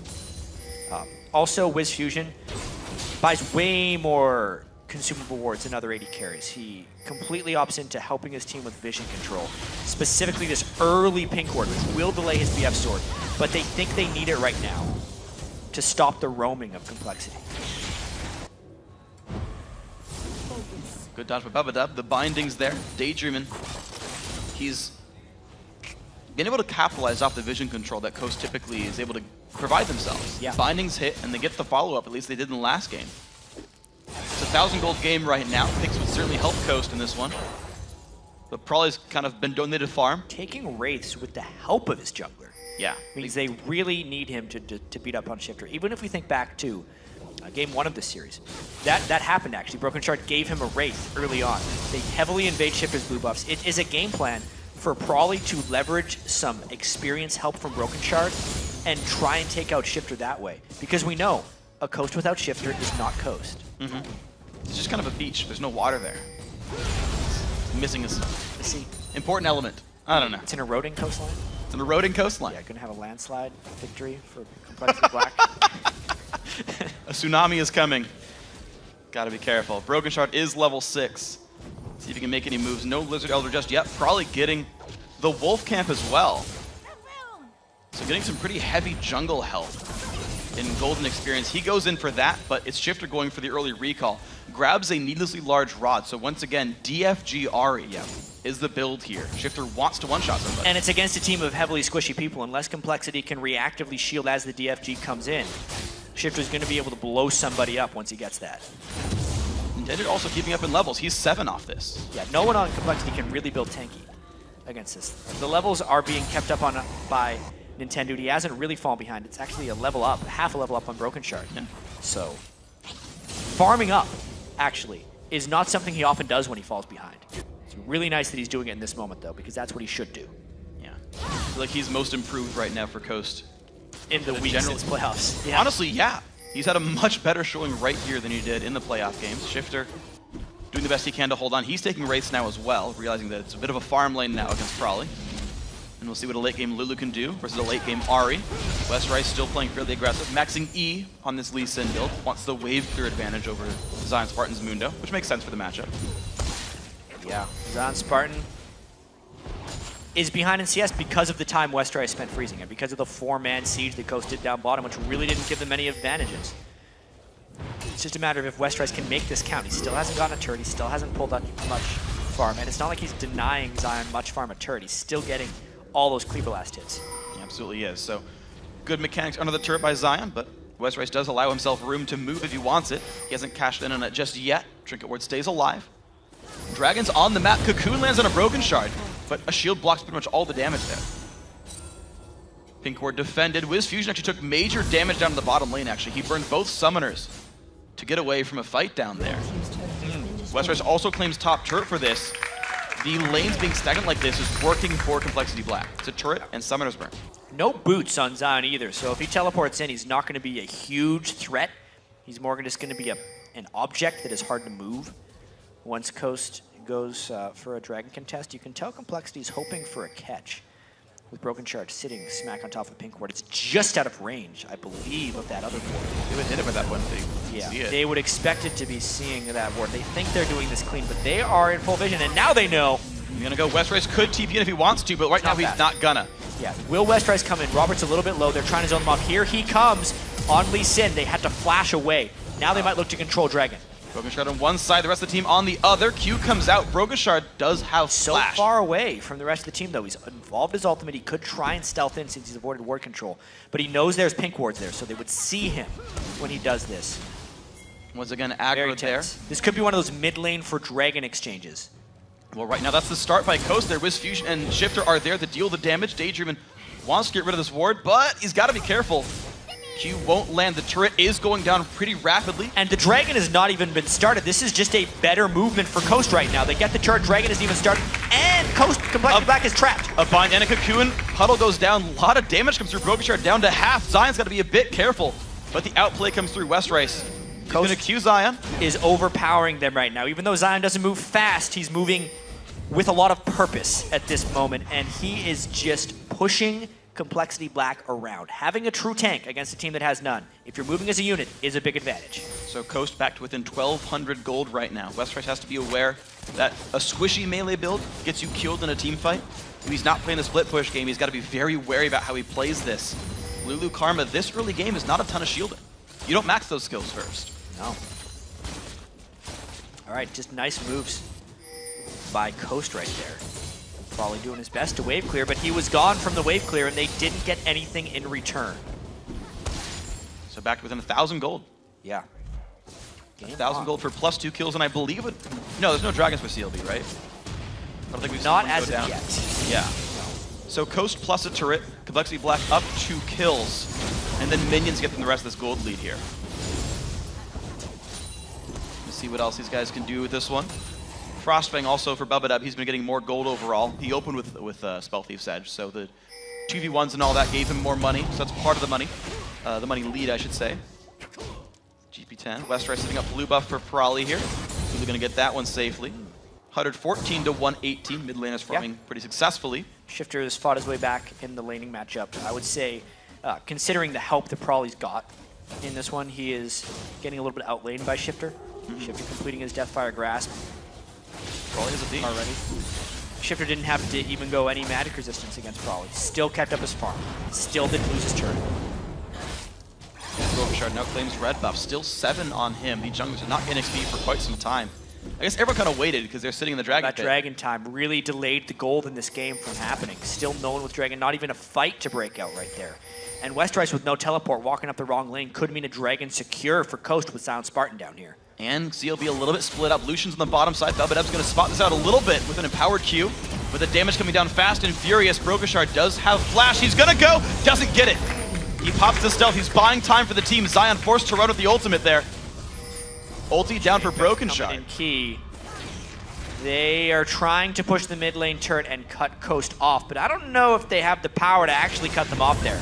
They think better of it. Now some AoE and slow comes in, and look at that, mid turret is claimed. No, Westrice gets rooted up. He takes a bunch of damage. Charles up as well. He explodes. 1 kill for the turret. Elise forced to repel out away towards the camp, but Coast super low on health. Yeah, they might try to continue this push despite being in a 5v4. They're going for it right now. They got to be extremely careful. Well, Charm comes out, bit of rocket clear as well. It's going to be just enough to keep the turret alive. Daydream low again. Yeah, they got to back away. Ghost got to do this fast, though. There's a minion wave in 15 seconds. This seems unwise for them to stick around, but they are definitely doing it. Deathfire Grasp is down. If a Charm lands, if a Binding lands, someone on Complexity Black would die with this next push, and they are still down a man. Westrice is just respawning. Now there's the Binding. Binding and the Flame Charmer's Broken Shard's in turret range. He jumps away, the shield just enough to keep him alive. My word, he is below a sliver of health, it feels like. There's nothing left there, but he does not die. Oh man. They're clinging to this lead. They've... Whoa. That's a big heal from the W. Oh my god. It's fine. Come on. He's practiced. He is so practiced at that. That is a dangerous move by Broken Shard. He had the Lizard Elder, so he had a lot of health and mana event. Gonna be right with this one. Let's see what else happens now. Complexity Black, with all those moves, held on to that 1k gold lead. Ever since that turret for nothing, these trades have actually proved equal. I'd say Coast is actually starting to gain a little bit of momentum here. 2 kills onto WizFusion's Jinx. Zion Spartan getting later and later on the Mundo against Lee Sin. He's going to get to a point where he will just straight up ignore Westrice, I feel like. Yeah, right to the point here. We're talking about how the matchups progress over the course of the match, right? Yeah.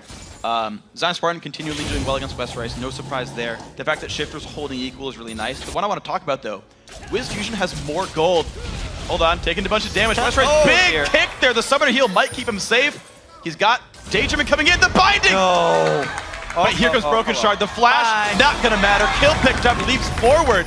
The ulti burned, Q lands, not good for Daydream. Pops the ultimate himself, goes down. Cocoon on Westrice, Nintendo's gotta be careful though. There's still people around. Jumps back towards Prawley. He's got Shifter around. Is it enough to keep the team safe though? Here comes Zion Spartan. Prawley has flash, lands a Glitter Lance, gets away from the Cocoon. Here comes Bubba Duck Interesting now. flash right there because he's not in position to support his team, but they still get, all right, 2 kills. While Lucian was in the top lane, so speaking of that momentum, speaking of WizFusion being 2-0, speaking of Westrice being able to ignore Mundo, all right, he will ignore Mundo. He's not going to ignore Jinx, though. As long as Westrice can go around and make plays like this, getting the hit on and then kicking him back, the heal is what made it seem like he kicked him a little too early because WizFusion burned it. It was a nice binding by Daydreamin', but then it ended up overcommitting himself because there was a nice flank that came in from Broken Shard. And overall, that was, again, just Complexity Black's want to make a play and having it work out some of the time. This was one of the times where it worked out quite well. And it got him another 1,000 gold here. So 26.5 to 24.5. Fighting for every advantage they possibly can. This series is 2-1. CLB can take the series with this game. Probably actually has a Sheen right now. Lichbane, okay. Yeah, that would be a very early Lichbane. Well, there's 2 ways I've seen this. I've seen just Sheen, to where he just like, I'm just going to outpush you, and I am a big turret threat, because I will get these Sheen procs on a turret. Or I've seen just complete the Lich Bane, it's my damage build instead of going for Death Cap. Because I really love the Death Cap on Lulu, since half of her power is in her shields, and just the utility scaling on the percentage slow of Glitter Lance and the right speed from her W. Sometimes I don't even like upgraded Sorcerer Shoes, or you get a really late Void Staff as well because you're not really about the Matic penetration. I would like it if he went Sheen straight to Death Cap, but yeah, we'll see what he does. See what the build ends up being. Probably how much individual plays do you want to make, right? Mobility, extra burst damage, we'll see what it ends up being. Shifter level 12 right now. Does have Sorc Shoes, did open up with Flask at level 1 to help him keep the laning phase going. Seems like that was effective there in getting him into a decent spot. Coast once again control pink wards. They want the dragon, and they're a minute and a half early to make sure they've got the wards to do it. They've got the sweeper. I think they saw that ward go down. They did. Just barely in range. But Robert X. Lee untouched here in the top lane. No one's there to stop him whatsoever. He's had a lot of free time lately, and he's the sneak attack carry here. Because they're not worried about Westrice outscaling Zion Spartan, which is why they're actually using Lucian as a split pusher to make sure a lot of farm is channeled onto him. Because a really farmed Lucian will be enough if they get late enough in the game. And this turret close to going down. I think it'll just survive, but only barely. It's like 30 health left in that thing. Zion holds the turret for now. 24. 20% off. Shifter still wave clearing though. One thing I do like about DFG builds though is your AP is higher than if you ran for an Athenes. It makes it easier to land for the Q to one-shot casters. For sure. It's a pretty important point for Ari to be able to do that. And Shifter needs to one-shot people as well. True. Which is incredibly important. 20 seconds to this dragon. If Coast doesn't control this dragon, it's going to be really hard for them to come back in this game at all. And they're already down 2-1 in this series. The importance of these next 5 minutes are just unspeakable. Coast is a team that has been in the LCS, if you follow the players, since the inception of the LCS. 2013 spring split, summer split, this spring split. This is just so damn important for them. Nice ward there by Nintendox, trying to get control and the binding. Binding on a Broken Shard. Cocoon's going to hit. He turns stealth, but it's going to be enough to get him out for this one. But the ultimate's burned. Yeah. That is huge for this impending dragon fight. It basically means Coast controls it, and less Complexity Black goes crazy. Broken Shard has flash. He can look for the steal. Zion puts wards down to spot this one. He's the type of player who would try. He'll get it. But top lane turret will go down for that one. No one's there to respond. No TPs. Westrice now knocking on the inhibitor turret door. Daydreamin' is a little bit low, so the Morgana ultimate's not big of a catch threat, but the Ari absolutely is. Zion walking in with a lot of confidence with that black shield on. Potential 5v5, not going to turn into anything though. Mid lane turret though, down low, about 1/3 health. CLB wins the fight, they can take that turret quickly. And it's again the offensive build for Lisa and Westrice. Hydra into Last Whisper. Yeah, he's looking to assassinate as much as possible. He wants to be a threat to Zion Spartan as well. And he kind of is. That type of Lee Sin build at this point in the game does so much damage. And Westrice is comfortable on Assassins. That is what he really made his name on. Yeah, he has. The difficulty though is probably going Lichbane. He's got the first component of an Ether Wisp. True. Lichbane builds out of an Amp Tome now, so that seems to be the build he's going for, which means comparatively lower shield for Westrice. And catch! Westrice ignited! There's the one-on-one kill by Shifter.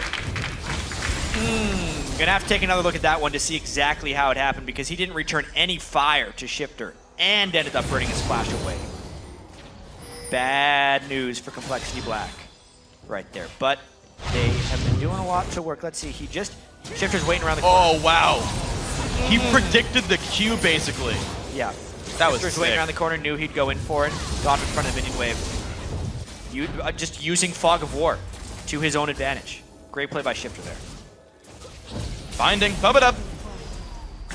Kills it with a sweeper. Yeah, put a new one down there. Coast now, they're looking to group at the bottom side. Probably's on the wrong side of the map, forced to recall. It's a 4v4, actually, Shifter on the same. No Westrice, he does have teleport though. 3 members of CLB here to defend.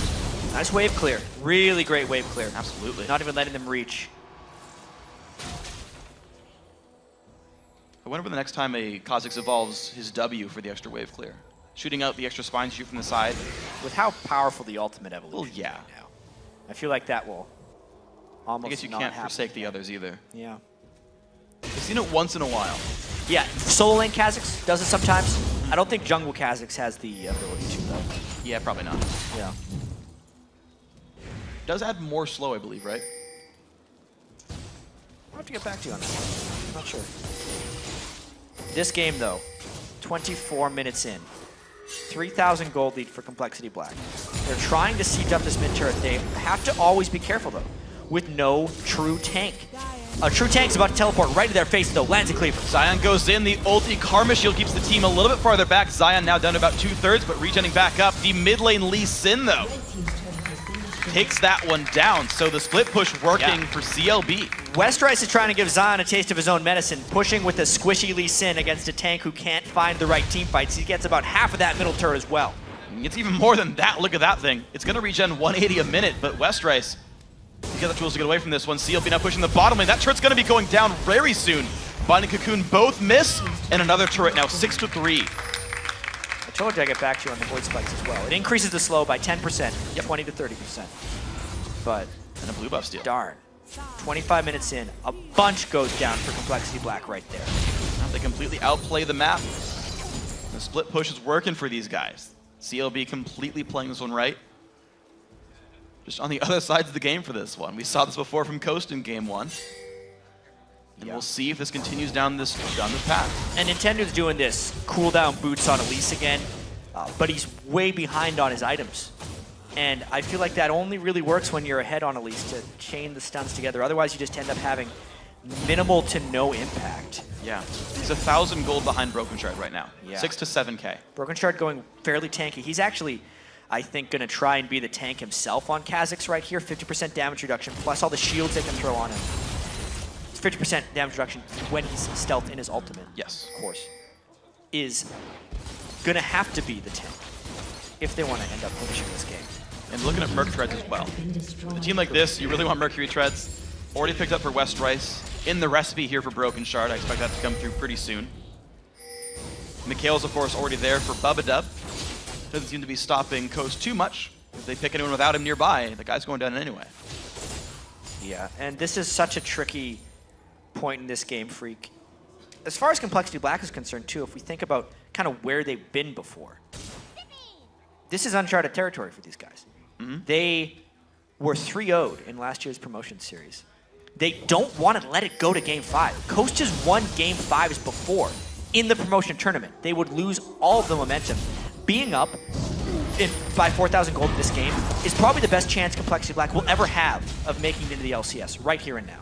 Well, West Rice, though, he's in a tough spot. He's going to teleport out from the brush. The Q lands, and Zion's going to realize he's TP'd away. 3-minute cooldown on that. Good escape. It was a good escape. It didn't give them anything, though. That's the thing. It's a great individual play that he was able to suck people up into that point.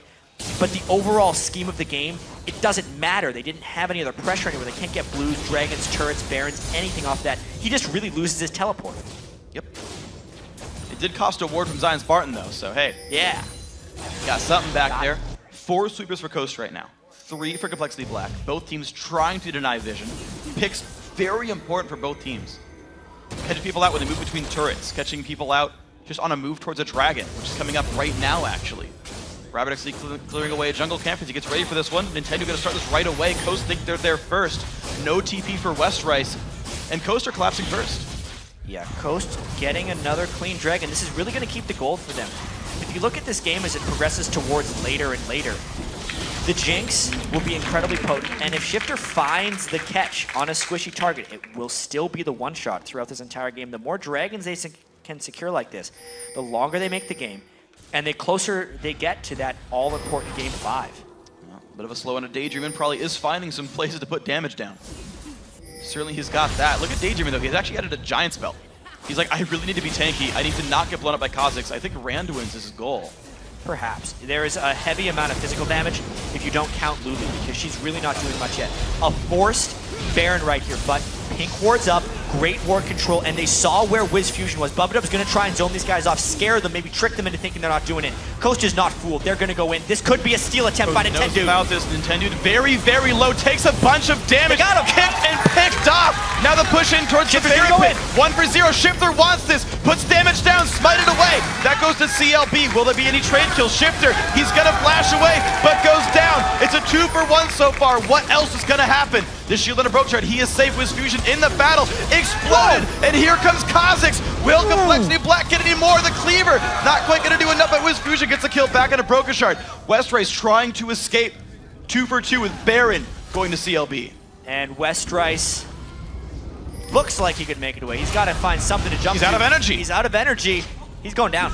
Oh, man. So it turns into a 3-for-2. But the Baron for Complexity Black. This could have went either way. It could have been the game. Coast actually gets a turn push out of this one because the Baron goes to Complexity. But watch out for Prolly. Man. That guy's going to hurt a lot. You need to think about this. Look at how many wards the Complexity Black put around the Baron pit. There's probably 15. Everyone used their entire ward allotment for the map in a 1/4 of it, just so they could get that Baron.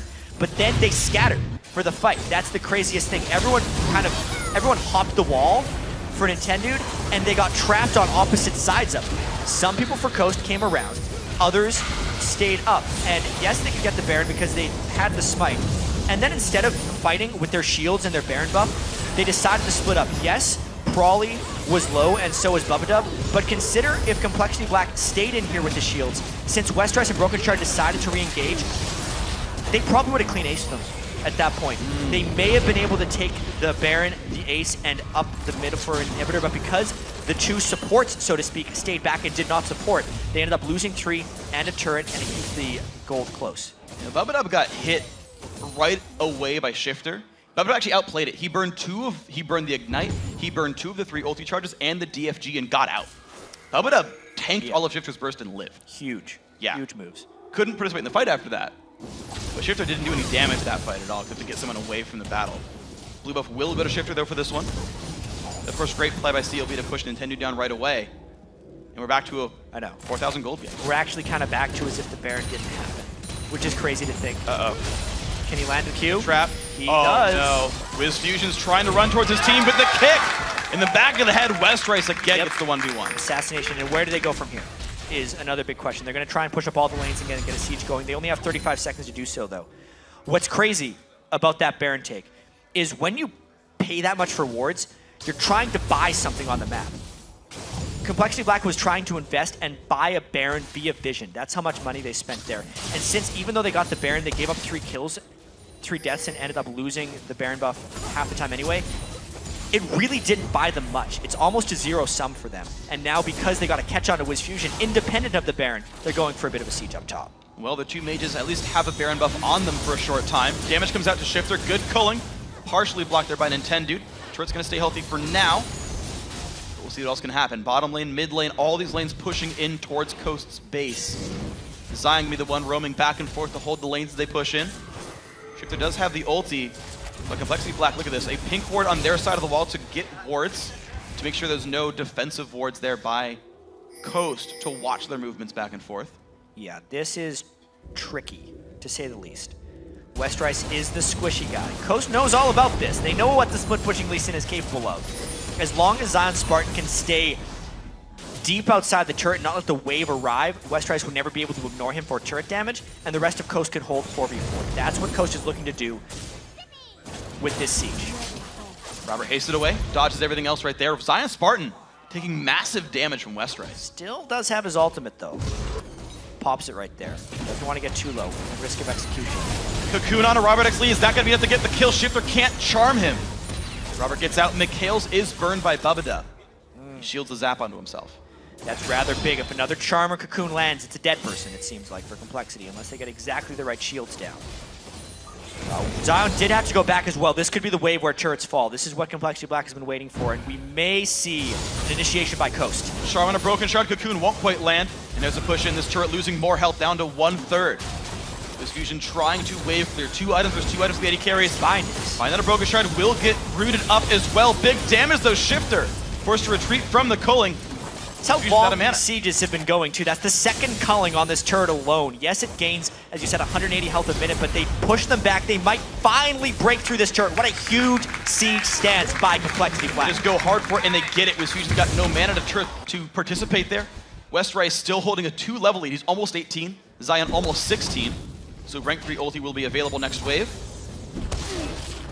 See how that's going to pan out right there, but another turret got earned by Complexity Black, 6.2 thousand gold. It was 1K not long ago. Correct. And that siege took a while, to say the least. We're actually 2 minutes away from the next Baron.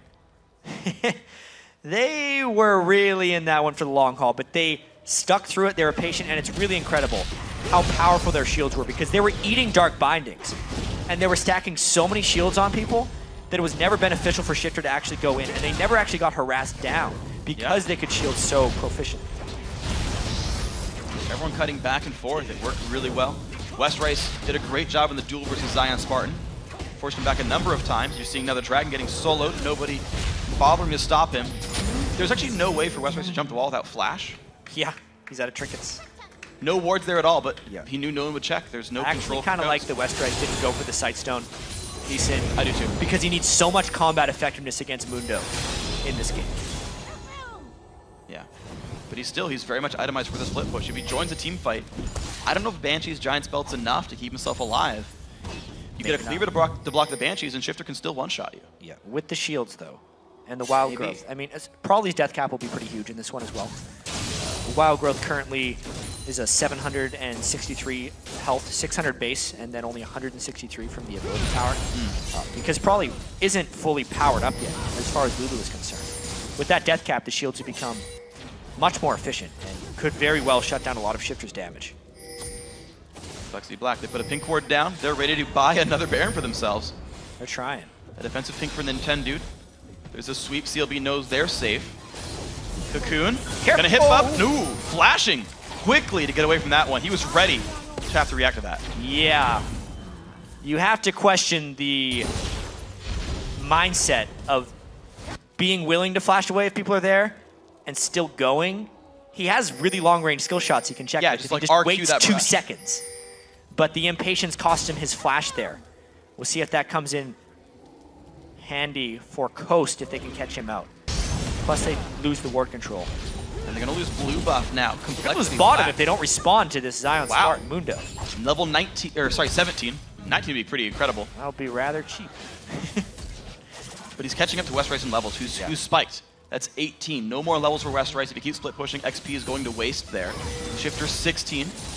Nintendo's got a lot of levels to catch up, though. It's 15 versus 13 for the junglers. Yeah. That's actually a pretty sizable lead. And the Baron has been started. We really have to hit on how important this game is for Complexity Black. They lost the last game. They do not want this to go to game 5. One more win, and they are in the LCS, knocking Coast out for the first time since the LCS has existed. What a huge moment. Up 7,000 gold, really just needing to close. They do not have a true tank, so they are doing the split push strategy. High risk, high reward. Well, Zion at half, he's going to pop the Randuins. When's the ulti come out? He's trying to get away without having to use it, or to bait in West Rice farther. Down to 1,000, doesn't have to press it. At this point, he would maybe want the Baron to be forced by his team, but his team was going back to shop. So a little bit desynced. He's just trying to play his own minigame with Zion right here, not let him shop.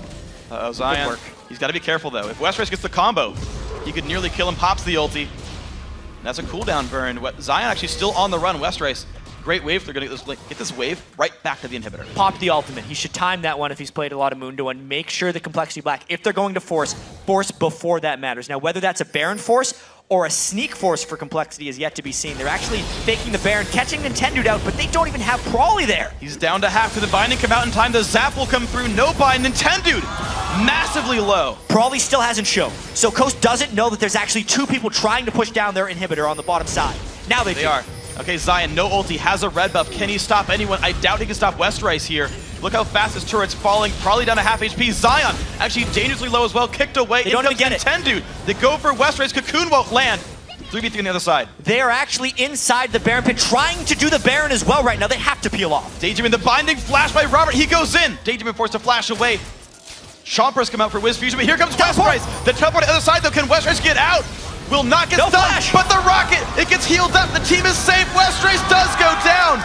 1 kill for Coast. Teleported in at low health and then could not land his Q. That's a 60-second death timer. Zion Spartan ultimate is back up there, chasing down Complexity. Flash Cocoon onto Robert. He gets exploded. Does not get any damage through. Now Prowley chased down, slowed up a little bit, and that's a kill.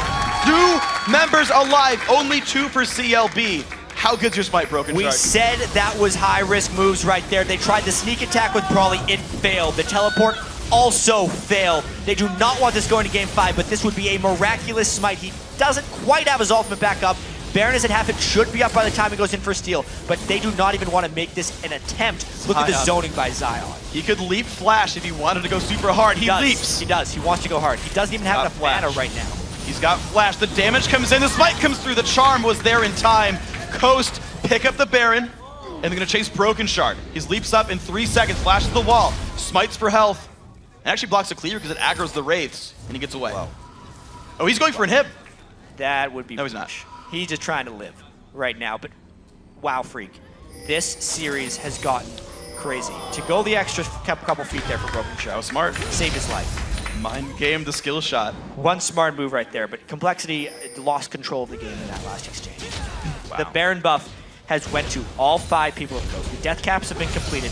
The Thornmail has been completed on Zion Spartan as well. Jinx has made it to late game. Everything Coast needed to do, or everything Coast needed to happen, happened right there. Well, now here's the real test. You've got a Baron buff, and you've got to work back from a 4,000 gold deficit. Coast going to do everything they can to make this happen. Probably 17.5 has a fresh blue buff. Daydreamin helping to push down mid. Mid tier 2 mid tier 2 turret's already low from a prior push. This should be a quick one for Coast, but then the rest of the test comes through. Top inhibitor is opened right now. There's no teleport on Westerice, and he is showing on the inhibitor side of the map. This is a 5-man team late game comp with Baron. Coast can just go for the inhibitor right now. The tank is real. Well, it's going to be the recall for Westerice, so the inhibitor turret's going to fall. Coast keep moving forward. Again, they've got Baron buff. This puts them ahead on stats. Westerice is still not going back. Poor judgment across the board here for Complexity Black with everything on the line. Coast is using their experience, their savvy, and they're pulling this out. How quick can Coast recall, though? The inhib's going to fall, and maybe more if no one stops him. He might actually get that one. You're absolutely right. He's doing a lot. They are worried about recalling too soon because that could get interrupted. And they're going to look to head him off and maybe get a kill. But yes, inhibitor down. Okay, Nintendo comes from the front. Westerice burns his spells, jumps to the minions. That's like a long cooldown till the leap is back up. He is dead. It's going to cost a direct. All right, there you go. Jumps forward. Fusion gets a preemptive black shield. There's finally the spell shield burned.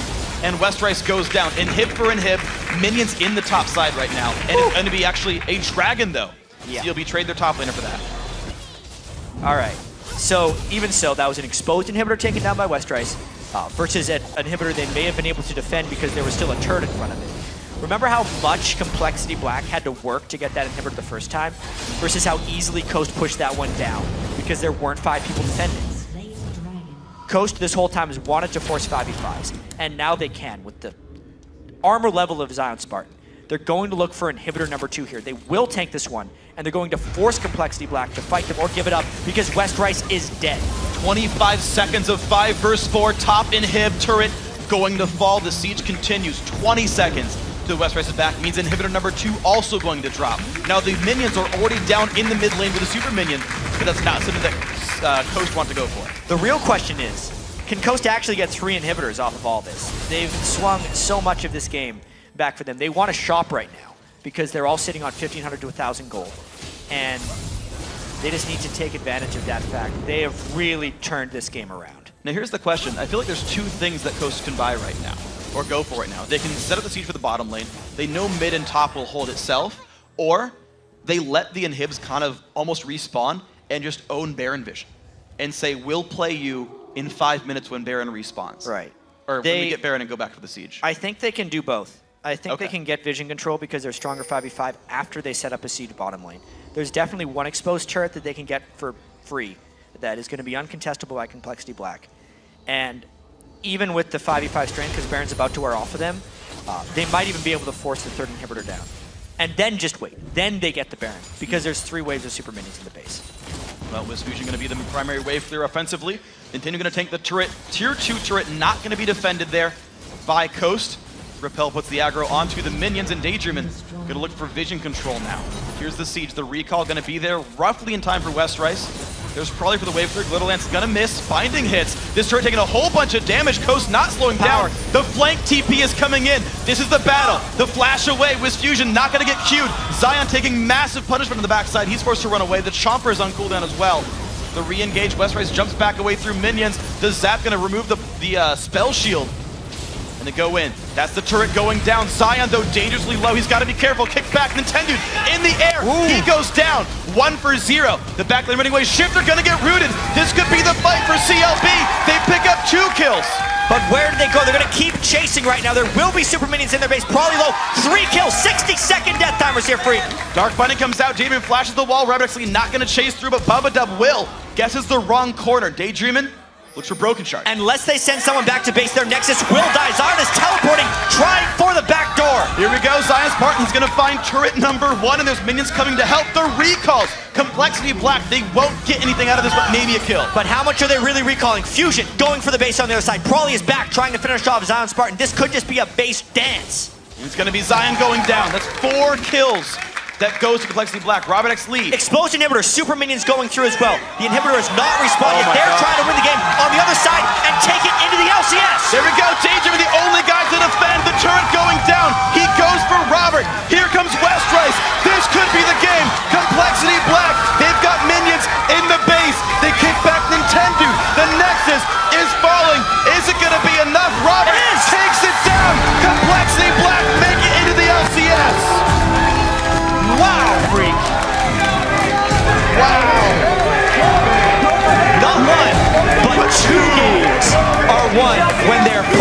their base, losing one Nexus turret, and they end up taking the series 3-1. That could have went either way, easily.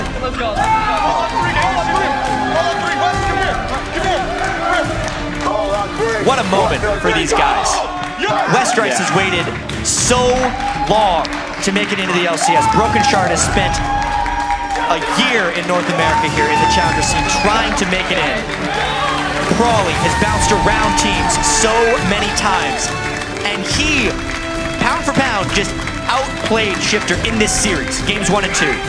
Their bottom lane as well, Robert Exley and Bubba Dub, destroyed in the 2v2. They forced Coast into lane swap, something Coast is not comfortable doing this entire series, and it gives them the LCS. And you see the hugs coming out between these teams. They've played each other many times in the challenger scene, now in the promotion tournament. You know, Coast says, well played, you guys deserved that. Yeah. 3-1 in the series. Strategically outplayed, capitalizing on everything they possibly could. And the games were back and forth too. The ovation coming out for these guys as well. It's such a ridiculous series that they're able to see everyone. Westrice must feel great after winning this one. Overall map movements just closing out at the very end of games when the pressure is at its highest. Being able to come out on top, 3-1, and becoming the final team to join the LCS. Yeah. You know what's funny? I'm thinking back to times this happened before. Think back to Spring Split for Rocat. First picked challenger team, upsets NIP, becomes what, 3rd place in the LCS that split. Complexity Black, first picked challenger team, shows up big, makes their way in. Yeah. I don't know, it's fun to see like those parallels. It's like a big stretch, right? But like, those happen. Really tricky for Coast now. Obviously, it's a big disappointment that they're out of the LCS. We'll have to see what ends up happening with those guys. If they decide to go Challenger Series or if they decide to disband, some of those players have a huge amount of talent right now. Do not know what's going to happen with them. But really, Complexity Black here, what a story for them coming in. Robert X. Lee has been one of the best AD carries not in the LCS for a while now. And him and Bubba Dub really showed why, just obliterating that Coast bottom lane game after game. Prawley, one of the most talented mid laners, wide champion pool, actually out-dueling Shifter on multiple occasions, something unheard of for Challenger Series mid laners. Yeah, and Westrice finally stepped it up there in the last game. He played hyper-aggressive, maybe a bit much, but by the end, the individual plays soloed out Wiz Fusion multiple times. The split pushes worked, the plays he made finally worked out. Broken Shard as well, also back into the LCS. Qualified under Dragonborn's the first series ever. Is the last team to qualify in EU, taking out MYM to make that one happen. Benched himself. People came in to replace him. He's back in on a new team. Yeah, you could see Bubba Dub was just kind of realizing right there. It's like, yeah, we made it. He's in the LCS now. They're in the summer split, the split that could potentially go towards World Championships. And these games, they were so ridiculously close. Game 1 could have went either way. Game 4 could have went either way. This could have been a 3-1. That's how close these teams were. One team fight decided that. One team fight that Coast went in for. A little bit overpushed because they had 2 waves of super minions and they went a little bit early. Remember you were saying maybe they should just be patient and wait to go back to the Baron. But maybe bells are ringing in their heads right there because, hey, we're too passive. We don't end games when we can. Why don't we just do it now? Sure. And it ends up costing them even so. Yeah. Ridiculous. Flint came in, ulti's down, made it happen. Complexity Black, congratulations. So now for a first-hand account of Complexity Black's win, let's send it over to Kobe. Thank you, Freak. I'm here with a couple of very emotional guys. Now, obviously, this win means a lot to your entire team, but especially Broken Shard, there are extra special circumstances for you, being able to even stay in the country now. Yeah, qualifying for the LCS means that I officially apply for a P1 athletic visa, which means I get to stay and live in the United States and compete under Complexity in the North American LCS. Congratulations once again. I'm sure you wish the rest of your team could be up here with you, but you definitely wanted to give some accolades of your own to the rest of your teammates. I just want to say that, like, a lot of people give specifically Westrice a lot of flack, and after being on a team with Westrice for 7 months, I honestly can't see someone who's hungrier for the spot. And if it wasn't for him kicking, I believe it was Mundo through Nintendo in the last team fight, getting all that burst, we wouldn't have won. That particular pick snowballed the entire Yeah, team. West But Rice! I actually wish he could be up here with us to celebrate because that win, really, that last fight was all him. It really was all him. And you performed extremely well too, going up against Shifter, who has received praise from everybody for his mid lane play. You performed very well. Facing the rest of the North American LCS mid laners, how do you feel returning to the North American LCS? I'm happy to be back and playing at the highest level. Playing at amateurs fun, but I'm kind of ready to be at that point where it's like, yeah, I can't really play against better people because these are the cream of the crop. So, do you guys have any plans to move into a house together? What are you looking at forward? We just want to announce that me and Prolly are like best friends right now. Yeah, dude, this guy played out of his mind. You guys don't know what scrims are go like with this guy. If there's ever a first blood going down, this guy goes insane. So him showing all this control, like getting first blood and then snowballing that lead like correctly without any mistakes is like super great. This guy's a good jungler. All right, is this going to be us like talking good about each other? But like, I came from EU. People didn't know that I was an EU jungler, and a lot of people give EU praise for its fantastic mid laners, right? And I've played with a lot of different EU mid laners. I played with Shushay, I played with Nukeduck for some time, and I've been around. And I played with Bjergsen even before. And I really have to say that Prolly and I've never meshed better with a mid laner than I have with Prolly. And I don't know if it's because we're both half Arab, or because we just have the same type of ideas, but I just could not. I honestly don't know why, but we just mesh better than I've ever done with anyone else. We kind of know what we want to do. Look at this guy. He's insane. he matches me. Well, you guys are obviously extremely emotional right now. Can you describe the feeling exactly when you guys won? It's about damn time. Fourth time for me. Very well put. Very well put. Now, looking forward to the LCS, which of these teams are you most excited to be playing? Well, for mid lane, I just want to play against Bjergsen and not die pre-6 to him.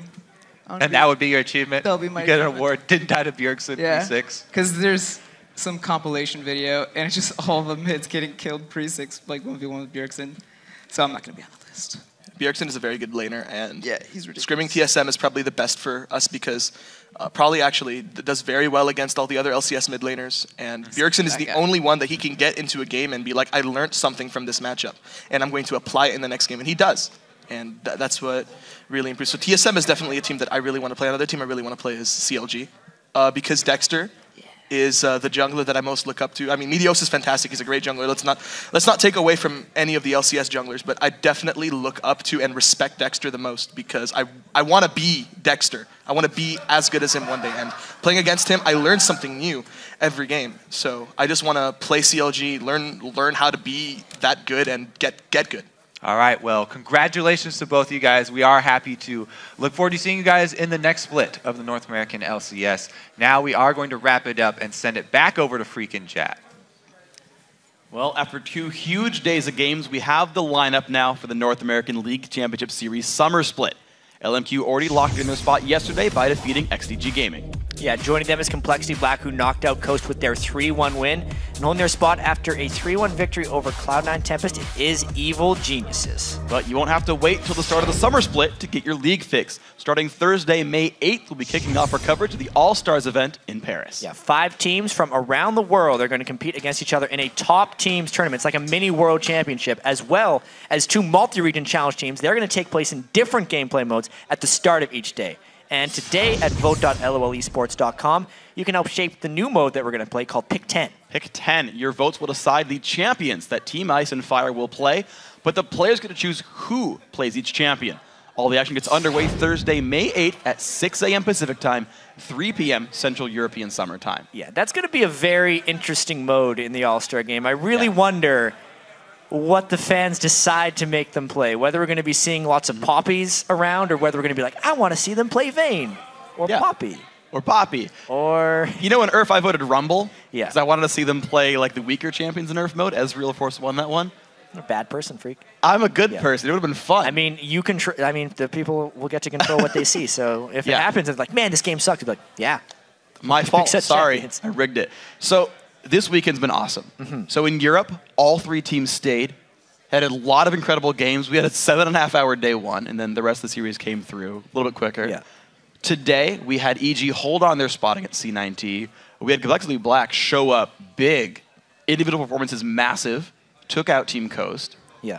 And with some crazy games on top of that one. Maybe like and LMQ's in. It's very telling. I mean, the European LCS in the regular season was so close with everyone being able to beat everyone. You could tell every team in the LCS was actually very strong. Yeah. And even though it seemed like there's like the 6, 7, 8, those were really good teams that could have maybe even taken games off of Fnatic in the right situations because they did during the regular season. So I'm not super surprised that those challenger teams weren't able to make it through.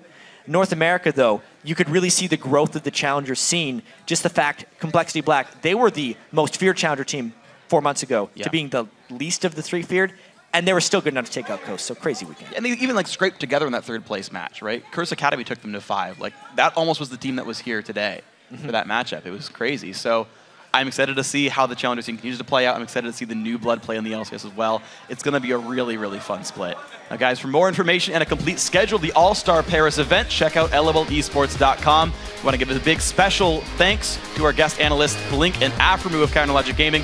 And now for myself, Jat, Kobe, and the entire live broadcast team, thanks for watching. We'll see you next time. GG.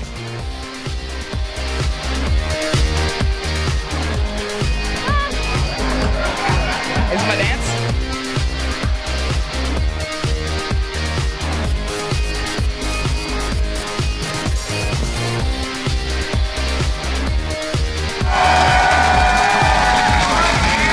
No! Oh, on the bottom side. Bishu spams the heals out. Kill comes over onto Crepo, but Kez goes down to Inox. Inox down to half HP. Bishu chased out. Now Alta got a bad spot as well. The kills going all the way for EG right now. Game 1 down. Next one to go. Well played, Tyson. This guy going next. One-man slow from the Evil. The 3-man Shockwave, though. This could be really big. 1-for-0 so far. Bishu is healthy. The hook on Inox and Lee Sin goes down. 2-0. Bishu pops another couple of summoner heals. He stays alive. 3rd kill picked up. This should be C9T closing out the game, making the series 1-1. Yeah. Woo! Oh, we can for sure. It's the Rise. The Rise is the biggest problem in this game. Down, there comes the culling and big damage hook onto Inox, so he is squishy. He's gonna take a bunch of damage, but the heals keep him safe. It's a 1-for-1. This could be the fight. All tech goes down. Evil Geniuses with a 3-1 score are back in to the North American LCS. Oh my God. We got it. Oh my God.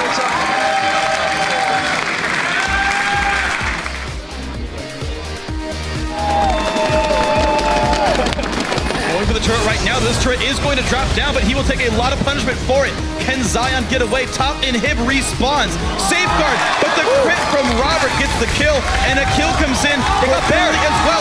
No one's going to stop. They have to go immediately. They could actually win this game. 53.5 minutes in miraculously because of the steal, because of the kills onto the 2 carries. They're going for it right now.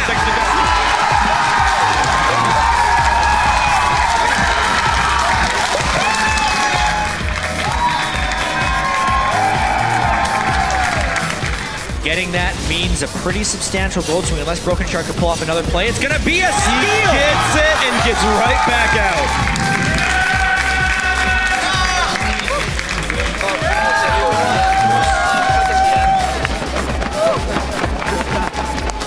There's Zion. Now Zion is pretty low, but he goes in for Robert. 1 hit.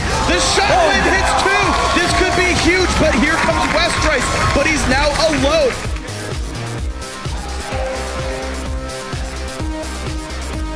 Out this continued very, very low, takes a bunch of damage. Got him, kicked and picked up. Now the push in towards Shifter. 1-for-0. Shifter wants this, puts damage down, slide it away. That goes to CLB. Will there be any trade kill? Shifter, he's gonna flash away, but goes down.